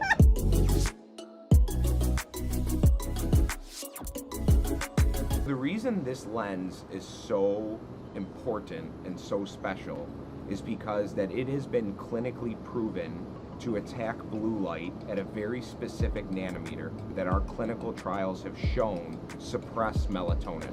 You can take all the massages, recovery, all this stuff, but the sleep is the basic foundation. Just like So we are the first clinically proven lens to stop the suppression of melatonin so you can get a better night's rest.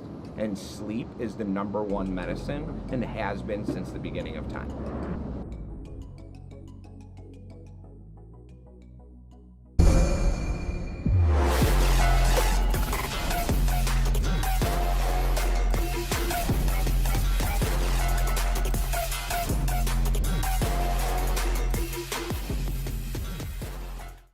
Both teams putting so much into the fight. You are watching the 2022 XP League North American Finals. It's going to Horn. It's going to Horn. They take it. They're circled. And that's it, ladies and gentlemen. And over Horn have taken the victory in the grand finals. If you'd like to compete with the world's best youth gamers, find your local XP League team by visiting xpleague.gg. And we'll see you at the North American Finals.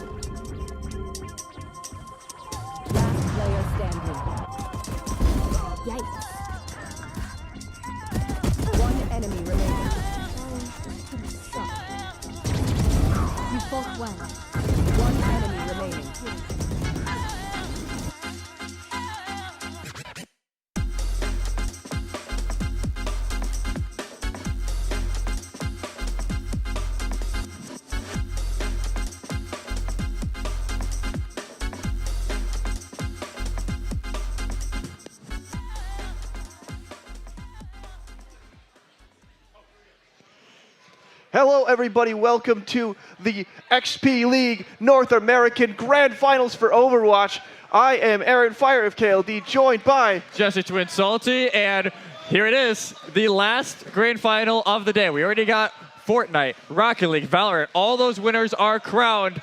We got one more left. Yeah, we got one more.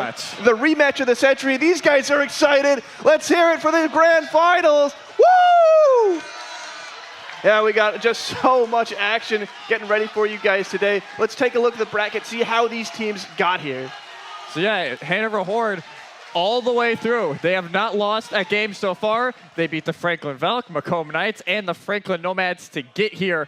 Sure, a little bit of a rougher road. They lost to the Nomads in the second round of the Battle of Tennessee, and since they beat the Valk, they beat NOC, and they won that rematch earlier this morning against the Franklin Nomads, which I would say Map 1 was very close. Map 2 was a little bit more decisive. Yeah, absolutely. It was such a good game overall, though, and they should be so proud of how they've been doing thus far today. And it's really just goes to show, speaks volume to the skill of these students. And the Horde v. the Shogun is a rematch, actually, from last year. For those of us who have been with us, for the whole time, they will remember that last year we had the exact same scenario. Horde coming through the top bracket and Shogun fighting their way through the bottom bracket. So this is the rematch of the century, and we are here getting started now.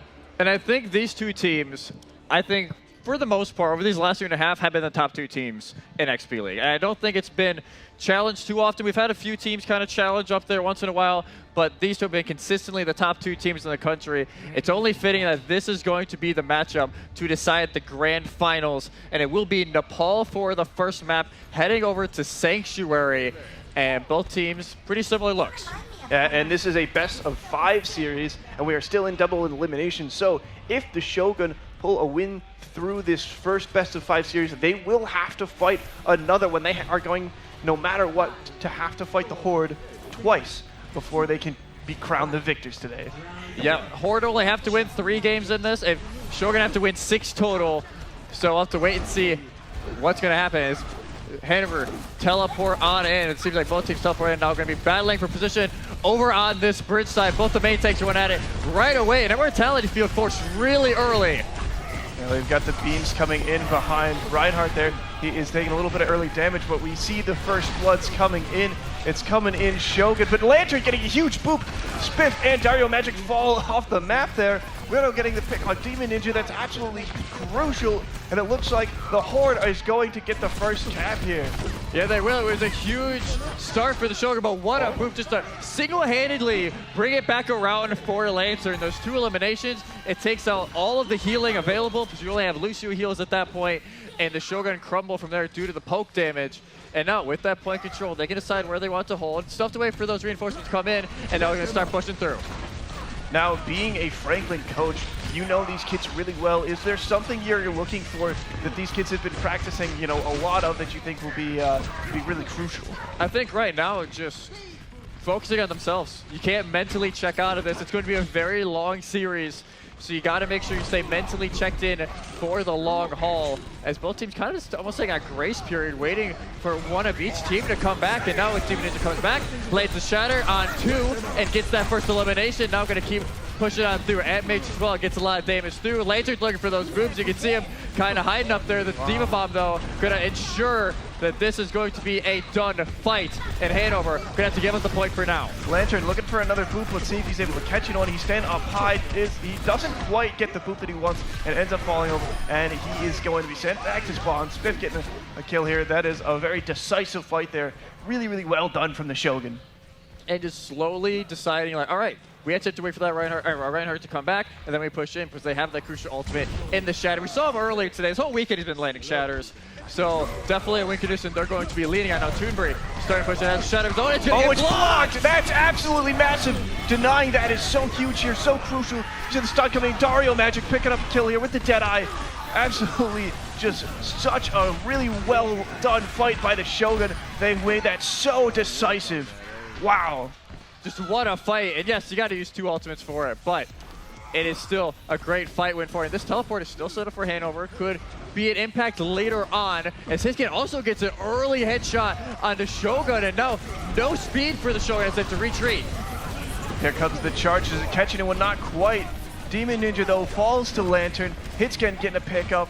And it looks like we see a lot of kills coming in for Hanover Horde. Those eliminations coming in all red side, and then we get the flip 57 into 54%. Very, very close game here. An expensive fight. 4 ultimates for Hanover, but you get the job done. And now gonna count on that window from Weirdo. Spiff's gonna have one as well. I want to see someone be aggressive with this. Use it early to gain some positioning to set yourselves up for the rest of the fight. Yeah, as you know, as you're talking about ultimates there, as far as ult economy goes, Horde is not quite there with it. The Shogun having a little bit better of ult economy, but is still not quite going in their favor. Looks like it's coming up Horde, and they are going to have a really, really clean fight there. Hitscan picking up Reiner Fan before he can remech or anything. Team kill coming in for the Horde. Team kill comes in, a huge block, that time from Toonbury. And now one final fight for the Shogun to at least capture this point and force a few more fights after. And again, they don't have a lot of ultimates online. They're going to have to win it by brute strength as they start to make their way to point. They're able to get a contest here. It's starting to pick up. Where is the Horde? They're not contesting. There it is. They are so close here. The flip comes in. I'm so surprised the Horde weren't there to contest that. But it doesn't matter. They're getting these eliminations. They get the DMAC as well, and they just slowly poked away using those ults. And now everybody's down. They're going to screen capture that point. Shogun's going to go run in, force a little bit overtime, going to get taken out by Weirdo, and no one's going to be able to touch for the Shogun. And Hanover Horde A going to win round 1 of Nepal. You can hear the absolute electrical excitement behind us. Horde coming in the first round of this series.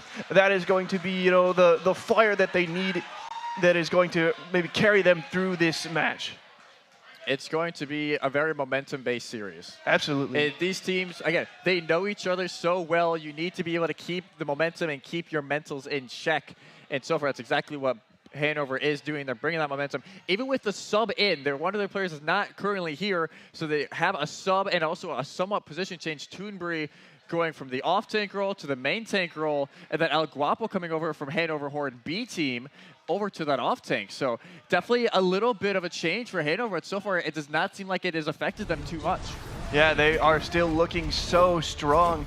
El Guapo doing a really good job picking up on the Diva here, and obviously it is going well for him. So we'll see how this first fight opens up. We see the Symmetras throwing in all of their little turrets there, trying to get some poke damage down on these shields. We see a stun, we see two charges, they just looking at each other. Spiff falls, we're not getting a pickup on Demon Ninja. It's starting to look like it's, you know, it's still anyone's game, but it looks like the Horde here have more men on the point coming in all red side, and that's the first capture of the game. They go on that wide side and they just slowly poke away. Toonbury gets a huge pin on in. And yes, the counter pin does come out from Demon Ninja, but Spiff is already stuck in the pin. So instead of hitting a wall, they just hit their Reinhardt, and it takes them out. And so far, Hanover, again, these opening fights are so crucial on control because then you can build that ultimate percentage slowly. And what the Shogun, they have a little bit more work to do. Yeah, the Shogun are absolutely not out of this yet, though. Here comes the big wall, the sim wall, going to really separate these teams here, trying to keep themselves nice and protected, nice in their barrier safety. But Reinhardt going through there, trying to get some pin, and it looks like the Shatter comes in. I'm not sure if it caught anybody. Couldn't seem to hear the High Noon, but does not catch anyone on the side of Hitscan. We see the Molten Core coming down. Another Shatter. Looks like it picked up one. Yeah, Last man picked up 2. Max down Toonbury, and now everybody else is going to start falling. No protection at all. And the Shogun going to be able to take this back. And I will say this. This is the best crowd we've had all day. We have 2 very loud crowds behind each team. Every single fight, no matter the outcome, you can hear a loud roar. So that is also a thing because you're not used to, you know, hearing tons of people scream behind you. You're just used to like, all right, I'm sitting in my room playing by myself with my friends online. Now you got a lot of people watching behind you, and it may mess with each of these teams. Yeah, the roar of the crowd here behind us just makes the atmosphere so much different than what these kids are probably used to, and it's got to be so exciting for them. Demon Ninja getting that Fire Strike kill on Lantern. That's going to really help them as they continue this fight. Toonbury just trying to get a little bit of poke, swing around the corner, not getting very much ultimate charge built up, but he is so close to that ultimate. It is so close. We hear the bomb coming in behind. It wasn't quite enough, and they are going to continue to try and push here. There's the Shatter. It's huge. The counter Shatter. Oh my goodness. That is what they wanted to see there. Oh, Demon Ninja played that so well. It looks like they are going to reset here. Pizza Freak Weirdo off the side of the map. Oh, what an absolute awesome play. That could be one of the best plays of the weekend. Wow. As blocks the shatter, not for everybody. A few of his teammates go down. Blocks shatter, instantly counter shatters, because he knows a few of his teammates went down, so they're going to be aggressive and cleans it up from there. And potentially the youngest player here today making one a huge play. That was incredibly. See both sim walls coming up. It is just an array of colors here. Can be a little bit daunting at times almost, you know, all of the different animations in Overwatch that go on, and these kids are laser focused in. Dario Magic picking up on hit scan here. We see Lantern getting Glassman's turret, trying to get that a little annoyance out of the way. Rider Fan picking up Lantern, and here comes a lot of kills from the side of the Shogun. They're getting those elims, sending them back to the spawn room, and holding strong on this point. 91%. And they're staggering out on Guapo as well. They just take him out. We know they've been DMX for 5 seconds. They're not going to be back for this final fight. And now, Horde come back. Demon Ninja. He's in the backline. What's he doing? Well, they didn't stop him. Nobody's looking. They're all trying to run the point, but there's just a random Reinhardt sitting in their backline swinging away, but it's not going to matter. They can't touch.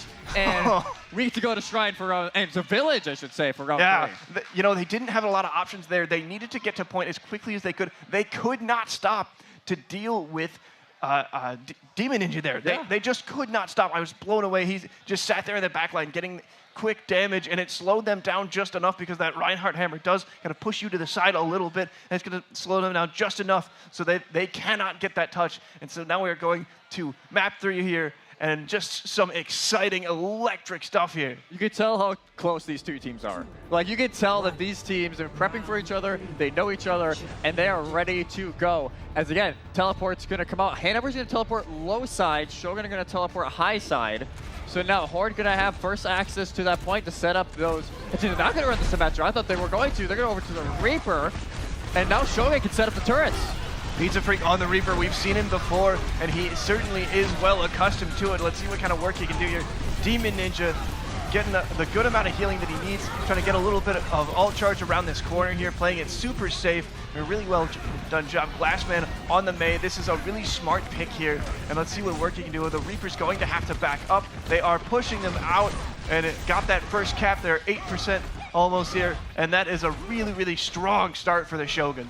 The Horde have to try and avoid these Mei walls, and it seems like at least initially there they were able to, but just the rest of the fight didn't work out the way they would want. But these Mei walls, especially in these choke points, you see it right there, almost catches off Toonbury, but up there on high ground, at the main choke and on the point are perfect widths for those Mei walls, and if you get caught out, you're gonna get punished. Yeah, absolutely. And you know, being a Franklin coach, I'm curious, you know, you were talking about the different kind of preps that these teams have done for one another. Was there some VOD reviewing last night, some things like that where you guys were prepping for this match with the Horde? There was a lot of VOD reviewing from us, and I know Hanover was doing the exact same thing. Absolutely. Because they are never not prepped. So now, Sound Barrier going to be countering out. This pin's going to come in, but it's only going to take away shield health from Demon Ninja, and now a lot of ultimates are going to get thrown left and right. There goes the bomb. There's the Shatter, and picks up 2! Rider Fan getting a big kill there. Spiff getting Pizza Freak. Pizza Freak almost had his ultimate up, so that was absolutely crucial. It was fantastic. As bomb sends it back, it is the old-fashioned Shookaroo. You send the bomb back, you know Toonbury has to turn the shield to protect their team, and puts the Shatter down right before, and now Hanover, they gotta win this next fight, you gotta think, as by the time this next fight starts, it's gonna be at 80%. You need to win this fight. Now we've got a couple of ultimates coming in on the side of the Horde, and they're gonna need to make a really good use of them. That's a big dragon. I can hear the ticks going away. There could be absolutely crucial here. Oh, here comes the Death Blossom. There's one. Do we see another? Not quite, but El Guapo picking up one. Toonbury getting a kill with his own, getting a second one picking up there. And that is a really good fight for Hanover, but they used a lot of ultimates there. They're not gonna have a lot of gas in the tank left over for the re-engage, but Franklin does not have much either, so it's gonna be a pretty dry fight coming up here, but 99% on the way of the Shogun. They are in one fight territory. Hanover is smart. They don't hold back. You know you need to use ults this fight. You can't take them home with you, and they can't take it to map 2. You needed to win that fight, so it's worth it winning and using those 4 ultimates for Hanover. And now for the Shogun, you got to take this advantage. You're going to have a very small ult advantage this fight, with the window and that shatter on the ready, but Hanover's going to have the same thing, so you got to wonder, all right, who can win this shatter duel?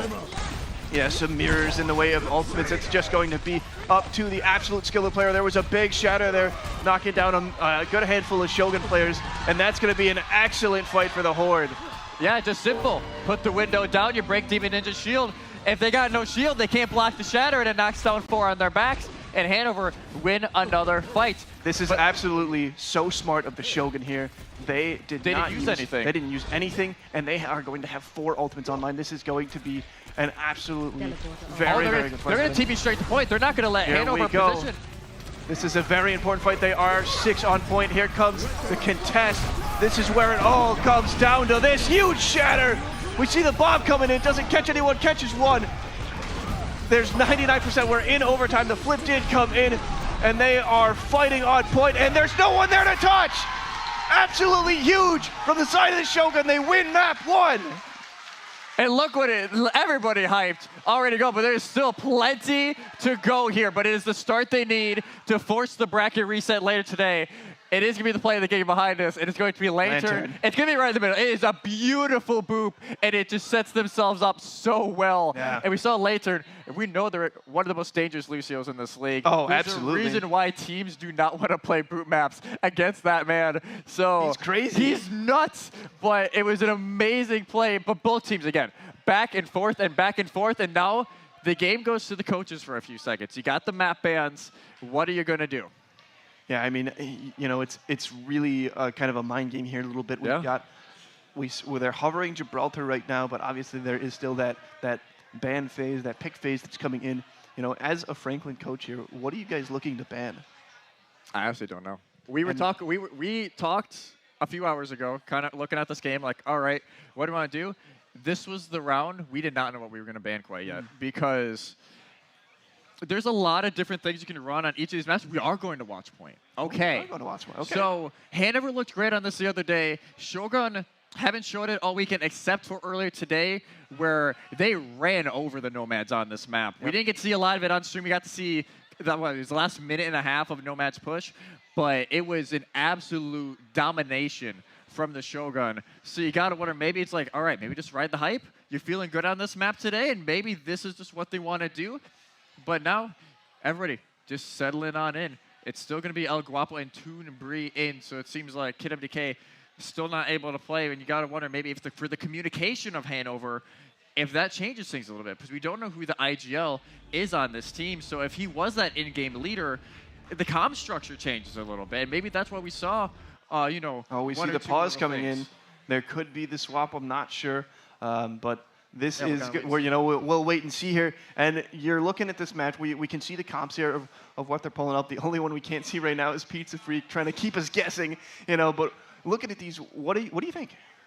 I think it's a pretty good look, honestly, for both teams. It's going to be, again, a lot of what we've seen already. They're both teams that like to play extremely fast with a Reinhardt. Absolutely. So I'm not that shocked to see what they are running currently, but a lot of it is, again, going to be execution on this map. It is historically a dive map, but for both of these teams, it is not their best play style. Neither of these teams play that play style extremely well. They love this rush, and both teams are pretty decent at the double shield. So they're going to have to play these angles really smart because, especially with hit scan on the Hanover team, there are so many wide angles.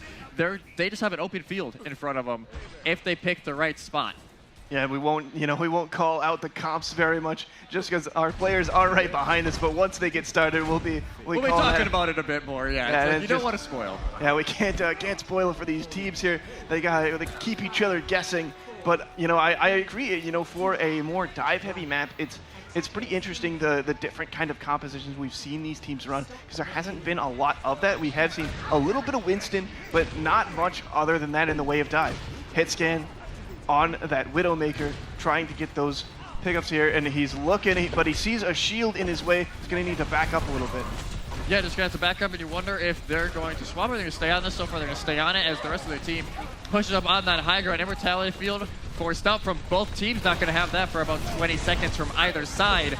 And a little bit of a different look they're not going to have the Lucio on the Shogun. They're going to have that Brig instead because they were anticipating the dive, and instead they're not going to have the speed to run away if Hanover Horde decide to speed in with lantern speed. Hitscan looking for taking a different angle here. He gets some good chunk and damage in, goes up high, trying to get those pickups, but he doesn't quite see anyone as the Shogun are backing up a little bit, trying to get into a little bit more safety there. Here in the underneath section of the beginning of this map, Glassman picking up Hitscan with the turret. Unfortunate there for Hitscan, he just couldn't quite get away from that, and it looks like they are going to continue to hold here. The Shogun are just really doing a very nice job of disengaging and re-engaging. Yeah, now Hanover, they're going to try to go to rotate. It's been called out, though, and I got to wonder if the plan changes because this is a very tight corridor, and that Torb is just going to pump so much damage through, and they are just going to change their mind with the window gone. They're going to use the window of their own. It's a shatter. A couple people are knocked down, but the high nude coming in, eaten up by the Diva. That was a really good grab for her, and it looks like we've got Hitscan on the high ground. Back to the Hanzo, which is, I think, where Hitscan's a little bit more comfortable. Ends up falling, though, to Spiff. Gets 2! Oh my goodness, this man is unstoppable on this Baptiste. He is doing such a good job both keeping his team alive and laying down that damage. As they are getting one kill, Thor Magic taken out of the fight, and now as well, Demon Ninja low, Immortality Field force, and now just got to give up a little bit of space for the Shogun. Nomad and Horde trying to push in, trying to take advantage, but now with the rally, extra armor health for the Shogun. They just have so much health, a huge shatter. Not going to get everybody though because the Rider fan shield blocked most of it except for Demon Ninja. And well, Hitscan, they get a few, which could mean something for later on in this fight, as they are going to be down 2. But a fight win for the Shogun, and in what seemed like one super long fight, we already have 2.5 minutes gone. Yeah, 2.5 minutes here. We only have 1.5 minutes left for the Horde to get this first point. They need to make a good move here. We see Hitscan trying to get that valuable information, see who's hanging out where, trying to help his team out in that way. He is very, very close to his ultimate there, and hopefully he will be able to get some kind of good solid usage out of that. Pizza Freak doing the thing that he does best on this Junkrat. We are very excited to see this. He hasn't gotten to play it much so far this series, but this is where he is absolutely most comfortable. Here he goes. 3, 2, 1. Boom! He picks up 3! That's the man we know! That is the Junkrat that we have seen time and time again. Picking up 3 there. Absolutely huge. That's going to push them over to the first point. 3 minutes, 15 seconds left. And now they, just because of how clean that fight was, there's actually a stagger spawn. I don't know if they've seen it yet. Demon Ninja trying to get out, but they got that close spawn. Future spawning in right before the point is captured. It seems like they are able to get out though. But now, where are the Shogun going to set up? Because you have a little bit of time. You didn't die to any staggers. You can pick exactly where you want to play. And so far, going to be playing on the back of that corner with Hitscan having complete control of the top of that ship. Yeah, that is such a good spot for Hitscan to be, but he ends up deciding to come down, trying to get a little bit of burst damage down on that shield, trying to really wither that away to make good use of maybe a shatter or some other utility later. We see the bomb coming in, only picking up Glassman's turret, and the huge shatter! Oh my goodness! Demon Ninja on a tear! Ripping through the Horde. Spiff picking up 2 kills with a melee. Spiff dies to the aftermath of Pizza Freak as well. So that could be huge for Hanover, actually, because now main healing for Franklin, gone for a good 15 seconds. But what a turnaround. That fight looked so much in Hanover's favor, and one little simple press of the Q button shifts it all as 4 land on their backs and 2 don't even get to stand up. Speaks volumes to what Demon Ninja is really capable of. You see this turn the fight so quickly. Dario Magic up in the air, not quite where he wants to be. Let's see if he picks any up here. Not quite, he falls to Pizza Freak. Hitscan picking up Spiff with his ultimate. Pizza Freak getting another kill on Glassman. Hitscan getting one of his own. This is looking all Hanover. Well, they're going to possibly push this to the second point with a team kill. That is massive. We see such a beautiful fight from Hanover. Shogun, though, not out of this at all yet. They still have so many more tricks up their sleeve. Everybody got close spawn for the Shogun. So now they have to have almost a miniature fight as they're trying to leave the spawn, but they're going to take it out. They were not ready for that fight. They thought they had enough time to back up, and now the 3 people left on the Shogun, let's back up all the way to their spawn just to regroup with the rest of their team. And now they can't really push up. They have to hold that corner where Hanover are positioning themselves right now, and Pizza Freak has that tire. We've seen him get 3 earlier in this game. We'll see if he can bring another big kill. Yeah, this is going to be a really important fight for the Horde. They have 2.5 minutes left. They need to be creative, do something funky with this. And Pizza Freak just looking for some pickups there. He gets a trap, doesn't quite get a kill from it, but he is doing such a good job of just zoning with those bombs, tearing down those shields, doing what he does best. And still just holding on to it. A minute so gone since they captured second phase. And here goes the Gravitic Flux. Gonna lift up a few. I think it's enough damage onto one. No, the healing's gonna be there. The Immortality Field's gonna be used. Try to take another shatter. Goes down. My goodness. He's just going crazy here. These Reinhardts, it really is kind of a battle of the Titans between these two. They are just back and forth with massive shatters. And it is going just... And it's Demon electric. Ninja canceled Toonberry Shatter. They both used Shatter at the same time, but Demon Ninja's landed just a fraction of a second earlier, canceling out that huge ult that Hanover could have used. And now Pizza Freak, they've been holding on to this for a little bit. You wonder if they've held on to it for a little bit too long. Yeah, I think, you know, if I'm Pizza Freak, I am waiting for that perfect moment, and sometimes you just need to send it anyway, even if it's not absolutely perfect. I think here it comes right here. Oh my goodness. Gonna be looking for it. Yeah, backside. Even though looking, here it comes. Boom! Picks up three! There it is! That is exactly what we're talking about! Oh my goodness! That is just huge! What a big play there by Pizza Freak. He is on fire! And now they can continue pushing up. They're going to try to hold this left side, but they don't have enough protection. Rider Fan's able to get one, and they can stall it up. The respawn's now coming back for Franklin, and no shield for Hanover means they don't have any protection from the onslaught that is coming. Now they are back with 45 seconds left. They're going to smartly disengage here. They know if they take that fight and it takes a little bit too long, they do not have enough time to set up for that final fight. So they're going to back up. They have ultimates available, and they're going to try and figure out how they want to approach this, but they know the Shogun don't really have that much in the ultimate sense. Yeah, this is, here comes the bomb. This could be very crucial. It picks up Demon Ninja. That is going to be crucial for the continuation of this fight. Demon Ninja about 10 seconds before he's able to come back. Reiner Fan, D-Max El Guapo, hit scan, sending in his ult. This is the zone that they need. Is it going to be enough? There's 3 meters left to go. Hit scan picking up Shogun. He's looking at Spiff. Him and Spiff are trading blows, but it's not quite enough. Oh my goodness. Glassman gets 2. Respawns are coming in. You can see the crowd screaming. Kills just keep going. They use the Amp Matrix, and Hanover just can't finish it off as Glassman goes for 5. Wow, Glatchman with a huge just going on a tear there. That was incredible. They held out. 84.86 meters was as far as Hanover got before the Shogun said, "We're stopping you here." Even the observers thought we were done. Even like we all thought that push was done. We thought they were going to capture. We went back to us. We showed them for a second, but they come back. The respawns go through, and that is the one part with Numbani that if you don't get those initial pickoffs by holding the spawn, those respawns come so quick, and because they're right there, they can shoot as soon as they walk out of that door. Yeah, absolutely. Watchpoint, such a dynamic map here that it really is, you know, anybody's game at any time where they're able to use that high ground to their advantage, use the, you know, the different kind of areas, not just their abilities, but that positioning that they were taking did just wonders for those team fights. This is just great Overwatch, Aaron. It really is. This is just great Overwatch.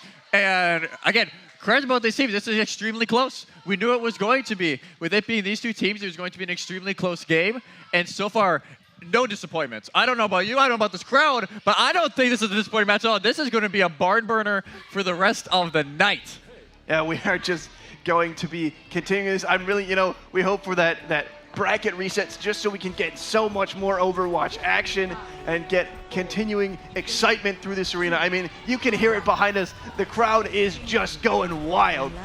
We see the TP coming in on the top high ground there. That's going to be a good rotate point, but they looking like a little bit. Demon Ninja doesn't make it. Demon Ninja falls off. I wonder if it changes the game. Yeah, they have to drop low ground now because they don't have that shield to get them through. So a good idea just doesn't work out that time, and now Hanover can just still hold this high ground. It's going to be very similar to the Shogun earlier. They're going to hold this high ground near the blue box, for a bit, but once that cart kind of starts going up the opposite side, then some of them are going to drop while holding high ground control with the other half. Yeah, they need to be dropping pretty soon before they get too far underneath this thing. And it looks like they're opting not to. They're going around back to stop them there. And that is a good rotate by the entire team. Here comes the Shogun just trying to stop them from, or continue their forward. Sorry, they've switched sides now. Horde trying to push through here and making sure the Shogun cannot move any further. Well, that's a huge kill, and the Shogun gets killed again. They've died twice early in these engagements. And now Glassman caught off as well. They can continue moving this cart, but the respawn's in favor of the Horde. Our man Pizza Freak, he's got his all. Reiner fan getting 2 there. That's absolutely massive for the side of the Shogun. And they can't, yeah, they elect to back up. There's no recontest there. Excellent job. 5 minutes and 7 seconds in the time bank. Such an awesome first part of this map. They are 1/3 of the way there. Hanover is taking the gamble that they don't recontest and they set up for on high ground, which it can work. We saw it yesterday a ton where some teams decided not to contest. They held this high ground and they would hold for minutes on end. But we gotta see if that gamble is gonna pay off, as they do have ultimates online. So do the Shogun, especially this mid right here, Ryder fan getting 3 in that last fight. Yeah, the recontest could have been very, very risky, and I think right now this is more where they want to be, hanging out between top and low ground. But oh my goodness, again! He does it again! Another triple kill! Pizza Freak going crazy. He is playing out of his mind. Wow! This early finals MVP candidate, if Hanover wins. Absolutely. It's got to, because tire after tire, they are bringing them back into these fights because the Gravitic Flux was good. It put a lot of damage down, got 1 elimination. But when you got a giant Riptire coming at you and it takes out 3 again, it is so hard to come back from in that fight if you're the Franklin Shogun. And credit where credit is due to Hitscan. He is showing, he's putting a lot of pressure as well. Yeah, not only that, but he is beaming down that shield to make way for that Riptire. He knows what he needs to do, and he's doing such a good job of it. And now, just trying to peek We've got a lot of ultimates online here. We could have an ult festival in this next fight as Demon Ninja looking for it. Here comes Glassman. The block, the cut, both blocks. Both shatters are just totally blocked there. Just a very uneventful shatter fest. But Pizza Freak getting the pick on Shogun. Dario Magic, though, getting 2 of his own. That's exactly what we see. Yeah, the Sim. The Sim beam. What? Oh my goodness! The charge is so high, he cannot be stopped. They are on a tear here, getting into the second point with 4 minutes and 40 seconds left in the time bank. We said it was going to be an ult-fest. 8 ultimates used that fight. 5 from the Shogun, 3 from the Horde. Both wanted to win that so bad, and now the Shogun, even though, yes, Horde didn't complete that, you basically have to complete the map if you're the Shogun. With 4.5 minutes left, that is the win condition. For Hanover Horde, you just got to hold this corner with your life. But again, it's that man, Pizza Freak, to have that tire. He's ready to go. He is raring and ready to go. We have seen this man do it time and again. And we get the dragons coming in. We see a bomb coming in. It picks up Demon Ninja. And I don't even think Pizza Freak's going to need his ult here. I think they're going to be able to push the Shogun back into their spawn and say, you guys, you have had your fun, but we are going to stop you right here. It's getting clicking on heads and just sending that storm arrow through 2 of his opponents. Wow. Yeah, the reset goes through and Hitscan already halfway to another dragon. Again, they don't always get kills with those dragons, but they're splitting up the Shogun to where Demon Ninja a lot of the time especially is getting separated from their healers, and it's so hard to stay up when you have none of your friends in sight. Yeah, it's like the Mei wall we saw yesterday on King's Row. You're just splitting that team in half and making sure you're able to kind of divide and conquer, and that is exactly what they're doing. We see Pizza Freak up top here. This is where he wants to be hanging out, but Spiff is trying to... Spiff uses the solo window and he gets it! Oh my goodness! That was gutsy, but it seemed to pay off for him. We see the shatter coming in, and it looks like that's enough, and it goes to the side of the Shogun, the second map in a row! And they're feeling it now. You can see it. High fives all around as they are feeling it right now. What a statement. Even like, yeah, we played it this morning. Everybody's been looking at this spot to see what happened, and they still come back with a dominant performance. Absolutely. And now for Hanover, you got to think, what now? Yeah, because they are doing such, it really speaks volumes of how well they're performing, but the Shogun continues to respond. and it is such a crazy fight, just back and forth, but the Shogun are using their ultimates and their other resources so well. We see the excitement firing up behind us. Are you guys excited? Are you guys excited? Woo! You got Yeah! some of the nomads behind, and now you got to think. You wonder if we're going to Kings Row, because that is the normal map for Hanover, but I think I see we're going to Hollywood. I see Hollywood, and I like Hollywood. Here's my assumption on the bans then. Hanover banned Numbani, because they don't want to play a dive map, understandable, and it's Numbani, not many people want to play it. And then just because Shogun, yes, they're feeling themselves right now, but you don't want to play into the Horde's best map. And honestly, the map that they're the most dominant in general. Like, out of everybody in this league, Hanover on Kings Row is the best a team can be on a map. So I can't blame Franklin for not going there. And you gotta think, I think we saw Kid MDK as well, so I can't tell if they're setting up for this map or if they're getting ready for the next. I'm not sure. We'll have to kind of wait and see what is gonna happen there. But you gotta think maybe that's the confidence boost this Horde teams need, because there's been moments where they look amazing, and there's time that almost just like the concentration slips for a half a second, and the Shogun take advantage. Yeah, and that's all these teams need, is just that half second to switch things up and finish those fights quickly as they can, and they are just dialed in. It really is, it comes down to a game of mistakes. It's not about being absolutely perfect, but is forcing your team into either bad positioning or into making a mistake, and utilizing that mistake or that positioning to your absolute advantage. Yeah, jumping on that, you got to make sure you capitalize on the mistakes as well, because we've seen times today where there's a mistake made, but nothing happens. And there's going to be mistakes. You were in an environment like this, you are nervous, there's people standing in front of you, you may hear the slight stream audio behind you. It is a very stressful situation for a lot of these kids to be in, so you're going to make mistakes. It's limiting them, and then for the other team, taking advantage of them. So now it looks like we're going into map 3. And it does say El Guapo, but that is Kid MDK back in the lineup for the Hanover Horde. We're going to have to see if that is going to be a difference maker for them, as he's back, locked in, ready to go. And now we have to wait and see what's going to happen. It's going to be Hanover on the attack first. Now, if you're on the side of Hanover here, obviously you're looking to push through everything. You're looking to cap that point and go all the way to the end. But what are you looking to do specifically in the way of picks or positioning, things like that? What are you looking for out of that team? They need to set the tempo, because a lot of these, again, we said at the very beginning of the show that they're two very fast teams. They like playing quick. They like running over the opponent and making them make a mistake. Again, going back to that point. But they've played a little slow. It's almost like a little hesitant at times today, where it's like, should we do this? And again, as you said, the half second can make a difference in these games. So now we got to just gotta wait and see if they can just change that a little bit in their head. And it's a little weird, because the Shogun lost this map yesterday. Yeah. They lost this map. They got full held on this map yesterday. So you got to wonder, they got to be feeling something about this map, to go back on a map you got dominated on yesterday. Yeah, it definitely is an interesting pick up, but we're going to see the first fight here. Obviously, Shogun holding on high ground, exactly where you want to be. Big fire strike coming in, and it's going to give him a good chunk of ultimate charge. He's already at that 41%, 54 now, and that is exactly where you want to be. But El Guapo taken out, and I should say Kid MDK now taken out by Shogun. Reiner fan getting a weirdo out of there, trying to get rid of those heals. Yeah, Lantern and Toonberry are stuck on that side. Lantern to be able to get out. Toonberry, though, is going into the Shogun spawn side, and they're going to get staggered out here. They're getting chased down by the entire team. They're going to get bashed. They're going to get rocked. Crowd control in Overwatch 1, still an issue, Aaron. Yes, it is. These kids here, when you get hit by a rock, hit by a shield, and hit by a flash grenade, it is. You wonder why they're taking away some of it in Overwatch 2. That's all I'm saying.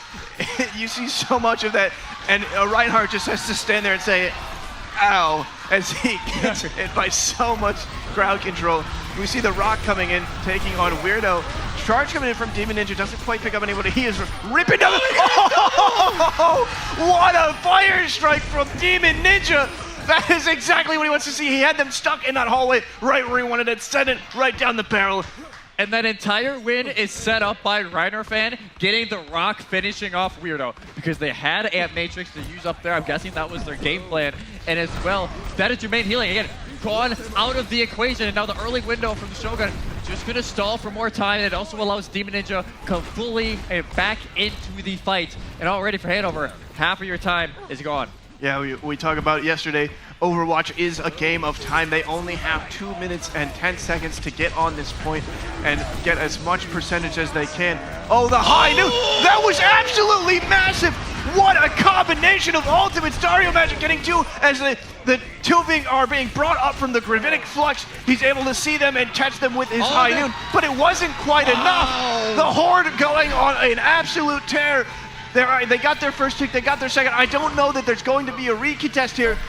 It just doesn't look like there's going to be enough Shogun to stop them, so they're going to wait and stop them in the streets of Hollywood. It's just incredible plays from both sides. The Flux with the Deadeye, Mega Brain. But then the Shatter to realize, like, all right, we can Shatter right now. They don't have Ryan. It's Sigma is in the air. They cannot block it. It's a great setup. And then for that, it's a 2v2. And Pizza Freak and Hitscan, you know, they just complete the job. They get it done. And now 3.5 minutes with this Death Blossom in their back pocket. And the Dragons. Oh my goodness, Hitscan, he picks up 2. That is going to be a really, really good way to start out this fight. Hitscan is running after his opposition here, trying to say, you are not getting away. He's looking there, and there he gets the pickup on Glassman. And now he's even behind him a little bit, but that is all that the Horde need to continue this map. They are pushing forward with ferocity. It's just, what a big brain play from Hitscan. There's a reason why he has been respected as one of the best DPS in this league since he joined. So that kind of a play, even though, yes, you're like, oh, maybe you should save for Grab Dragon. But like, no, we're going to Dragon him off high ground, and we're going to get 2, and we're going to win the fight straight away. And we're just going to use Storm Arrows and take out one of the main healers and the main stun to try and cancel this Death Blossom. Pizza Freak taking some heavy damage there thus far. We hear the Shatter, but it doesn't look like it caught anyone. And Pizza Freak is looking for it here. And it doesn't look like he's going to opt to use it because there is just so much damage coming in from the side of the Horde. Dario Magic, the return from Dario Magic saying, I am stopping you guys here. And that was an absolute huge play. That was massive. What a good job. He still has that Deadeye in his back pocket ready to go. We saw him get the better of his brother earlier today. And you got to think maybe that was the confidence boost he needed for the rest of this weekend, because that was a great play. He hasn't had the greatest start to this series. He's been kind of a little bit quiet. He's had a few plays here and there, but that is the kind of play that gets your mental back on the right track. But for Hanover now, you have that, again, the Death Blossom, Sound Barrier, Shatter, all of them ready to go. They can win this fight if they use it correctly. We see them coming, trying to attack this from the high ground. This is going to be exactly what they need. They're in a really good spot here. Pizza Freak looking for that angle. Is he going to be able to get it? I hear the high noon. He got canceled with Shatter. Yes, it did. And it doesn't look like it's just an absolute bloodbath. How are Shogun winning this fight? I don't know. 4 kills. Oh, Pizza Freak on. Oh, he gets ended up taking down. That is just the back and forth here. Pizza Freak ended up having to cancel it all, I think. Wow. Wow. These are such scrappy fights where it's turning into deathmatch. We've had so many, especially on this map, where it's like, all right, 2v2, go at it. Like, there is no room for error in these, but it's so scrappy, but it makes some of the most fun Overwatch you could ever see. In Hanover, they used 5 ults that fight. But, you know, it's Hitscan. He can do anything with that Dragon. Yeah, that man is, you know, a hyper-lethal vector, and let's see what he pulls off here. Here it goes. I hear a little bit. He doesn't catch anybody. Didn't quite catch anyone there. He had a little bit of damage down, but it wasn't quite enough. Not quite the angle he was looking for. It may have been a misclick. I'm not quite sure. Here comes the Shatter. It picks up a lot of Horde players there. It's going to be big. They're pushing them away. Hitscan, though, getting Reinerfin, getting one tank out of the way. Let's see if he's trying to pull anything else off. It looks like they're opting to back up and maybe re-engage here. It's a 4-4. Oh, where does that pin come from? But it worked. He just goes to the back like they're not going to look at me. Going on a tear. He goes after Kid MDK there and saying, I am going to stop you right here, right now. The only controller player on that stage right now, having the game of his life right now. And 20 seconds left. Shogun, they had to use a lot at least resources that last fight. They're gonna have nothing this coming fight unless we can build, and they can build a quick Shatter or rally. Hanover They've got a ton of value off window from Weirdo today from him and Hitscan. They got to get something here. But they also got a touch. Test needs it's to 2 come seconds. in. They're going to be able to touch late. Looks like Kid MDK does end up touching. We're the looking flank. for something sneaky. He's on the flank. What are we He's gonna just trying to do see? DPS. He is just DPS laying it down, but he's in a little bit of danger there, as looks like he has been seen out, but I don't think it's going to be enough. That was such a good split fight there, as they're going to push this 1 meter left to go. They need to just finish it out, and it looks like they do. 1 minute and 30 seconds, team kill, huge from the Horde. A huge confidence boost as well. What a play for Weirdo. Like, I have the confidence in myself to go on that flank and to get value. And it's able to get a few hits again as well. Use the Dragon, separates everybody out. And no, Hanover not done yet. Got that 1.5 minutes added. Already down to a minute just due to how long it takes for those doors to open to start this third phase. It's going to be 2 fights here. You got to win this first one if you're both teams. Here comes the Flux in the high noon. They dropped a little bit too quickly. Unfortunately, he wasn't able to pick anything up there, but it's such a smart play. We saw it earlier, and he almost had that perfectly executed. There just wasn't enough time, because I think he was looking at those tanks there, and their health bars were just a little bit too big for those crosshairs to lock on. But Horde, having a slew of ultimates at their disposal, going to have a really, really good fight in the way of just utilities up their sleeve. And here we go. Pizza Freak looking here, seeing what he can do. Grab is eaten by Rider Fan with the grass. Goodness. And everything falls apart. They use the Shatter, but Guapo dies early. The Grab is eaten. Every win condition's thrown out the window, and now you got 10 seconds to come back to this, but you have the Sound Barrier to give you that extra health for the sustain in this overtime. Man, if I am Reiner fan right now, I am feeling so good. But here comes the man! Pizza Freak picking up 3! Hitscan getting one of his own with the Dragons. They're in overtime. They are pushing this as far as they can, fighting absolute tooth and nail. 3 ultimates there. Now, another window coming up here. We saw it earlier. Weirdo, great value out of it last time. We're seeing it again. Dario Magic as well. With that ult coming up soon, we're going to see if they can get one, because they've been a little shaky with those Deadeyes when they don't have the Flux to go with it. The window we see, Weirdo has made good use of this before. Dario Magic picking out Hitscan there. That is a really, really good elimination that he needed to see. The overtime still hanging out there. We need the Horde to stay on the point if they're going to do anything, and it's coming in all Shogun. They are clearing off the point and stopping them in their tracks. That is exactly what they wanted to see. They stopped the Horde from getting that final push. It's almost just like our previous map, right? Hanover, they have a few moments that they weren't playing the absolute greatest. They were getting caught out. But a lot of the time they were playing fantastic, but they just can't finish it just due to the mistakes they made early. They don't have enough time. Now it's the Shogun's turn. They struggled on attack this morning. And then there was yesterday against them. It's too many Franklin v. Franklin games this weekend, Aaron. So when they played this yesterday, they struggled on attack. They got full held, 0% on that point, and they did not do well. So now you got to think, for Hanover, what can you take from that last game that went really well, and from this entire series that has went well, and how can you change it a little bit to adapt to the struggles that you've had so far? And I think, well, we won't say what they're running quite yet, just because, don't want to say anything. Secrets. But I do like what they're changing up.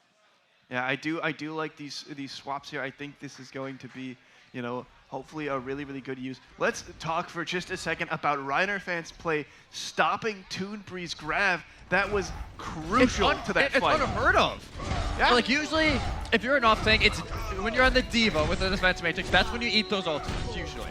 Because the grasp is such a tiny hitbox, you don't normally eat anything with it, at least ultimate-wise. So it set themselves up because the Horde had to put so much more into that next fight to reach to the end. Now, they may have stopped him from getting all 3 points, but the Horde was able to travel very, very far. And so if they can stop the Shogun here, then there is going to be, they're going to go into map 4. So we're just going to see how the Shogun do coming into their attacking side. Like you said, they did struggle yesterday, and we're going to see what they're doing a little bit different. Glassman on the high ground, getting a good single there. He jumps right into the trap. Yep. Oh no! Absolutely tragic. Glassman in the trap. But his team is there to pick things up, and they are on a tear, finishing out that point there. They just need to touch, and I don't know that there's going to be a recontest. There just isn't enough time. No, Hanover is going to elect to go to high ground again, but Kid MDK, they can't hold their shield up. It's getting broken every 5 seconds because of the Torb turret. Torb has consistent damage. Spiff is shooting it like crazy, and Dar is as well. They can't hold it for more than 5 seconds, and it's making Hanover try and make these split decisions that don't always work. Yeah, they are doing just such an amazing job getting rid of that shield and doing that kind of, I'll call it shield management, and it is really paying off for them. Pizza Freak here on the high ground doing exactly what he wants to be doing, just throwing those bombs in and getting the heavy damage down. They need to drop down and touch here. They need to stall this point as much as they can. They cannot give up any time, as there is 4 minutes and 50 seconds in the time bank here. We hear the shatter. It looks like it picks up 3 down. That is incredible. There is Shogun just all in the elimination feed, but Hitscan is not going down without a fight. He picks up Spiff. And he did not die. Well, now he will, as Dario coming back from spawn picks him off. And Shogun just keep rolling through. Again, Pizza Freak gonna set up. They should have enough time to use this Riptire this fight. They've got to make sure it is not broke, and they bait out the Immortality, but they've done a great job of that so far today. So I'm wondering if that's the game plan again. Yeah, this is incredible, and you know, this really, you can tell how much these kids— They got grabbed, they can't touch. They cannot touch, and it is 5 minutes and 30 seconds on the time bank.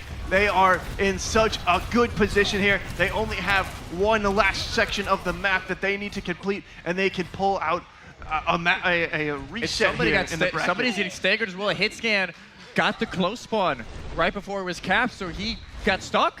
He couldn't rejoin his team. He gets hunted down, and Weirdo as well has to back up a little bit. 5 minutes, they're not going to get held at first corner, and they're just going to continue rolling on through. But Horde have all the resources necessary to try and win this fight, but you gotta have an answer for what the Shogun are running. Oh, Weirdo taking some heavy damage up top there. We see the high noon. Doesn't catch anyone. It catches 2! That's huge from Hitscan. He needs to put a stop to the Shogun right here and now, and he gets that pick up on Shogun. That's a 3 for Hitscan. That is exactly what he wanted to see. Weirdo up top throwing the heels down, doing what he does and making sure that his team is nice and healthy.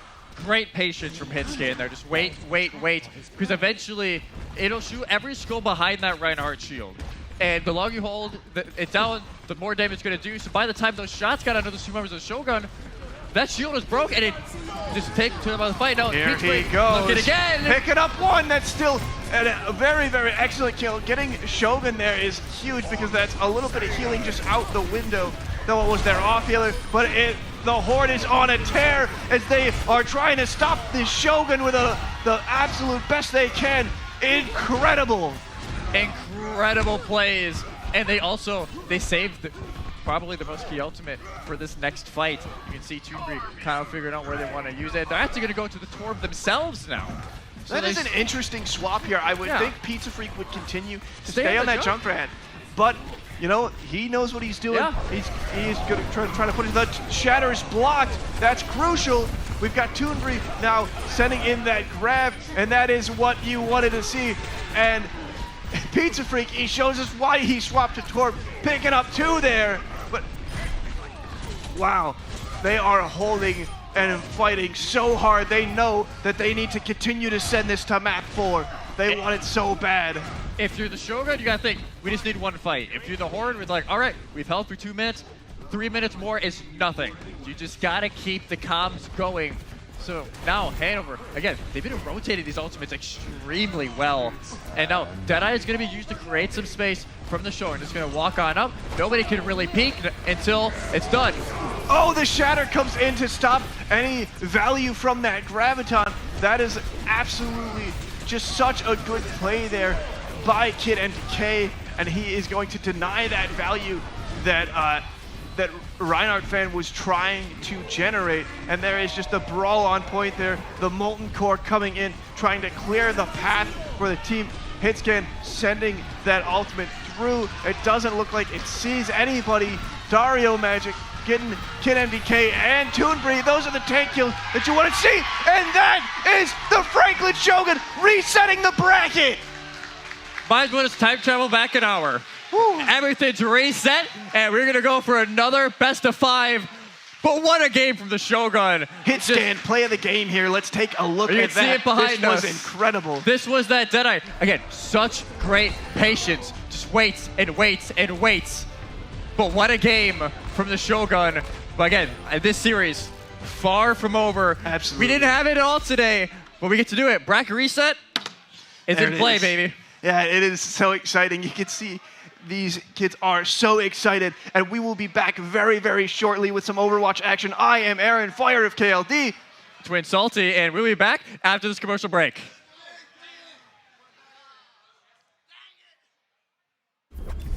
At Full Sail, our technology programs are designed with a different approach to learning. We let students get hands-on and start creating. They're learning to code, and they're developing applications. They're exploring areas like cloud computing and UX design. Our students have access to amazing tools like 3D printing, laser scanning, and the latest advances in augmented and virtual reality. We're taking them out of the classroom and into the future.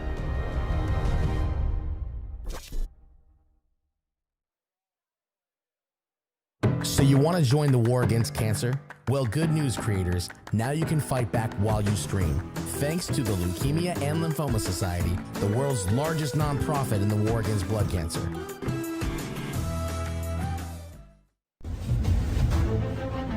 You are watching the 2022 XP League North American Finals, hosted at Full Sail University. Become part of the premier youth esports league in North America by visiting xpleague.gg and finding your league.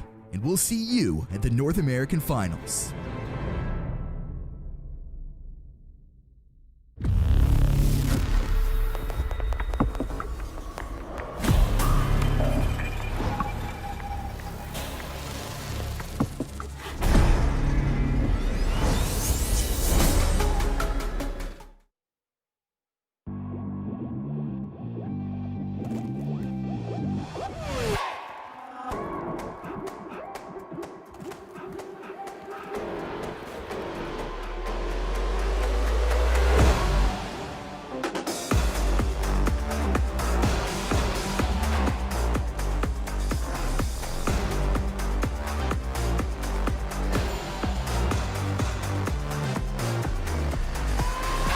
Both teams putting so much into the fight. You are watching the 2022 XP League North American Finals, hosted at Full Sail University.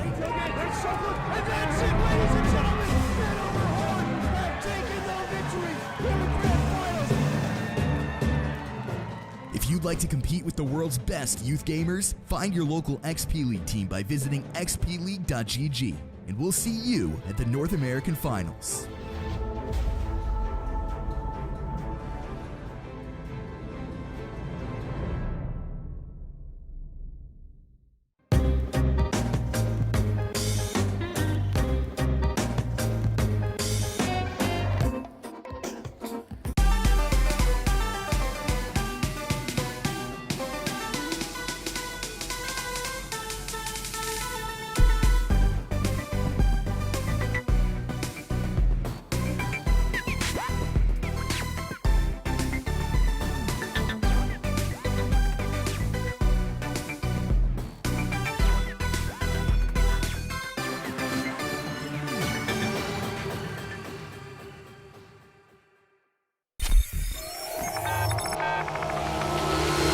So I got the email and I said, hey, check this out. They're doing an esports league. They're going to get started on the aim test. I'm going to want the rest of you to come into the dojo with me. He loves playing competitive computer games. When he plays online at home, a lot of times it's just playing with random people. In this, he's learned that having a coach who's able to take him through those strategies. When did you lose? When did you lose? Why did you lose? It's definitely been very competitive. It's amazing that they're starting to offer things like esports scholarships now. I mean, I won't complain about any scholarship he gets.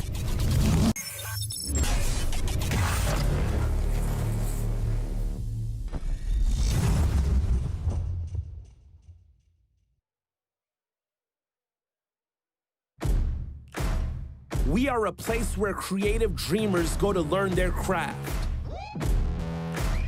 We are the people who fill the world with entertainment and technology that inspires us all.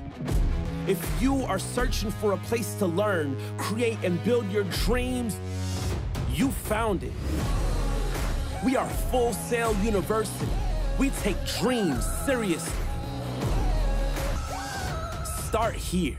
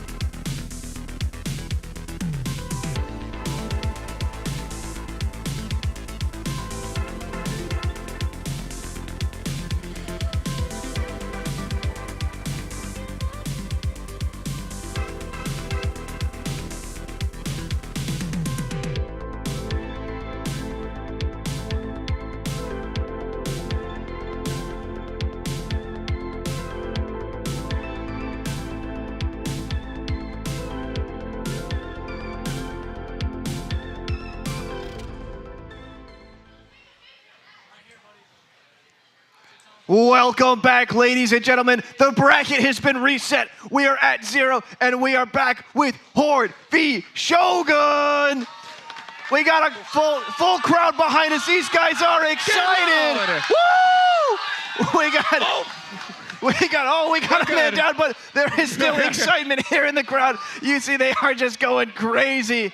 Now, we have so much action here. We still have another best of 5 series, and this is for the title, for the grand final champions. It's for everything. Now, it's an even playing field. Hanover don't have the luxury of that free loss. That loss is gone. That's out the window. They're both the same record now going into this game, and now it's the first of 3. It's plain and simple as that. No gimmicks.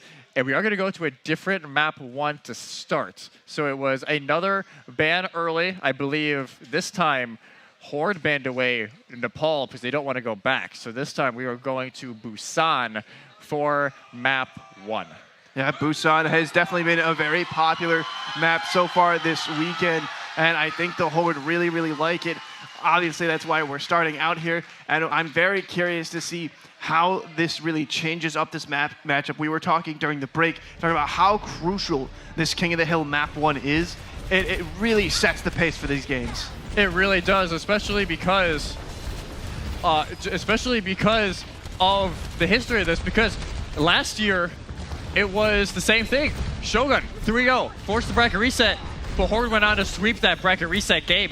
This is going to be a very crucial map for both of these teams. Yeah, this is very, very important. And here comes the first cap, which we have talked about before. Coming in the way of the Shogun. They get the first cap here. The first percentages of this series taking away. And it is just a brawl on point. Hitskin getting the first blood here. Getting 2. Pizza Freak picking up one of his own. There is a lot of brawling on points here, but it's looking like it's all Horde. And they get the flip here. 18% in the way of the Shogun, and now it started to tick up for the Horde. And now both teams leading into this Symmetra pick.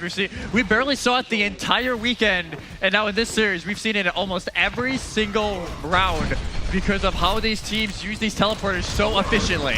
Absolutely, you know, even earlier in the weekend, I was thinking to myself, where is the Symmetra? Where are those teleporter strats? And apparently these kids read my mind and are just doing it absolutely so efficiently here.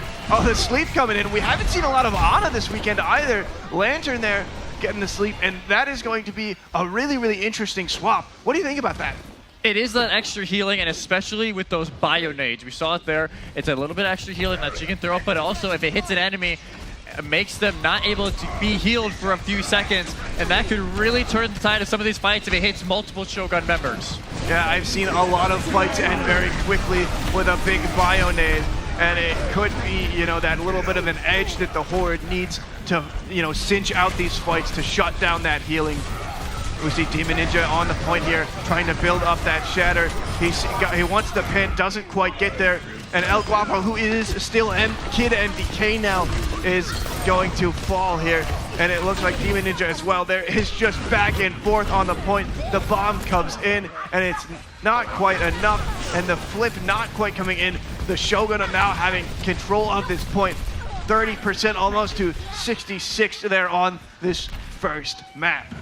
Hey, again, sloppy fights. Like you can tell, they're just throwing everything at the wall. They're not really communicating it sometimes, but it works for both of these teams. So now, next fight. Again, both self-destructs thrown into that fight. First by Hanover to try and see if it was winnable, then by Franklin to secure it. And now, eyes on this man right here to see if they can land one, or that, or Kid MDK as well. Yeah, there is just so much kind of riding on that. And it's blocked! That's crucial! Now, Kid MDK trying to get one of his own. He does pick one down, and it doesn't quite get any follow-up there. Toon Breeze now out of mech, running around, has the baby diva, and not quite where you want to be. But looks like there is going to be another D-mech there. And is the finish going to come in? Now the wall comes in, and it looks like Pizza Freak getting some picks up there. Kid MDK getting, but the Shogun are responding. Yeah, they get 2, they get 3. Respawns are coming in. Demon Ninja goes off the map with Toonbury. I guess a kumbaya to see if they can just go to spawn together, I suppose. And it's just the supports left. as Shogun and Spiff able to bring it back, and now 75 and counting to 86. A lot of ults used that last fight. Nobody's gonna, barely any ults in this fight. The only ones I could maybe see are the DPS ults for the Shogun, maybe coming online, or the Nano from Lantern very late, but it's gonna be a very vanilla and bare bones fight. Last man getting ready to have that Molten Core online. He's at 97, and now there he lands that hit, and he's gonna send it to clear as much space as he can. He knows that they are in one fight territory. He knows he needed to send that now in case anything happened to him, and I think that's going to give them the zone denial they need here. We're in overtime now. Shogun have the edge here. Overtime starting to tick down. There is 6-1 on point, and it is all Shogun in the feed there. That's gonna be overtime, taking away the first round, going to the Shogun. 186, very close. Again, very, very, very close, but you can see the feeling. We knew this map was going to be good because both teams know how crucial this is to win. And now you gotta figure out, all right, reset. We're going over here to Sanctuary for round 2. A different mindset, different compositions are better here. It's not going to be like Mecha Base, which we haven't seen yet, and our previous round. It's a little bit more static. I think this one maybe favors the Horde a little bit more. It allows Hitscan to really strut their stuff at these very long sight lines. But at this point, I don't know, Aaron. Like, it's anybody's game because of how, like, all those fights basically, I would say about half of those fights were decided with 1 or 2 people left. It's not like they were destruction every single time. These were very close fights. Yeah, it's not like, you know, we're not seeing a team kill after team kill. It is close tooth and nail. Glassman very early looking at some low HP there. He needs to get healed up, which he does. And we see Kid MDK trying to get that little bit of shield peek, trying to just see what he can see around that corner and just trying to suss out the situation. And it looks like they are opting to, they're waiting, just kind of biding their time, but they should be trying to get onto point there before the Shogun can cap, and there's the contest there. That's exactly what you wanted to see. Demon Ninja, though, on the point, ready to fight back and forth, just swinging. He gets the pin. He's taking Pizza Freak away, but it takes him away from the fight, too. He should have maybe pointed a little bit sooner because now he is by himself with Horde surrounding him, and I think he's going to fall there in a hit scan. And it looks like it's coming in Horde, but just the contest, as you said earlier, a little bit of just kind of almost sloppy fights here, but Hitscan finishing things out, and the first cap going to the Horde! And already has ult. Like, that is what he can do on a map like this where there's not many places to hide from those arrows. And now they can just hold in the drum room here, and they can just use this archway if they want to. They can hide around the drum if they would like as well. Shogun gonna make the rotation. They're just gonna straight on the point with those turrets, and they're gonna get dragged down. Come the dragons, but the Shatter is on top! Oh my goodness! Shatter on top of Molten Core says enemies to the wind. That was incredible! The combination of ults there, the team kill coming in the side of the Shogun. What a fight! 6 down with 1 press of Q. That is how you want to fight right there. And absolutely. No matter what, there's been 2 solidifying players, 1 on each team today. It has been whenever in doubt, Pizza Freak has came with the goods. For the Shogun, it has been Demon Ninja really bringing it today.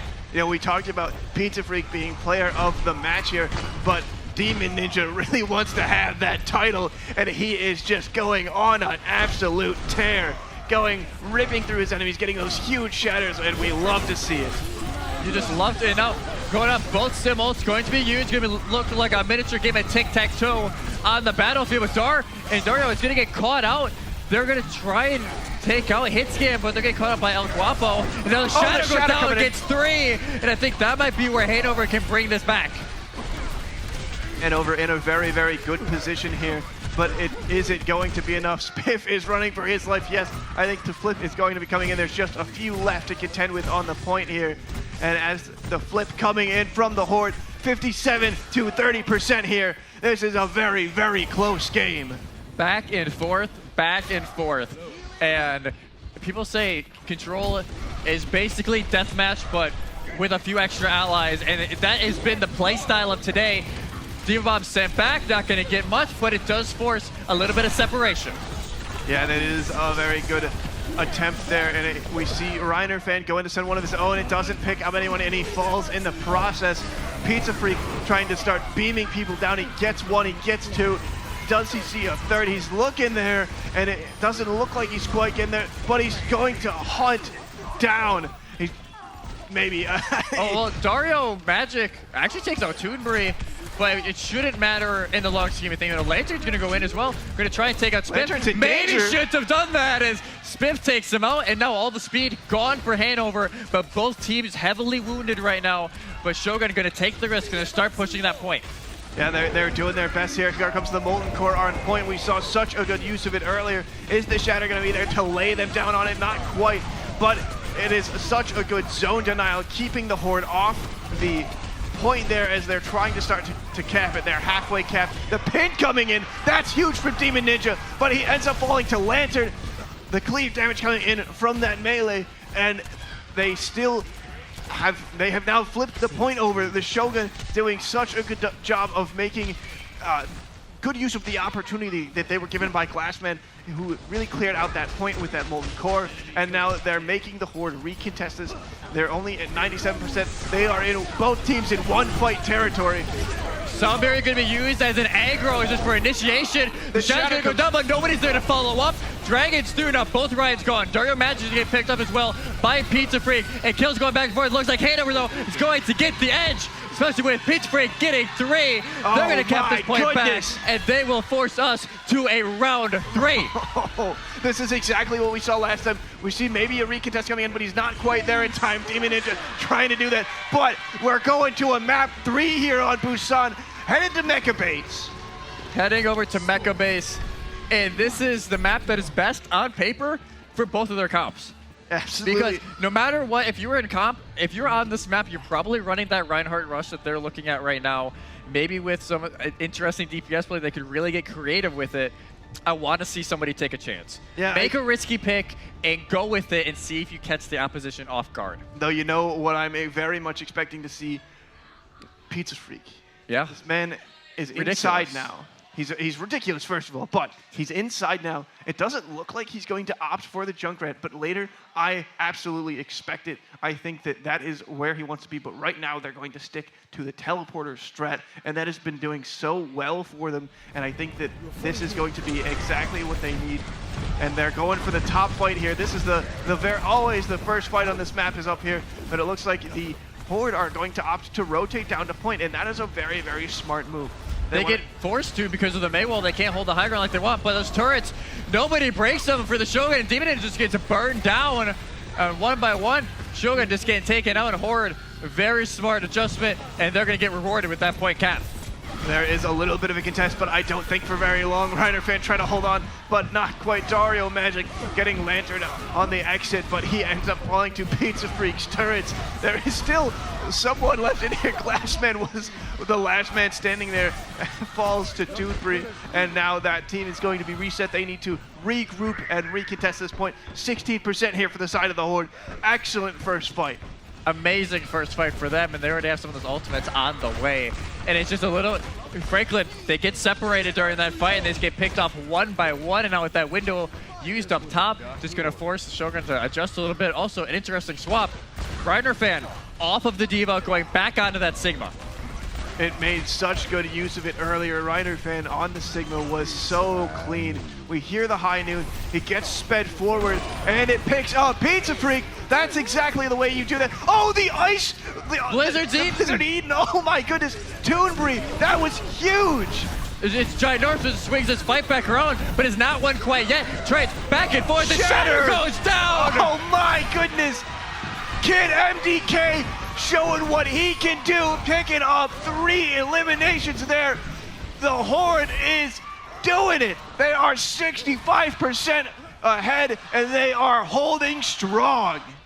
They are in an amazing spot because Franklin, they felt like they won that fight early, but just the Blizzard gets eaten up, and then that big plan they had thrown out the window, and now it's Maywall going to put a little separation again, forcing up the Ant Matrix early from the Horde, but now they can hold that high ground. And let's Shatter.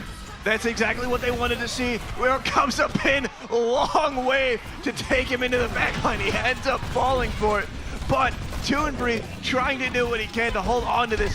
The Shogun are not going down without a fight, and they flip at 95%. The Horde are in one fight territory here. The Shogun have a lot of work to do, but we've seen them do it before, and maybe we will see them do it again. You never know. And Hanover, if they're honestly this fight, maybe you just take it slow, and if you don't use any ultimates, it's not a big deal. Maybe just try and draw all what Franklin has, try and get a sense of where they're at ultimates, because there you go. There's Goes one. Out, Gravitic Flux able to get one. That's absolutely huge.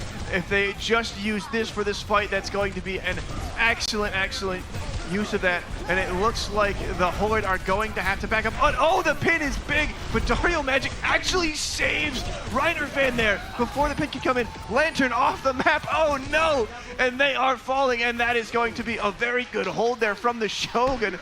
I couldn't believe Demon Ninja, or rather Dario Magic, absolutely saving Reiner Fan there from Kid MDK. The charge almost hit him against the wall, but he finished off Kid MDK before any damage was done.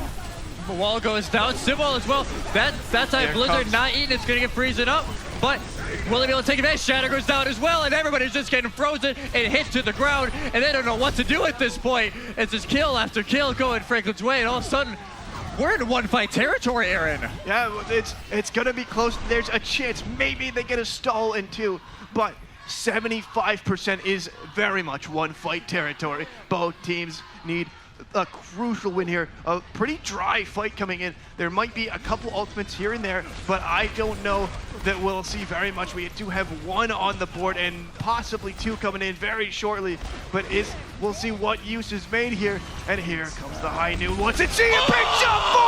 Oh my goodness! He gets 4, and that's huge! They're gonna hold that point. Absolutely. That we've got one more ultimate here to make sure it's kept overtime ticking away, and that is the first round for the Shogun. The crowd is going wild. Everybody is just crowding Dario Magic. Single-handedly wins them the map. He is the one that joined this team just a few months ago. Let's watch this play of the game. Let's watch this play of the game. This was incredible. This is ridiculous. We all just saw it, and we all want to see it again. Because Immortality Field, they see it got used, but they had to use it to initiate. So no safety belt for that ult, and it just gets taken away from the Horde right when they thought they were going to win it. And again, this series, it's a game of inches, Aaron. Absolutely. That play was incredible. You saw the positioning there as we talked about just making use of mistakes. There wasn't even really a mistake made there. No. He just had such good positioning, and there was just that frontline battle that they have been doing time and time again. And Dario Magic said, I'm going to go around here, and I'm going to just hit Q and finish this out for my team. And they were so paid that we saw them. They were holding on high ground for a long time. They took one shot, and then they hit because they didn't want anybody to see that they were up there. And I can't blame Weirdo for using the Immortality Field when they did. Yeah, I can't blame them for doing it because they needed to use it just to make sure they could touch point and trigger overtime. So it's not a bad play from Hanover. It was just an excellent read from Dario Magic. And now we're going to go over to Escort.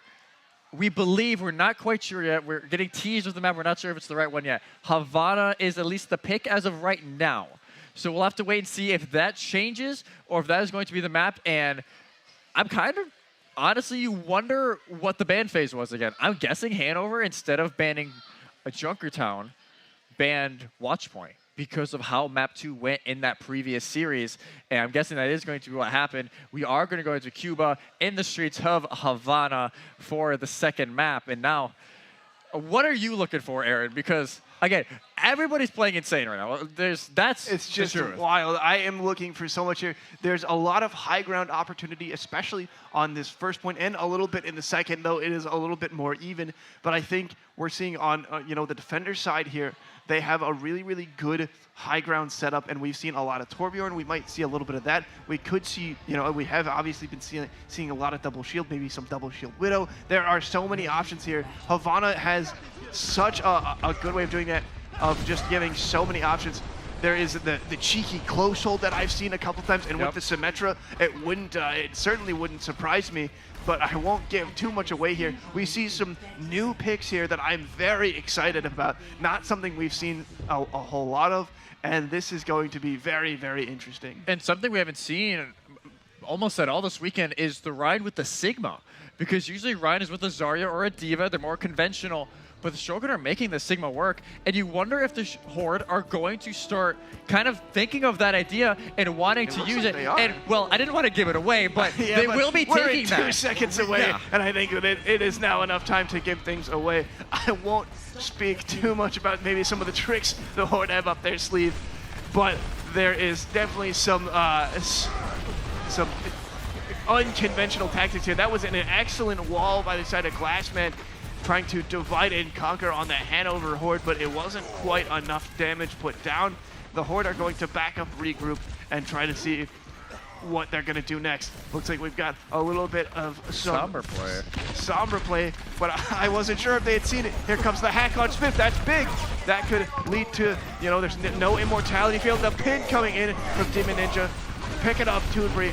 He is getting healed back up. They are doing that close hold that I was talking about earlier. This is a very kind of cheeky but a very interesting strat, because if it goes wrong, they are able to make up so much ground so quickly. And both of these teams have done it in the past. They don't get hit with the shatter. They don't get hit with the shatter. Oh my goodness. Blizzard, we may report a bug. I'm not sure how that doesn't hit Dario Magic, but I guess he was so close to Cone, didn't reach him. And everything, if I'm Kid MDK, I understand if you're frustrated on that, because that should have canceled that ult. Hack coming in, and it looks like it does not matter. Dario Magic seeing that Sombra says, no more, please.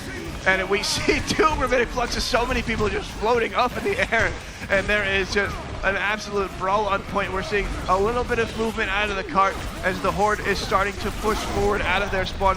Glassman has been hacked, does not have that ice block available, and falls to Pizza Freak.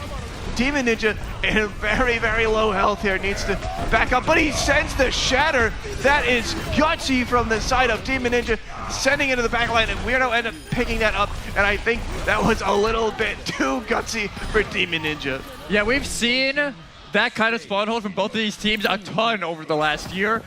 Not usually working that well. Half of the time is already gone, but it was a huge EMP from Pizza Freak. Hits all 6 members of the Franklin Shogun, so they can't really capitalize on the Blizzard from Glassman, who is now swapping over to that Torbjorn. Going to try and poke out that Sombra a bit more and cancel out those hacks. Yeah, there is so much going on the point here. We see just the brawl about to begin. We've got that Amp Matrix just went down, but they were using it just as more of a zoning tool more than anything else. Here it comes. Let's see what he picks up. It gets eaten up by Sigma there. Toonbury doing a really, really good job of that. Hit scan, he got one of his own, and we see another, hold down by Reinerfan. Both of the Sigmas doing such a good job of controlling some of those ultimates. And now you gotta worry if you're Horde. You don't have a lot of time left. You got 1 minute left to use a lot of ults. That 5 Peach Freak is going to go over to the Junkrat. I like that pick just because it is his comfort pick, at least from what we have seen. He feels very comfortable on the hero. It can help break the shields as well of Demon Ninja and Reinerfan. That's honestly giving the Shogun the advantage right now, because the shields of Hanover are breaking before Shogun, and that allows Franklin to push on forward. Yeah, this is exactly what we wanted to see from Pizza Freak, as I was talking about earlier. Here comes the rock, doesn't quite connect there, and Toonbury is doing his absolute best to just lay down that fire, and he is absorbing some of that fire there with that ability. And here comes the big flux there, doesn't quite kill anybody, but it does lay down some heavy damage as that cuts people's health bars in half. This is a very gutsy high tide, but it doesn't quite connect. We see again Toonbury eating up that ultimate, doing such a good job, being so patient with it, making sure that he is using it on those ultimates. Horde pushing forward here. They have picked up a couple of elims, and they are almost there, but they are in overtime. The contest coming in. Is it going to be enough from the side of the Shogun? We don't quite know, as overtime just hanging out, and it looks like Horde picking up a few elims, but Spiff gets one. This isn't done yet. Multicore's coming back to make it hard to contest on point. The Real Response are coming in. Oh my goodness. And somehow, some way, they brought it back. Shogun is all Shogun in the feed there, and that is going to be overtime. Take it away. They did not reach first point. What an amazing hold from the Shogun. All they need to do is get to that first point, and they are in one map territory from becoming our grand finalist champions. I don't know how they bring that fight back, Aaron. I genuinely don't know how they bring that fight back, because Dario Magic, I believe, was behind that right side where the stairwell is. We could see it when we were spectating that. Was kind of hiding everything. We could see it in the observer, or you guys can't see, you can see it behind us. They were hiding up there for a bit. They get one kill onto Weirdo, which is the best one they could have got. Because again, it's just like earlier when Hanover was targeting Spiff and took them out early. They won those fights because the main healing source for Franklin was gone. This time around, it was just that one fight, but it makes all the difference because those members who were coming in late from Franklin had ultimates available, and they used them at the end when Hanover may be hesitant to use theirs because they were trying to plan for second phase. They thought they captured it at that point, and they decided to deal with those stagger kills. But now it's a completely different ballgame. 80.73 meters, that is it. And that is where the Shogun need to be to get to not just match point, not just series point, but national champion point.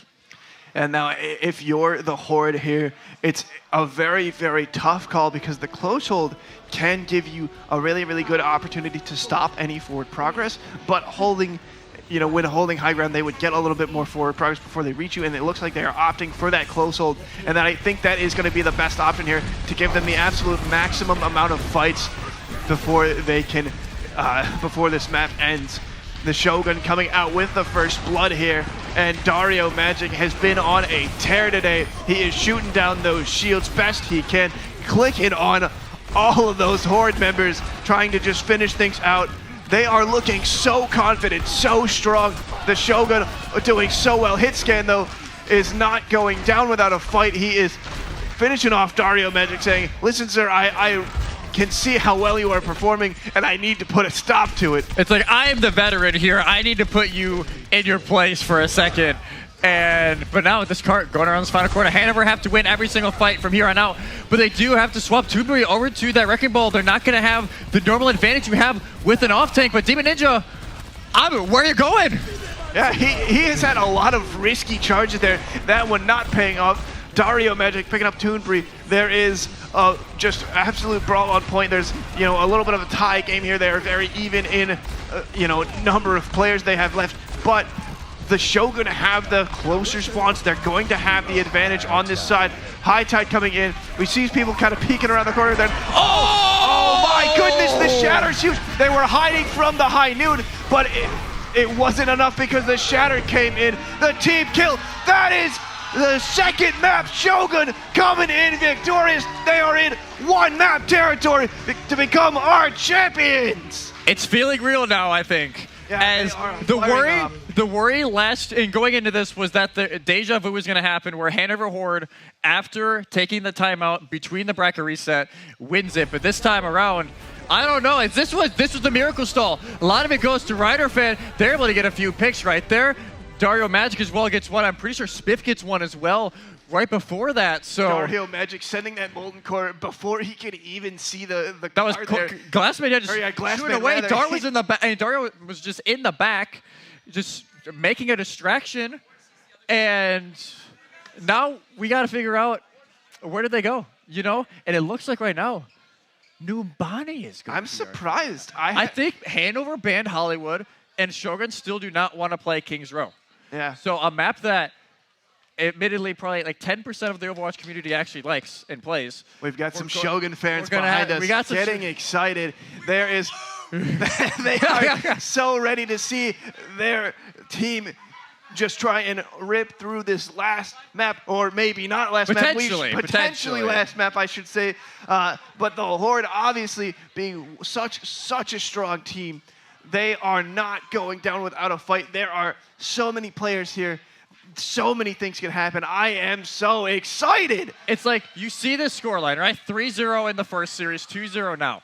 It does not tell the story of the series, though. No, it does not. Because like half of these fights, at least half of these fights, are 1 or 2 kill differences. They are not that big of a difference. These are very close fights, and it just seems like the Shogun, when we get down and dirty, when we're getting into these crappy fights, are able just to put it together somehow like a broken Lego set. And now They're on national champion point. They will be on the defense first again. It seems like, I think all day today they picked defense first. I think so. So it's more of a comfort pick? Yeah, it feels good for them because they're able to set the pace and they're able to figure out exactly where they need, how far they need to go to pull out that victory. And this is just going to be, and as you said, a barn burner of a game. These two teams, so much history here again. They are the finalists from last year, but the Horde coming in victorious last year. The Shogun looking very, very strong. But again, we cannot count the Horde out. They are so strong. They have done so well in the regular season. These kids should be so proud for how far they've come. Oh, 100%. They've only lost one game in nearly 2 years, Aaron. And that one game, entering this series, I should say. And that was against the Shogun last year at NAM. So it's hard to tell because we know the Horde can win this game, they can win this series. We've seen it before. They just gotta correct these small mistakes. Yeah, they have just a few things that they need to pick up on, and these fights can go completely their way. We have seen them pull out some very one-sided fights as well, and there is just so much that they have up their sleeve. So excited here. The atmosphere is electric.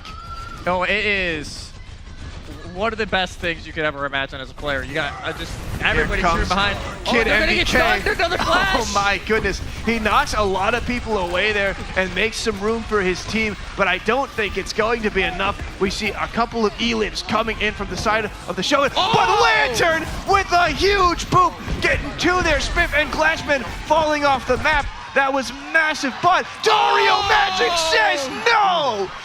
Oh my goodness! What a play! He picks up 3 there, stops them in their tracks. And it was a great pin early from Kid MDK. You try and pin and you move people away, as you said. But again, they get flashed during the pin. They can't complete it, and they just get burned down from there because everybody is now sitting right in front of you. There is so much going on. There's the shatter. The shield wasn't there. Demon Ninja, what a shatter. He's picking up so much good stuff here. Ends up finishing this out. Oh my goodness. Team kill from the side of the Shogun. You gotta wonder right now, they're riding this momentum. They're just riding everything they have done over these last, I would say, 16 hours since they lost to the Nomads in that upper semi. They have looked like a completely different team, and Hanover, they just can't seem to get their footing right now. You gotta wonder what it's gonna take. Who's that IGL to be like, hey guys, we got this, let's go. Yeah, the hype obviously has to be real. We hear Dario Magic behind, he picks up 1, but he ends up on, we see Demon Ninja took off Kid MDK. He decided, you know what, we don't need any Reinhardts here, messing up this fight. Glassman picking up 2 with his turret. Wow. Yeah, he's just like, yeah, we're gonna take a little trip down the streets of Nimbani if that's okay with you. And now, if Shogun have to play a little safe because they do not have that shield, it's gonna take Demon Ninja a little bit more time to get back to the high ground as they were. And I think Shogun was speed boosting them back, but they have almost nothing for ultimates this fight. This is the one for Hanover. Put everything in that you need. Yeah, this is really the big opportunity that they have. Hitscan picking up a lot of damage, and an Elid with his ult, and it's coming up all Horde as they start to cap this point. They are pulling through, and Spiff picking up 1, but he falls, and Horde going to get this first point here. 50 seconds left, but they are going to get additional time once they cap this. Excellent play, and they honestly didn't use that many ultimates at their disposal. They had so much ready, but they did not need it all, and they're saving it, which was just an excellent move. 3 minutes and 5 seconds here. They have a good chunk of time to move down the streets of New Bonnie. Now we're going to get some scrappy brawls here going, as they're more, there's more momentum carrying forward there. It's not just all hanging out in one spot. The Molten Core coming in, forcing a little bit of a retreat from the Horde. They just want to wait that out and make sure they're not taking any flame damage there. And as soon as that ends, they're going to re-enter. Here comes the Shatter. Not going to get anything. Blizzard goes down. Dario's able to get 1, but will he be able to get anything? Oh my goodness! It's huge from Toonbury. That was incredible. The freeze shutting down the shield and the follow-up. Excellent play. Glassman, I think, was the only one left there, and they are going to hunt him down. It's the freeze, the mid wall as well, D.Va over top. As soon as they froze, that D.Va bomb went off.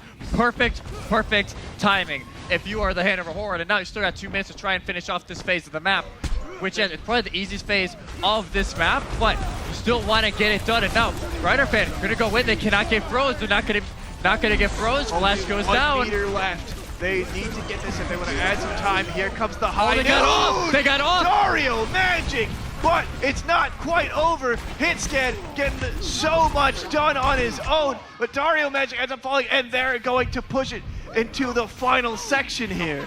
3 minutes and 5 seconds again. They capped as the Deadeye was being cast because nobody got on point.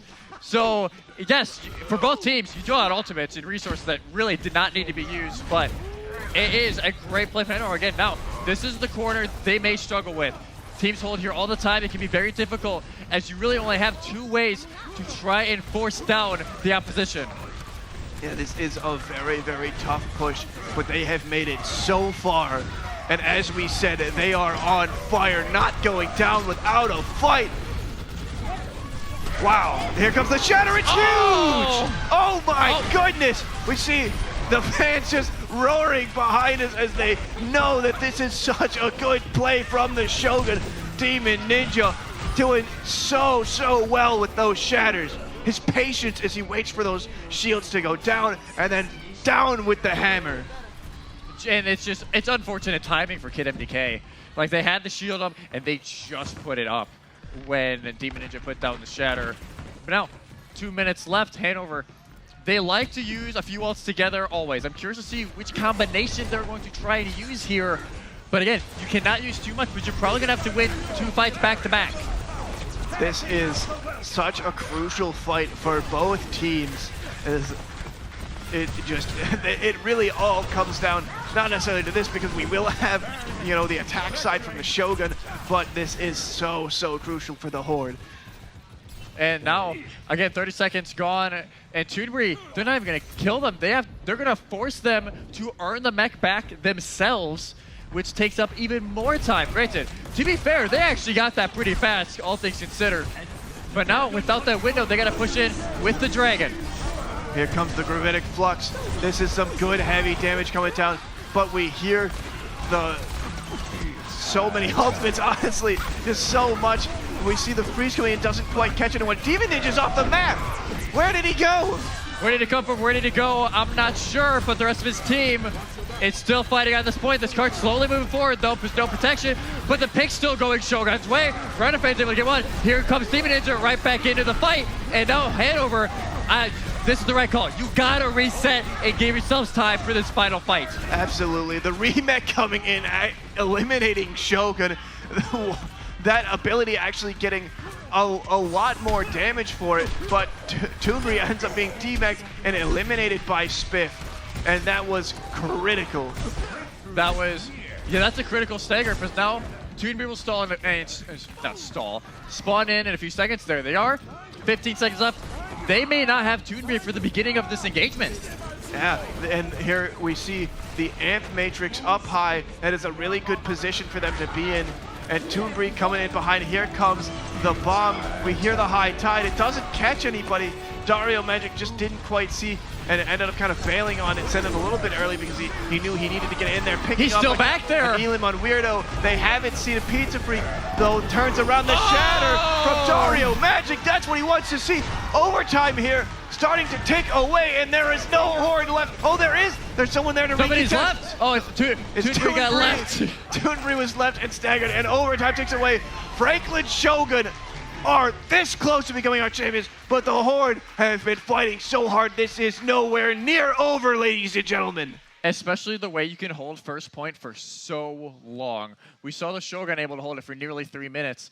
If you set yourself up in a right position, if you have your rotations in a very good spot, you can full hold Numbani. So I'm curious to see now what the game plan is for Hanover. You've seen yourselves play in very comfortable positions today, and you've also seen yourselves maybe the most uncomfortable you've been in, dare I say, a year? Yeah. So it's maybe unknown territory for them to be in this kind of a spot in an XP League game. Yeah, they really have been such a dominant team throughout this league, and to see them put in this position really speaks to how hard these teams have been practicing. And Horde obviously not slacking whatsoever. They are doing such a good job, doing their absolute best. So proud of both of these teams and everything they have accomplished. This is going to be the fight of their lives, ladies and gentlemen. This is going to be do or die time. Like, this is really do or die time for the Horde. It's either, hey, you win this map, you get to go to a map 4, and at that point, the map ban phase is in your favor at that point in time. Or do the Franklin Shogun, do they complete the redemption tour and avenge last NAF's loss and are crowned champions? We'll have to wait and see, as it will be Hanover. Very similar look this time. Not too surprised, and they're going to be holding the normal angle, and now Shogun. Again, very similar for them as well, but this sim, they're going to teleport to the back highway. Well, they won't actually. Oh, the wall comes Maywall. in. That really separates them and puts them in such an awkward position. But it looks like Demon Ninja comes out of nowhere! Oh my goodness, huge pin, but the pin is returned by Kid MDK, and there are just trades back and forth on the point. A little bit more going the way of the Horde. They've got maybe one extra or 2 extra bodies on the point, and I think that is going to be all that they need as they continue to finish out this fight.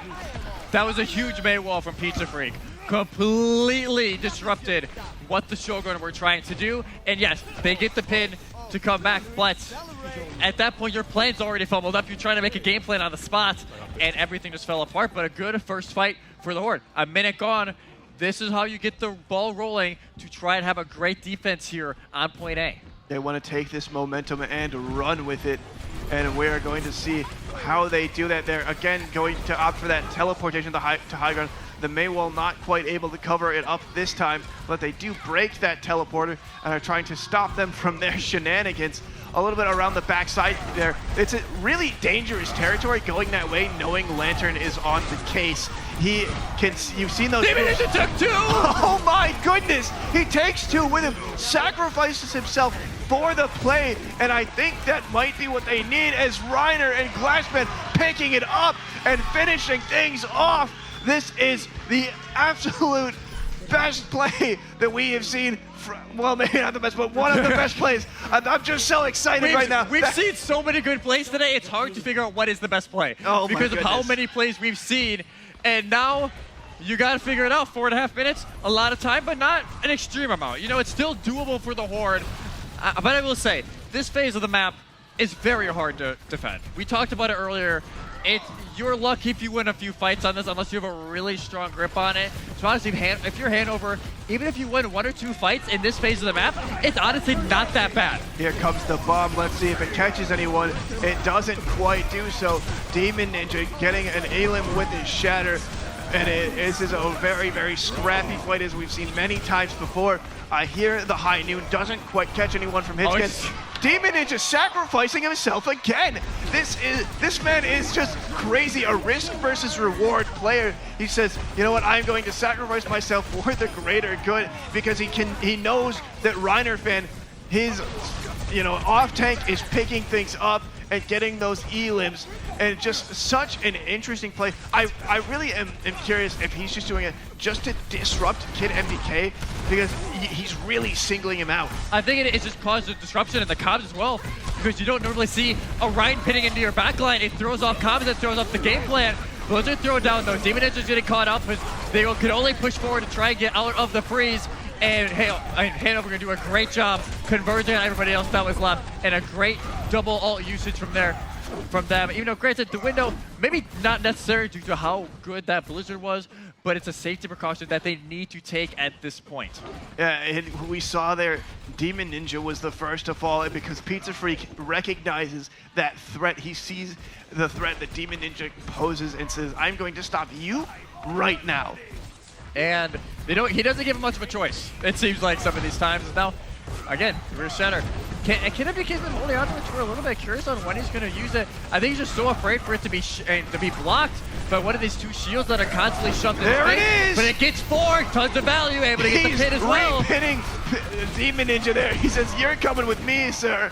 And it looks like he is end up going to fall as Shogun are starting to turn this around.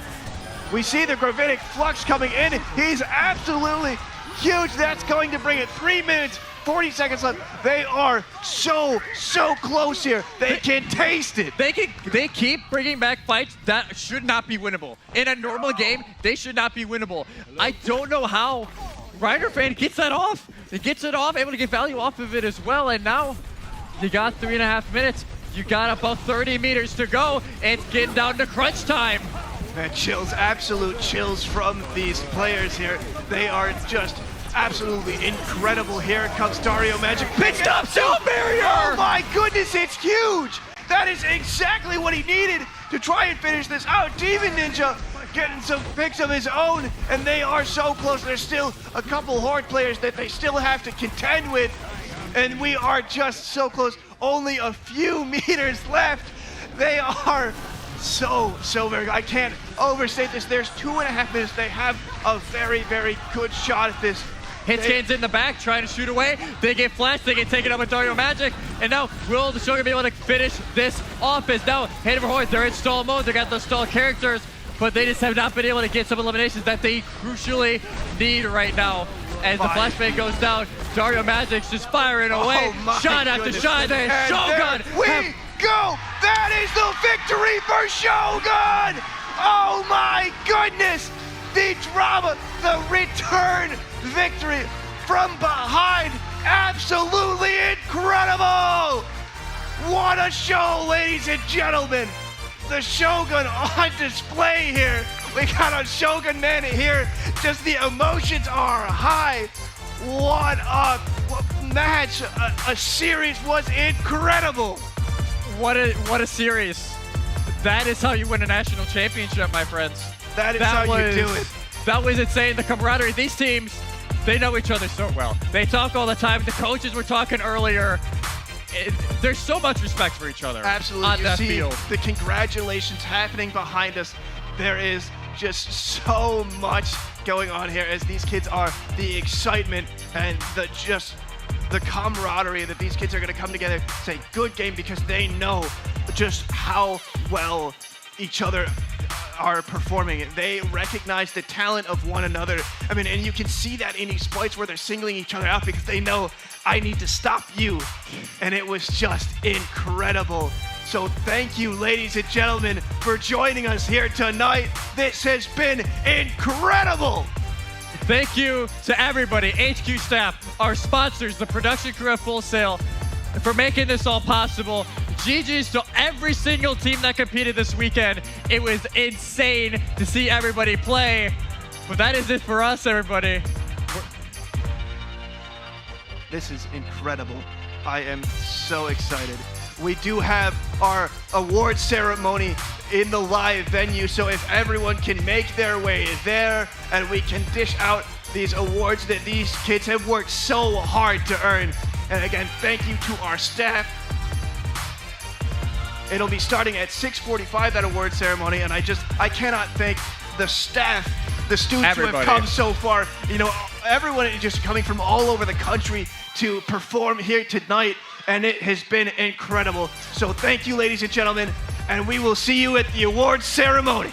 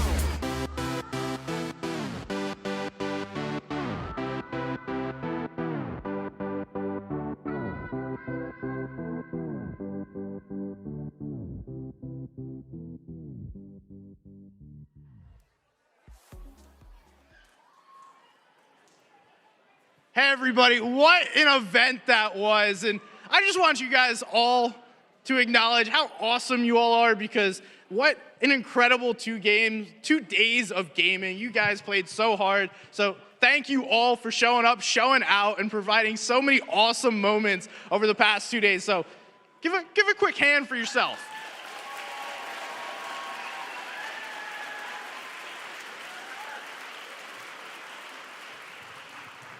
So I know everyone wants to get to the award ceremony. We are about to do that, but first I want to introduce 2 awesome people who made this all happen, Jay and Eva Melamed. Come on up, guys.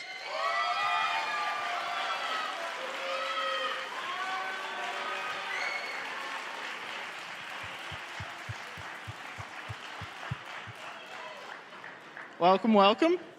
Thank you all so much for all the work you do. Thank you so much for hosting this weekend. We are so fortunate to have had you and all of our casters just create an amazing show for everyone. It's phenomenal. Hey, so the first thing up there, do we have those in the crowd, or did you forget? I forgot. You forgot. Okay, cool. No. Somebody tell Karita to bring some T-shirts in here. All right, so what we wanted to do first, just to like really get the energy going in here, is we've got a bunch of T-shirts left over that say NAFS 2022, and that's weird. Who wants a T-shirt? So we don't want to go home with those, so we want to give them to the loudest people. So I can't, does anybody want a T-shirt?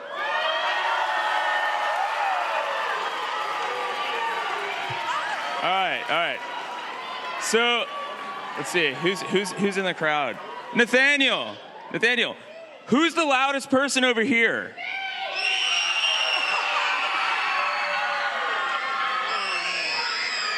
Zev, sit down. Oh, that guy sounds pretty loud. I don't know, that's pretty loud. Yeah. All right, this dude's pretty loud. Heads up. All right, who else is loud?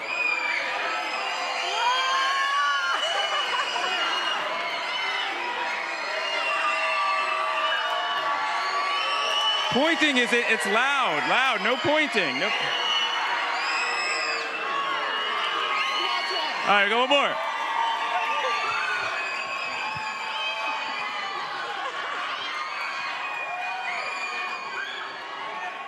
Watch out, Tua Tagovailoa. All right. All right. I've always wanted to do that. That was fun. Next year, we're getting a cannon. Did you guys have a good time this weekend? I did too. Should we do this again? Oh, yeah. Should we do it with more games, maybe? All right. Do this. Okay. So this weekend would not have been possible without the help of an entire huge staff that has put this on, and I want to specifically thank right now. I'm interjecting. I want to thank Eva, because she's not going to thank herself. Okay. Let's thank Eva. Okay. She did a lot of work for this. All right, now you can thank everyone else. I want to thank Full Sail University for being such an amazing partner. Wow. Yeah. We are so privileged to have this partnership and to work with them throughout the year and to be able to put on an event like this for kids. And this is something that... Somebody just won a Valorant round. Let's go. The gaming never stops. That's right, that's right. Okay, so specifically, the Full Sail Esports department, the Platinum Creative department, the Live Events Production department, who are all up there looking at us now. Killing it.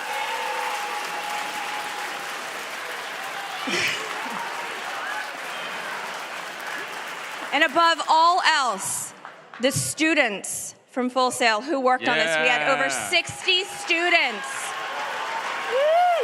working on this. Yes, yes, yes. We also had volunteers that came in to volunteer just for the HQ staff. I want to thank them also. I want to thank the HQ staff for working and having extremely long days and nights this whole past week. Yeah, let's hear it for him. Give it up. Our casters and our host, especially for making this week so wonderful. Somebody's gone. Taylor. Our prizing sponsor, MSI. This is just an incredible gift that they have given us, and you guys will see those soon. And Gamer Advantage. And Gamer Advantage. Both of our prizing sponsors for this. How about those machines, right? Alienware. Yeah. Good stuff. Yeah, our Dell Alienware for all of our equipment. And I also want to thank Unleash Brands, our partner going forward. And they are becoming the #1 enrichment platform for kids. And they believe that kids don't have to wait to be great. And we all saw that in action this week. Every child this weekend was great. All right. And one last time, let's hear it for the kids. Every team, every kid. You guys all killed it. You all killed it. All right. So next up, we had I don't know which pocket I put it in. Okay, here's my phone. We had the Galabid raffle for the 6 Dell G3 laptops. I'm going to make sure that I'm going to do the draw here live. We tried to do this in an interesting way, but it wouldn't work. Okay. Which Dell donated for this raffle. All funds go to the Lymphoma Leukemia Society. We raised $5,775. Sorry, Lobos, you don't get to shave your head, but you can start a Tiltify, and all your friends can donate so you can shave your head later. Oh. All right, here we go. Let's see. First place winner is, and if you're following along on the website, you'll see this live, Devin Smith. Let's go. So glad you're here. All right, Devin, thanks for the support. The second winner is anonymous Marianne Clark. Oh! Let's go, big dog. That's so funny. It says anonymous and then her name in parentheses. Congratulations. I'm not making it up. All right. The third one is Michael Cantalupo. Thank you so much. All right. Looks like they got excited and knocked someone down.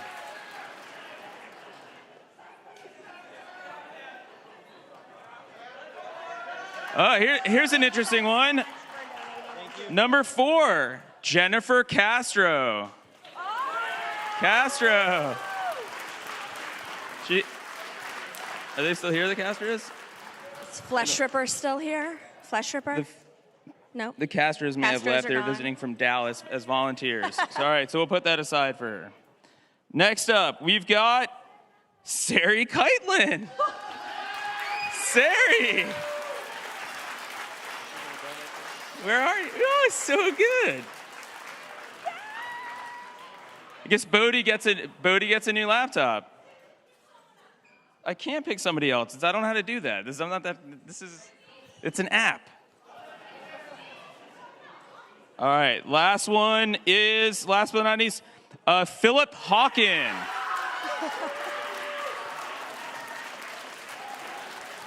I love how these guys keep cheering like they keep winning, and I look over there, but he's coming from over here. I did say Philip Hawken. Are you Philip Hawken? Or are you just checking? Okay, well, you can grab it for him. All right. Well, thank you guys so much for that. That was a lot of fun, and we raised some money for a really great cause. Thank you, Dell, for donating those laptops. And all right, before we get into the prizing for the games that were won, we actually have a special award that we decided to throw in here. Actually, it was a suggestion by one of the owners from Canada, and it's a really great idea, and we grabbed it and love it, and we're gonna do it every year. And it is the Good Luck Have Fun Award, and it is for the team. All of the owners voted for the team that they had the best interaction playing against, that showed and exhibited the good luck, have fun mentality, all the things that we believe in at XP League. And that team that won that is the Acworth Valkyrie.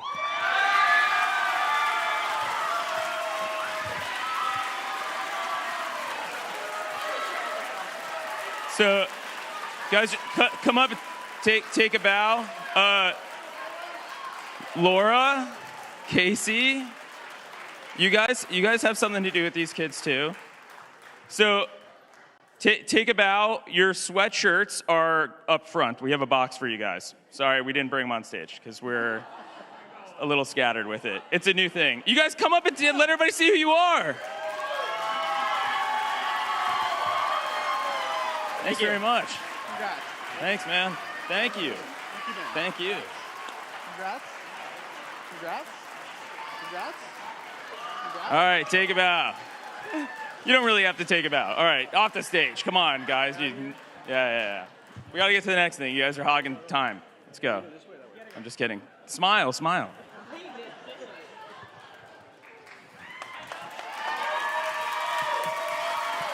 All right.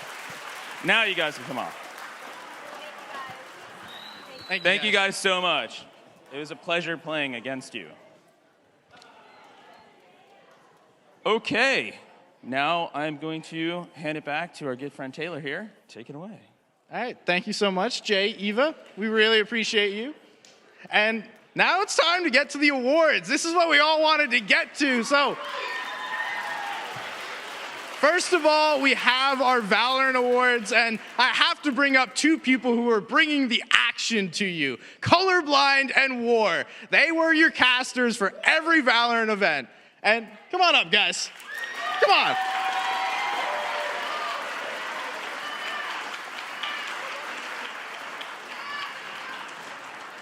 If you guys go watch the VODs, these were the people talking over your clips. Make sure, grab some of those clips. Special moments. Now, let's get to the awards. In third place for the NA Valorant Finals, you guys just saw them, it's the Acworth Valkyrie!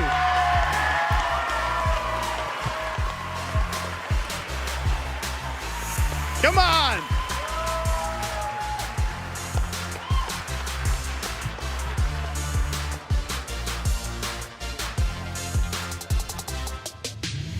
Congrats. Congrats. You guys can't go anywhere before we get a picture. So, congrats. Congrats. Thank you. Congrats. Congrats.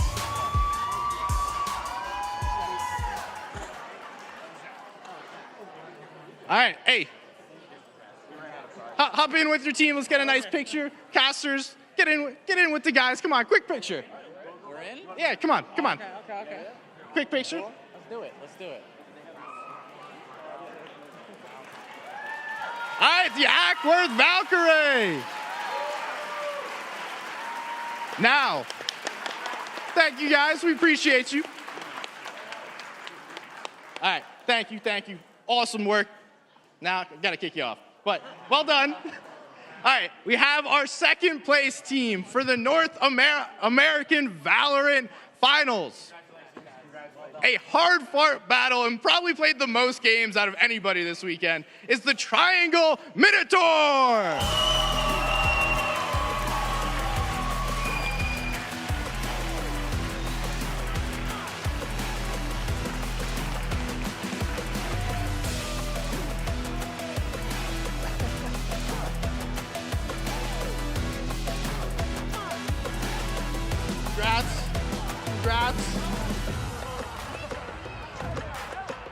Congrats.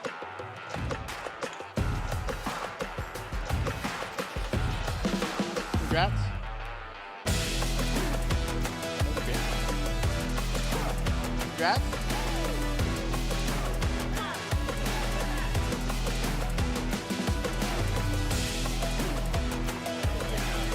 Congrats. All right. Hey, let's get together. Let's get a quick picture. Come on, guys. Pretend you like one another.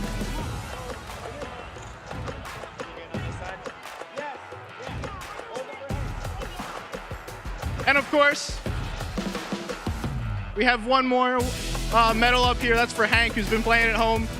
Shout out to you, Hank. We love you, Hank! We love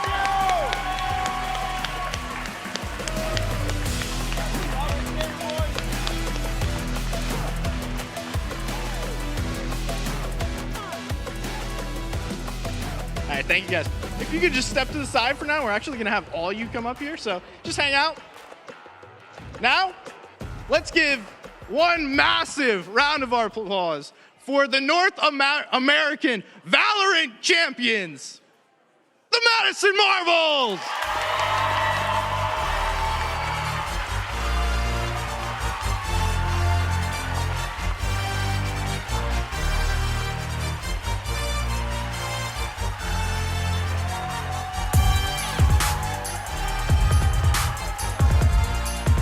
Wait, we're gonna get one big group picture. Yeah. Wait, hang out. We're gonna get one big group picture with everybody. Hey, congrats, guys. Congratulations, well done. Y'all are disgusting. Hey, congratulations. Congrats, my man. All right, let's take a group picture. Congrats. Oh, can't leave me hanging. Congrats. All right, quick, group picture, let's go. Oh, waiting. Oh. All right, who's holding it? Hey, raise that up. There we go.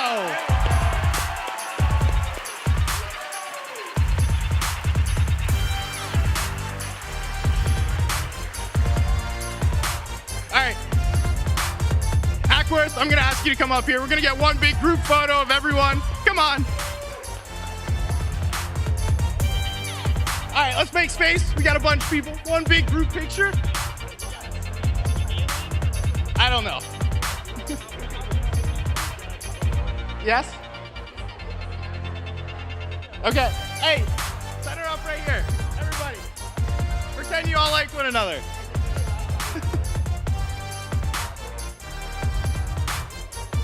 We good, or I need to wrangle him more? All right.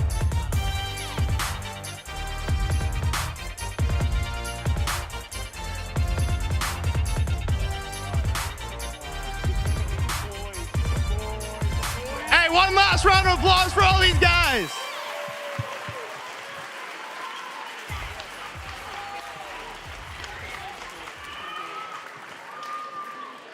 All right, thank you all. We really appreciate you. Really well done throughout the season and this weekend.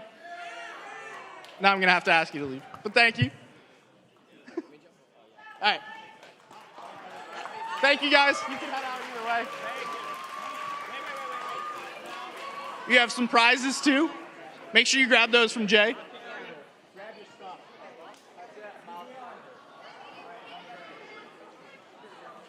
All right. Valorant was amazing. We had another awesome game that we watched battle it out, and it was so close. So to bring up, or I have to bring up the two people bringing all that action to you guys. We're talking about Rocket League, and I need to bring up our two Rocket League casters. Well, bring up Mikey and Bryonix. Is he with us up there? Mikey, where'd you go?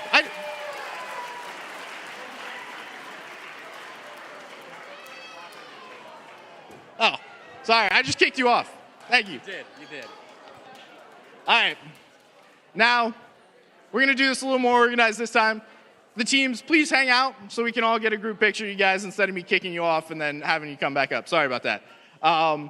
We have our third place team playing in some Rocket League. It is the Irvine Dragons. Come on up.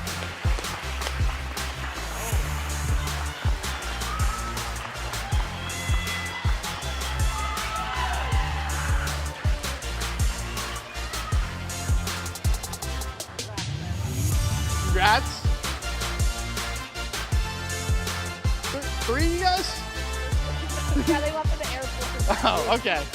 Congrats. All right, quick picture. Come on. Right here. Step this way. This way. All right, smile. Congratulations, guys. If you could just step out to the side, I believe Jay has some stuff for you. Now, we have our second place team coming all the way to the grand finals. It is the Macomb Heroes!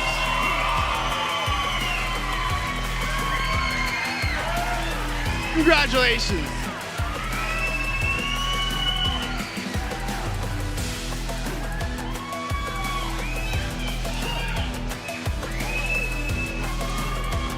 Hey, congrats. Congrats. Congratulations. Hey, don't go too far. We gotta take a good picture.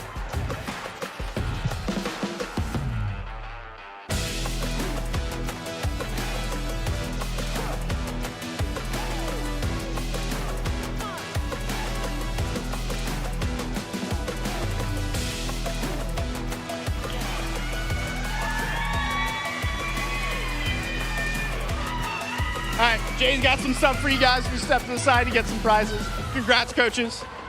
Well done. Congratulations. And now, let's get hyped for our champion of the North American Finals Rocket League. We have the Franklin Storm!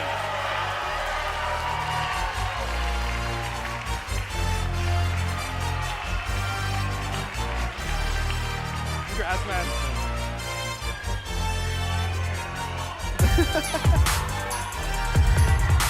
Hey, congrats.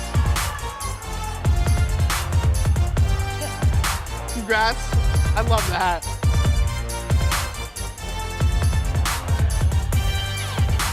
Congrats. Congrats. All right, please stand in the middle so you guys can take a wonderful picture. Oh. I gotta remember that.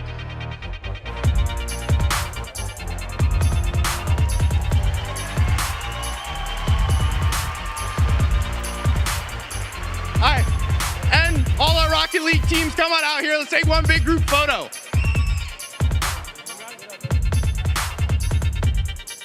Come on. Yes, I like that. Can we hold up, y'all? I'll hang out with you. All right, smile.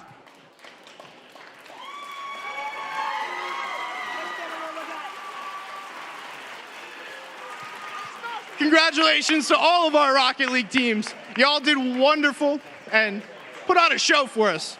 One last time for all of our Rocket League competitors.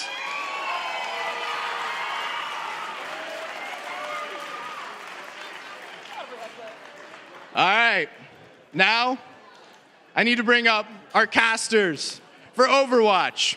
They put their heart and soul into every game, and you saw it at the end. Please welcome Fire of KLD and Twin Salty.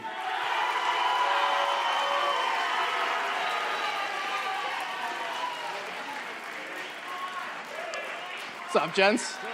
Welcome, welcome. We're gonna give him a second. Thank you, Zach. Congrats, guys. Thank you. My goodness, look at all that. All right, now it is time to welcome up our third place team in the Overwatch finals, the Franklin Nomads.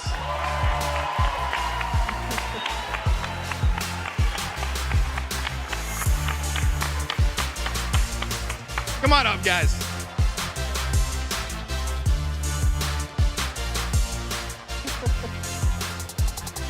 Hey, congrats. Congrats.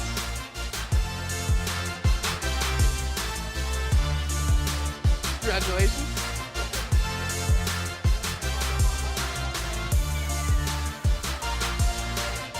Congrats. Congrats.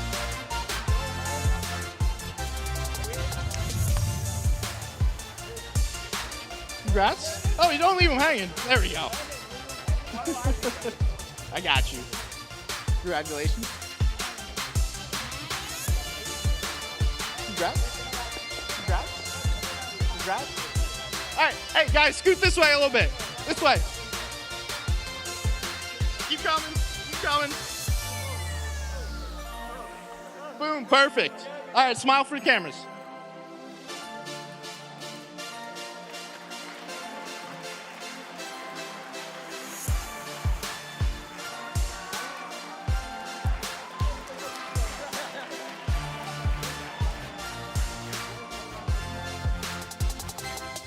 Well done. Thank you, guys. Please step off to the side. Jay has some awesome prizes for you. All right. Now, our second place team, making it all the way to the finals, we have the Hanover Horde. Let's go.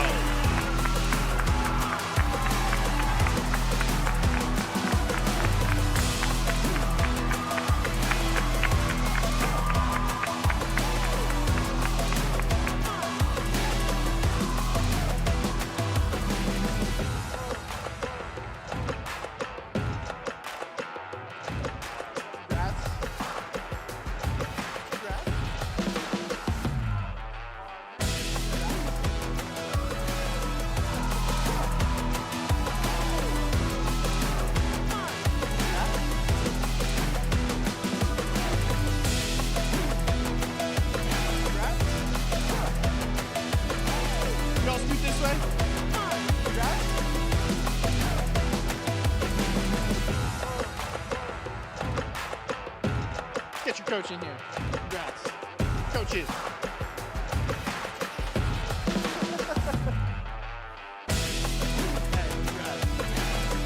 All right, step in, take a picture, smile for the camera, look pretty.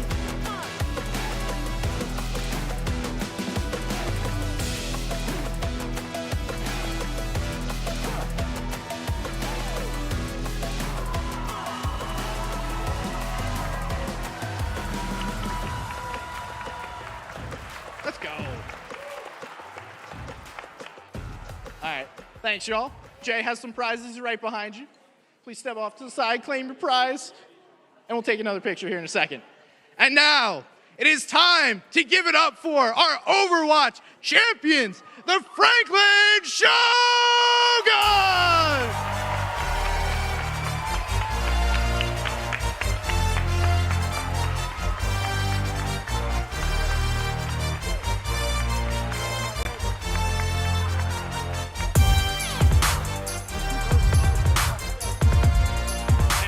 This is for you. Hold that proud. Share it with your buddies. Congratulations, guys. Step in this way. Congratulations, gentlemen. Congrats. Congratulations. Congrats. Hey, don't leave me hanging. Congrats. Thank you. Congrats. Congrats. Congrats, guys. Congratulations. Congratulations. Congrats. Hey, congratulations.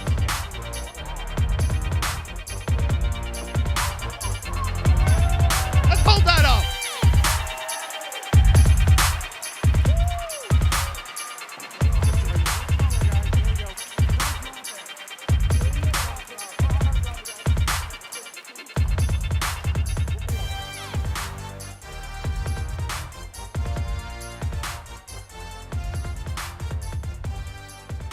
All right, let's get all of our Overwatch top 3. Come on out here. Let's take one big picture of everyone together. I don't know how we're doing this, but we'll find a way. Squeeze. Might need some people to take a knee. Someone join me down here. Come on, squeeze in, squeeze in.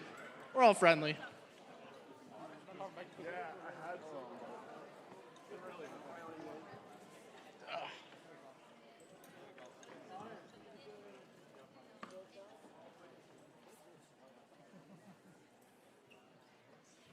All right, let's all smile for the camera, please.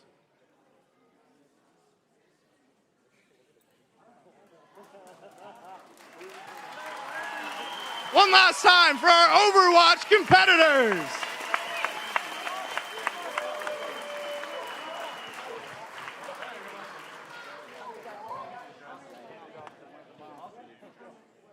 That's the sportsmanship we're talking about.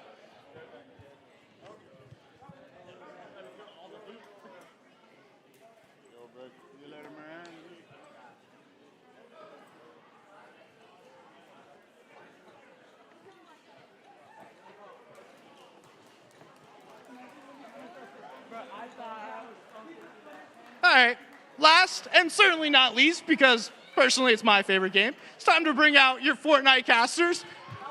Please welcome Ben K. And Al Pacino, you around? I'm bringing you out right now too, come on. Let's go, come on. Don't be shy.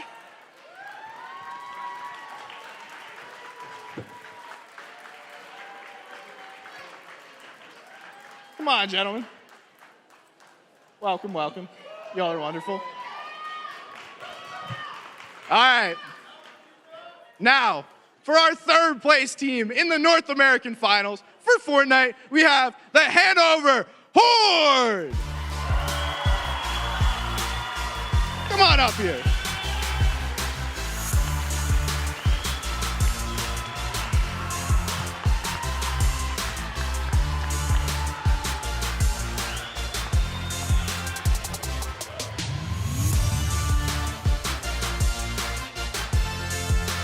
Congratulations. Congrats. Congrats, my man.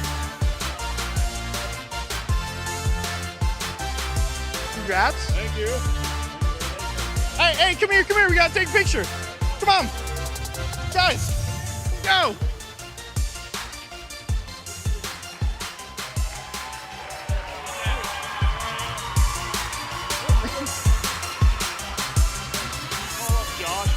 Josh from Hanover, come up. Hey, Josh from Hanover, we got something for you. Come on up here. No, come on.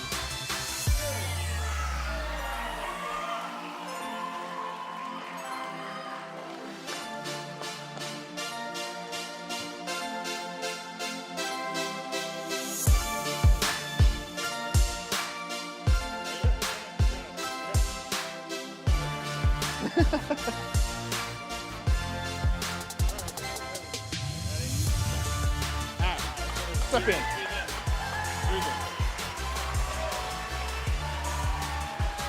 All right, thank you guys. Please step up to the side. Appreciate you. Next up, we have our second place team in the North American XP League Finals. It is the Triangle Raptors!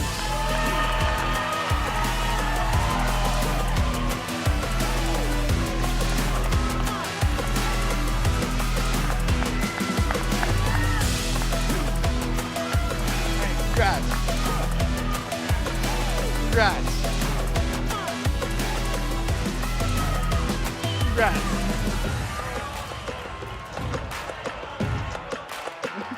Congrats. All right, let's take a picture, guys.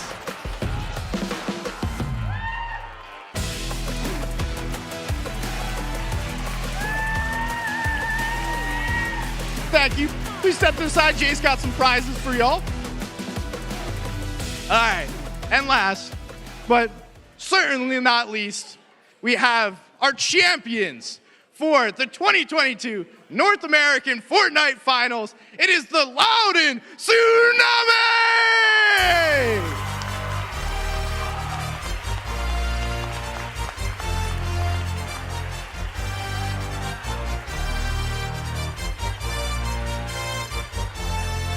Oh!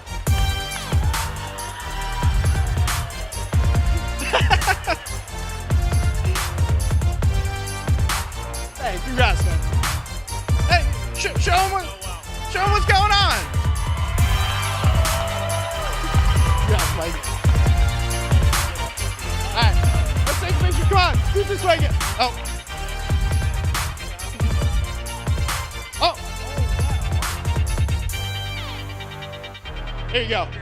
I need you to raise that. Yeah!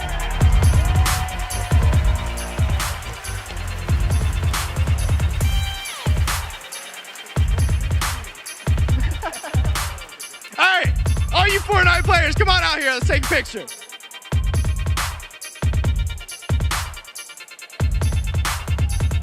Get this way, come on.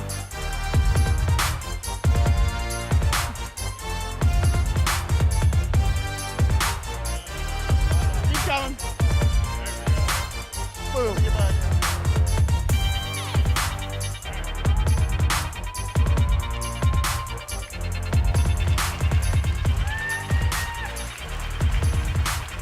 All right, thank y'all, thank y'all.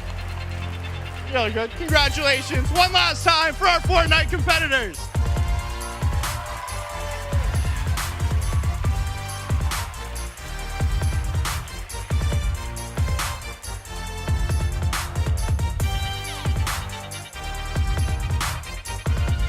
All right. Hey, if I could, please have the rest of the talent, the casters, come on up here. Say goodbye with me. I'm calling all you guys back there.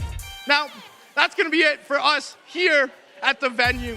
We have to give a special thanks to Dell Alienware, Full Sail University, MSI, Gamer Advantage, and all of our other partners for being here, making all this possible. And lastly, all of the hardworking people at XP League, all you parents that made the trip down here, all of the gamers, and last but not least, all these wonderful people here with us. So, thank you guys. Y'all have a wonderful night and enjoy Orlando.